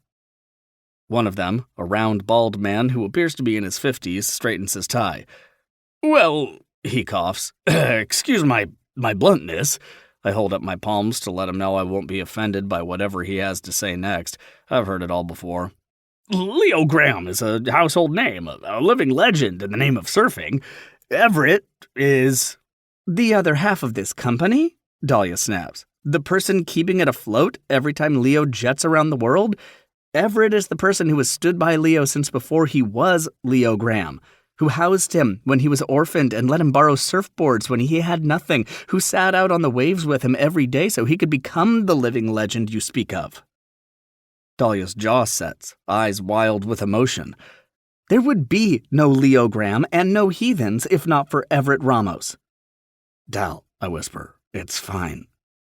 No, it's not. She looks at me, and I see so much conviction in her gaze I dissolve beneath it. She's standing up for me. Turning to my brother, she murmurs, Sorry. Don't be sorry. You're completely right, Dal.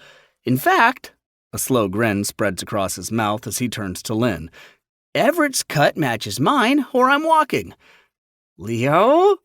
Lynn hisses. Looking back at the bald man, she smiles tightly. Can we have a moment? No, I don't need a moment, my brother continues. Everett will be included in all marketing for the campaign, and you'll pay him whatever you pay me. We simply don't have the budget allocated to... The other Dawn Patrol rep, a younger woman with dark hair and frown lines, begins. Then pay me less. Just make sure whatever you are paying me, my brother gets the same. Lynn's face falls into her hands, but Dahlia is smiling proudly at Leo. Yes, well, of course, we can figure out how to make that work. The bald man begins rapidly sorting through papers before he glances up at us. My main concern is the campaign. We planned on launching with a photo shoot of Leo in the line, and as I said before, he's a household... You're telling me that if you took that man's shirt off and plastered him on a poster, it wouldn't catch attention? Dahlia flutters a delicate hand in my direction. They don't need to know his name. They only need to look at him. I'll bet he can sell anything Leo can. My brother laughs. Your confidence in me is astounding, Dahlia. She smirks, giving him a sidelong glance. Not everyone likes a pretty boy. Glancing back to Dawn Patrol, she shrugs. You'd reach a wider audience that way. The two reps look at each other, raising their brows in silent conversation before the bald man nods once. He stands, extending his hand to me. I think we've come to an agreement then. I rise, returning the gesture. Looking forward to it. I'm not, really. I've got no desire to model alongside my brother. He made me do it once before the shop opened. We had a photographer come take photos of us to hang up in the store, and I hated every minute of it. I don't enjoy that kind of attention, and I don't need money badly enough to beg for a cut of Leo's deals. But watching Dahlia stand up for me like that, watching her believe I had the same value my brother has, awakened something inside me. I've always come second to him. Until her. So if she wants me to take this campaign on, then I'll do that. For her. We finish out the meeting, approving the designs Dawn Patrol mocked up. Leo and I sign a contract under Lynn's reluctant eye. Once the conference room clears and only my brother, Dahlia, Lynn, and me remain, I say to Dahlia, "Do you think we could talk in your office for a moment?" My brother is shooting me a devilish smile as Dahlia nods silently and follows me across the room toward her office. I hold the door open for her as we walk inside, slamming it shut the moment she enters. Grabbing her arm, I spin her so she's pinned between the door and my chest. Bracing my arm on the wall above her head, I lean in close. Her eyes flutter upward, two blazing sapphires that see right through me. Nobody has ever done that for me before. What? She whispers. Stood up for me. My voice turns rough as I add, seen my value. She slowly lifts a hand, wrapping it around the nape of my neck. My body shudders beneath her touch as she brushes her thumb against my skin. You're invaluable, Everett. All of my resolve melts as those words burn into me. My head drops, nose grazing against her cheek, and lips pressing into her jaw. I inhale her paradise scent, feel her skin on my mouth as I whisper, I need to kiss you now. She lets out a soft laugh. Finally. I pull back to look at her, a blush running up her chest and into her cheeks. A teasing smile accents her lips, her ocean eyes on fire. She's the most beautiful thing I've ever seen, and she believes me invaluable. Are you going to... I steal her words, capturing her mouth with my own, and when she lets out a surprised moan, I steal that too. I inhale her breath, devouring her lips in a kiss that is fervent and desperate and far too long awaited. I want to absorb her touch, imprint her on my skin. I attempt to do just that as her lips move against mine, soft, warm, and addicting. Dragging my hand down the door, I tangle it in her hair behind her head, tilting her face up slightly so I can kiss her deeper. She opens for me on a moan, and I let my tongue slip inside her mouth. My other hand runs the length of her body, slipping behind her back and grasping her perfect ass outside her tight skirt. I pull her into me, pinning her between my hand and my hips. She hisses when she feels my hard length press against her stomach, and I take the opportunity to slip her bottom lip between my teeth and bite down. Everett, she whimpers, the sweet music in her voice singing along my skin and opening all my senses. I'm hyper-aware of her. The strands of hair between my fingers, the feel of her flesh beneath my palm, the wet warmth of her tongue inside my mouth, and the drag of her breasts against my chest. I'm consumed by her. I know this will destroy me later, but in this moment, I revel in my wrecking. Dragging my lips from hers, I kiss my way along her jaw and down her neck. She bucks her hips against me when I hit a soft spot behind her ear. She does it again when I nip at the hollow of her throat. I catalog these places, these moments. I mesmerize all the little things that bring her pleasure, praying she'll let me do them again. Do you, I pepper kisses down the center of her chest, have any idea, dragging my lips along her sternum until I reach the V of her shirt, how long I've craved doing this to you? I glance up, finding those flaming eyes hooded and hazed. What torture it is to be in your presence and not ravage you the way I do in my dreams. She throws her head back against the door, running her fingers through my hair and sending shivers down my spine. Me too, she breathes. I think about it all the time, about watching you come all the time. Fuck. I rapidly drag my mouth back up her body, finding her mouth again. Her hands land at my back, digging into me as if she wants to pull me closer. I wonder if she feels as consumed as I do, if she's also searching for a way to bind our beings. I slide my hands up her bare thighs, taking her skirt with me as I wrap around her legs and hoist her up. She's pinned between the door and my body again, reminiscent of the night we met. Though then I didn't know her name, had no idea how ingrained she'd become in my life. I know we've kissed before, but this, holding her against me when I know her name, feeling her lips when I've seen her tears, knowing she's losing control with me when she's afraid to do so in any other aspect of her life. Fuck. It's different. Kissing Dahlia is a privilege, one I didn't know I had before, and something I'm damn sure I'll never take for granted again. I wanted you to kiss me Saturday night, she murmurs against my lips. I was so sure you would when you came back to the door, but you didn't. I capture her lip between my teeth again, dragging slowly as I let it go, because I knew once I kissed you, I wouldn't be able to stop. I moan into her mouth, and she takes the opportunity to flick her tongue across my teeth, eliciting another sound from me.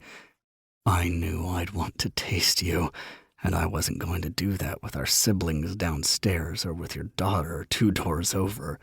I kiss along her jaw again. Not when I need to hear you scream my name. She hums, letting her head fall back so she can bare her neck. I nip along it, taking her soft skin beneath my teeth, feeling her buck against my erection. What about now? She asks breathlessly. What do you plan on doing now? Now, Wildflower, I growl against her flesh. I plan on devouring every inch of you. I won't stop until you're crying out for me, and I don't give a fuck who hears it. Anyone ever tell you you've got a filthy mouth? She whimpers. I smile against her lips. Let me show you all the wicked things I can do with it. I pull us back from the door, marching across the office with her in my arms before sitting her down on the desk. I hear items go falling to the floor beneath us, but we're both past caring. Dahlia leans back, bracing her hands on the wood and widening her legs for me to step between them. I move slowly, tracing my tongue along her jaw and down her neck, moving between her breasts again, my mouth meeting the fabric of her top.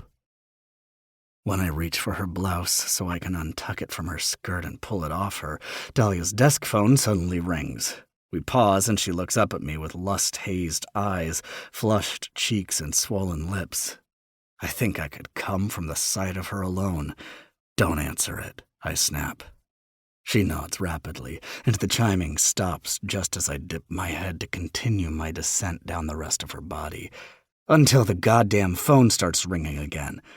I sigh against her chest, feeling her body tense beneath my mouth. Answer the fucking phone, Everett. It's my brother's voice that booms from the other side of the door. Adam is downstairs and he'd like to go home. He's wondering where you are since you're supposed to be relieving him. God damn it, I mutter. Moving back up, I take Dahlia's face between my hands, planting a soft kiss against her mouth. I'm so sorry, I say, pressing my lips to each cheek. I'm sorry. Then her jaw. I've got to go cover the desk. Then her nose. I'm sorry. Don't be, she says breathlessly. We were probably getting a little carried away for the workplace anyway. I pull back to smirk at her before planting one more kiss on her mouth. Don't leave for the day until I come back, okay? She nods. I've got to pick up Lou from your mom's at 5 o'clock, though. I forgot Dahlia had asked my mother to pick Lou up from school today since she wasn't sure how long our meeting with Dawn Patrol would last, and Darby's working on the finishing touches for the flower shop before it opens. I'll be back before then. Okay, she says, giving me a coy smile as I stand and readjust my hard-on. Just as I reach her office door, I find myself doubling back. She's surprised as I take her face between my palms again and kiss her one more time. I can't get enough. She's laughing by the time I finally make it out the door. 27. Wicked. Not finished with you yet. Everett, please, please, please can you pick up Lou from Mom's? At 5 o'clock. Please. Leo, you're desperate. Everett, unashamedly so. Please, Leo. Leo, fine, but you owe me. The minutes tick by painfully slowly as I wait until it's time to close the shop. Leo comes down the stairs just before 5 o'clock and lets me know he informed Dahlia he'd go pick up Lou. Then, just after 5, I see Scarlett and Jeremiah leave together. Jeremiah doesn't speak to me anymore. I don't give a shit. Because I know Dahlia's up in that office by herself, waiting for me, not for him. It's 5:33 when I lock the doors and close up Heathens. We're supposed to be open until 6, but I haven't had a customer in over an hour. And I know if Darby was sitting in that office upstairs wearing a tight-ass skirt and waiting for my brother, he'd do the same fucking thing. I quickly close the till and balance the books before shutting off the lights and bounding up the staircase 2 steps at a time. The office is dark when I slip inside, only the dim glow of Dahlia's office light glowing behind her closed door. I enter without knocking, and she looks up at me from behind her desk. The blue light of her laptop reflects on her face as she cocks her head. Leo asked me to stay late, that he'd pick up Lou, but I don't know. I'm not finished with you yet. My steps are purposeful and quick as I round her desk and spin her chair to face me. She watches me with wide, shocked eyes as I slowly lower to my knees in front of her. I told you I was going to devour every inch of your body, show you all the things I can do with my mouth. I press my lips against her outer knee, keeping my eyes on her. Are you going to let me finish what I started, Wildflower? Everett. She tosses her head back, her delicate throat moving as a moan crawls its way out. This... Her body tenses as I brush my lips up her leg. Is supposed to be... Her fingers knot in my hair. Fake.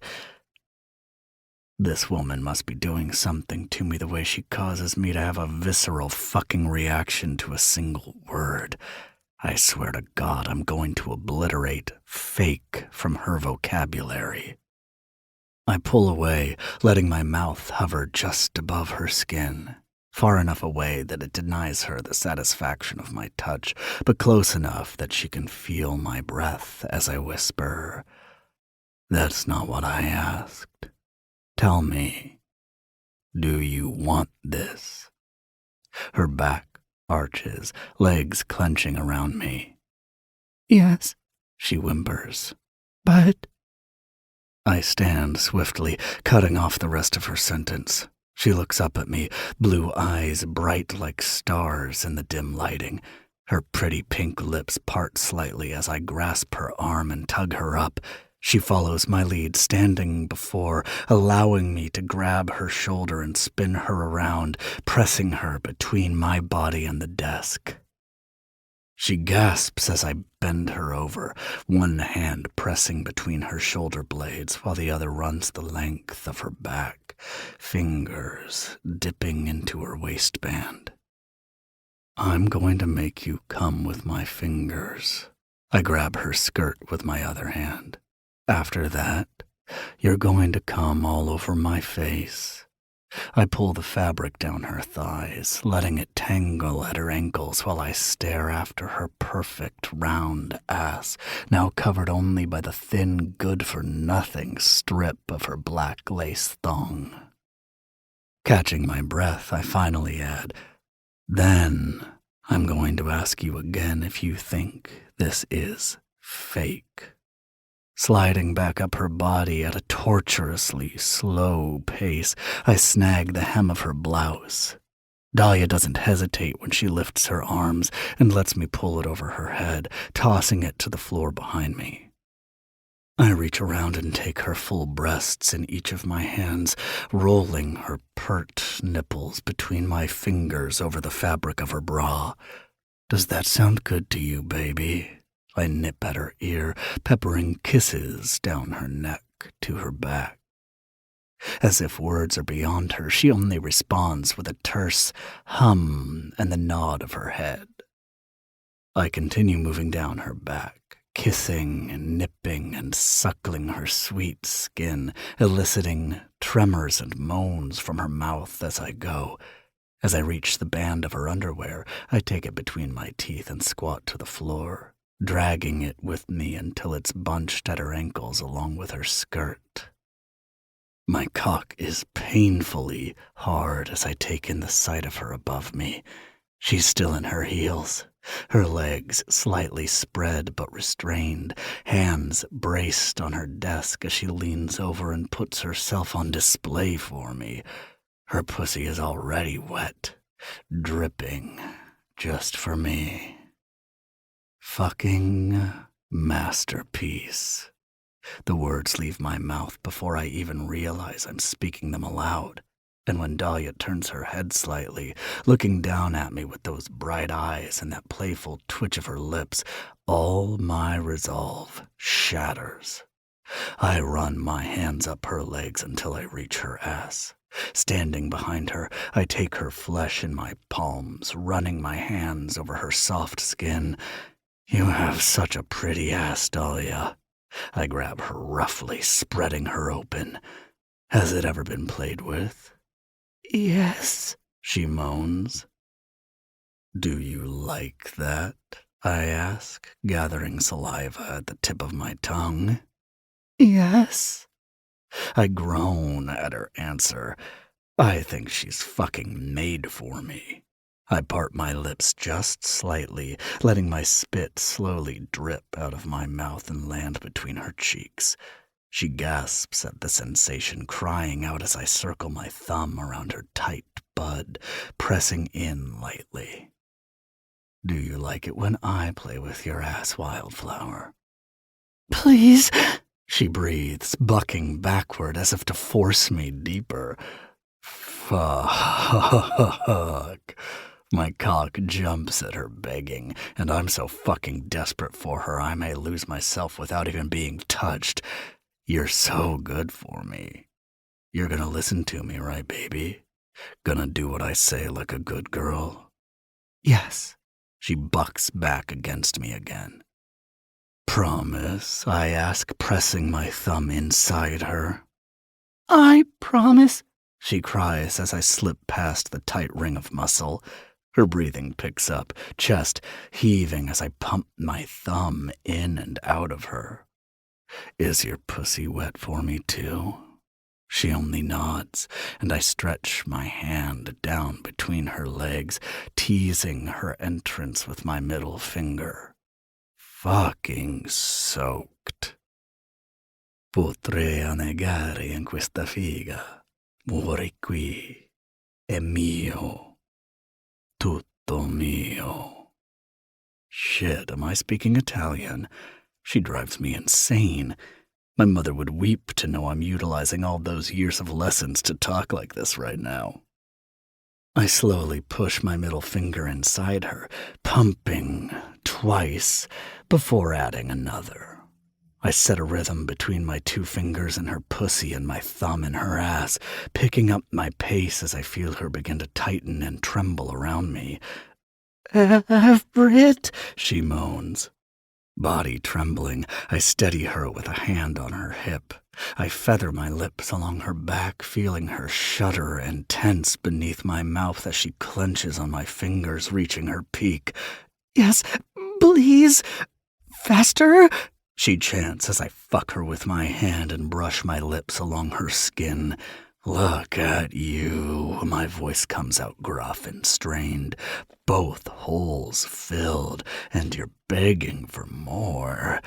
You're perfect, aren't you? I nip at her neck, fighting the urge to buck against her with my hips, desperate for my own release. So needy for me. I continue my pace with one hand, using my free one to tangle in the back of her hair and lift her so she's flush against my chest. She lays her head against my shoulder, looking up at me with lust-laced eyes. I bet you like it rough, don't you, baby? Her lips are parted slightly, small whimpers escaping them with each thrust of my fingers into her body. She nods, and I move my hand around her throat, gripping just tight enough to make her catch her breath. You take my fingers so well, Dahlia. I can't wait to watch you take my cock again. Her eyes flutter closed, and I feel her throat work against my palm as she moans at my words. I begin moving faster, curling my fingers and pressing hard against the spot I know will make her come undone. Her entire body begins to tense as a garbled "Everett" escapes her mouth. I lean into her, my lips hovering right over hers. "Come for me, Dahlia," I command. "Squirt all over my hand the way you did my dick.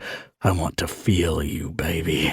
Her mouth falls open, eyes shut as her pussy tightens around my fingers, and I feel her begin to lose herself. I press my mouth to hers, swallowing her moan before taking her lip between my teeth and biting down, dragging as I pull away. A tremble rushes up her body, and I feel her getting close. I wrap my arm around her middle, feeling her legs weaken. "That's it. Let go, Wildflower. I've got you." I curl my fingers again, pumping hard and fast a few more times until I feel her become impossibly tight, gripping my fingers hard enough that they can no longer move. I feel the pressure building inside her, the way her body racks with quivers, and a cry tears from her throat as that pressure bursts. She goes slack, falling forward, supported only by my knee between her legs and my arm around her waist. I feel her release rush past my fingers, flooding my hand.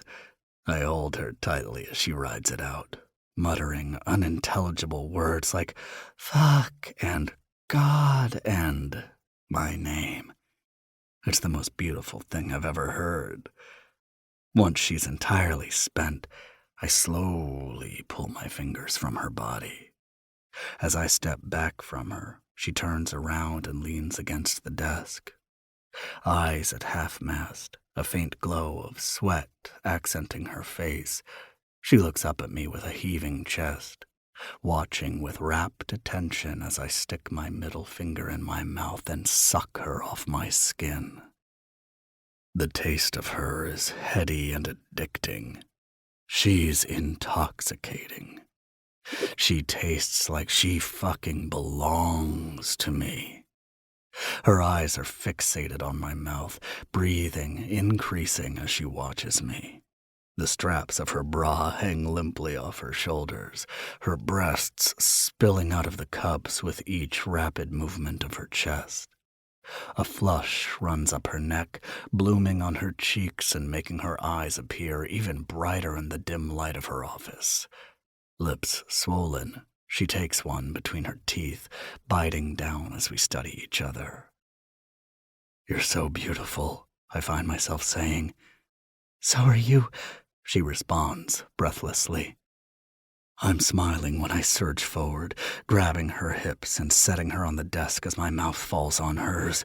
She laces her arms around my neck, pressing us together as I kiss and kiss and kiss her.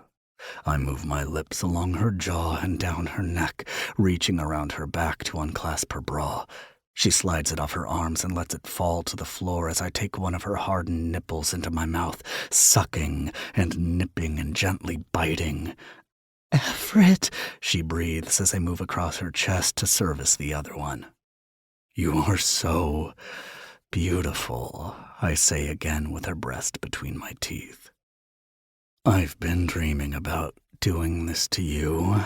I suck her into my mouth roughly, pulling away with force. "Worshipping your body like this. You deserve to be worshipped, Dahlia." I brush my lips along her skin, falling to the floor in front of her. I look up at her, knowing there's pleading desperation on my face, and she meets my gaze with a mirrored expression. "Your body is my new religion, baby." I wrap both arms around her legs, gripping her inner knees. "Now, spread those thighs and baptize me." Her breath hitches, but she opens for me immediately, baring her perfect, wet pussy. She's glistening with arousal in the aftermath of her first orgasm. My cock rages at the sight of her, the need to be inside her. I press my hand to my groin in an attempt at relieving the pressure. "Yes," she whispers. "Do that." I look up, meeting her hooded eyes as she watches me. "What, baby?" "Touch yourself." She's so quiet I almost can't hear her. She's so timid in moments like this, and it drives me wild. I palm my cock again, and she bites down on her lip, a flush coming to her cheeks. I understand why she made the request. She seems under the impression that she can only take pleasure if it's also being returned. I noticed it the night she touched herself on video for me. She wanted me to go there with her. She needs the level of vulnerability to be matched, and I think it's because she needs to know I want to give this to her as much as she wants to take it. She's so afraid of being a burden, of not being desired. That drives me mad. It's infuriating, and I want to obliterate every person who has ever made her feel that way about herself. "Dahlia," I rasp, "do you need to see what you do to me? What the taste of you does to me? Do you need proof of how desperate I am to hear you cry my name again?" With hooded eyes, flushed cheeks, and parted lips, she nods. I reach down, unbuckling my belt, slipping it through the loops and tossing it aside before unzipping my pants. I watch her breath stop as I pull out my cock.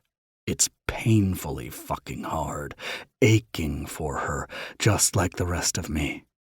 I swipe the moisture gathered at my tip and swirl my thumb around the head. Gripping my base, I pump myself once, twice. I need all those doubts to leave your pretty head. I've been thirsting for this pussy, and now I'm going to fuck myself while I devour it. Can you let me do that? Her head falls back on a moan. "God, please." Pushing her legs open with one hand, I move between her thighs. I start at her center, dipping my tongue inside and feeling her sweet arousal coat my senses. My cock jumps at the taste of her, the smell of her, the sight. I squeeze my tip, willing myself not to come already. I drag my tongue up the length of her, settling over her clit as I flick once. And that's the last time I hear you say the word God tonight. Understood? You need to call out for someone, Wildflower. You say my fucking name. Her legs tighten around my head, and a soft whimper leaves her mouth. Say it for me, Dahlia, I growl, mouth hovering over her clit, denying her the sensation I know she desperately needs. "Everett," she breathes. "please." It's all I need to descend on her. I circle her clit with my tongue in the same tempo I fist my cock. She continues chanting my name as I pick up my pace, working her faster. That's it. Keep going. Her moans grow louder, body tensing and tightening as I wrap my lips around her bundle and suck hard. I gently nip her with my teeth, causing her body to bow off the desk, hand flying to the back of my head and holding me there. Fuck yes, doll. Use me, baby. Fuck my face. Take what you need. My words vibrate against her center as she bucks against my face, using it to fuel the friction that makes her come undone. I stick my tongue out, letting her grind over it to find her pleasure. "Everett," she pants. "Everett, I'm going. Knowing she's close, I begin pumping my cock faster, hoping I can hold out and go with her. I drag my free hand up her thigh, holding her open with my shoulder. Splaying my palm against her upper abdomen, I press down lightly, adding just enough pressure to make her explode. I take her clit between my teeth again as she continues to move against my mouth. As I bite down gently, her entire body tenses. She cries out louder than she has all night, legs wrapping around my neck and tightening almost painfully. Pleasure zips down my back and gathers in my spine. Red, hot, and blazing, I fuck myself faster, feeling Dahlia tremble above me. The moment she falls back against the desk, her body quivering as she cries out, I move my mouth to her core, slipping my tongue inside her fingers not in my hair, heels digging into my back, her entire body clinging to my face as if it's her center of gravity. That red-hot heat explodes into white-hot pleasure, my mind going fuzzy and blank as my climax barrels through me.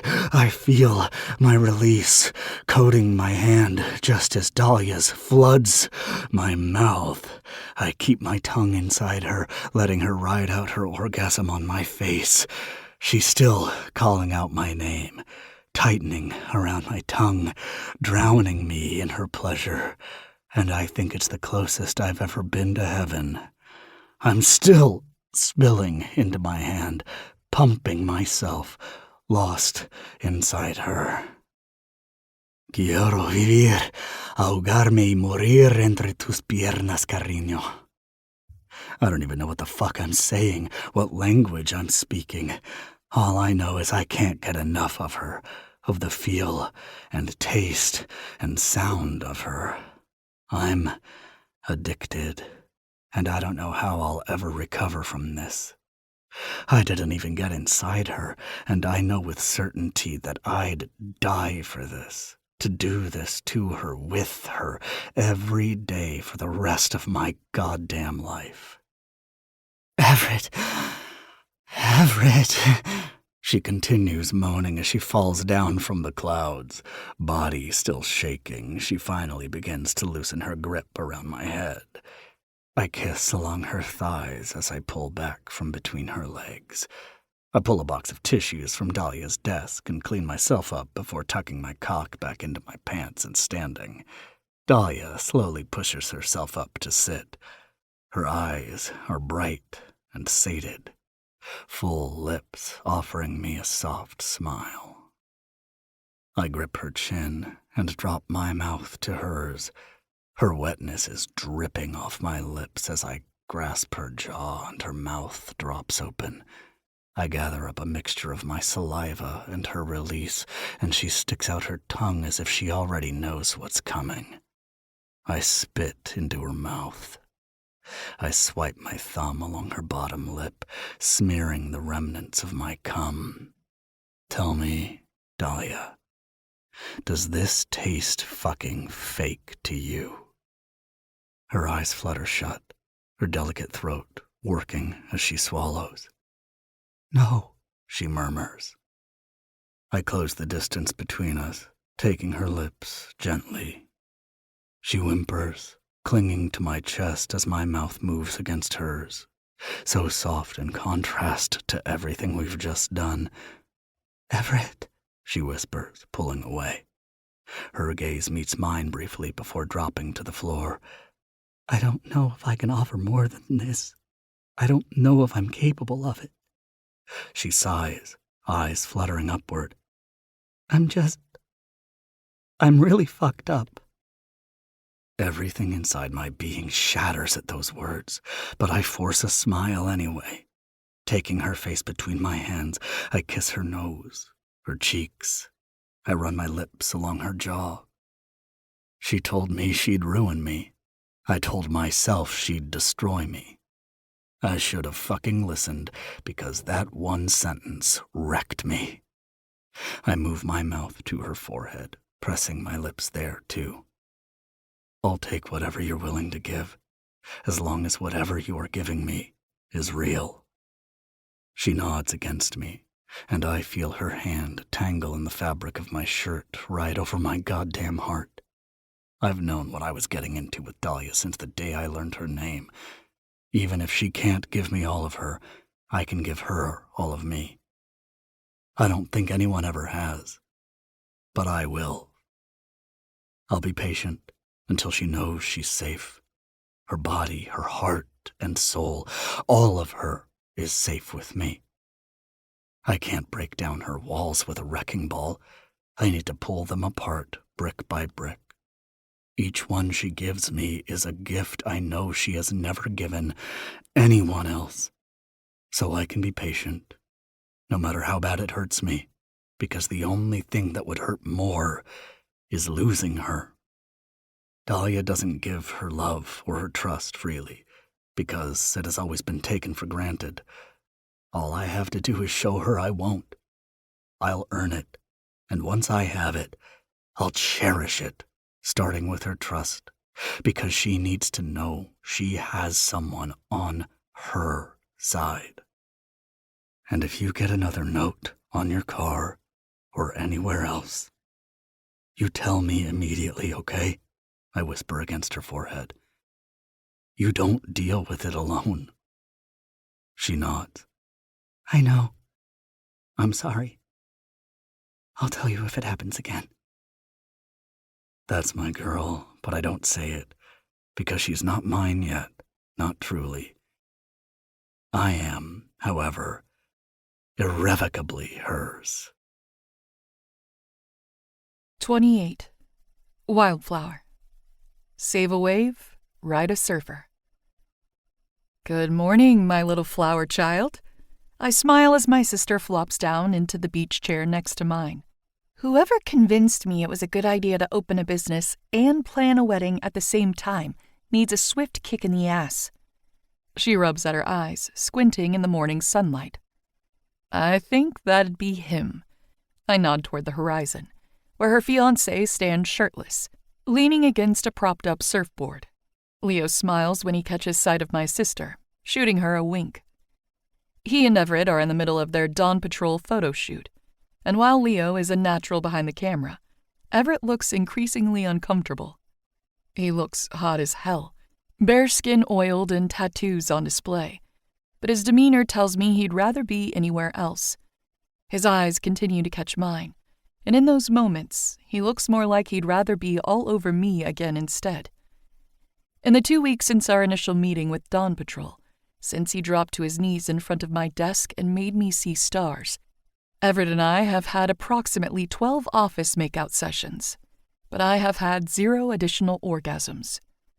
We agreed to sex, but I vetoed any more workplace incidents. We have coffee in my office between meetings, or some days I'll take my lunch down to the auto shop, and we eat in his office there. We talk and laugh. We kiss. A lot. But the first time we have sex, well, the second time, I'd like to be in private, with an unlimited time frame, and a bed. I don't want Everett over when my daughter is home. I don't want him in my bed when she's across the hall. I think she has caught on to the idea that there is something more than friendship going on between us, but exposing her to that level of intimacy feels permanent. I don't want her thinking Everett is more to her, or to me, than what he is now. I don't want her thinking he's going to be in our lives forever, when it's quite possible he'll stumble upon the love of his life on any given day and his priorities will change. I won't break my daughter's heart by allowing her to believe a man is filling the void her father left until I'm confident I've found a man committed to being that for her, who'd stay for her even if he left me. I'm not always so sure I deserve love, but I know with certainty that my daughter does. So, despite finally agreeing to hook up again, Everett and I have yet to do the deed. Darby and Leo have been too busy opening the flower shop, and even though I'm fairly certain Monica and Carlos would babysit for me any time I ask, the idea of saying, "Hey, can you watch my kid while I fuck yours?" seems to be a bit much for me. Everett has been patient.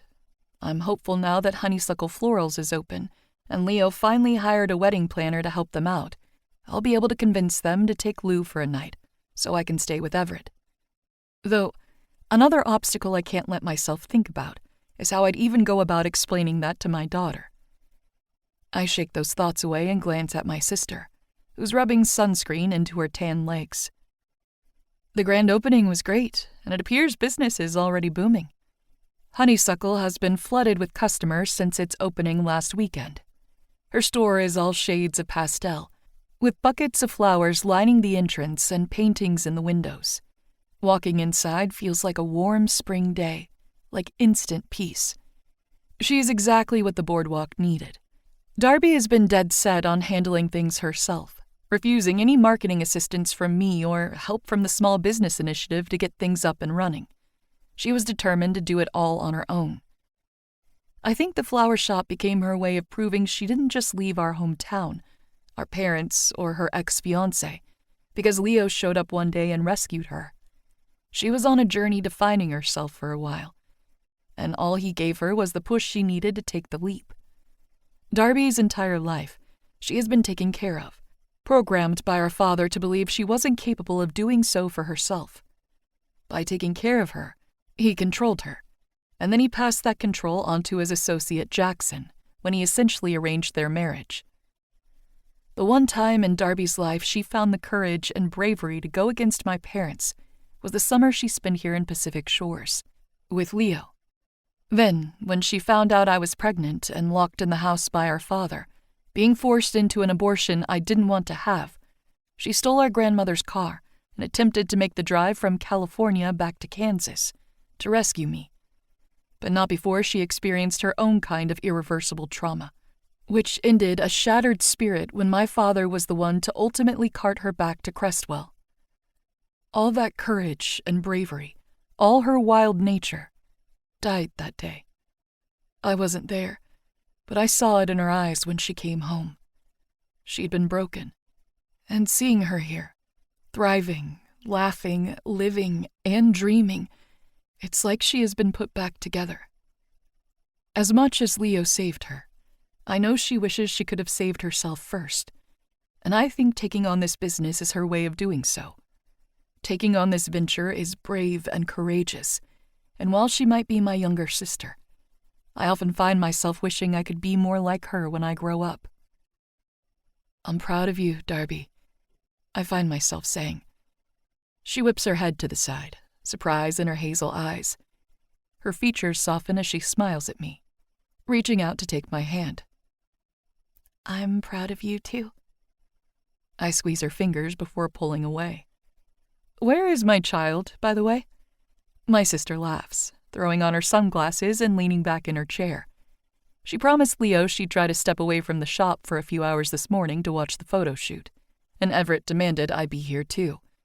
He said since I was the one who threw a fit about him not being included, it only makes sense that I also suffer through it.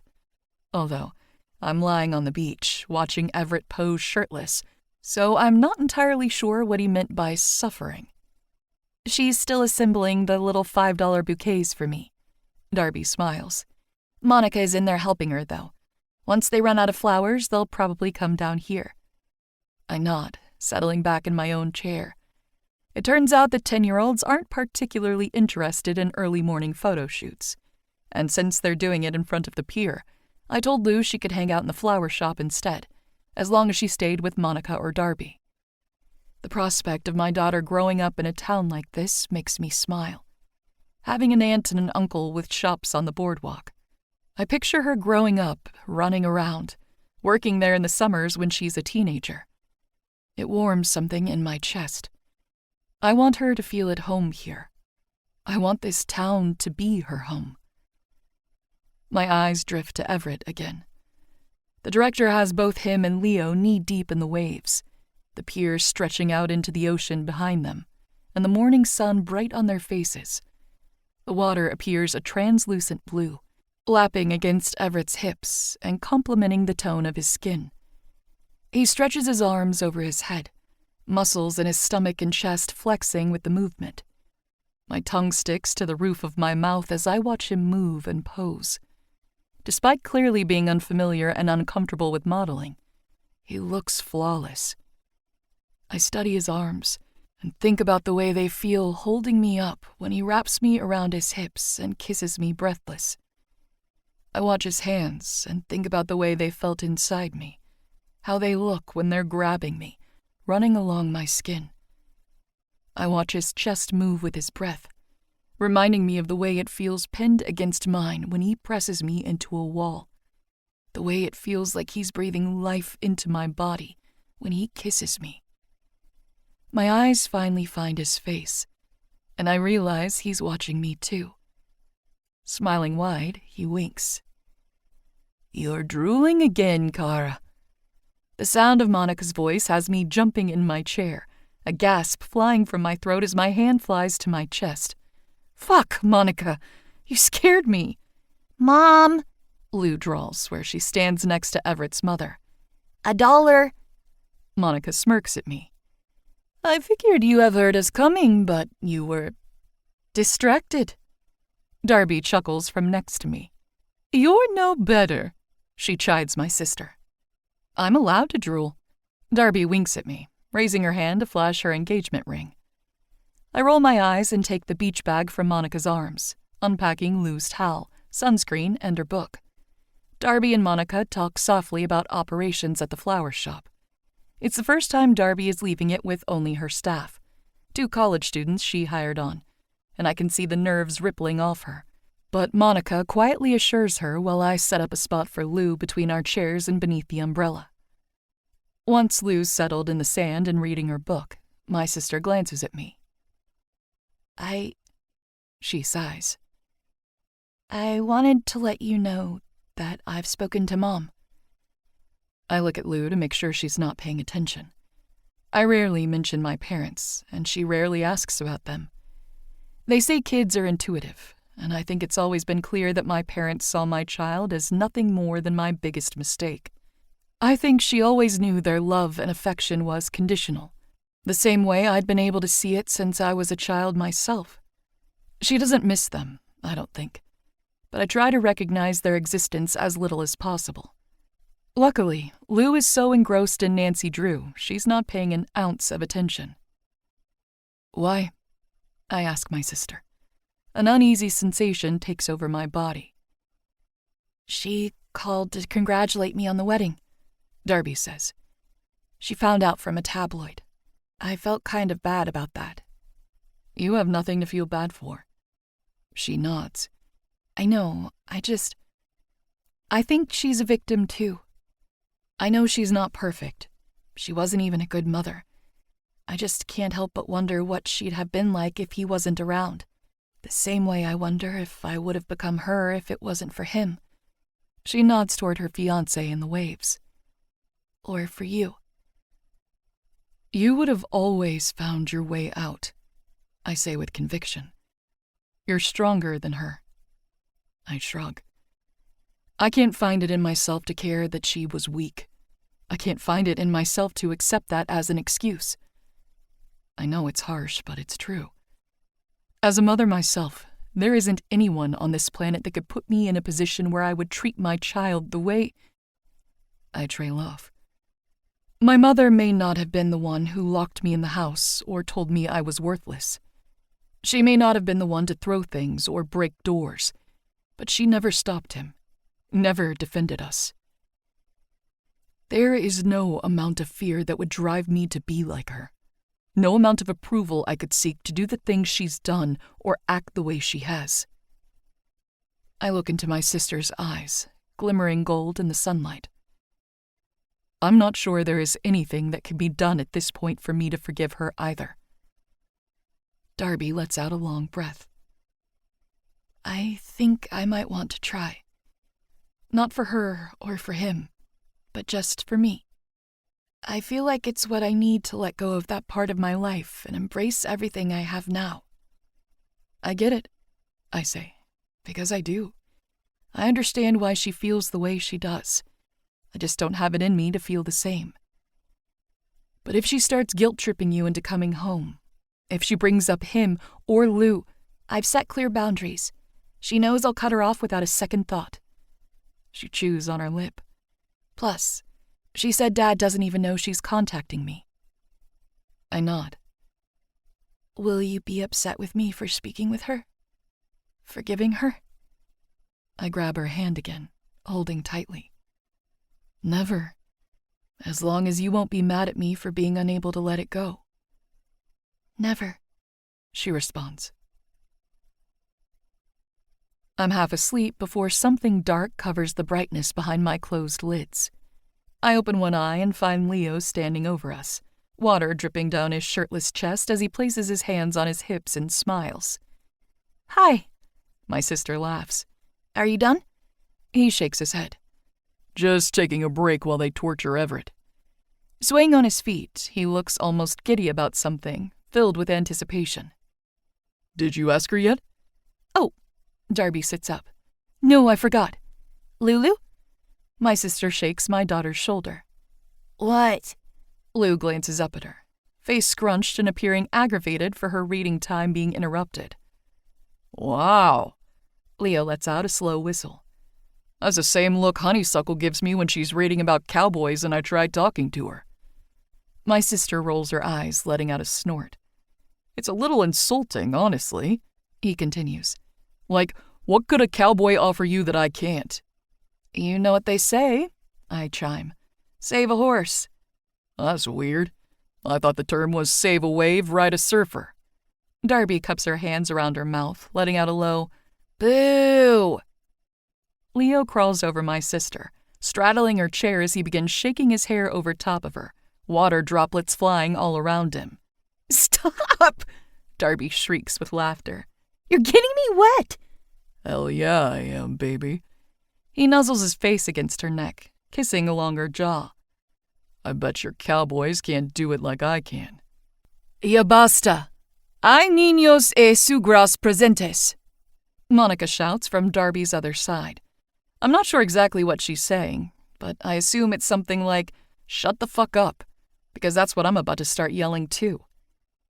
Lo siento, mama, Leo mutters, climbing off my sister. Darby's cheeks are flushed, but her eyes glow with adoration. He wraps his arms around my sister, lifting her and taking her seat before setting her down on his lap.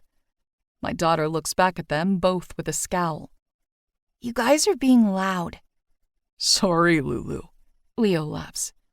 We have a question for you, though. She lets out an exasperated sigh. Okay, what is it? She has been really into those Nancy Drew books, and she gets irritable when interrupted. Will you be our flower girl? My sister beams. Obviously, we all expect Lou to say yes, but in a few weeks, Darby has a dress fitting at a bridal boutique in downtown Los Angeles. Apparently, she found her dress when she and Leo were in Portugal last summer, and it's being shipped to LA. I thought it would be fun to bring Lou with us and let her pick out her dress while we are there. I told Darby and Leo she'd get extra excited if they made a big deal out of asking her, and Leo tends to make a big deal out of everything. My daughter only lifts her brows at Leo and her aunt. That depends, she says. Is this wedding actually going to happen this time? Darby rears back, face deepening with shock. The snark on you, kid. Lucille, I snap. That was rude. My daughter glances up at my sister before murmuring, sorry. Leo only laughs. It's okay to change your mind about something if it's not the right thing for you, Lulu. He strokes a hand down my sister's hair. Sometimes it takes a person a little while to figure out what's right for them. But it's okay to change your course if you find something better. She seems to contemplate that for a second, regret flashing across her face. And Jackson wasn't the right person for Aunt Darby? Exactly. But you are? Obviously. Why? Because I'm cool? He says it like an obvious answer, but there is a glimmer of amusement on his face at my daughter's questioning. Lou gives him a bemused look, glancing at my sister for more of an explanation, like she's not entirely convinced. Darby laughs. He's my person, Lulu. And that's who you marry? Your person? Darby smiles. Yep. Finally, she nods. Okay, I'll be your flower girl. My sister stands from Leo's lap, then squats down to the ground where Lou sits, wrapping my daughter in her arms and pressing a kiss to the top of her forehead. As she pulls away, Lou turns to me. Is Everett your person, Mom? I feel my eyes all but burst out of my head, mouth dropping open. I glance at my sister, to Leo and Monica. All of them hold the same expression, eyes darting back and forth between Lou and me. Everett and I have been doing very little to hide our chemistry. Not that it'd even be possible to ignore at this point, but I had no idea how openly I'd been wearing my emotions. Nerves explode through my chest at her question, but the answer on the tip of my tongue is, I hope so. Knowing I can't admit that to her, to any of them, I simply stare, mouth gaping like a fish. Oh, Frantically looking at Darby, I plead for help with my eyes. She only shrugs, like she has no idea how to respond either. Because I think he'd be a good one, Lou continues. My mouth clamps shut, mind reeling. Really? Yeah. Lou nods nonchalantly, setting back on her towel and reopening her book. If you married Everett, I think that would be cool. Leo, Monica, and my sister blink rapidly, jaws dropped. None of us say anything, attempting to act casual at the suggestion my daughter just made. Nobody says a goddamn word, the silence thick and palpable between us. Eventually, though, Leo and Darby look at me with shit-eating grins, and I notice Monica's eyes growing a little watery. I have no fucking clue how to react to any of it. I turn my head, looking out at the horizon just in time to find Everett jogging over to us, none the wiser. I wait for him to slow to a stroll, to stop in front of me, but he doesn't. He continues running, barreling right up to my chair and grabbing me beneath the arms. "What are you doing?" I gasp as he lifts me into his arms and tosses my body over his shoulder. Our family watches us curiously as he begins heading back toward the waves. I told you I was going to make you suffer with me. He laughs. See? They act like you two.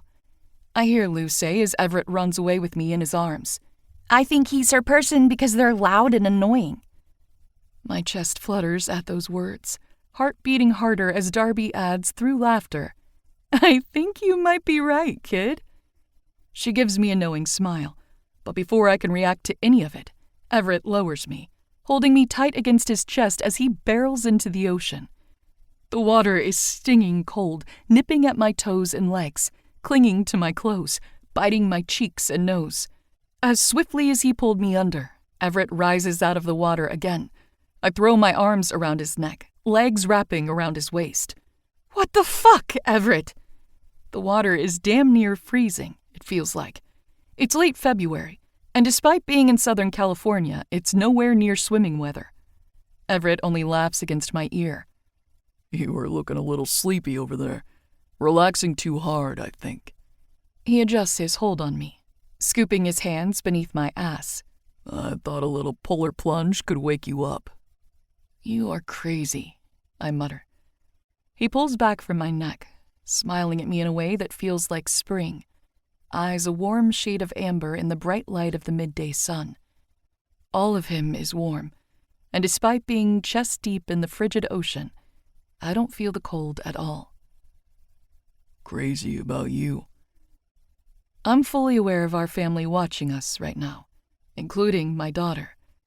I've tried to set boundaries, to keep her from realizing how deeply I feel for this man, out of fear of her doing the same and both of us ending up broken later. It appears that I've failed at that, though, because she has fallen for him as hard as I have. I see the way you look at me, Wildflower. And I want you to know that I'm seeing you the exact same way. That's not possible, I think to myself, because he's like the spring, warm and bright.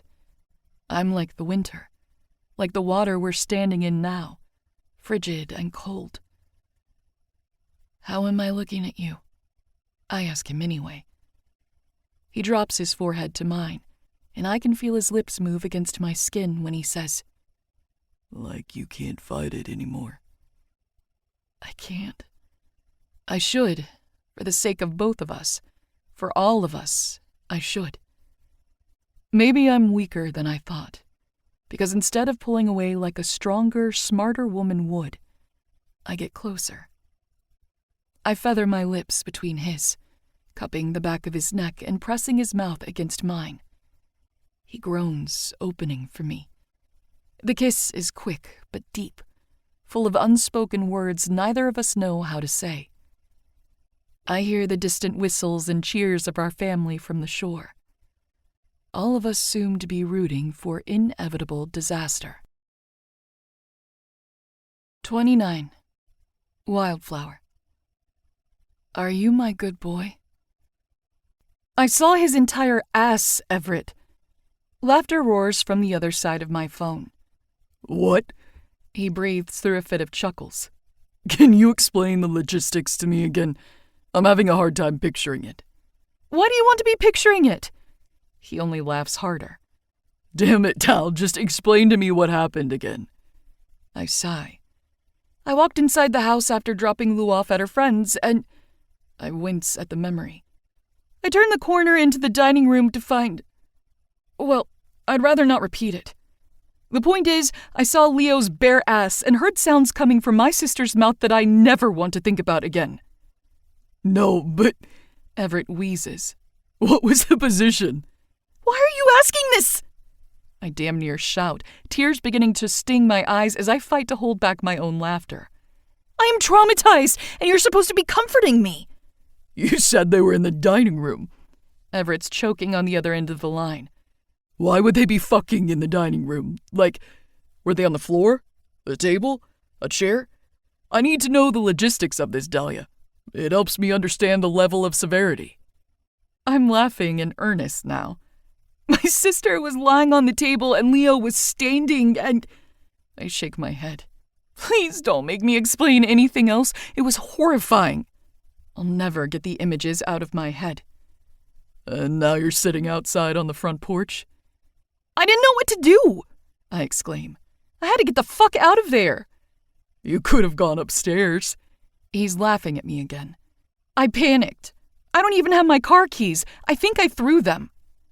I stretch my legs out on the front steps of the house, leaning back on one arm as the other holds my phone against my ear. My first thought when I ran out of the house was to get in my car and go find Everett. I was hoping to see him tonight anyway, but once I was outside, I realized my keys were no longer in my hand. So I sat down on the porch and called him instead. There is no reason I should have to suffer through this alone. Once Everett finally catches his breath, he asks, Where did you throw your keys? At Leo, I think. He begins laughing again. I'm hanging up. No, don't hang up, baby. I'm sorry. I snort at him just as my phone dings. I see I have a text message from my sister, letting me know I'm clear to come back inside the house. Darby told me to come inside, but I'm scared. He chuckles. You'll be fine. At the very least, you've got to go get your keys so you can pick up Lou later. I don't, actually. She's staying over at a friend's house all night. A girl from school named Sophie. I've never been a huge fan of sleepovers, but the kids have been begging me for months. Sophie's parents are kinder to me than most others at Lou's school, and after letting her spend a handful of afternoons over at their house, I finally gave in. All night? Everett asks. Yep, I hum, gathering up the courage to say what comes next. The whole reason I wanted to call him in the first place, really. So, I was thinking... Hey, Wildflower. I actually just pulled up to the bar. I'm meeting with Ryan and Emilio to get a drink tonight. Can I call you later? Disappointment slams into my gut. My heart falls and my stomach plummets to my feet. I swallow, attempting to sound unaffected. Oh, yeah, sure. Have fun. I'll call you in a bit, he says again. Cool. I hang up. Sea breeze, normally comforting and warm, blows across my arms, feeling prickly and cold. A sick feeling settles inside my stomach as I stand and head back inside. I softly open the front door, hoping my sister and Leo have retreated back to their bedroom, and I can quietly sneak up to mine. Instead, I find them both standing in front of the staircase, giving me awkward smiles. Leo extends his hand toward me, my keychain hanging from his finger. I believe these are yours. You hit me in the back of the head with them. Sorry, I murmur. When you see a grown-ass man on top of your baby sister, the protective instincts kind of kick in. The corner of his mouth tilts up. The choking was consensual, Dahlia. I didn't see that. I shudder at the image it provides. But thanks for letting me know. My sister snickers, though her cheeks are bright with a blush. I'm sorry. We assumed you'd be going to meet up with Everett after you dropped Lou off, and I guess we thought we'd have the house to ourselves for longer. Well, I step around them, maintaining a wide berth. I'm not meeting up with Everett. Sorry about ruining whatever else you two had planned. I really need to get back to apartment hunting. I'm going to bed. I don't miss the frown they both give me, but I don't give them the chance to push as I begin bounding up the stairs.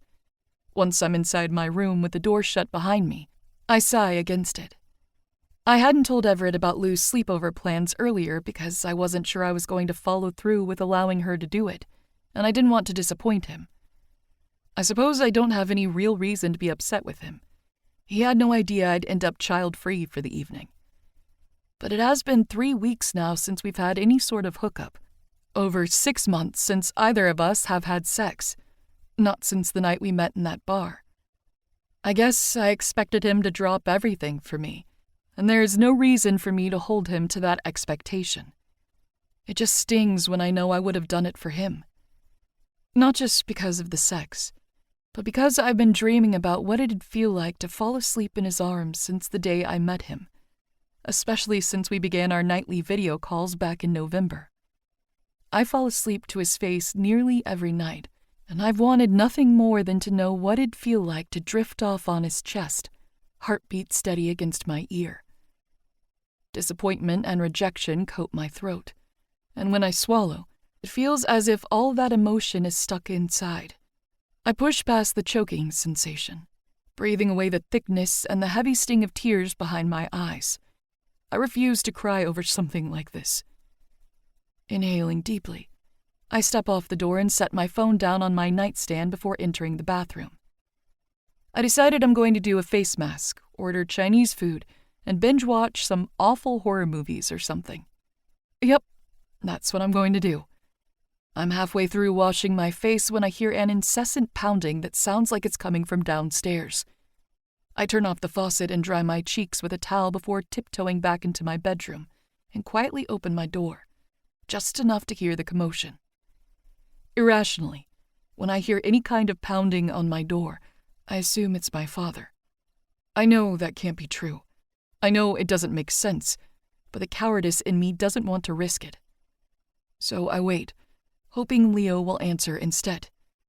I can't see downstairs, but a moment later, I hear the front door creak, and 2 male voices begin speaking in hushed tones. The door shuts, and the lock clicks. Laughter rings throughout the house before I hear Leo shout, Come on, honeysuckle. Let's go take a walk down to the pier. I have a feeling this house is about to get real loud tonight. Now it's the stomping of footsteps up the staircase that has me backing away from my door. It flies open just as the back of my knees hits my bed, and suddenly, he's standing in front of me. He leans against the frame casually, his broad chest and thick arms taking up the entirety of the space around him. Muscles flex beneath his shirt, threatening to rip it to shreds. My eyes rake up his chest, snagging on his neck, watching his throat bob as he swallows. The tattoos on his skin seem to dance with the movement. As I find his eyes, I realize he's doing the same thing to me. My skin pricks beneath his gaze, and I'm now aware that all I have on is a t-shirt. His fingers flex, fist clenching at his side, like he's fighting to stay still, like he wants to grab me. I thought you were meeting your friends, I say. Everett cocks his head. You honestly think I'm going to find out that I can get you all alone tonight and choose to spend my evening drinking shitty beer with a bunch of assholes in a dive bar instead? I pick at my nails, pretending to be unbothered. I mean, that's what you said you were doing. I was fucking with you, Dahlia. He crosses his arms. I had already been sitting in the bar parking lot when you called. I pushed you off the phone because I didn't want to talk and drive, and it had become imperative that I get my ass over here as quickly as possible. I roll my eyes, glancing up to find a playful look in his. My instinct is to block out my feelings and pretend I don't care. Pretend it doesn't matter to me if he's here or not. But I'm so goddamn sick of pretending. I spend my whole life pretending. Pretending I don't fear I'm a bad mother. Pretending I don't feel lonely. Pretending I'm not head over heels for the man standing in front of me. Pretending I'm not afraid he's going to grow tired of me and walk away, too. I don't have the strength to pretend anymore, so I let him see all the vulnerability I'm used to hiding. I wear it plain as day on my face. It made me feel like you didn't want me. Everett's shoulders drop, jaw going slack, brows knitting at the center of his forehead. Deep brown eyes fill with worry and regret. Dahlia. He takes half a step into my room before stopping himself, and I realize it's because I haven't invited him in yet. I'm desperate for you. I don't just want you. I fucking crave you. He shakes his head. I'm so sorry. I thought... He was just playing around. He thought I'd find it funny. I think if I wasn't so damaged, I probably would have. Everett makes me want to be playful and confident. He makes me want to be wild and have fun. I let my insecurities get in the way of that. Because in the 6 months I've known this man, he's never done anything but show up for me time and time again. Remind me how badly he wants me. Look at me the way he is right now. Everything he feels written across those brown eyes. He makes me want to believe that I'm all the things he thinks I am.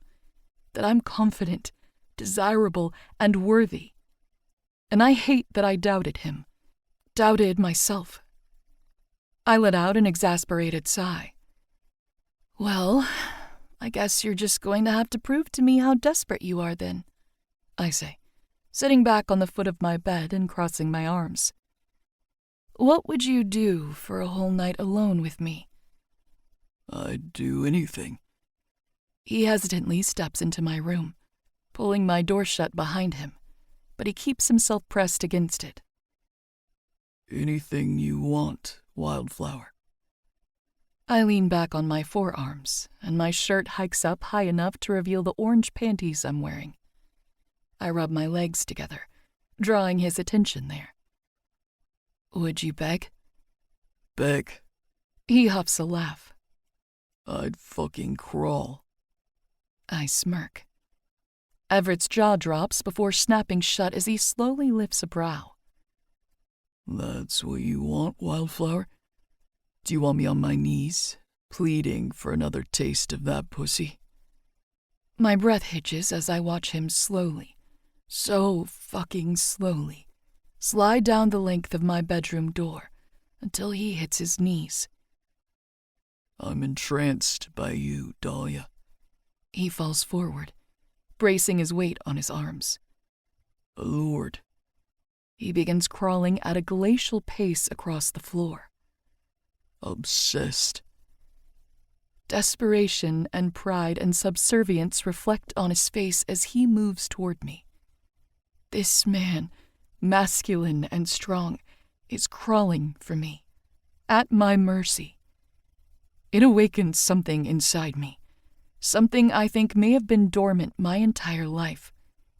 I never knew someone could crave another the way Everett appears to crave me, the way I know I crave him. I've never known a desire like this. I've never been desired like this. My heart pounds erratically against my chest. Electric heat sparks in my blood and flows through my body, settling in my core. Part of me wants to meet him on the floor and show him how much I need him too. But something else, something I've never felt before, likes the control I have over him, the power he lends me. Just as Everett reaches my feet, I pull them up onto my bed and sit up. You know, because you convinced me you aren't coming over tonight. I smile to myself as I decide what I want to do next. I decided to play with my toys instead. I keep my eyes on Everett, watching as his darken. He stays at the foot of my bed, studying me intently as I lean back and reach into the drawer of my nightstand, pulling out my vibrator. It's thick, long, and bright pink. But maybe if you're lucky, I'll let you watch.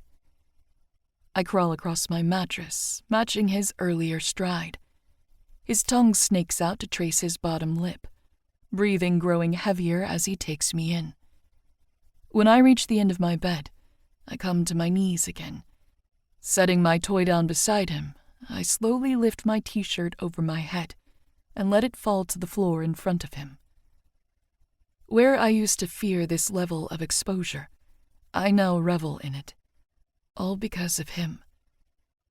I tower over him in nothing but my panties, and his gaze lingers on my body, eyes glued to my bare skin.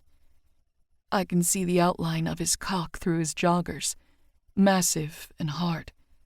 The heaving of his chest and the quick, desperate breaths filtering through his parted lips make me feel powerful, playful, and wild.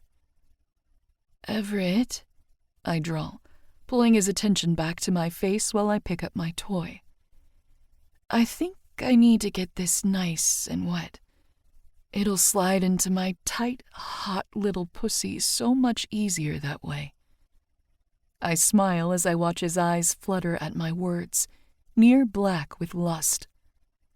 He's so lost in me right now, so pliant and willing to give me whatever I want. The way he looks at me makes me feel beautiful, like I can take pleasure without shame, like I can bloom without wilting. I run the bright pink toy through my palm, inching closer to the edge of the bed. With my free hand, I reach down and grasp his chin. I try to express my intention with my eyes, but the look in his tells me I can do anything I want. Open up for me, baby. Fuck. His jaw drops immediately. Are you my good boy? He frantically nods, sticking out his tongue as I slide the toy between his lips. I come alive beneath his gaze, sensation flooding through my core as I move my vibrator in and out of his mouth. He suctions his lips around it, bobbing his head in rhythm with my thrusts. The heat in his eyes radiates all across my flesh. You're good at that, aren't you? I ask. He hums around the cock in his mouth. I allow him to continue sucking on it for a few more moments before I pull it away. I fall back on my bed, and he immediately moves to follow, but I stop him with a foot on his chest. No. I click my tongue. You're still in trouble. I settle back against my pillows, lifting my legs as I pull my underwear off and kick them in Everett's direction. So, I'm going to make myself come. And while I do, you can beg me to let you make me come again when I'm finished. Fucking hell. Everett watches me intensely, chest heaving and jaw dropped as I slowly spread my legs and run my vibrator through my soaked center. Take your shirt off, I demand as I flick the switch on the toy. I start with a low vibration, circling my clit slowly, though the vibrator is doing much less for me right now than Everett is. Crossing his arms, he grabs the hem of his tee and pulls it off his head. Suddenly, I'm greeted with cut muscle, tan skin, and all those fucking tattoos. You're being so good for me. He bites his lip, nodding rapidly while he watches me play with myself from the foot of my bed, still on his knees. I press the button twice, upping the level of intensity as I slowly slip the toy inside me. It fills me, pressure building in my stomach. The vibrating sends flutters to my clit. but it's Everett's hungry gaze that radiates sensation all throughout my body, lighting me on fire. Fuck, he groans, head falling back and eyes falling shut. I swear to God, I'm going to punish you for this torment later. I laugh breathlessly. I don't doubt he will. I know the man prefers to be the one in control, and he's relenting that power to me for my own satisfaction, which only makes me want him more. My toes curl as I start to pump inside myself faster. Eyes on me, I command. Fuck me, he growls, head snapping down to meet my gaze again. Damn it, Dahlia. Please, let me touch you. He sits up, stretching over my bed to get a closer look, though his knees remain on the floor. I'm being such a good boy for you, baby. I deserve my reward. Those words send heat shooting through my spine. Pleasure coils in my core, drawing tight. I feel myself rapidly climbing toward that peak. Keep telling me what you deserve. He nods, licking his lips. I'll make you feel so good if you let me, Wildflower. I'll worship that perfect body. He's panting as I move faster, pleasure sparking through my veins. My eyes are fighting to remain open and fixed on him. I'm so fucking close. I'll make you see stars, send you straight to heaven. He swallows thickly, moving closer, mouth hovering over my ankle. He presses a soft kiss there. I'll claim that pussy like it's mine, because we both know you belong to me. With those words, my orgasm slams into me unexpectedly. Everything goes taut, and suddenly I'm exploding, crying out for him as I'm swept up in the wave of my release. My back bows off the bed, and I ride it out before pulling my vibrator from between my legs and tossing it aside. Just as I open my eyes, before I've even had the chance to catch my breath, Everett shooting across the bed and coming over top of me, like his own band just snapped. He falls between my legs, and I know he can feel my wetness through his sweatpants, the way I can feel his hardness pressing against my stomach. His weight settles over me like a blanket, and I look up to find those amber eyes staring, blazing through me. You gonna let me make you feel good, Wildflower? I don't even answer. I simply grab the nape of his neck, fingers twisting in his hair, and haul his mouth to mine. He moans. I swallow it.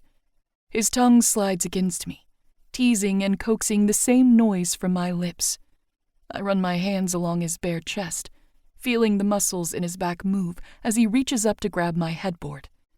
I savor the warmth of his skin, how smooth it is against the tips of my fingers, the way it elicits flames on mine wherever we touch. He moves along my jaw and down my neck, lips dragging against my flesh and leaving fire in their wake. Have I proven what a good boy I am, baby? He bites into my collarbone and I inhale sharply at the sting. Are you going to let me fuck you now? He presses his hips into mine, hard length flush against my center. Please, I whimper. My hands continue their descent down his back, dipping into the waistband of his sweats and pulling hard.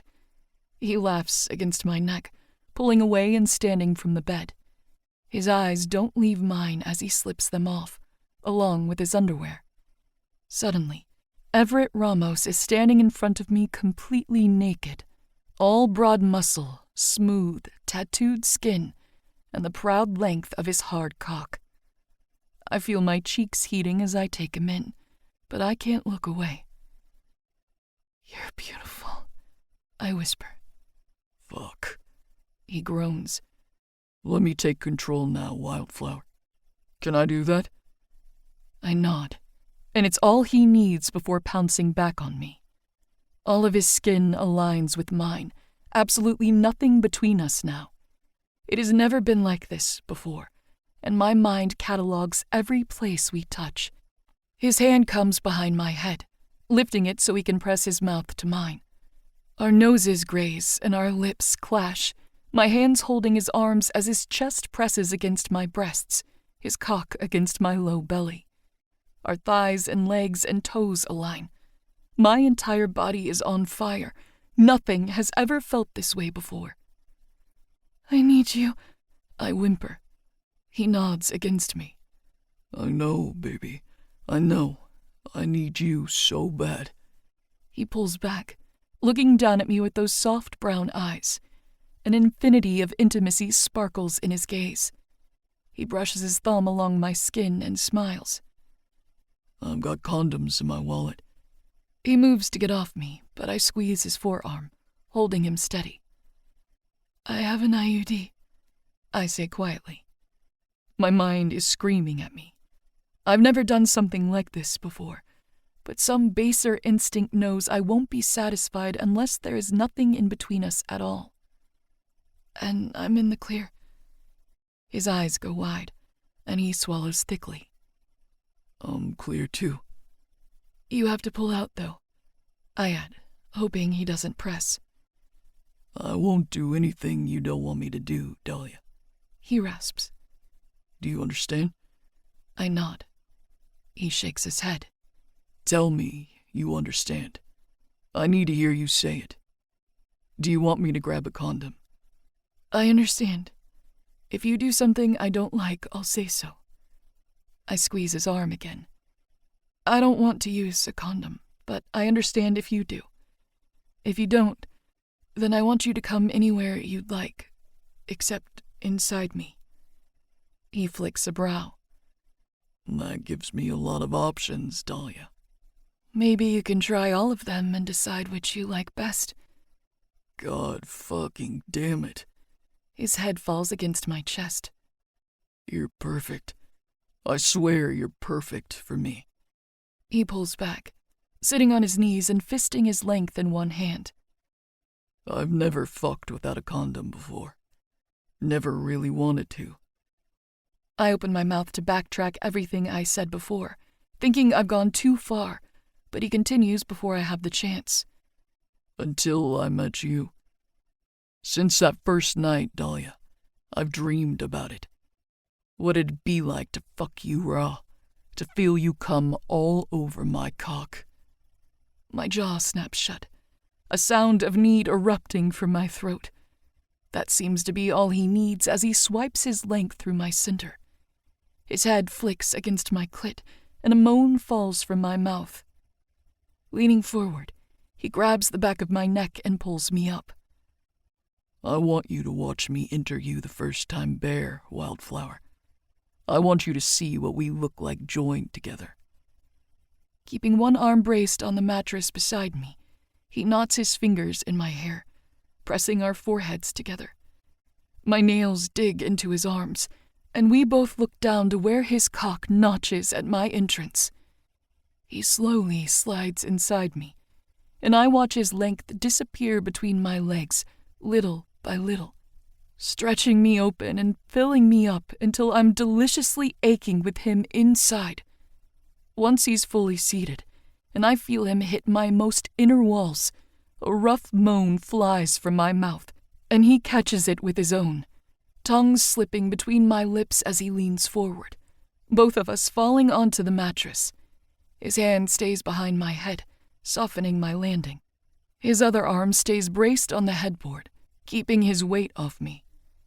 Everett begins moving in and out of me in perfect rhythm. I hook my legs around his back and lift my hips to meet his thrusts. Estás tan mojada, tan estrecha. Eres perfecta, cariño. He rasps against my lips. Todo lo que siempre he querido.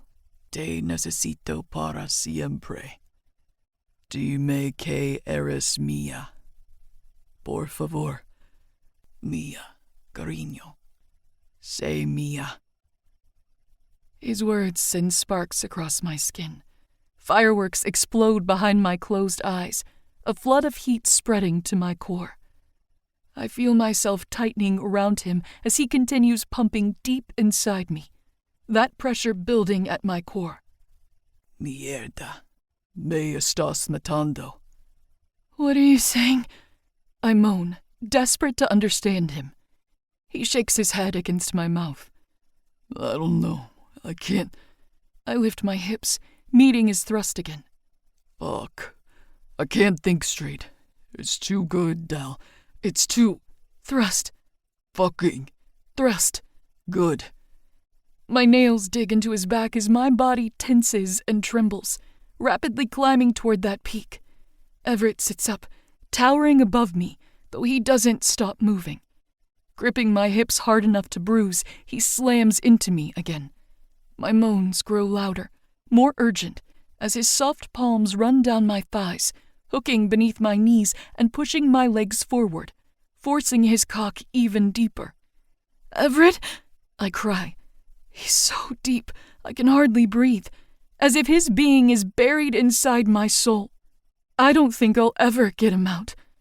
I know this is something I'll never feel with someone else. I could die from this, from his movement, and his breath, and his cock hitting all the places that make me lose my mind. I feel myself nearing that edge, and when he places my legs on his shoulders, folding me in half, I begin free-falling into bliss. I throw my head back on my pillows, eyes screwed shut, stars dancing behind my lids. Suddenly, it's the pad of his thumb I feel on my clit, rubbing tight circles. That's all it takes to send me spiraling, body tightening, that pressure in my core ready to burst. Fuck, Dal. He groans. Fuck. I can feel you, baby. I can feel it. I can't form coherent words. All I can do is scream. I think something like Everett and coming and Jesus fucking Christ is flying from my mouth, but I'm not sure. An orgasm rushes through me, and I get the faint sense of emptiness, but I'm too far gone to tell, my climax already flooding my senses. Suddenly, I feel something wet and soft at my entrance, and I cry out as my body bows off the bed. Heat licks up my spine, and I'm shattering beneath him, all over him. I open my eyes to find Everett's face between my legs, tongue inside me, lapping up my release, causing another orgasm to crash over me, filling his mouth and soaking my sheets. "Everett! Fuck! Everett!" My hands tangle in his hair, and I'm too far gone to stop myself from grinding on his tongue as I ride out the remnants of my climax. Once I'm entirely spent and too sensitive to handle the sensation of his mouth on me, I push his head away with my hand, and he sits up on his knees. He swipes a thumb across his lips, revealing a wicked grin where my release still drips off his chin. If I stayed inside you while you were coming like that, I was going to come too. He gives a playful shrug. Plus, I couldn't resist getting another taste. My eyes roll back, and that fluttering sensation spreads throughout my core again. "Why didn't you want to come?" I find myself asking. That wicked grin turns devilish. Because I haven't punished you yet. Before I can even comprehend his words, he's gripping my hips and flipping me over so I'm on my stomach. Lift that ass in the air, baby. I comply immediately, and one broad hand lands between my shoulder blades, pressing my face into my pillows. He grabs both of my arms, pinning my wrists behind my back. Placing my hands palm down on each side of my ass, Everett roughly demands, "Spread it for me, Dahlia." 30. Wicked. What have I become to you? Spread it for me, Dahlia. She listens, grasping each one of her ass cheeks in a hand and pulling them open. A soft moan floats out of her mouth, muffled by the pillows. I have a perfect view of her wet, satisfied pussy, still leaking for me, and her tight ass begging to be played with too. The sight alone is enough to make me blow my load, but I hold back because I'm nowhere near done with her yet. I gather saliva on my tongue, letting it drip down between her cheeks the same way I did all those weeks ago in her office. She hisses at the sensation, a low, guttural moan erupting from her mouth as I run my finger through her wet pussy and up to her ass, smearing her release around the tight hole. You said you like your ass played with, yes, Wildflower? Yes, she whimpers into the mattress. I laugh roughly, slipping my pointer finger inside. Has your ass ever been fucked? Just with fingers? I grunt in approval, unable to help the possessive pride that washes over me. I'm going to be the first man to fuck this tight ass. I'm going to be the last, too, but I don't say that. Not tonight, though. I laugh again. Well, at least not with my cock. I hear her gasp as I continue pumping into her, leaning across the bed to grab her vibrator. I pull out of her, holding the toy while I knot my free hand in her hair, twisting and hauling her up so she's flush against my chest. The sound of surprise that falls from her mouth is sweet and soft, causing my cock to jump, flexing at her back. I pull her head until it snaps back, big blue eyes fixed on me. They're the color of the sea after a storm. I smile at her, bringing my mouth to hers and planting a soft kiss there. As I move back, I nudge the toy between her lips. Her eyes, still on me, widen with surprise. Open for me, baby. I mimic her words from earlier, and she listens effortlessly. Can you taste your pussy? She moans around the vibrator, eyes fluttering closed as she nods her head. I pump the toy in and out a few times before dropping it down her chin, dragging along the column of her neck. I'm going to fuck your ass with this, I say, circling her pert nipple with the bright pink dildo, while I fuck your pussy with my cock. She shudders as I move to her other breast. God, I love these tits. You're flawless, Wildflower. Slowly I slide the toy down her stomach and between her legs, swiping it back and forth between her slit. Look at you, doll, getting this all soaked. Once the vibrator is good and wet, I pull it out between her thighs, moving quickly as I press her back down on the pillows. She moans into the bed and I rub the toy along her ass. My cock is fucking throbbing. I was so close to coming I had to pull out.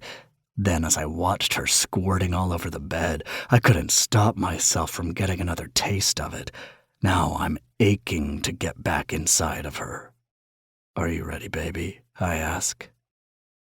Yes, she cries. Flipping the switch, I set the vibrator to a low, dull level and press it lightly against her tight hole. She groans and I move as slow as I can, spitting again. The tip of the toy slips inside her and she cries out at the intrusion. You okay, doll? Yes, she nods into the mattress. Good. So good. I hum in approval, pressing it in another inch before retreating. I continue this motion, feeding it into her little by little until she can comfortably take it all the way. Her moans grow louder with each thrust of the toy inside her. Once it's fully seated, I turn it up to the highest level. She jumps at the sensation, crying into the pillows as her body flies forward on the bed.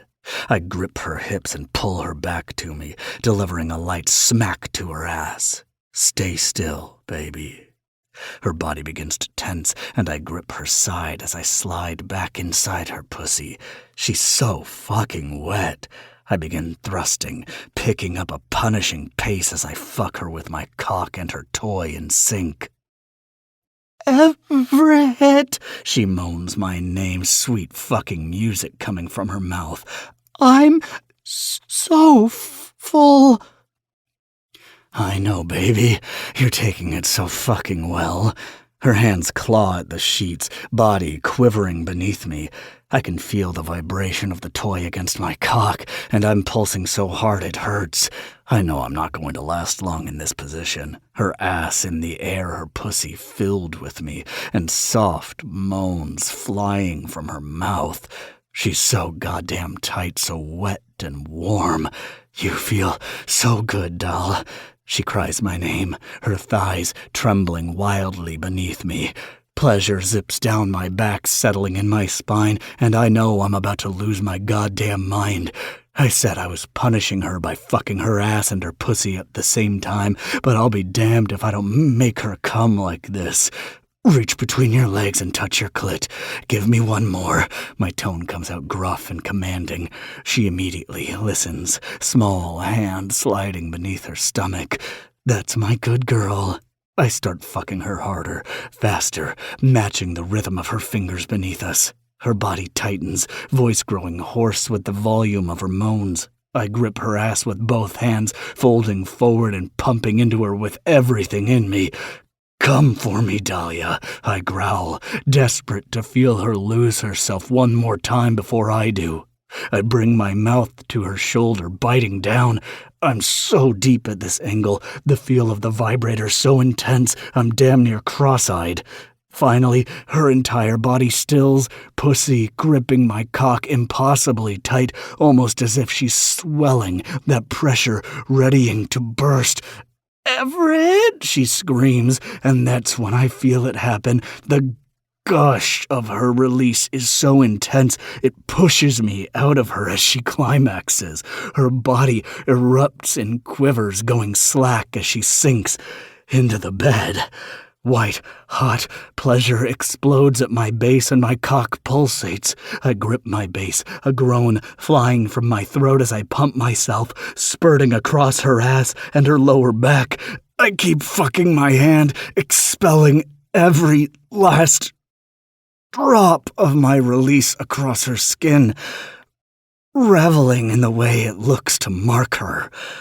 Fuck, Dahlia. Yes, baby. Her body shakes beneath me, the vibrator still going off inside her. I pull it from her ass, and she lets out a long sigh as I click it off and toss it onto the floor. Both of us are panting, attempting to catch our breath. I drag my lips across her sweat-slicked shoulders, kissing the base of her neck. Are you okay? I whisper against her ear. She nods. I think I'm dead. No, baby, I laugh. Just thoroughly fucked. I kiss her shoulder a few more times, still coming down from the high of fucking her, the unreal feeling of being inside her, of watching her come undone around me. I sigh contentedly against her skin before pulling back and standing from the bed. Darting into her ensuite bathroom, I grab a washcloth from the shelf above the toilet, step back into her bedroom, and wipe off the remainder of my release from her back and ass. Dahlia rolls onto her side as I toss the towel inside the bin in the corner of her room. She gives me a soft, sated smile, and the look on her face has my cock stirring again. In the low light of her room, with flushed cheeks and swollen lips on display for me, I think she's the most beautiful thing I've ever fucking seen. Still, I notice that she keeps an arm draped across her chest, hand tucked beneath her breast and covering herself. Why are you hiding from me? I ask, nodding at the way her arm is positioned. She swallows, shrugging shyly. They're all droopy when I lay on my side without a bra on. I've got to hold them up. I cock my head. Are you doing that because it's more comfortable for you, or because you think I won't like the way they look naturally? Her eyes drop, answering the question for me. I don't respond. I simply walk up to the bed and bend down, scooping one arm beneath her knees and the other around her back. She looks at me with a confused expression, but I haul her into my arms anyway. She wraps hers around my neck as I carry her into the bathroom before flipping on the shower and setting her down inside the tub. She stands in the corner, arms hanging in front of her body, hands clasped together, studying me as I wash my hands, then test the water, making sure it's warm enough before stepping inside with her and drawing the curtain behind me. I softly press my hand against her shoulders, guiding her beneath the running water. Is it too hot? Too cold? Perfect, she murmurs. I smile, standing behind her. I pull her hair back behind her head, letting the shower wash over her. Grabbing the shampoo from the shelf next to me, I pop the cap and squirt some into my hand. Rubbing my palms together, I then begin massaging my fingers through her hair, lathering the product until it foams. As we let the shampoo rinse, I kiss her shoulder before following my previous step with conditioner, keeping to her ends. Next, I grab her body wash, and I realize it's the thing that always has her smelling like coconuts and my personal paradise. I spin her around to face me before dripping the soap into my hand.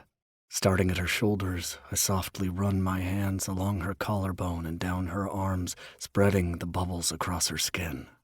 You know what I love about your body, doll? I ask.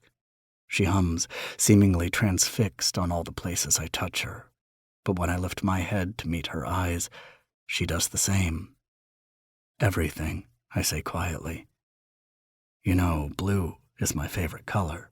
She shakes her head, and I nod. I love blue because it's so varied. There are 1,000 different shades of it in the ocean alone, depending on the depth of the water and the color of the sand, the way it reflects the sun and sky. It's ever-changing, always beautiful. I love the color blue because I convinced myself I've seen all its shades. Living on the beach in a place with as much sunshine as is found here, I've seen every variation of the sea and sky. She blinks at me, and I dissolve beneath the intensity of her gaze. But the shade of blue staring back at me right now, I let out a breath. That shade only exists inside your eyes. It's my favorite one. Her breath catches, but I continue, sliding my hands down the center of her chest. I love your lips, because when they touch mine, I'm reminded of what it's like to feel something. I love your mouth, because it says such sweet things to me. I smile. Such filthy things. She blushes. I love your mind, because it challenges me and intrigues me and makes me think about the world differently. I love the way your brain works. I love the way you speak and think and feel. Next, I cup her breasts in each hand. I love these, I say, because they're beautiful and full, and they make me hard as fuck. She dips her head, hiding a bashful laugh. But I also love them because they fed your daughter. They made her healthy and happy, and that's important to me. I understand why you struggle with the way your body looks now, but I need you to know that I find every piece of you perfect, even the things you see as flaws. When you feel like you have to hide from the rest of the world, I don't want you to feel like you have to hide from me. When Dahlia looks at me, there is emotion shining in her eyes, but she only nods. I slowly move down her body, squatting to my knees so I'm face to face with her navel. I run my thumb across the puckered scar at her abdomen. She shudders at the touch. A few faint stretch marks run along the length of her torso. I love this because it grew one of my favorite people. I flutter my eyes up to her, and she's staring down at me with tears in her gaze. I admire so much about your body, Dahlia. But most of all, this. I touched the scar again. The strength and bravery it took to carry her, to birth her, all on your own. You deserved better.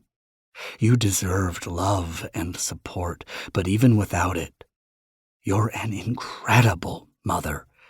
She's an incredible kid. I'm in utter awe of you every day. These scars only add to that. Her mouth falls open before clamping shut again, as if the words are lost on her. I love these legs, too. I love the way they feel wrapped around my face. I smirk. I love that they carried you into that dive bar, right into my life. I press a kiss to her thigh. When I look back on that night, I realize I think I'd been waiting for you all along. I just didn't know it yet. I was going through the motions, living but not thriving, no direction, no purpose. Then you walked in with that fucking guy, and my world flipped on its axis. You're the only thing I've seen ever since. Everett, she whispers, her hands finding their way through my hair. I knew your name. Years ago, Darby talked about you all the time. Her wild and free older sister, her best friend. She talked about how much you'd love Pacific Shores and all of us. How much she missed you. I bring my hands to her hips, holding her tight against me. I knew your fucking name, Dahlia. You were so goddamn close and yet so far away from me. If I had asked more questions, asked to see a picture, would it have clicked? I breathe against her soft, sweet skin. Would I have seen your face and known instantly what you would become to me? Could I have been the one to save you from that house, help you escape it? I voice the thoughts that haunt me in the deepest darkness of the nights when I can't sleep, when I listen to the sound of her breathing on the phone and revel in the peace my presence brings her. What have I become to you? She whispers, as if she's afraid to ponder those questions too. I lift my head and find my whole world in that sapphire gaze. My purpose. 31. Wicked. All my nights, preferably. I'm pulled from the best sleep I've had in years, maybe ever, by the sound of rustling and a prolonged groan. I crack one eye open, adjusting to the darkness. In the moonlit room, I can make out Dahlia's form sitting up in bed, and as I raise my head, I find her beautiful face cast in the blue light of her phone. She's frowning, sliding a thumb across her screen and holding it to her ear. Hello? I shuffle next to her, rising up on an elbow and catching her attention. Even in the muted colors of the night, Dahlia's blue eyes are bright as stars.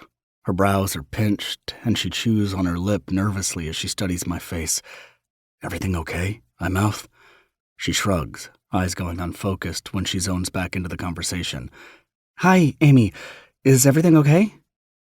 Her leg is bouncing up and down, and my stomach twists in knots as I try to think of ways to quell her anxiety. She's biting her nails while she listens to who I assume is the mother of Lou's friend. I run my hand up and down her thigh, halting her trembling limbs. She sighs at my touch, and I take it as a sign to sit up and wrap my arm around her shoulder as she leans against me. I can faintly make out the woman's voice while she explains that Lou supposedly had a bad dream and wanted to come home early from her sleepover. I have no fucking clue what time it is, but it has to be early. Dahlia and I fell asleep sometime just before midnight. Once I was on my knees in the shower with her, my head found its way back between her legs again, and I didn't come up for air until she was coming on my tongue. After that, she had her way with me, mouth like fucking heaven around my cock as water pounded against my chest. I'll never be able to get the way she looked, soft pink lips, bright eyes, and skin, wet and smooth as she sucked the soul from my body out of my head. When we finished, I changed the sheets while she got ready for bed, and then we laid together, watching stupid movies and talking about nothing. It felt easy, like it was always meant to be this way. It felt like something I could do every night for the rest of my life, and even if it became inconsequential routine, I'd never grow tired of it. I'll never be bored with Dahlia. Listening to her speak, watching her laugh, something about her feels etched into my bones, like I found something I didn't know I was searching my entire life for. I've always thought Pacific Shores was home to me, but now I wonder if it's just where I live, because falling asleep beside her, that was the first time in my life I've felt that soul-deep belonging I think truly bears the meaning of the word. She feels like home. I'm so sorry, Dahlia sighs, breaking me from my train of thought. I'll head over to get her right now. She looks at me then, and I realize the moisture welling up in her eyes as she nods, says goodbye, and ends her call. What's going on, Wildflower? She raises a shaking hand to her face, wiping away her tears before they have a chance to fall down her cheeks. It's not a big deal, she says. I don't know why I'm overreacting. Lou just decided she wanted to come home. What time is it? I ask. Just after 4. She throws the blankets off her legs and stands out of bed before rummaging around the room rapidly as she searches for clothes. She had a bad dream, or so she says. She never has bad dreams. Dahlia hops on one foot as she pulls a pair of underwear up her legs. I shouldn't have let her stay the night somewhere. I should have known she wasn't ready for that. Her voice cracks, and I know she's fighting back tears again. Or maybe I shouldn't have coddled her so much. Baby, don't cry. I don't know what to do, how to help her. Do you want me to go get her? She pauses, almost like she's contemplating it, before shaking her head and grabbing a sweatshirt from her closet. No, that would just confuse her. Do you want me to leave? I ask as she pulls her hoodie on. When her head pops out of it, I see devastation on her face, and then she crumbles entirely. Her face falls into her hands and her shoulders shake with silent tears. I'm jumping out of bed and rounding her room before I tug her against my chest. Dahlia, baby, I hush her. What's going on? This is so stupid, she cries into my neck. What's stupid? She shakes her head. I feel horrible. I'm so fucking confused. I'm sure she's tired, groggy and confused, worried about Lou. It's not an ideal ending to our first night together, but I don't know what's got her in tears or feeling bad about it. It's okay, doll. We'll have more nights together. All my nights, preferably. She sighs, stepping back from my arms and wiping at her eyes. I watch as her mask falls into place. The vulnerability that she still only gives me glimpses of disappears. I don't want you to leave, she says firmly. But I'm not ready for her to see you spending the night here. I understand. She moves her head to nod, but I'm quicker. Taking her face between my hands, I add, but I need you to stop hiding from me. I need you to tell me how you feel right now and let me help you work through it. You're done bottling that shit up. I prepare myself to watch those walls lock into place, for her to become stubborn and guarded like I'm used to. There is a hardness to her features that makes me believe she's about to do exactly that, but instead she softens, nuzzling her cheek against my palm. She takes a breath, and I think she's about to say something, but she must think better of it, because she pulls away. I've really got to go get her. All right. I swallow, allowing her space to step back and slip on her shoes. I'm going to stay, though. I'll keep out of the way and make sure she doesn't see me when you get home, but I'd like to stay. I want to be here for you when you get back. She looks up from her feet, and I watch her throat work as she contemplates what I've just said. Please, let me be here for you, Dahlia. Whatever thread of resolve she was hanging on to seems to snap because her eyes go soft and misty. Her lips tremble, and she gives me a slight nod before slipping out of her bedroom. I listen to her descend the stairs and grab her keys, leaving through the front door. While Dahlia is gone, I sneak downstairs and make her a cup of chamomile tea. On my way back up, I notice that Lou's bed doesn't have any sheets on it. I assume Dahlia was going to wash them while she was away for the night. I find the bundle in the dryer and warm them up, then make her bed for her. I'm just finishing when I hear the front door unlock, followed by the sound of hushed voices. I slip down the hall into Dahlia's bedroom, shutting myself in her bathroom just in case Lou comes in. The voices seem to bypass Dahlia's room, and it's another 10 minutes of silence before I hear her door creak open. "Everett," she whispers. I exit the bathroom to find her sitting on her bed, eyes appearing bloodshot, body drooping with exhaustion. How's she doing? "She's fine, I think." Dahlia shrugs. "Embarrassed?" She has nothing to be embarrassed about. "I know," she sighs. "I think it was just a bit much for her. She's a homebody. I think being outside her safe space is scary for her. It probably would have been better for her to have a sleepover at her own house first." Dahlia's voice cracks as she heads. "But this isn't her house. I don't even have a home for her." Her face falls into her hands as a soft sob breaks from her throat. "Doll," I whisper, sitting down beside her. I don't know what more to do than wrap my arms around her back and pull her into me, allowing her to cry against my chest. This is her home, both of you. Just because Leo's name is on the deed doesn't mean you don't belong here. It was your grandma's house, and he bought it exactly for this reason, so that her family could continue to make it theirs. She doesn't respond, but the tears continue to fall. I don't know how to make this better. She could have friends over here any time. You know they wouldn't care. She sniffles. Leo's a celebrity. I can't have random people invading his space like that. D-list at best, I snort. Lou could have friends sleep over. Nobody is going to give a shit. A small laugh bubbles out of her, and I instantly settle at the sound of it. I was so frustrated by her, Dahlia continues.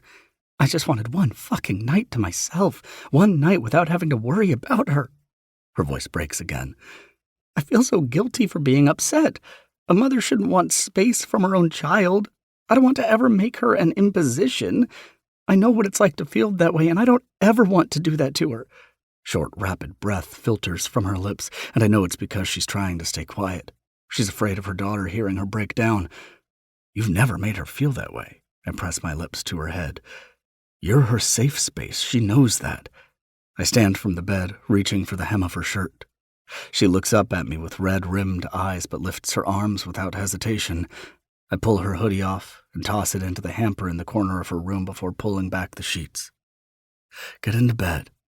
I hear the shuffling of blankets as she gets comfortable, and I round the room to the other side, grabbing the tea I made from her dresser. As I crawl in beside her, I pass her the mug. Chamomile with honey. Everett, she sighs. Thank you. Taking a sip, she asks, You made her bed too, didn't you? I nod. You're her safe place, but I want to be yours. Her hands tremble as she places the tea on her nightstand and turns to face me. Why? Because I love you so much it fucking hurts. I open her arms and pull her into me. Because you deserve it. Because you make me feel safe too. Her head falls against my chest, her hand over my stomach. I inhale the scent of her coconut body wash and savor the feel of her warmth against me. I feel safe with you, she whispers. We lie in comfortable silence for a while longer as I stroke her hair. Only the unsteady rhythm of her breathing lets me know she's still awake. It was just a few weeks ago that she told me she was afraid she couldn't offer me more than sex, but whatever has happened tonight feels like a whole hell of a lot more. I'm not sure if she realizes that yet, so I decide not to say anything. Why do I feel like a bad mom all the time? She asks, so quiet I'm not entirely sure she's even addressing me. The fact that you even have these kinds of thoughts proves exactly how good of a mother you are, I respond anyway. You question it because you care, because you've been navigating this alone her whole life, and because you didn't have an example to go off of. I press my lips to her forehead. You're an incredible mother, Dahlia.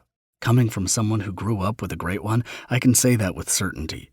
Anyone who knows you, who sees you with her, would agree. There's no need to worry your pretty breath with thoughts like that.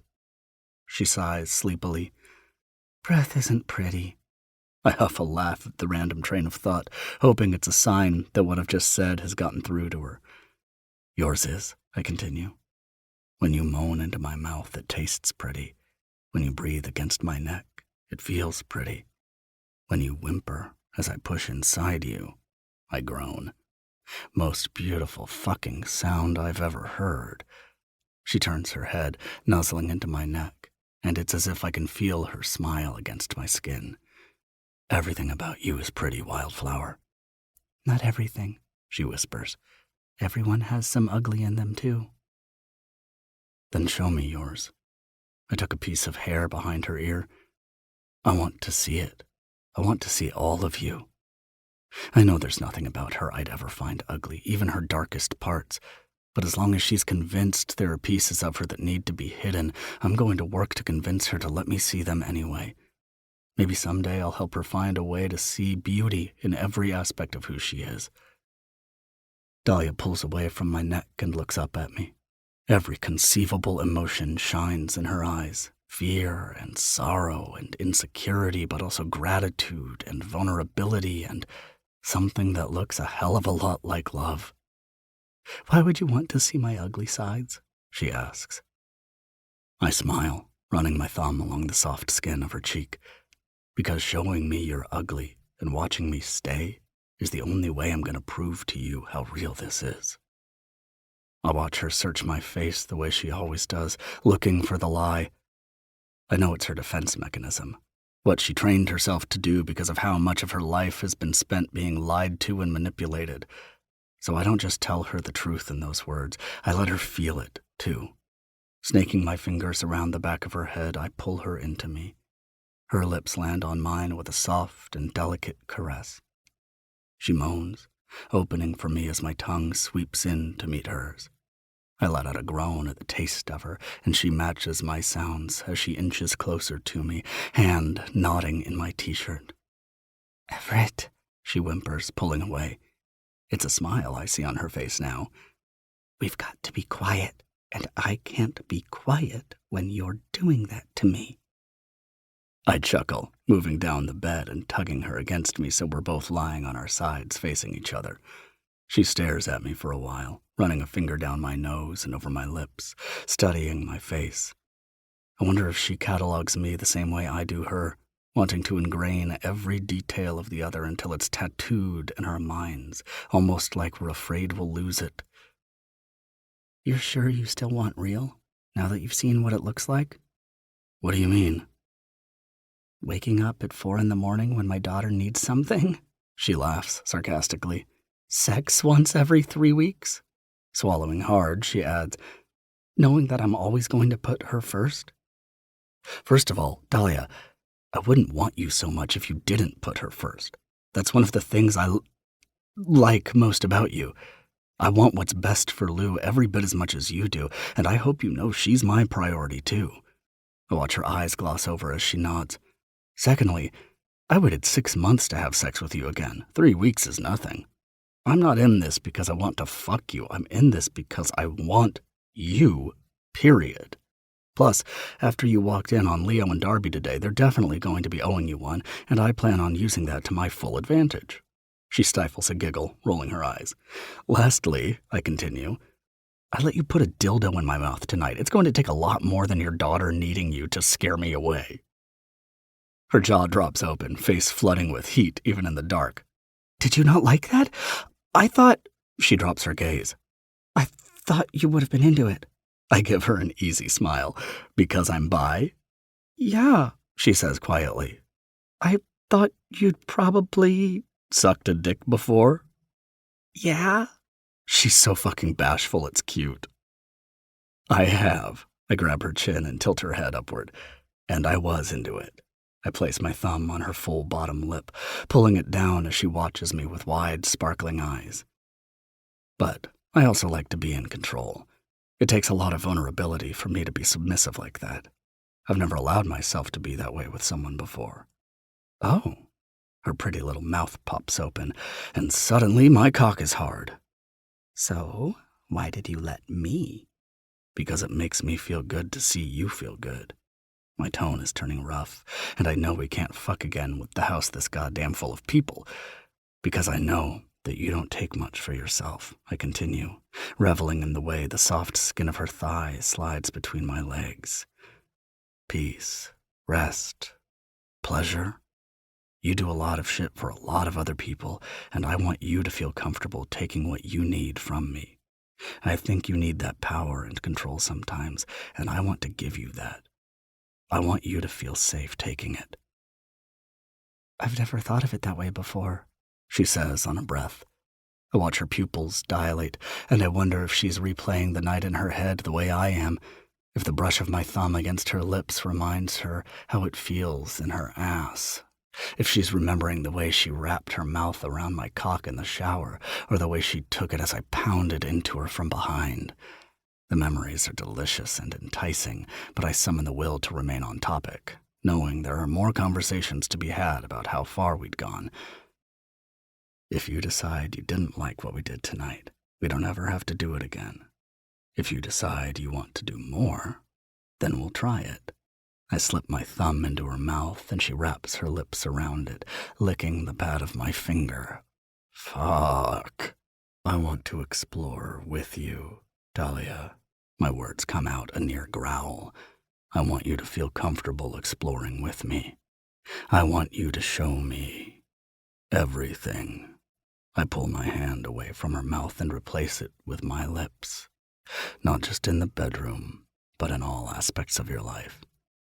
I'll be your safe place to land. I know, she says quietly, a radiant smile stretching across her face. I return it, feathering my lips against hers again, kissing her softly. Go to sleep, Wildflower. What about in the morning? Are you going to sneak out before she wakes up? I turn on my back, bringing her face to my chest and placing my hand on the top of her head, running my fingers through her hair. I don't want you to worry about that, okay? I'll take care of everything. Shoulder some of it onto me from now on. Pressing my lips against her temple, I add, for now, just go to sleep and know I'm right here. She stills for a moment as if contemplating whether or not she can trust me. Finally, she silently nods, settling against my body. My entire being comes alive at that knowledge. I lie in the dark, listening to the sound of her breath long after she falls asleep. 32. Wildflower. Little thread of gold. Okay, but do you know what the invisible string theory really is? It can't be your favorite song if you don't know what it means. The deep, familiar voice resonates with me as I step off the bottom stair into the dining room. I woke up in bed alone, on my own. Lou and I have a deal. I wake her up on school days, but she wakes me up on weekends, normally before 8 o'clock. When I got out of bed 10 minutes ago, it was 10:37. I don't think I've slept in that late since before she was born. I scrambled into clothes and ran into her bedroom to check if she was still asleep, only to find her bed empty. That's when the smell of cinnamon and sugar hit me. Assuming Everett had snuck out early this morning, I wasn't expecting to find him in bed with me when I woke up, even if I wished he was. The last thing I imagined, though, was that I would hear his voice coming from the kitchen when I descended the stairs. I stop inside the dining room, knowing they can't see me yet. From the angle where I stand, I can make out half of Everett's tall, broad body, standing next to the stove with what appears to be a bowl of pancake batter, based on the flour, sugar, and eggs covering the counter in front of him. My daughter sits beside him, legs dangling off the edge as she watches Everett cook. Taylor Swift, of course, floats quietly through the room. Wait, it's a real thing? She asks. It's a real hypothesis some people believe in. What's a hypothesis? Okay, I actually am not smart enough to explain that to you. Ask your middle school science teacher in like 3 years. Everett laughs. Let me think of an example of an invisible string, though.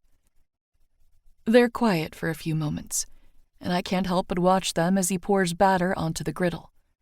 Lou watches him while she plucks cut strawberries from a bowl and pops them into her mouth. I move to the side so she doesn't see me, not wanting to interrupt their conversation. Okay, I've got it, Everett says. Do you know how your Aunt Darby met Leo? She lived here with Great-Grandma when she was a teenager. Right, while your mom was pregnant with you. Oh. Lou pauses.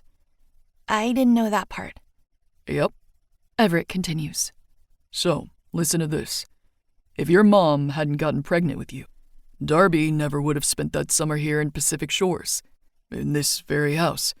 She never would have met Leo. Then, she never would have moved back here, and Leo never would have bought this house. You and your mom never would have moved here. I would have never met your mom, and you and I wouldn't be sitting here right now making pancakes. He's quiet for a moment, and I wonder what Lou's face must be expressing to all that. I can feel my own stomach flipping upside down and inside out at his words. Why would Aunt Darby come here because my mom was pregnant with me? My stomach drops. Only silence answers her question. It goes on so long, I'm about to step into the kitchen, but I'm stopped short when I hear Everett clear his throat. Well, you know, being pregnant is hard on the body. A woman grows an entire human being in her tummy, and that's a lot of work. Sometimes she can get sick or tired. She'll need to be taken care of. I hear him huff. I think your grandparents wanted to make sure your mom had plenty of space to feel comfortable. And I think they wanted to make sure they could take care of her. I think they also wanted your aunt to have a fun summer while your mom worked on making you. Those are all horrendous lies. But the truth of that summer and the way my parents treated my pregnancy isn't something I ever want Lou knowing. If she'd asked me that question, I'm not sure I would have been able to answer it. Not sure I have the ability to lie about them that way, even in the spirit of protecting her. The fact that Everett knew exactly how to answer in a way that both protected Lou and respected me has my knees ready to buckle. The point I'm making, he continues, is that you're an invisible string, Luce. Without you, none of us would have ever met each other. Do you know how much happiness and love you've brought into our lives just by existing? Butterflies explode in my chest, and I find myself clenching my heart with my hand. Your life? Lou asks, her voice quieter than before. Absolutely. But not just mine. Leo and Darby, my mom, she loves you so much, it's almost scary. My daughter laughs at that. You're that little thread of gold. There's some shuffling in the kitchen, and Lou laughs again. Don't forget that, okay? You're meant to be. You're a fucking cool kid, and I want you to remember that if anyone ever tries telling you otherwise. Got it? My soul feels like it's been set on fire, body raging with the need to touch and love both of them, to see the bright look I know that Everett's words have put on my girl's face. Am I allowed to call myself a fucking cool kid? Everett cackles. Not in front of your mother. I'm fighting back tears, trying to calm my pounding heart when I turn the corner and enter the kitchen. What can't you do in front of your mother? I ask, keeping my voice steady. Lou's eyes go wide, spotting me first. Everett turns, and there's a smile on his face when he takes me in. I can't help but return it, closing in on the two of them. I kiss my daughter on the forehead, and when I step away, I find myself being pulled into a pair of strong arms. Morning, Mama. He smiles down at me, kissing me lightly on the lips. Are you the reason I wasn't woken at the crack of dawn by my child today? I ask. Everett winks. I heard Lou had a rough night, so I thought I'd stop by and make you guys breakfast. He slipped a note under my door asking me not to wake you up and to come downstairs and help him. Lou adds. We were going to surprise you with breakfast in bed, but you ruined it. Oh, I gasped dramatically. I'm so sorry to ruin your surprise. I wrap my arms around her head as Everett goes back to finishing the pancakes. My heart feels like it's about to explode out of my chest, and I allow myself to dream of this moment being the norm. For the first time, I let myself see it. Going to sleep with Everett at night, waking up with the two of them every morning, watching my daughter love and trust a man who protects and loves her right back. I want that reality so badly it hurts, but the pessimist in me tells me it's far too good to be true. 33. Wildflower. Better start running, Wildflower. The bell on the red door chimes as I enter the lobby of Ramos Automotive. Sophie, one of Everett's mechanics, greets me from the front counter. Hi, Dahlia. She smiles, green eyes crinkling in the corners. Hey, I wave. I'm meeting Everett for lunch today. Is he in his office?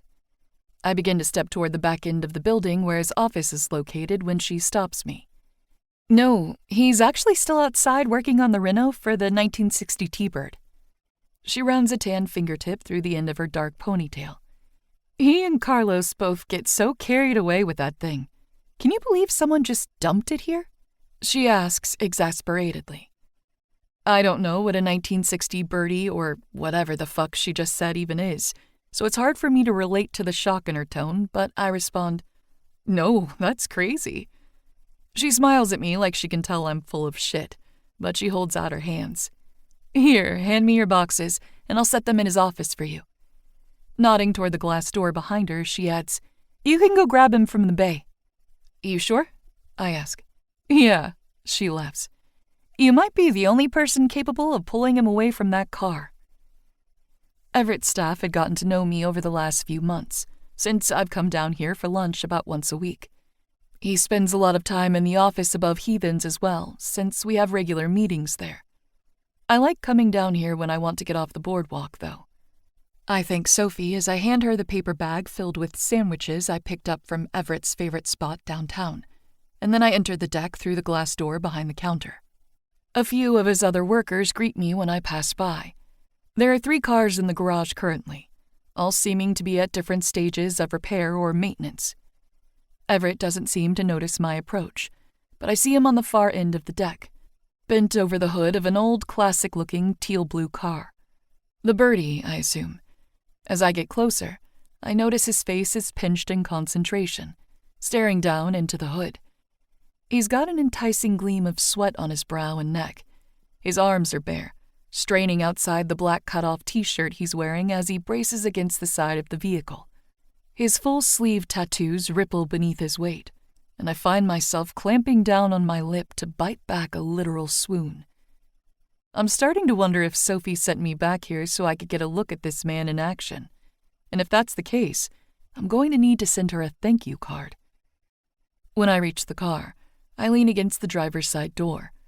I'm fairly certain he didn't notice me walking up. Can't see me from behind the hood. "Excuse me, sir?" Hearing a smack and then a groan, I continue. "I'm looking for a mechanic. I'm in need of a full-service tune-up. You know, pipes oiled and rack looped." Everett's head pops around the lifted hood, eyes wide. "Nuts, bolts, whatever." His brows are in his hairline as he stares after me. "There's something there. You get what I mean." I finish, fighting a smile. The entire deck falls silent before echoing laughter erupts throughout the garage, followed by claps and whistles.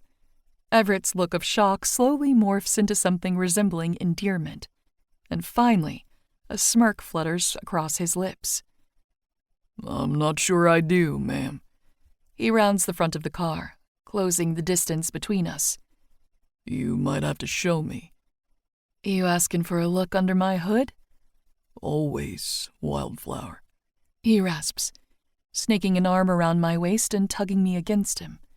He appears to be done with my little ruse, because his mouth falls on mine, hot, soft, and needful, like he hasn't kissed me in years. I love playing this way with him. I used to be like this all the time, pushing boundaries and not caring who heard or stared or judged. Everett makes me feel that free again.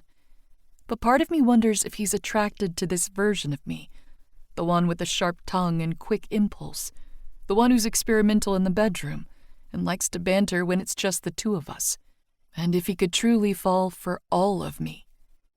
The anxious, insecure mother, the woman who struggles with her body image and what she wants to do with her life, the girl with trauma, who will never stop questioning if she's good enough at anything she does, or whether or not she deserves love. I'm a lot to take on, and as much as I love flirting, laughing, and having fun with Everett, a part of me feels so sure that the rest of it will catch up with us eventually, and he's going to walk away. I sigh against Everett's lips. "I brought you lunch." "You're incredible." He smiles. "I completely lost track of time. Let me finish up here and then we can head into my office." I nod, and he steps back, resuming his former place at the hood of the car and picking up whatever tool he was working with before. I walk up next to him, watching his nimble hands move beneath a pair of thick black gloves.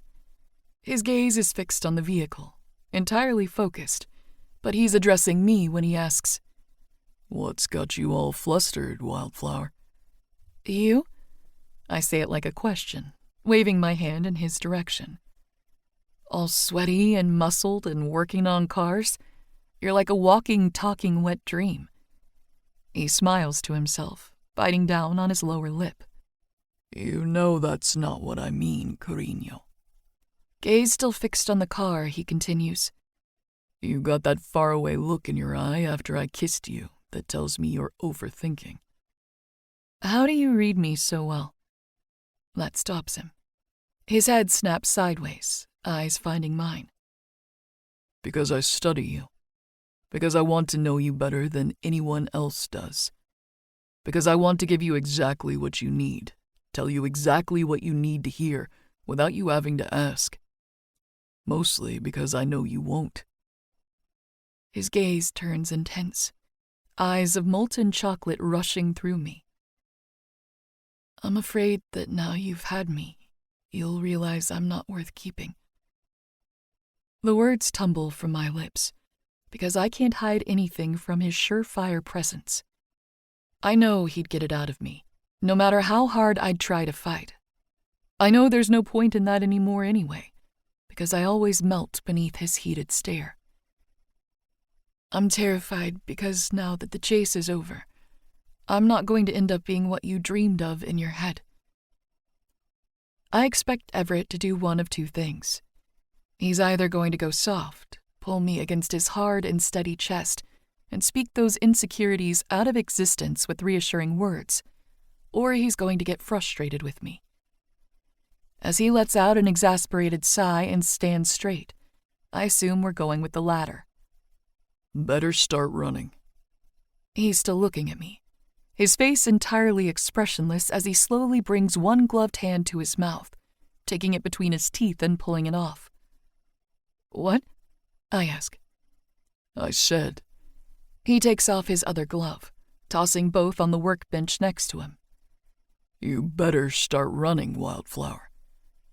Grabbing the hem of his cutoff, he lifts it to his brow and wipes a bead of sweat from his forehead, providing me with a glimpse of his tan, toned stomach.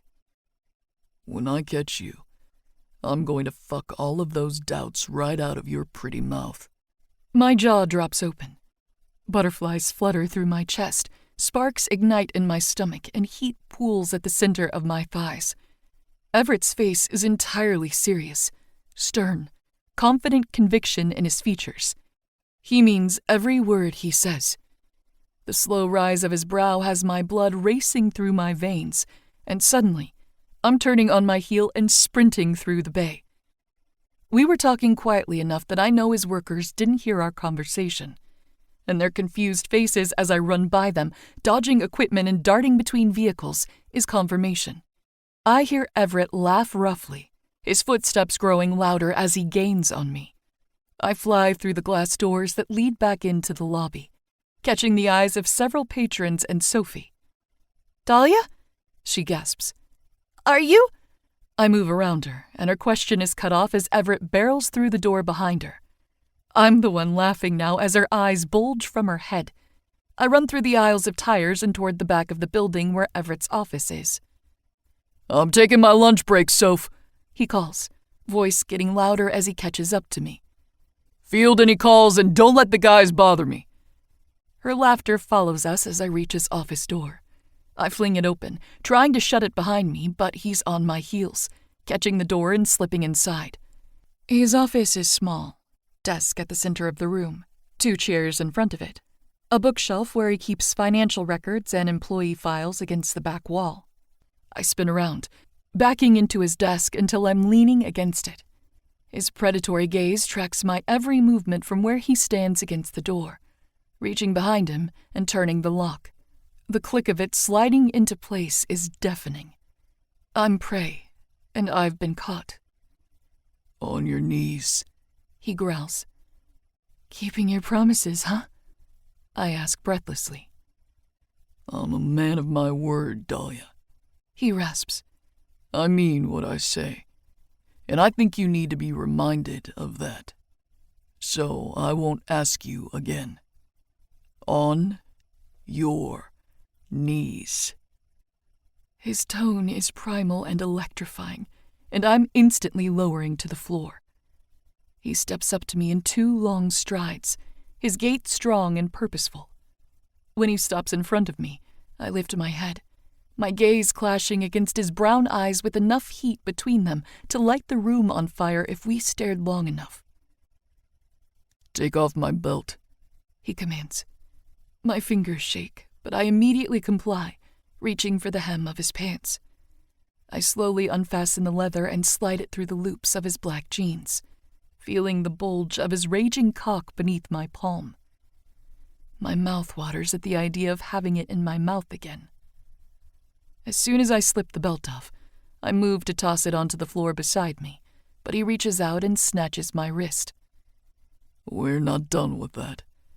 Leaning down, he presses a quick, hard kiss to my lips. If I do something you don't like, you tell me. Understand?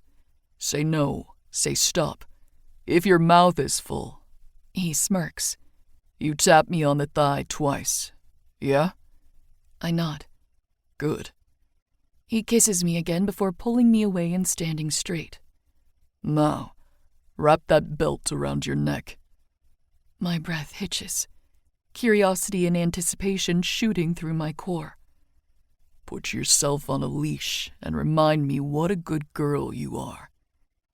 Heat explodes between my legs. I take the end strap and slide it past the buckle, pulling it all the way through until the belt is tight around my throat. Everett's eyes are on fire as I hold the strap out to him in silent submission. He lets out a low groan, wrapping it around his fist and tugging me toward him. With anyone else, this would be humiliating. But with him, it's fucking enticing. I want to be at his mercy.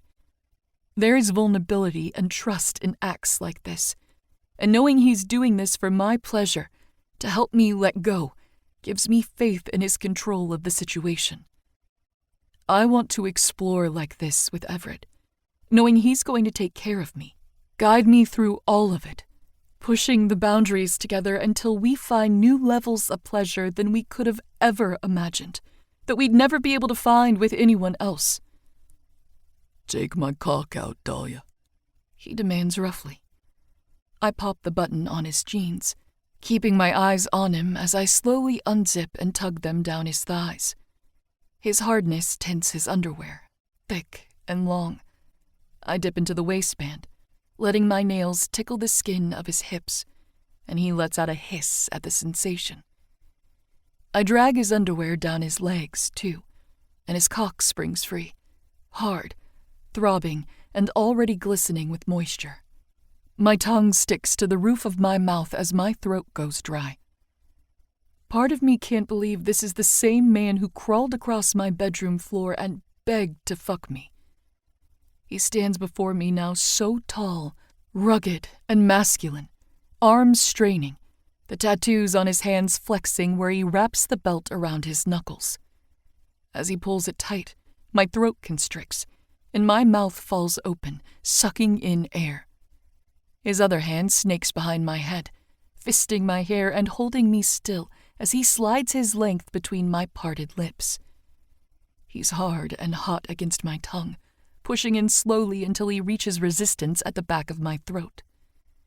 I lower my jaw, suction my cheeks around him, and force him just an inch deeper. He's nowhere close to being all the way inside, but it's enough for him to let out a low, strained groan. The sound is like kindling to my skin, lighting my body on fire. Everett's head falls back, throat working as his eyes flutter shut. I flick my tongue across his base and attempt to pull back, but he tightens his grip on the belt around my neck, causing me to choke and sputter. Stay. I still myself, and he moves his hips away, until just the tip remains in my mouth, before thrusting back in. Good girl. A feral smile accents his lips as he brushes a hand over the top of my head, pushing my hair from my face. You're such a pretty little pet. I can't help the moan that tears from my throat at those words. The sound vibrates along his length, and he lets out a twin noise at the feel of it. He keeps the reins tight around me and begins a punishing pace, fucking my mouth with abandon. I can do nothing but take it. The control he has over me sends a flood of arousal straight to my core. Each time he pushes deep, he holds there until my lungs seize and my throat constricts at the lack of oxygen. Then he moves again, allowing me to breathe. A string of curses fly from his mouth as he moves faster, harder, deeper. My eyes are watering, nails clawing into the flesh of his thighs. Everett drops his head, amber eyes searing through me, hazed with lust and passion and something fierce. You think the chase is over, baby? He growls. Fuck no. I'm going to be chasing the high you give me for the rest of my life. He thrusts deep, pausing. You're such a good girl for me, choking on my cock. I moan again, and his lips tick upward into the wicked smirk that sets my soul on fire. I'm keeping you, Wildflower. You're mine. He rasps. Sei mia per sempre.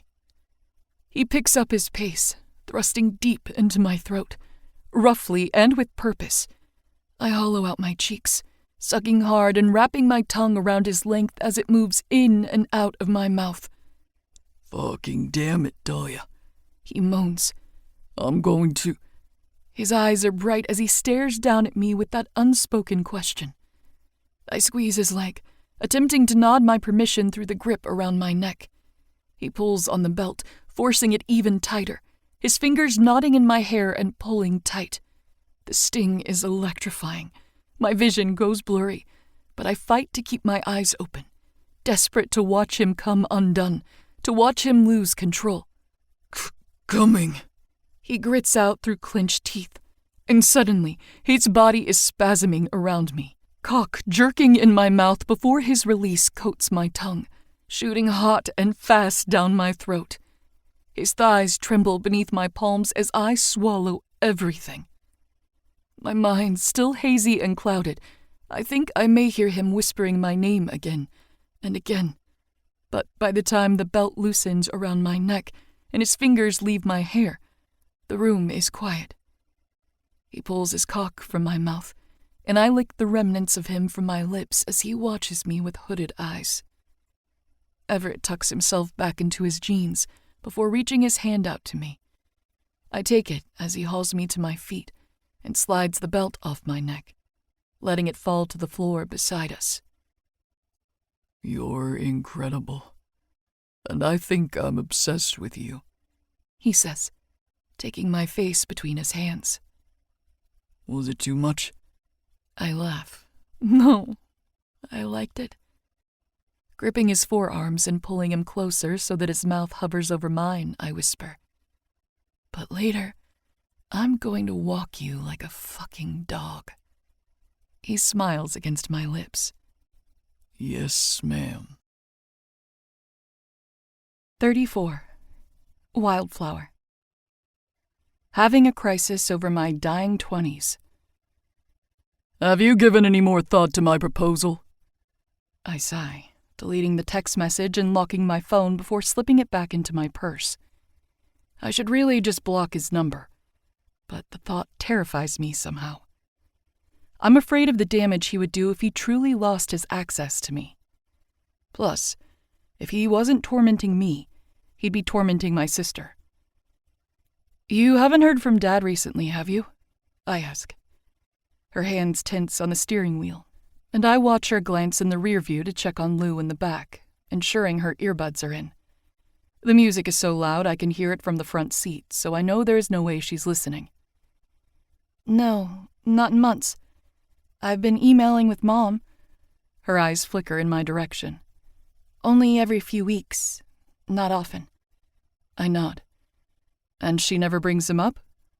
Darby shakes her head. Not at all.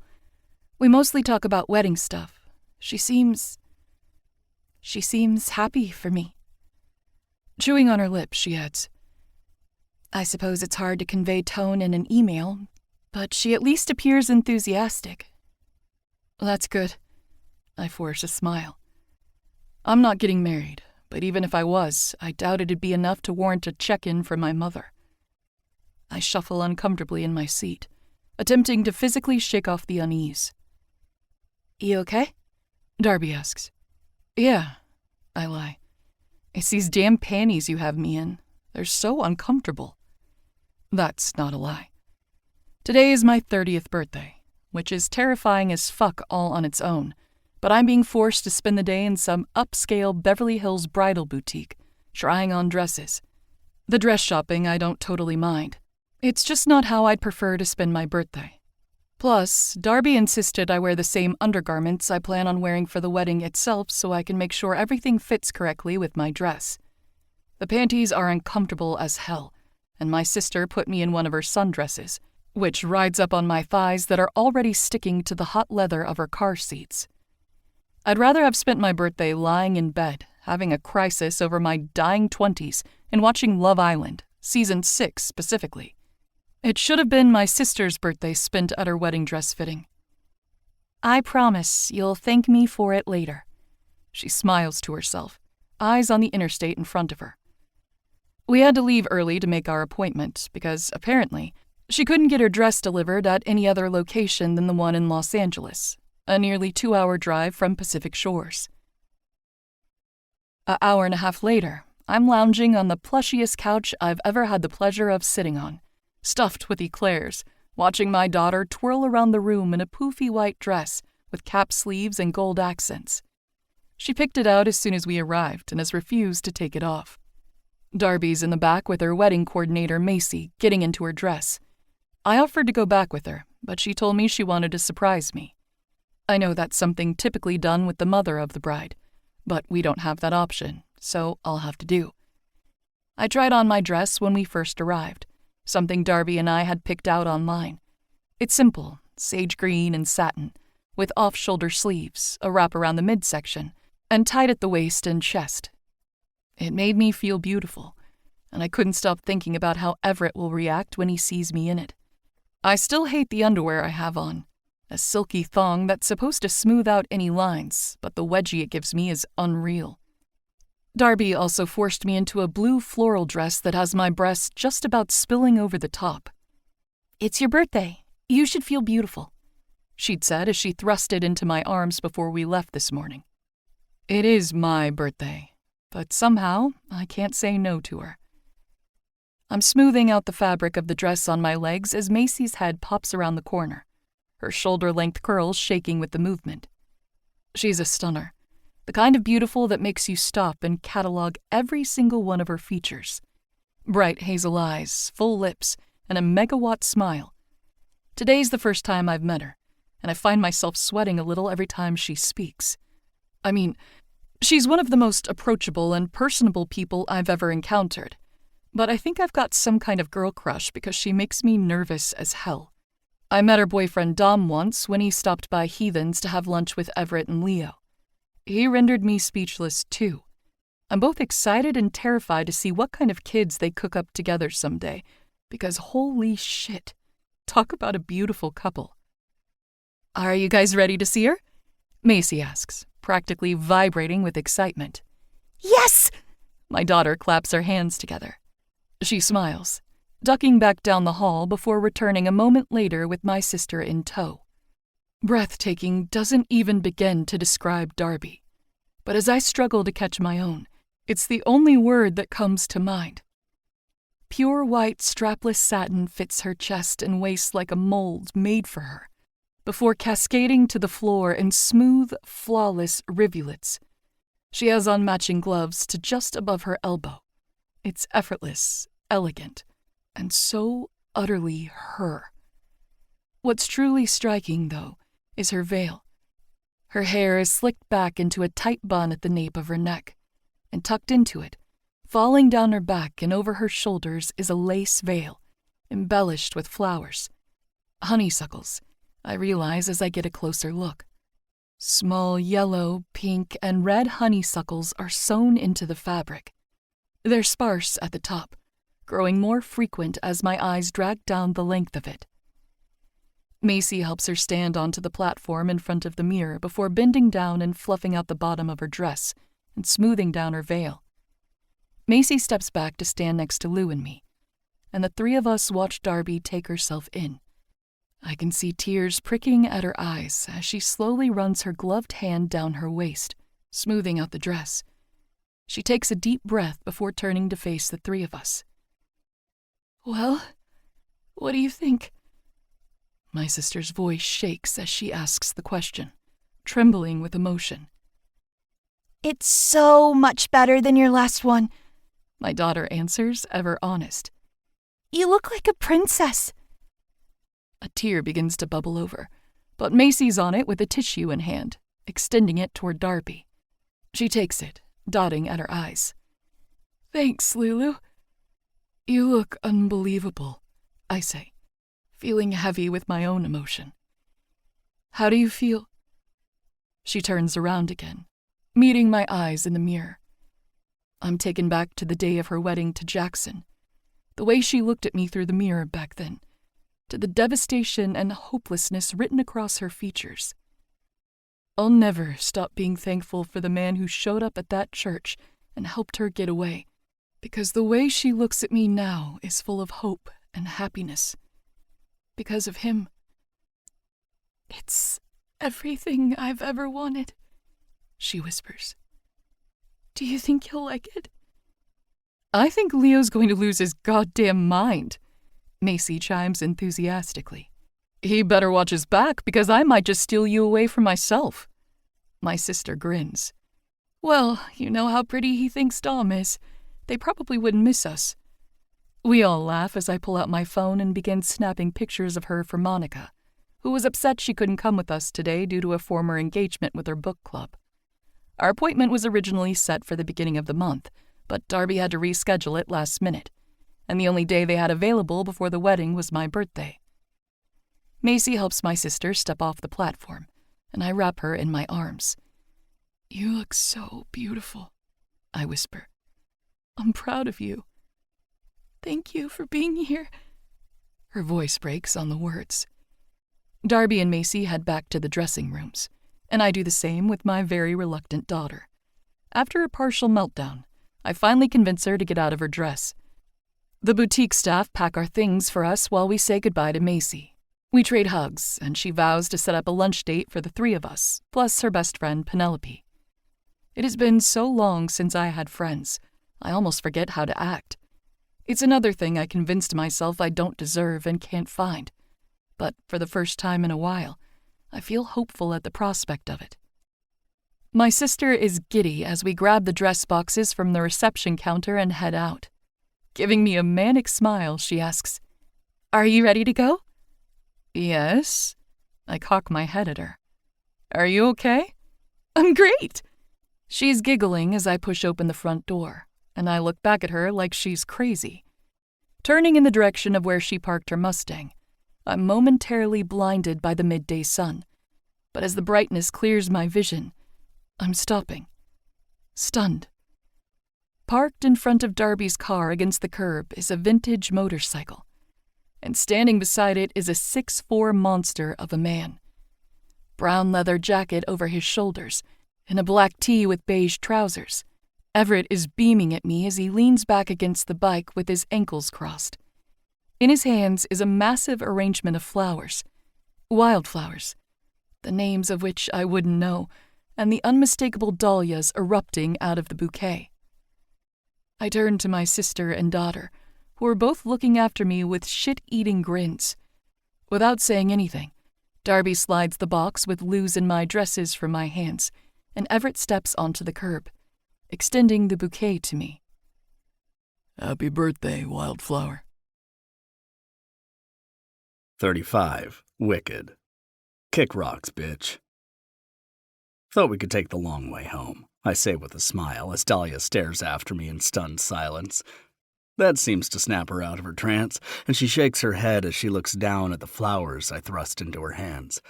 Darby helped me pick them yesterday.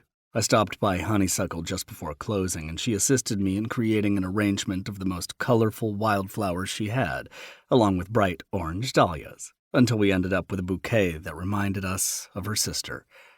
Dahlia was not excited about turning 30. She didn't want gifts, or a cake, or a party. She said the only thing she wanted for her 30th birthday was to remain 29. I know Dahlia lost so much of her youth when she became a mother, so we thought the best thing to give her would be the reminder that she's still young and she can be as wild as she always wished to be. Darby and I planned all the things I have in store for her today, starting with convincing her that she had to spend her birthday at a dress fitting, but in reality, Darby rescheduled the appointment on purpose so we could get her out to LA and I could surprise her with the bike. I'm assuming the dress Darby forced her into was a gift to me, because she looks fucking beautiful in blue. Dahlia eyes the bike behind me, no doubt cataloging the 2 helmets I have propped up on the handlebars. Lou pulls the flowers from her mother's hands. "We'll take these home for you." I was hesitant to let Lou in on the surprise, but Darby insisted. I was afraid she'd end up spilling the beans, but the look on Dahlia's face tells me she didn't. "Thank you for the flowers." Dahlia steps into me, and I press a light kiss to her lips. "But I cannot get on that in front of my kid," she says, nodding at my bike. I smile. I knew she'd say that. "Luce, what did we talk about?" Lou peeks her head around the bouquet that's damn near the same size as she is. "Motorcycles are dangerous, but you're a professional, so we're safe with you." "Right," I nod. "And?" "If a boy ever asks me if I want to ride on his motorcycle, I tell him to kick rocks, bitch." Darby and I laugh. "Exactly." I look at Dahlia. "See? We're good." Dahlia gives me a deadpan expression, eyeing the bike again. I take off my jacket, pulling her into me as I wrap it around her shoulders. "Put this on. I'm taking you somewhere special for your birthday." She looks back between myself and her sister, unsure of what to say. "Go," Darby urges. "We have plans today anyway, don't we, Lulu?" "Yep." "We won't even miss you," Darby smiles. I reach behind me, grabbing one of the helmets before placing it on her head and fastening the buckle under her chin. "I'm serious, Lucille," she shouts behind her. "You are not to ride on a motorcycle, ever. These things are death traps." "Everett said he'd take me on a ride when you guys get home." Her nostrils flare, eyes growing wide as she glares at me. "Around the block, Luce," I wink at Doll. 25 miles per hour, tops. "Are you two going faster than 25 miles per hour?" Lou snipes back. "Absolutely not," we lie simultaneously. Dahlia's lips spread into a grin. After ushering her over to my bike, I help her get on the back before I throw on my helmet and straddle the seat in front of her. "Hold on to me, Wildflower," I say as I start the ignition and raise the kickstand with my foot. "You ready?" Her arms band around my waist, holding tightly as I feel her nod against my back. Darby flashes me a knowing grin, waving as I pull out onto the road and take off with Dahlia on my back. 36. Wildflower. Sunshine, blue horizons, and him. Warm spring air whips at my face, gusting through my hair. The roar of the road is deafening, drowning out all other noise, firmly placing my mind inside what feels like a bubble of sunshine, blue horizons, and him. My hands lock around his waist, holding tightly as he flies down the coastal highway. Each time we're stopped or slowed, he takes a hand off the handlebars and wraps his fingers through mine, or brushes them up my bare thigh, keeping me securely in the moment with him. I'm not sure where we are, but I know we went west out of LA, and about a half hour later, I could see the ocean. We've been speeding down the 101, right along the beach's edge, for about 40 minutes now. Towering green mountains are on one side of me, the endless sea on the other. The sun is at its peak, glittering across the white caps like diamonds. Palms line the highway, swaying in the breeze. The world smells like sea salt and fresh air. I don't know where Everett's taking me, but I don't much care. Not with the way his body feels against mine, safe and warm, with the breeze and the sun and the smell of the ocean. I imagine I'd go just about anywhere with him. The bike comes to a crawl as we turn off the highway and enter some state park I don't catch the name of. The one-lane paved road winds up the mountain, and we ride along the cliffside to the top of it. Everett turns, shimmying his bike around a locked gate, clearly intended to cut off access to the gravel road that continues toward the peak. It's still too loud for me to ask what he's doing, so I just hold on to him tightly. Anticipation fluttering in my stomach until we reach the top, and he brings his bike to a stop at the edge of a ridge, the Pacific stretching on for an eternity in front of us. He kills the engine, taking his helmet off as he spins in the seat, grinning down at me. How was that, Dal? He asks, unbuckling the strap of the helmet beneath my chin and pulling it off my head. I find myself at a loss for words. I told him I had dreams of driving up and down the West Coast when I was younger, how I longed for a car that was impractical for a mother but could make me feel wild and free again, how much I dreaded turning 30 because it reminded me of the loss of my youth. All these tiny words I said in passing, but never expected him to remember. In one afternoon, he had me feeling all the things I thought I'd been missing, obliterated my fears, and made my dreams come true. He gave me everything, and then some.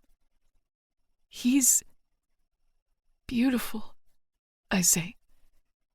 He hops off the bike, grabbing my waist and throwing one of my legs over as he helps me down from the seat. Reaching into the fabric case strapped to the back of his motorcycle, Everett pulls out a backpack. Holding firmly onto my hand, he takes off toward the cliffside. We're not even there yet, baby. He turns back at me, the sun hitting his face at the perfect angle, allowing me to see his amber eyes through his sunglasses. What do you mean? I'm cut off when we reach the edge. The ocean extends in front of us, wide and blue, but what has me halting, losing my breath, is the rolling hills of bright flowers, like the sun and sky clashing together. The fields stretch beyond us, meeting the ocean at the horizon. Yellow, red, and pink dot the landscape in front of us, with an overwhelming number of orange flowers taking up the space. Wildflowers, I realize. Everett takes my hand, navigating us down a narrow dirt path between the flowers. Careful not to step on them, he says. It's a fragile ecosystem, which is why it's not open to tourists anymore. He leads me along until we reach a small patch of plain grass within the blooms. After taking a blanket from the backpack and spreading it out on the ground, he sits down, pulling me beside him. How did you find this place? I ask, settling in against his chest as he drapes his arm around my shoulders. My dad used to take us here all the time when we were kids. It has been a while, but I remember the wildflowers peak around this time of year, and... He shrugs. I don't know. I thought of you, I guess. He seems almost bashful at the admission. After reaching into the bag he brought with us, he pulls out a small cooler before opening it to reveal a container of chocolate-covered strawberries. Very messily made chocolate-covered strawberries. Those look homemade? I laugh. Luce and I made them. I look up at him, watching as he plucks one out of the box and holds it to my lips. You made these with my daughter? I ask, just before he slides the strawberry between my lips. I bite into it, feeling the sweet juice coat my tongue, mixing with the rich chocolate. When did you do that? Yesterday, he says simply. I told you I was at the garage, but I actually spent the day with her and my mom at my parents' house. We wanted to make you something for your birthday, and she said strawberries are your favorite. They are. I don't know what else to say. It's spring break for the school district, and Monica offered to watch Lou so I wouldn't have to take the week off work. I had no idea that Everett had taken Friday off from his own business to spend time with my daughter, to plan a surprise for my birthday. I've never had anyone do something like this for me. With him still holding the strawberry to my mouth, I lean forward and take another bite, keeping my eyes locked on him the entire time. His flare with heat as I wrap my lips around it, pulling back slowly. He runs the fruit across my jaw and down my neck, skating it along my collarbone, leaving behind the melted chocolate before popping the remainder of it into his own mouth. He never takes his gaze from mine, and my breath catches as he leans in and drags his tongue across my skin. Flames erupt across my flesh. I cup the back of his neck as he licks and nips across my throat, sucking the chocolate away. A primal moan tears from him as my fingers tangle in his hair, pulling his mouth to mine. He catches my lips in a fierce kiss that is such a contrast to the way he delicately lays me back on the blanket and hovers his body over mine. Happy birthday, Dahlia, he murmurs into my mouth as he continues devouring me. Wrapping my arms around his neck, I cling to him like a lifeline, and he wraps an arm around my waist, holding me just as tightly. His lips move from my mouth, peppering soft kisses along my jaw. You guys didn't need to do all this for me, I say breathlessly. Everett pauses, pulling up to look at me. Eyes bright with conviction bore through me as he says, We wanted to. I watch his throat move as he swallows before adding, We love you. My heart hammers so erratically in my chest, I know he must feel it too. The pounding between us is enough to make this mountain crumble, because we both know he just said exactly what I think he did. I brush my thumb across his jaw, savoring the way his stubbled skin feels beneath my hand, rough and soft, like him. I study all his perfect features, knowing I'm so far gone I'll never come back. Why did you do all this for me, Everett? I ask again, knowing he understands the question hidden beneath my words. I watch him slowly lick his lips, buying himself time before taking a deep breath and pulling up, taking me with him so we're both sitting now, facing each other with our limbs entwined. I know you said you can't give me anything more than your body. I understand why that is. I don't expect anything more. He looks down at where my hand is pressed against the blanket, and he slowly places his over it. But that doesn't stop me from wanting to give you everything. All of me. He slowly drags his eyes from our joined hands to my face, meeting my own. You deserve to know that you're loved, Dahlia. Loved by me. I'm not easy to love, I find myself saying. Loving you is the easiest thing I've ever done. The hardest part is that you won't let me. Reaching up to softly cup my face, he continues. My love isn't fickle, Dahlia. I'm not afraid to fight for you, for us, every second of every day, if that's what it takes. I'm not afraid of imperfection or reality. I'm not afraid of your broken pieces. He runs his thumb along my cheek. I'm broken too, but together, we can be whole. Everett smiles, emotion glistening behind his amber eyes. You're everything I've been searching for my entire life and never believed I'd find. I know you think you're not worth fighting for, baby, but just give me the chance to show you you're wrong. My eyes fall closed, soaking in his words as I nuzzle my face into the palm of his hand, allowing myself to absorb everything he just said, every emotion in his gaze, the power of his presence. I feel all the same things he does, maybe even more, but I don't know how to make myself say the words.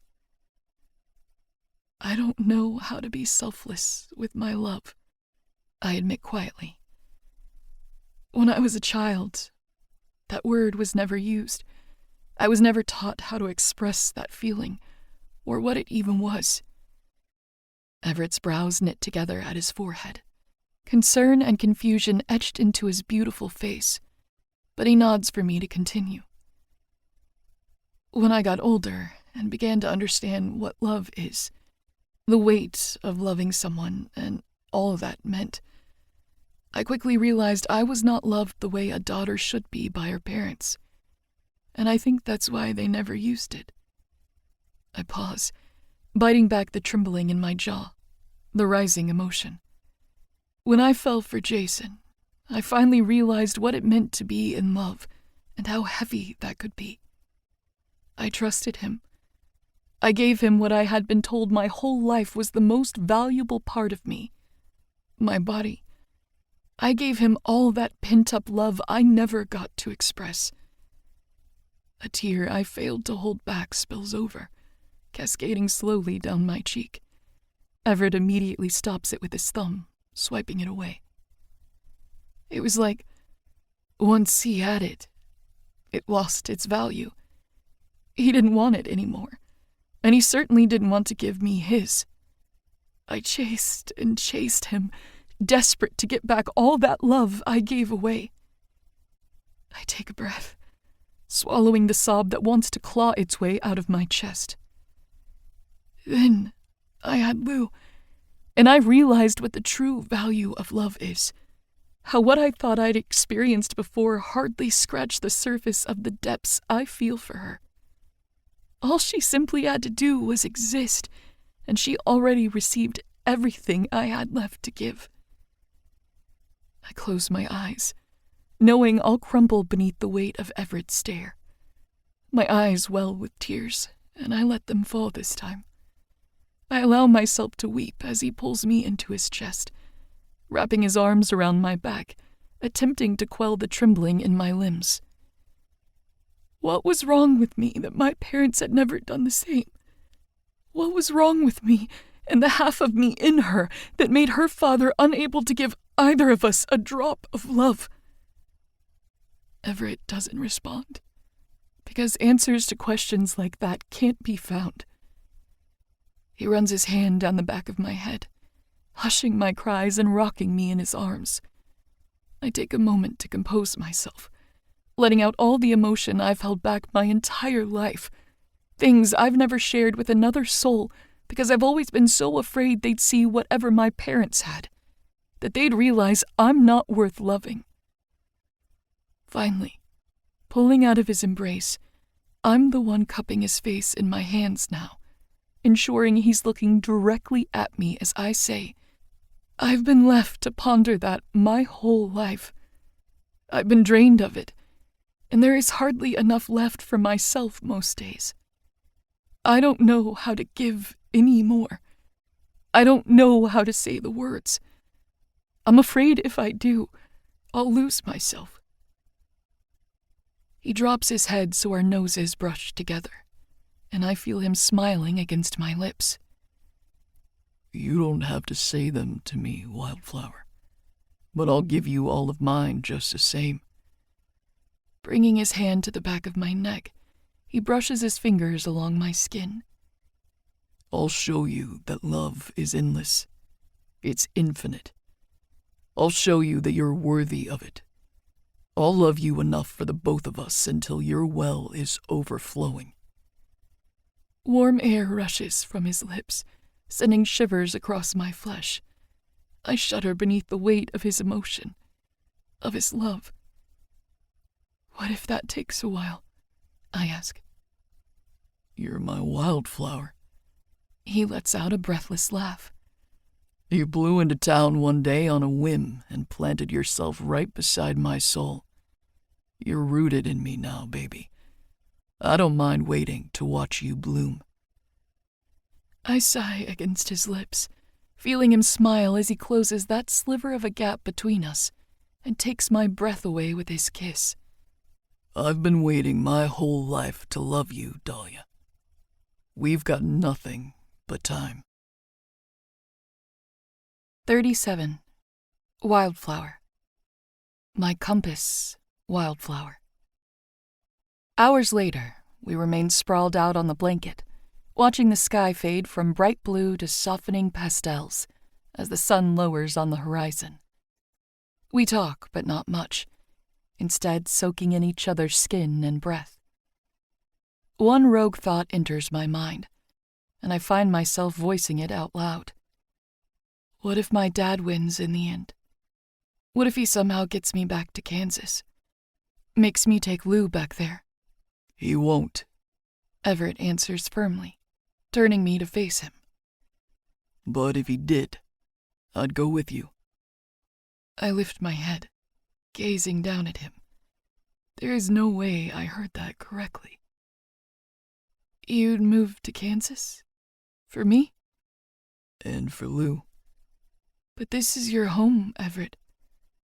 Brown eyes burn straight through me as he shakes his head. No, this is where I live, where I grew up, where my family is. That's all true. He tucks a piece of hair behind my ear. But you and your daughter are my home. Dragging his hand down my neck, he grasped the necklace at the center of my throat. You're my compass, Wildflower. I'll follow you forever, because that's where I find home. Everett, I whisper, sitting up and tossing my leg over his waist so I'm straddling him. His hands find my hips, holding me in place while I grasp his face. Despite knowing I'll butcher the words I say next, I find the courage because I don't think anything else will suffice. Tio aspettato per tutta mia vita. He cocks his head at me, a bright smile stretching across his cheeks. Is that Italian?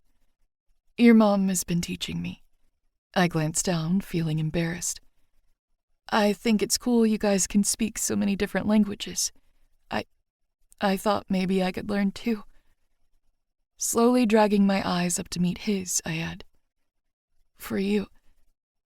Everett lets out a soft laugh, biting his lip as he shakes his head. You are... And I know that Spanish probably would have been the more practical option, considering our proximity to Latin America and all, but, well, your mom seemed really excited to have someone to teach Italian to. Plus, Italy is at the top of my bucket list, so maybe if I ever get to go someday, I can order my own pasta or something. I trail off, realizing I'm nervous rambling again. I've been waiting my whole life for you. Everett rasps. That's what you said. I've been waiting for you all my life. I nod. Or, I think. He begins laughing, locking his arms behind my back and pulling me flush against him. Ravishing me with teeth and lips and tongue, Everett kisses me until we're both breathless. This is real. He whispers into my mouth. I swallow the words on a moan. Real. We're real. He groans, pulling away. I've got more birthday surprises for you, and I don't want to get carried away right now. He slowly lifts me off him, then gathers our leftover strawberries and throws them back into the bag before we both stand and fold up the blanket. Taking my hand, he leads me out of the endless field of orange wildflowers and back to the peak of the cliffside. I'm stopped dead when we reach the top, transfixed on the exploding sky. The sun sinks behind the horizon line, a collage of cotton candy-colored clouds reflected on the ocean below it. That's so beautiful, I say. Yes, you are. I turn to look at Everett, unable to stop my smile as I find him staring back at me, unaffected by the world around us. Come here, he says, ushering me over to the back of his motorcycle. He grasps my hips, lifting me so I'm sitting on the end with my legs dangling off the edge. He steps between them, reaching down into one of the cases next to me and pulling out a small box. I wanted to give this to you privately, because there is a chance you may not accept it, and I want you to know if that's the case, we'll understand. I wanted to make sure you feel comfortable. Oui? I ask, flicking my brow. He smiles, the setting sun reflecting on his face with a golden hue. It's from Leo and me. Well, and Darby too, technically. Confused, I look down at the box as he sets it in my hand. Popping off the lid, I find a keychain, with one singular key on it, nestled in the center. Raising my eyes back to him, I only tilt my head. It's the key to the boardwalk suite next to Honeysuckle. Why? I ask, having no idea where he's going with this. How this is supposed to be a gift to me? Do you remember at Thanksgiving when August suggested a cafe on the boardwalk?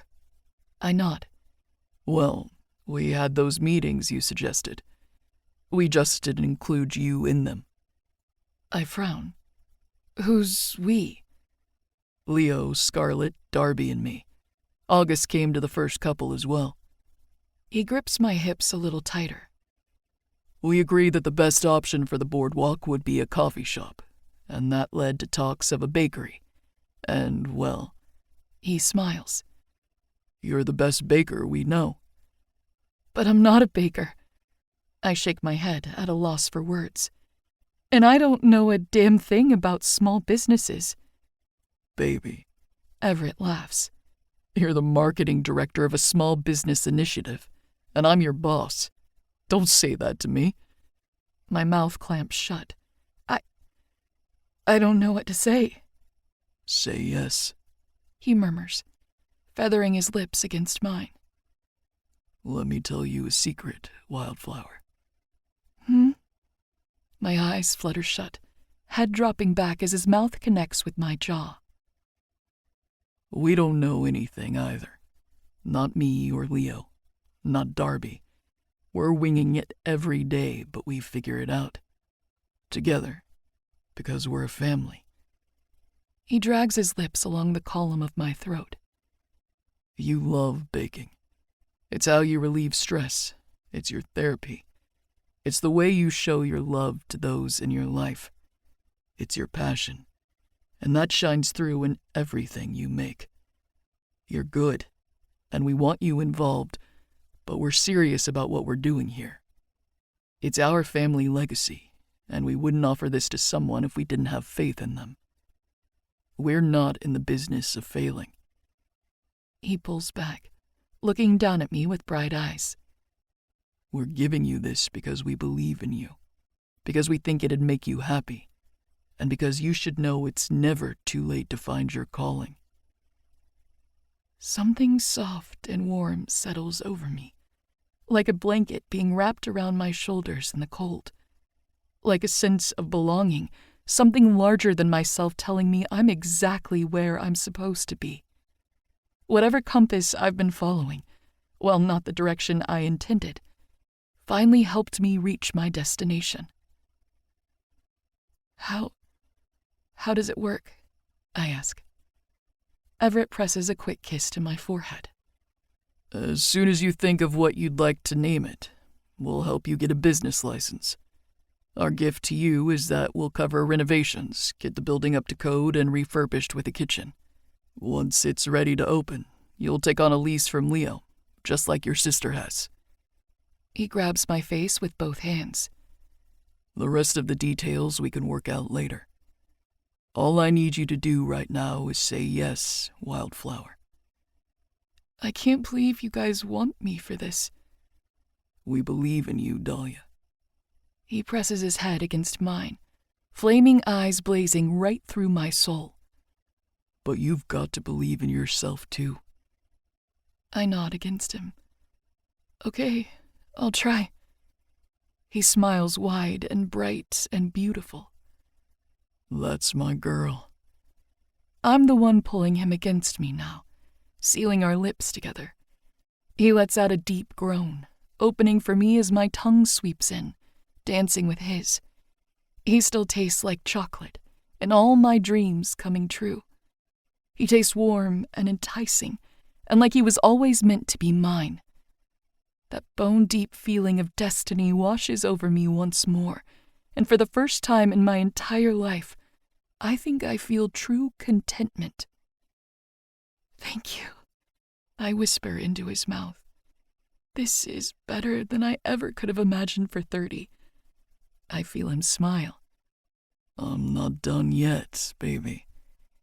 Hands snaking around my back and grasping my ass beneath my dress, Everett tugs me flush against him, his hard body aligning flawlessly with mine. His lips drag down my neck before he reaches my collarbone, sinking his teeth into my flesh and causing me to arch and moan. He continues down my chest, using his free hand to tug the cups of my dress down, allowing my breasts to spill over the top of it. Dark lashes flutter upward, brown eyes on fire in the fading daylight as he looks at me. His tongue snakes out between his lips, landing a teasing flick against my exposed nipple. A moan cascades from my lips, my hips bucking against his, feeling hardness in the places I most need it. He sucks my entire breast into his mouth, then pulls away with a delicious tug. "One last present for you," he rasps. "But for this next gift, I need to know, would you rather receive it sprawled out on my bed, or right here and now?" I let out a sigh when his face falls back between my breasts. "I think I have a good idea of what it'd look like in your bed," I whimper as he swirls his tongue around my other nipple.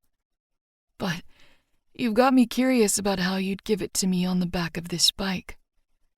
He pulls away, smiling wickedly as he places one hand at the center of my chest and slowly pushes me backward. "Lay down." I do as he says, falling flat onto the leather and arching my back over the saddle of the seat. "Lift your arms over your head." His other hand slides tortuously slowly down my bare thigh, hooking beneath my knee and lifting my leg to wrap around his hip. "Hold on to the handlebars."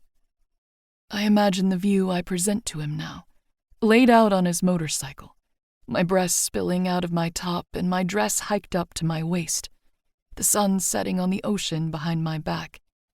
My breath flies from my lips in short, intense bursts, anticipation stirring in my core and driving me mad. Everett towers above me, both pure love and feral lust in his features.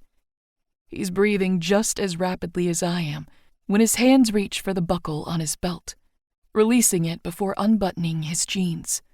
He lowers them just enough for his cock to spring free, hard and glistening with arousal. He reaches between my legs, pulling my panties aside and running a finger through my center. He groans. "Just what I thought. Soaked for me." Feeling a flush run to my cheeks, I bite my lip and nod. Everett guides his cock between us, and I lift my hips to grant him entrance. We let out a simultaneous moan as he slides inside me, burying himself to the hilt in one thrust. Falling forward, he fists one hand in the fabric of my dress where it's bunched at my midsection, using it as leverage to fuck me hard, both our bodies slamming together with the delicious sound of flesh meeting flesh. It's wild and fierce and ferocious, the way he claims my body with a punishing pace. Using his other hand to reach behind my head, he knots his fingers in my hair and pulls me up so our faces press together. Heat shoots through my core, setting fire to my veins, reaching every inch of my body. Tightening my legs around his hips, I lift mine to meet him thrust for thrust, desperate to be closer, so entwined that there is no untangling the two of us. "Tell me it's real," he growls into my mouth. "Real," I breathe. "Tell me you're mine." "Yours," I moan. "I'm yours." "Fuck," he whimpers. "Mine. You're mine." "Yours." With each thrust of his body into mine, he whispers against my lips. "I love you, Dahlia." An unexpected orgasm slams into me as those words filter their way into my being, etched into the fabric of my soul, tattooing themselves across my heart. My hands fly off the handlebars, grasping behind his back to hold him closer to me as I unravel. The wave crests, pure ecstasy washing over me as stars cloud my vision and my body goes taut. "Everett," I cry. "Everett! Everett!" I cling to him, feeling his cock pulsate inside me as ripple after ripple of pleasure rises and crashes, sparks dancing along my skin. I can't see or think or comprehend. There is only this moment, Only him. Only those 4 words and the connection of our bodies, the binding of our souls. Dahlia, He whimpers, bringing me back to reality. I realize he's gone still, his hips straining in an attempt at pulling back, but the lock I have around his waist isn't letting him move. baby, I'm going to... I loosen my legs, and he pulls back, fisting his cock in one hand. Can I? His voice is strained, cutting off his words. The feral look in his eyes tells me what he wants, what he needs. I sit up, pulling the straps of my dress down my arms and lowering it entirely to my waist. I press my breasts together, nodding at him in silent submission. Claim me. Mark me. I'm yours. I don't say the words out loud, but I know my eyes send the message he's looking for when his head falls back, a moan loud enough to rock the mountain we sit upon, tearing from his throat as he loses himself. Ropes of cum shoot across my chest, painting me in his release. Fuck. He groans, chest heaving, legs trembling as he falls against the back of his bike to hold himself up. A moment of silence passes as we both float back to earth, catching our breath. When he lifts his head, those brown eyes are hooded and satisfied, alight with love and awe. He reaches out, fingers dancing along the hollow of my throat and smearing the release spread across my skin. You look so pretty with a pearl necklace. Shocks shoot through my core at his words, eliciting a moan from me. He takes the opportunity to slide 2 fingers past my parted lips, forcing me to suck his cum away. His smile is fierce as he slowly pulls out of my mouth, reaching into the backpack and grabbing a spare t-shirt. He softly wipes the remnants of his climax from my chest before throwing it back inside. Everett wraps a hand around the back of my neck, bringing my mouth to his as he kisses me hard. My plan was to fuck you from behind so you could watch the sunset. He laughs, and I just realize that it's now near dark. This view was better anyway. I smile. 38. Wicked. She's my piece. We arrived back at my brother's house much later than expected. My plan was to get Dahlia off that mountain before the sun set so she could watch it at my back as we took Pacific Highway home.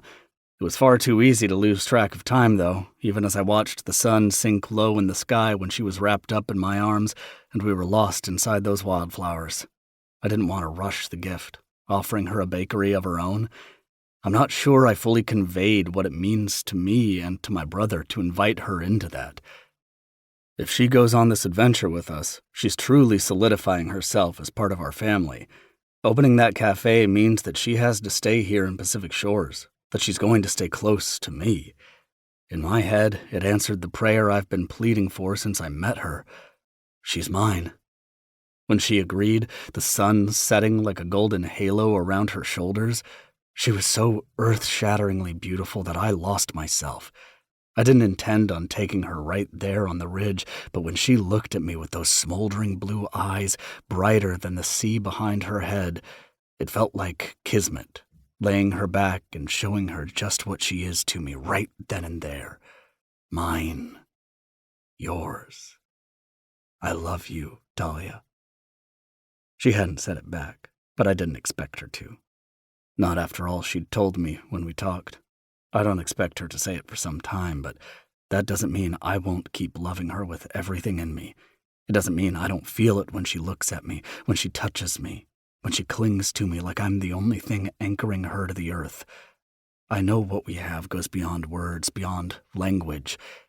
After pulling into the driveway, I kill the engine and help Dahlia with her helmet before lifting her off the bike. We sneak into the darkened house hand in hand, assuming everyone is asleep by this time of night. I let Dahlia in before me, then lock the door behind me. "Monica!" I hear her gasp. Spinning, I realize there's one lamp turned on in the corner of the living room, and my mother is curled on the edge of the couch with a book in her hand. She lifts her head at us, smiling, but I see the way her eyes are swollen and red. "¿Por qué estás llorando?" She shakes her head. Estoy bien. No, I say, stepping toward her. My mother holds her hand out, snapping the book in her lap closed before getting up from the couch. How was your birthday? She asks, wrapping Dahlia in her arms. Dahlia looks at me over Mom's head as she returns the hug, a twin expression of confusion and concern on her face. It was perfect, she says quietly. What did you guys do? Dahlia dips her chin, attempting to hide a coy smile. Shaking her head, Mom walks into the dining room, beckoning us to follow. You know what? Never mind. What are you still doing here? I ask. Where are Darby and Leo? Down at the beach. I've never met two people with less self-control, Dahlia mutters under her breath, causing a laugh to bubble out of me. Not like that, Mom chides, rolling her eyes. Leo's upset. What happened? Doll and I ask at the same time. Sit down. Is Lou asleep? Dahlia asks suddenly. My mother nods. She's in bed. Dad? I ask. At home. She crosses her hands on the table in front of her as Dahlia and I sit down on the opposite side. I wasn't planning on being over here so late. Stopped by to drop something off when Elena called. Leo stormed out, and I offered to stay with the kiddo until you got home. I'm sorry, Dahlia sighs. You've got nothing to be sorry for. That's what families do for each other, Mom says simply, glancing up at Dahlia with sincerity in her eyes. She lets out an exhale next to me, as if that kind of care is a foreign language she's just learning, as if she's still struggling to understand it. I grip her thigh beneath the table and squeeze lightly. Elena's not coming, is she? I ask. My mother's bottom lip trembles, and I watch her swallow thickly. She only shakes her head, unable to say it out loud. My face falls into my hands. 3 years of disappointment and devastation cascading over me like a monsoon. The weight of that bone-deep weariness is suffocating. Memories, sudden and painful, flash across my mind. You can't leave, I pleaded. I can't stay here. This is where you live. It's where he died. We're all hurting, Elena. We need each other to heal. Watch someone you've let inside your body get buried and then tell me what the fuck I need, Everett. You don't get to monopolize grief. I'm not. I'm monopolizing guilt. I still don't understand what she meant by that. The morning after that argument, she was on a flight to New York City, one I hadn't even known she booked. I didn't see her again for 8 months, not until Leo and I took a trip to New York. By that time, she seemed content to pretend Zach had never existed in the first place. She hasn't talked about him since. What are we supposed to do?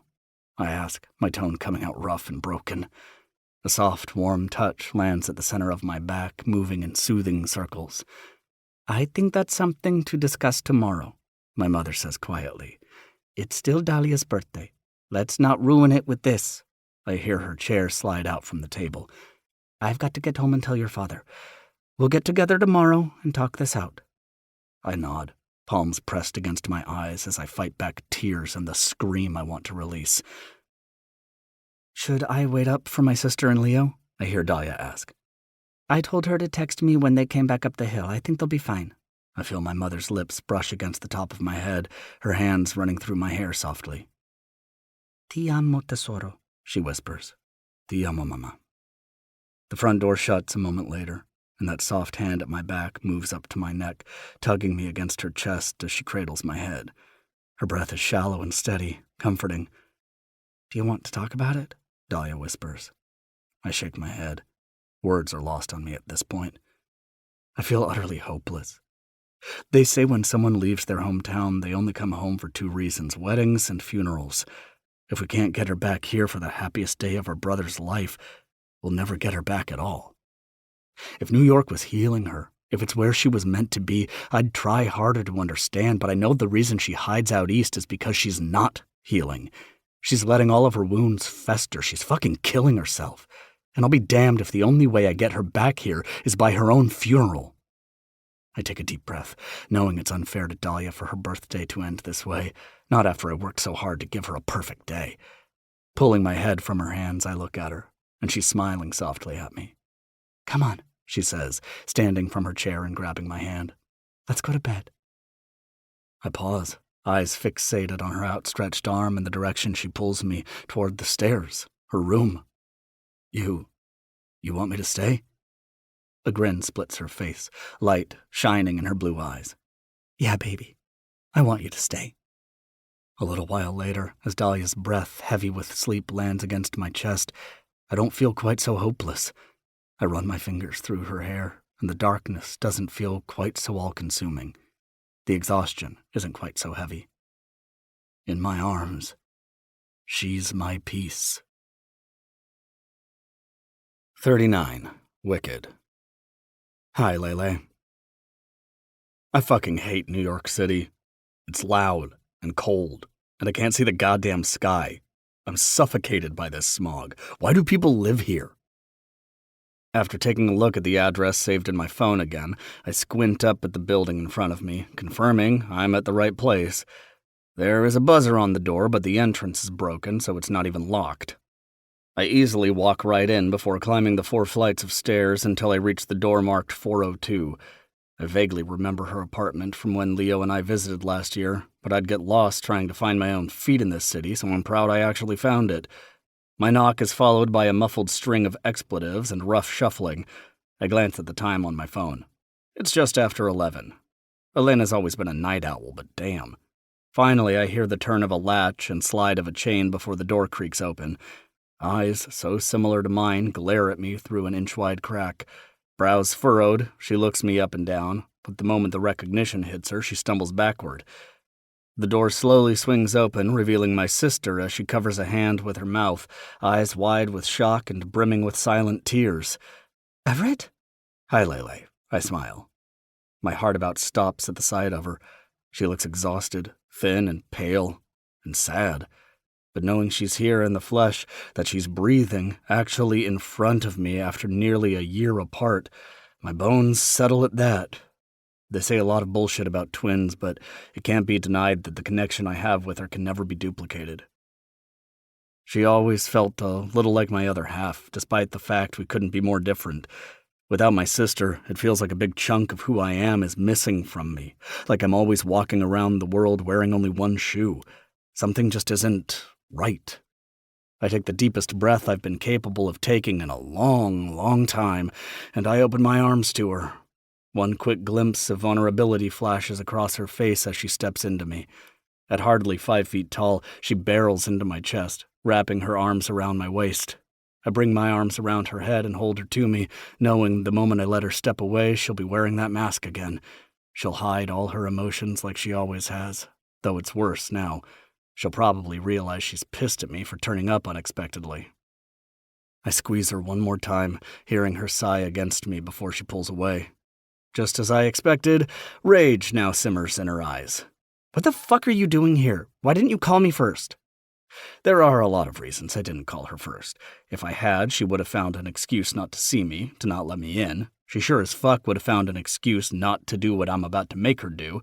I don't say that, though, because she's irrational when she's furious. Thought it'd be more fun to surprise you. She rolls her eyes just as a groan echoes through her very small apartment, followed by a sleep-mused, "Baby?" For the first time, I take note of our surroundings. Elena's entire unit is about the size of my bedroom. It's a studio with a couch under the only window, a kitchen with nothing more than a half-sized fridge, a hot plate, and a sink, plus a bathroom I'm fairly certain I couldn't even fit inside. On the other side of me is a small television, her desk beside it. Books are piled all around the floor along with various stacks of paper. The kitchen counter is littered with takeout boxes, the floor covered in dirty clothes. The far end of the apartment holds her full-sized bed, and I now realize the pile of blankets heaped on top of it are not blankets at all. They're a man, likely the source of the noise I just heard. I turn back to my sister, raising a brow. She doesn't look the least bit embarrassed, striding back over to her bed in nothing but a t-shirt, and, I pray to God, a pair of underwear beneath it. Sliding the comforter off the man, she wraps it around her shoulders before patting his ass. "Get up!" Completely naked, this guy rolls over to face my sister, giving me an unfortunate view of his flaccid dick. I lean back against the farthest wall from her bed, crossing my arms. The man slowly opens his eyes, blinking around the room. He smiles sleepily at my sister, but the moment his gaze lands on me, he scrambles back on the bed, reaching for the sheets that are no longer there. "Oh, shit!" He flies out the bed, stumbling toward his jeans. "Oh, fuck!" He jumps into them, urgently searching the floor for the rest of his clothes. I swear to God, man, I didn't know she had... He's my brother, calm down. Elena sighs, looking uninterested. But you do need to go. Sorry, he showed up unexpectedly. The man pauses, looking back and forth between us. Your brother? His eyes track my body, staring at my feet and making their way upward, liking taking note of our size difference. That's worse! I snort. If I give a fuck who my sister was sleeping with, I would have lost my mind a long time ago. Elena glares at me as a look of confusion takes over nameless man's face. He finishes dressing in awkward silence before my sister leads him to the door, ushering him out before slamming it behind him. Thanks for that. I was afraid I was going to have a hard time getting him to leave. How long have you known him? I ask. What time is it? 11:30. Elena nods. About 12 hours then. Christ, Elena, I mutter. She laughs. You're one to talk. That's true. The last time I hooked up with someone I didn't know, I fell hopelessly in love with her, which might be more embarrassing than the nameless one-night stand itself. So? She drawls as she grabs a pair of sweatpants off the ground and hikes them up over her legs. How are you doing? Why are you here? When do you leave? She smiles at me sarcastically as she falls back into her bed. I'm great. I take a slow spin around her apartment. Is the furniture yours, or did it come with the place? Came with the place. So what? Just the clothes and books are yours? Her eyes narrow, studying me intently as she drawls, Essentially, why? Great, I smile. Less we have to ship that way. She sits up straight, tucking her knees against her chest. What the fuck are you talking about? You're coming home, Elena. Today. She laughs, stopping the moment she realizes I'm not joining her. Are you kidding? No, I say, moving to step into the door. I'm not going anywhere. Yes, you are. She swings her legs off the bed, leaning toward me. You can't make me do a goddamn thing. Fine. I expected this to happen. I have a plan in place, so I remain calm. I can't make you do anything. I slide down the door until I'm sitting against it, raising my legs and letting my hands rest on my knees.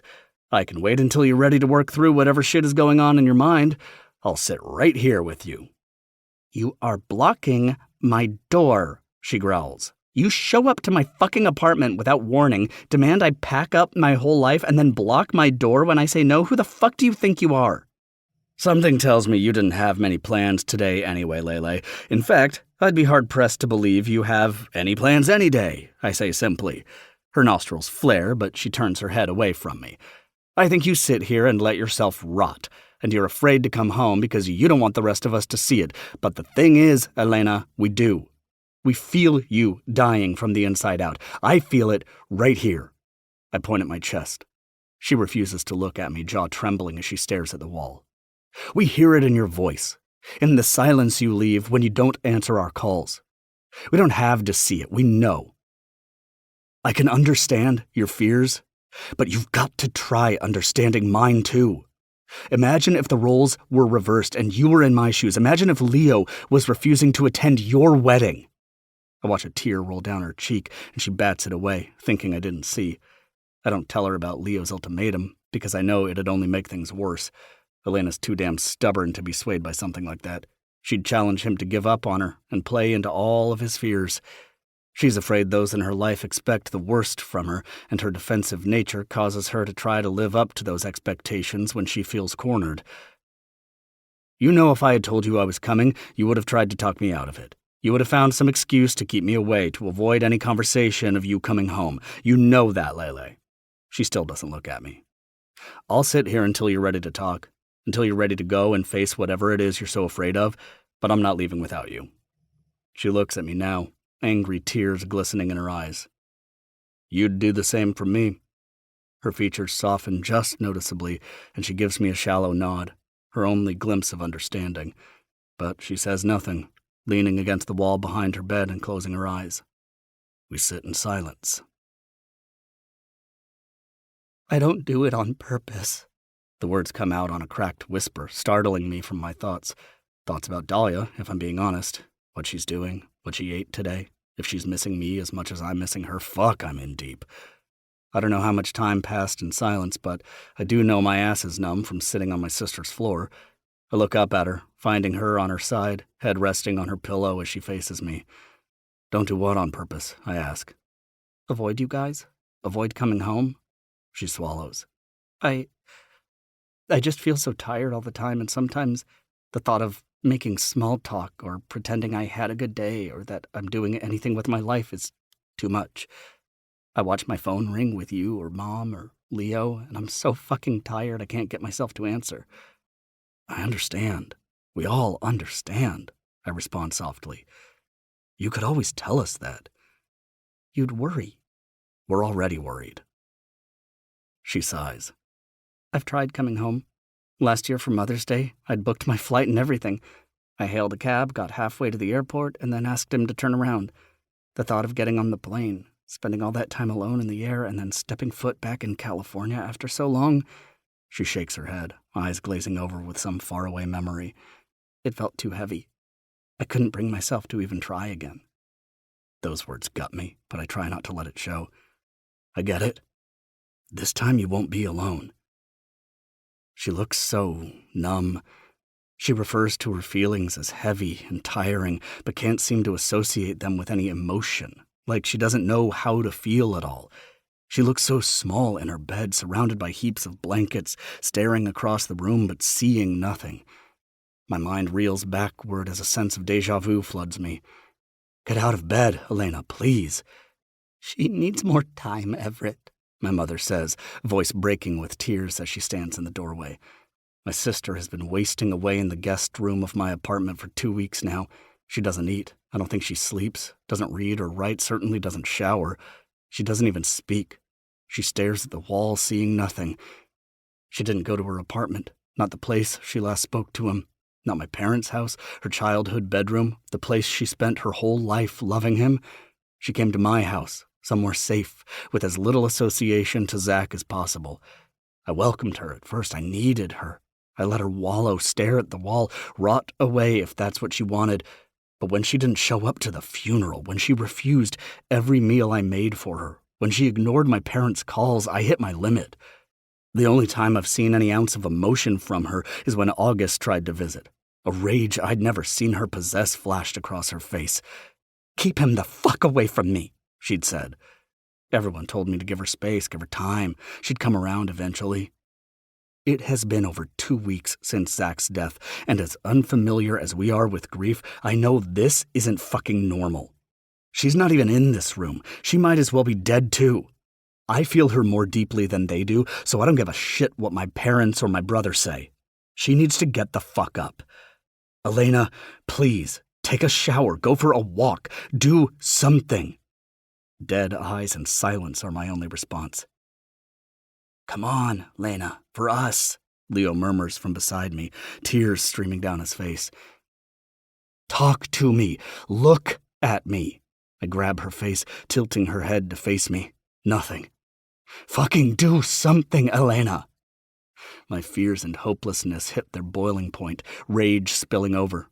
The smallest flash of recognition passes through her eyes, but it's gone an instant later.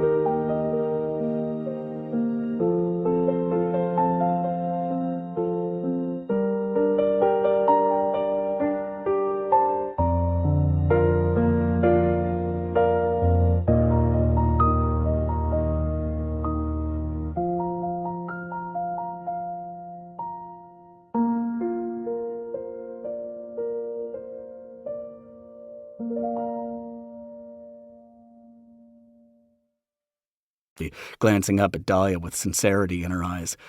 She lets out an exhale next to me, as if that kind of care is a foreign language she's just learning, as if she's still struggling to understand it. I grip her thigh beneath the table and squeeze lightly. Elena's not coming, is she? I ask.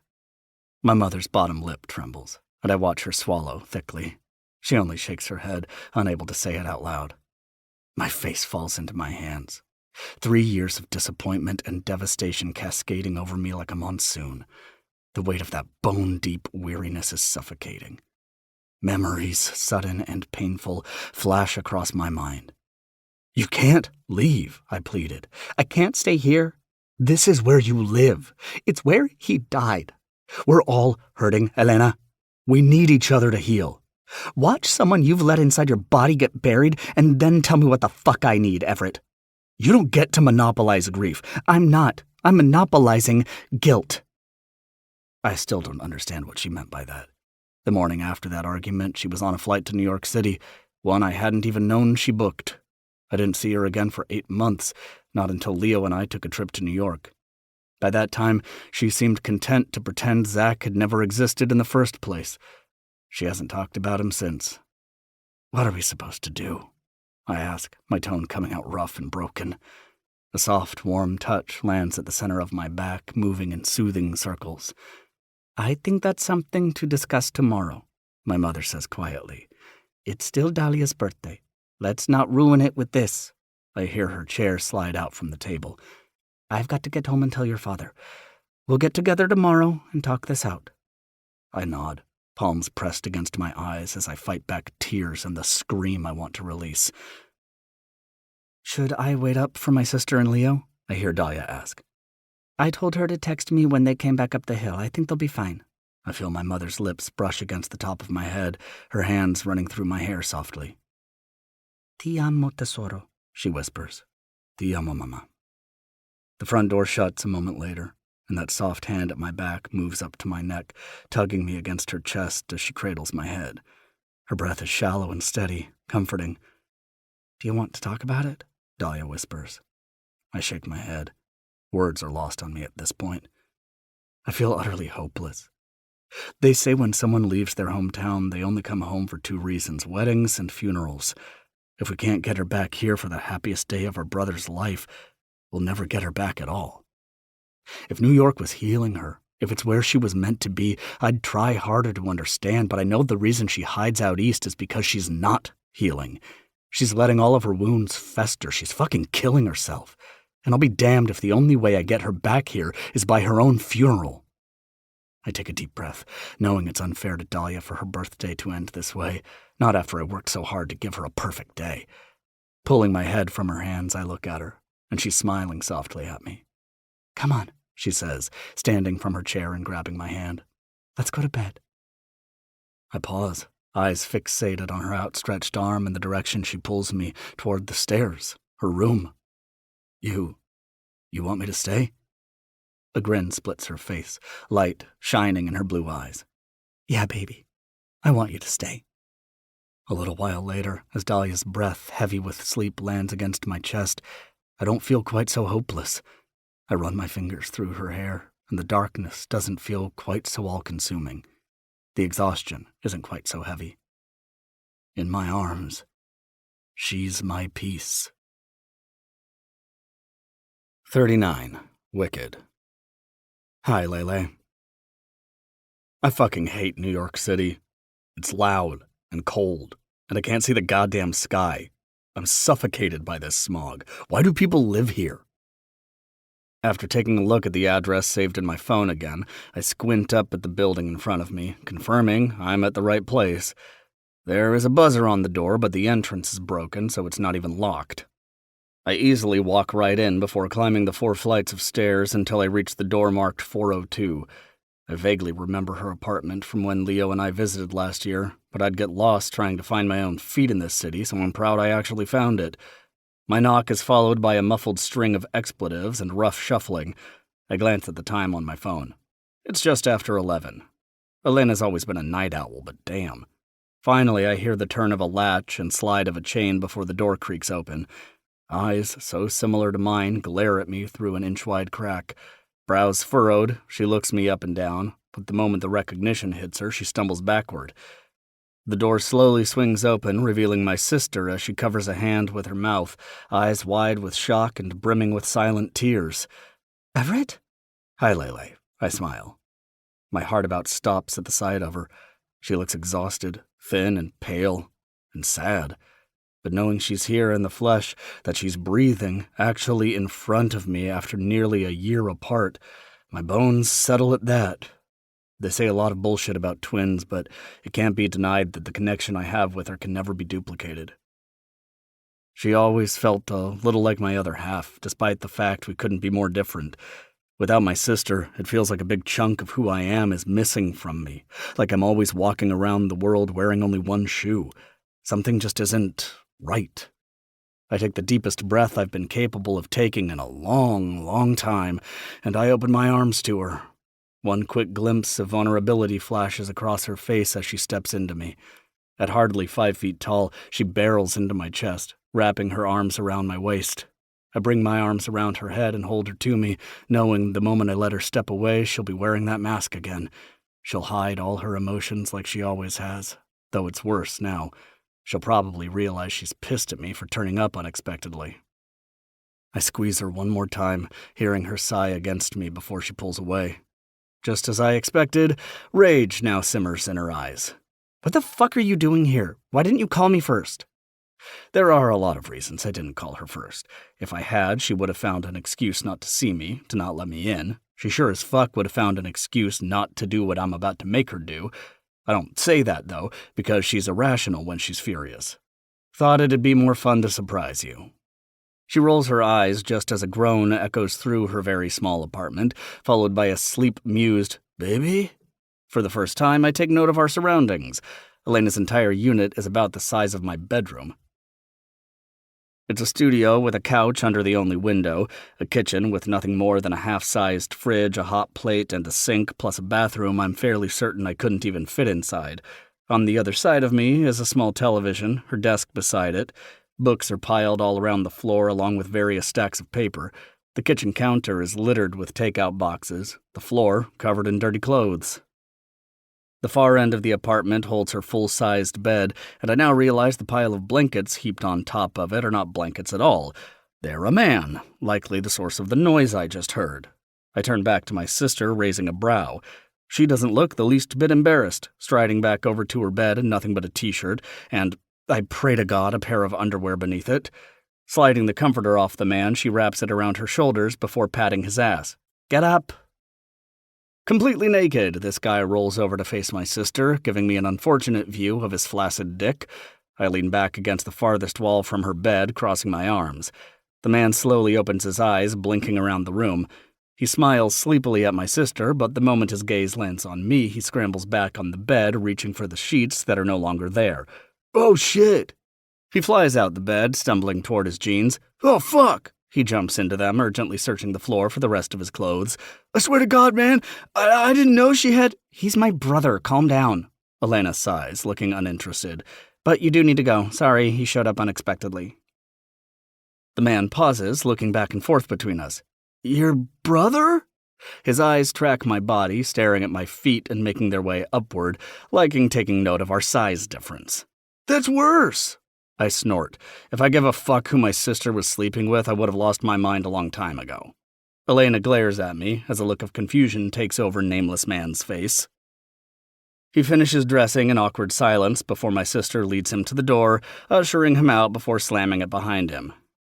"Thanks for that. I was afraid I was going to have a hard time getting him to leave." "How long have you known him?" I ask. "What time is it?" 11:30. Elena nods. "About 12 hours, then." "Christ, Elena," I mutter. She laughs. "You're one to talk." That's true. The last time I hooked up with someone I didn't know, I fell hopelessly in love with her, which might be more embarrassing than the nameless one-night stand itself. "So?" she drawls as she grabs a pair of sweatpants off the ground and hikes them up over her legs. "How are you doing? Why are you here? When do you leave?" She smiles at me sarcastically as she falls back into her bed. "I'm great." I take a slow spin around her apartment. "Is the furniture yours, or did it come with the place?" "Came with the place." "So what? Just the clothes and books are yours?" Her eyes narrow, studying me intently as she drawls, "Essentially, why?" "Great," I smile. "Less we have to ship that way." She sits up straight, tucking her knees against her chest. "What the fuck are you talking about?" "You're coming home, Elena. Today." She laughs, stopping the moment she realizes I'm not joining her. "Are you kidding?" "No," I say, moving to step into the door. "I'm not going anywhere." "Yes, you are." She swings her legs off the bed, leaning toward me. "You can't make me do a goddamn thing." "Fine." I expected this to happen. I have a plan in place, so I remain calm. "I can't make you do anything." I slide down the door until I'm sitting against it, raising my legs and letting my hands rest on my knees. "I can wait until you're ready to work through whatever shit is going on in your mind. I'll sit right here with you." "You are blocking my door," she growls. "You show up to my fucking apartment without warning, demand I pack up my whole life, and then block my door when I say no? Who the fuck do you think you are?" "Something tells me you didn't have many plans today anyway, Lele. In fact, I'd be hard-pressed to believe you have any plans any day," I say simply. Her nostrils flare, but she turns her head away from me. "I think you sit here and let yourself rot, and you're afraid to come home because you don't want the rest of us to see it. But the thing is, Elena, we do. We feel you dying from the inside out. I feel it right here." I point at my chest.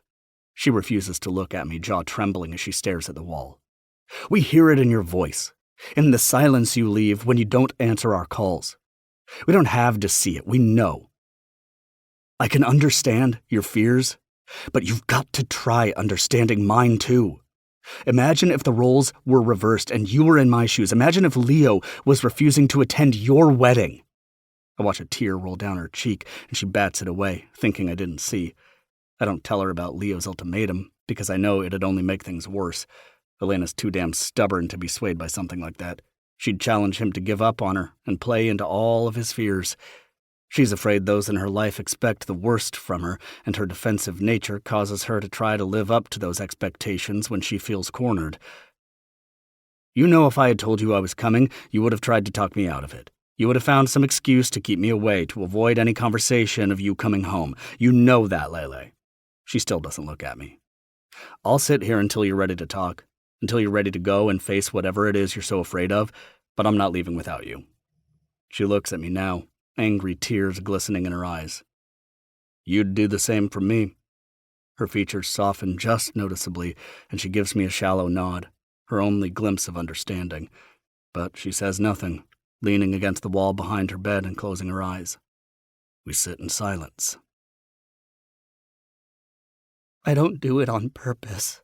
The words come out on a cracked whisper, startling me from my thoughts. Thoughts about Dahlia, if I'm being honest. What she's doing, what she ate today. If she's missing me as much as I'm missing her, fuck, I'm in deep. I don't know how much time passed in silence, but I do know my ass is numb from sitting on my sister's floor. I look up at her, finding her on her side, head resting on her pillow as she faces me. "Don't do what on purpose?" I ask. "Avoid you guys? Avoid coming home?" She swallows. I just feel so tired all the time, and sometimes the thought of making small talk or pretending I had a good day or that I'm doing anything with my life is too much. I watch my phone ring with you or Mom or Leo, and I'm so fucking tired I can't get myself to answer. "I understand. We all understand," I respond softly. "You could always tell us that." "You'd worry."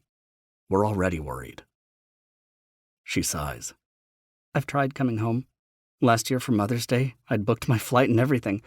I hailed a cab, got halfway to the airport, and then asked him to turn around. The thought of getting on the plane, spending all that time alone in the air, and then stepping foot back in California after so long." She shakes her head, eyes glazing over with some faraway memory. "It felt too heavy. I couldn't bring myself to even try again." Those words gut me, but I try not to let it show. "I get it. This time you won't be alone." She looks so numb. She refers to her feelings as heavy and tiring, but can't seem to associate them with any emotion, like she doesn't know how to feel at all. She looks so small in her bed, surrounded by heaps of blankets, staring across the room but seeing nothing. My mind reels backward as a sense of déjà vu floods me. "Get out of bed, Elena, please." "She needs more time, Everett," my mother says, voice breaking with tears as she stands in the doorway. My sister has been wasting away in the guest room of my apartment for 2 weeks now. She doesn't eat. I don't think she sleeps, doesn't read or write, certainly doesn't shower. She doesn't even speak. She stares at the wall, seeing nothing. She didn't go to her apartment, not the place she last spoke to him, not my parents' house, her childhood bedroom, the place she spent her whole life loving him. She came to my house, somewhere safe, with as little association to Zach as possible. I welcomed her at first. I needed her. I let her wallow, stare at the wall, rot away if that's what she wanted. But when she didn't show up to the funeral, when she refused every meal I made for her, when she ignored my parents' calls, I hit my limit. The only time I've seen any ounce of emotion from her is when August tried to visit. A rage I'd never seen her possess flashed across her face. "Keep him the fuck away from me," she'd said. Everyone told me to give her space, give her time. She'd come around eventually. It has been over 2 weeks since Zach's death, and as unfamiliar as we are with grief, I know this isn't fucking normal. She's not even in this room. She might as well be dead too. I feel her more deeply than they do, so I don't give a shit what my parents or my brother say. She needs to get the fuck up. Elena, please, take a shower, go for a walk, do something. Dead eyes and silence are my only response. "Come on, Lena, for us," Leo murmurs from beside me, tears streaming down his face. "Talk to me. Look at me."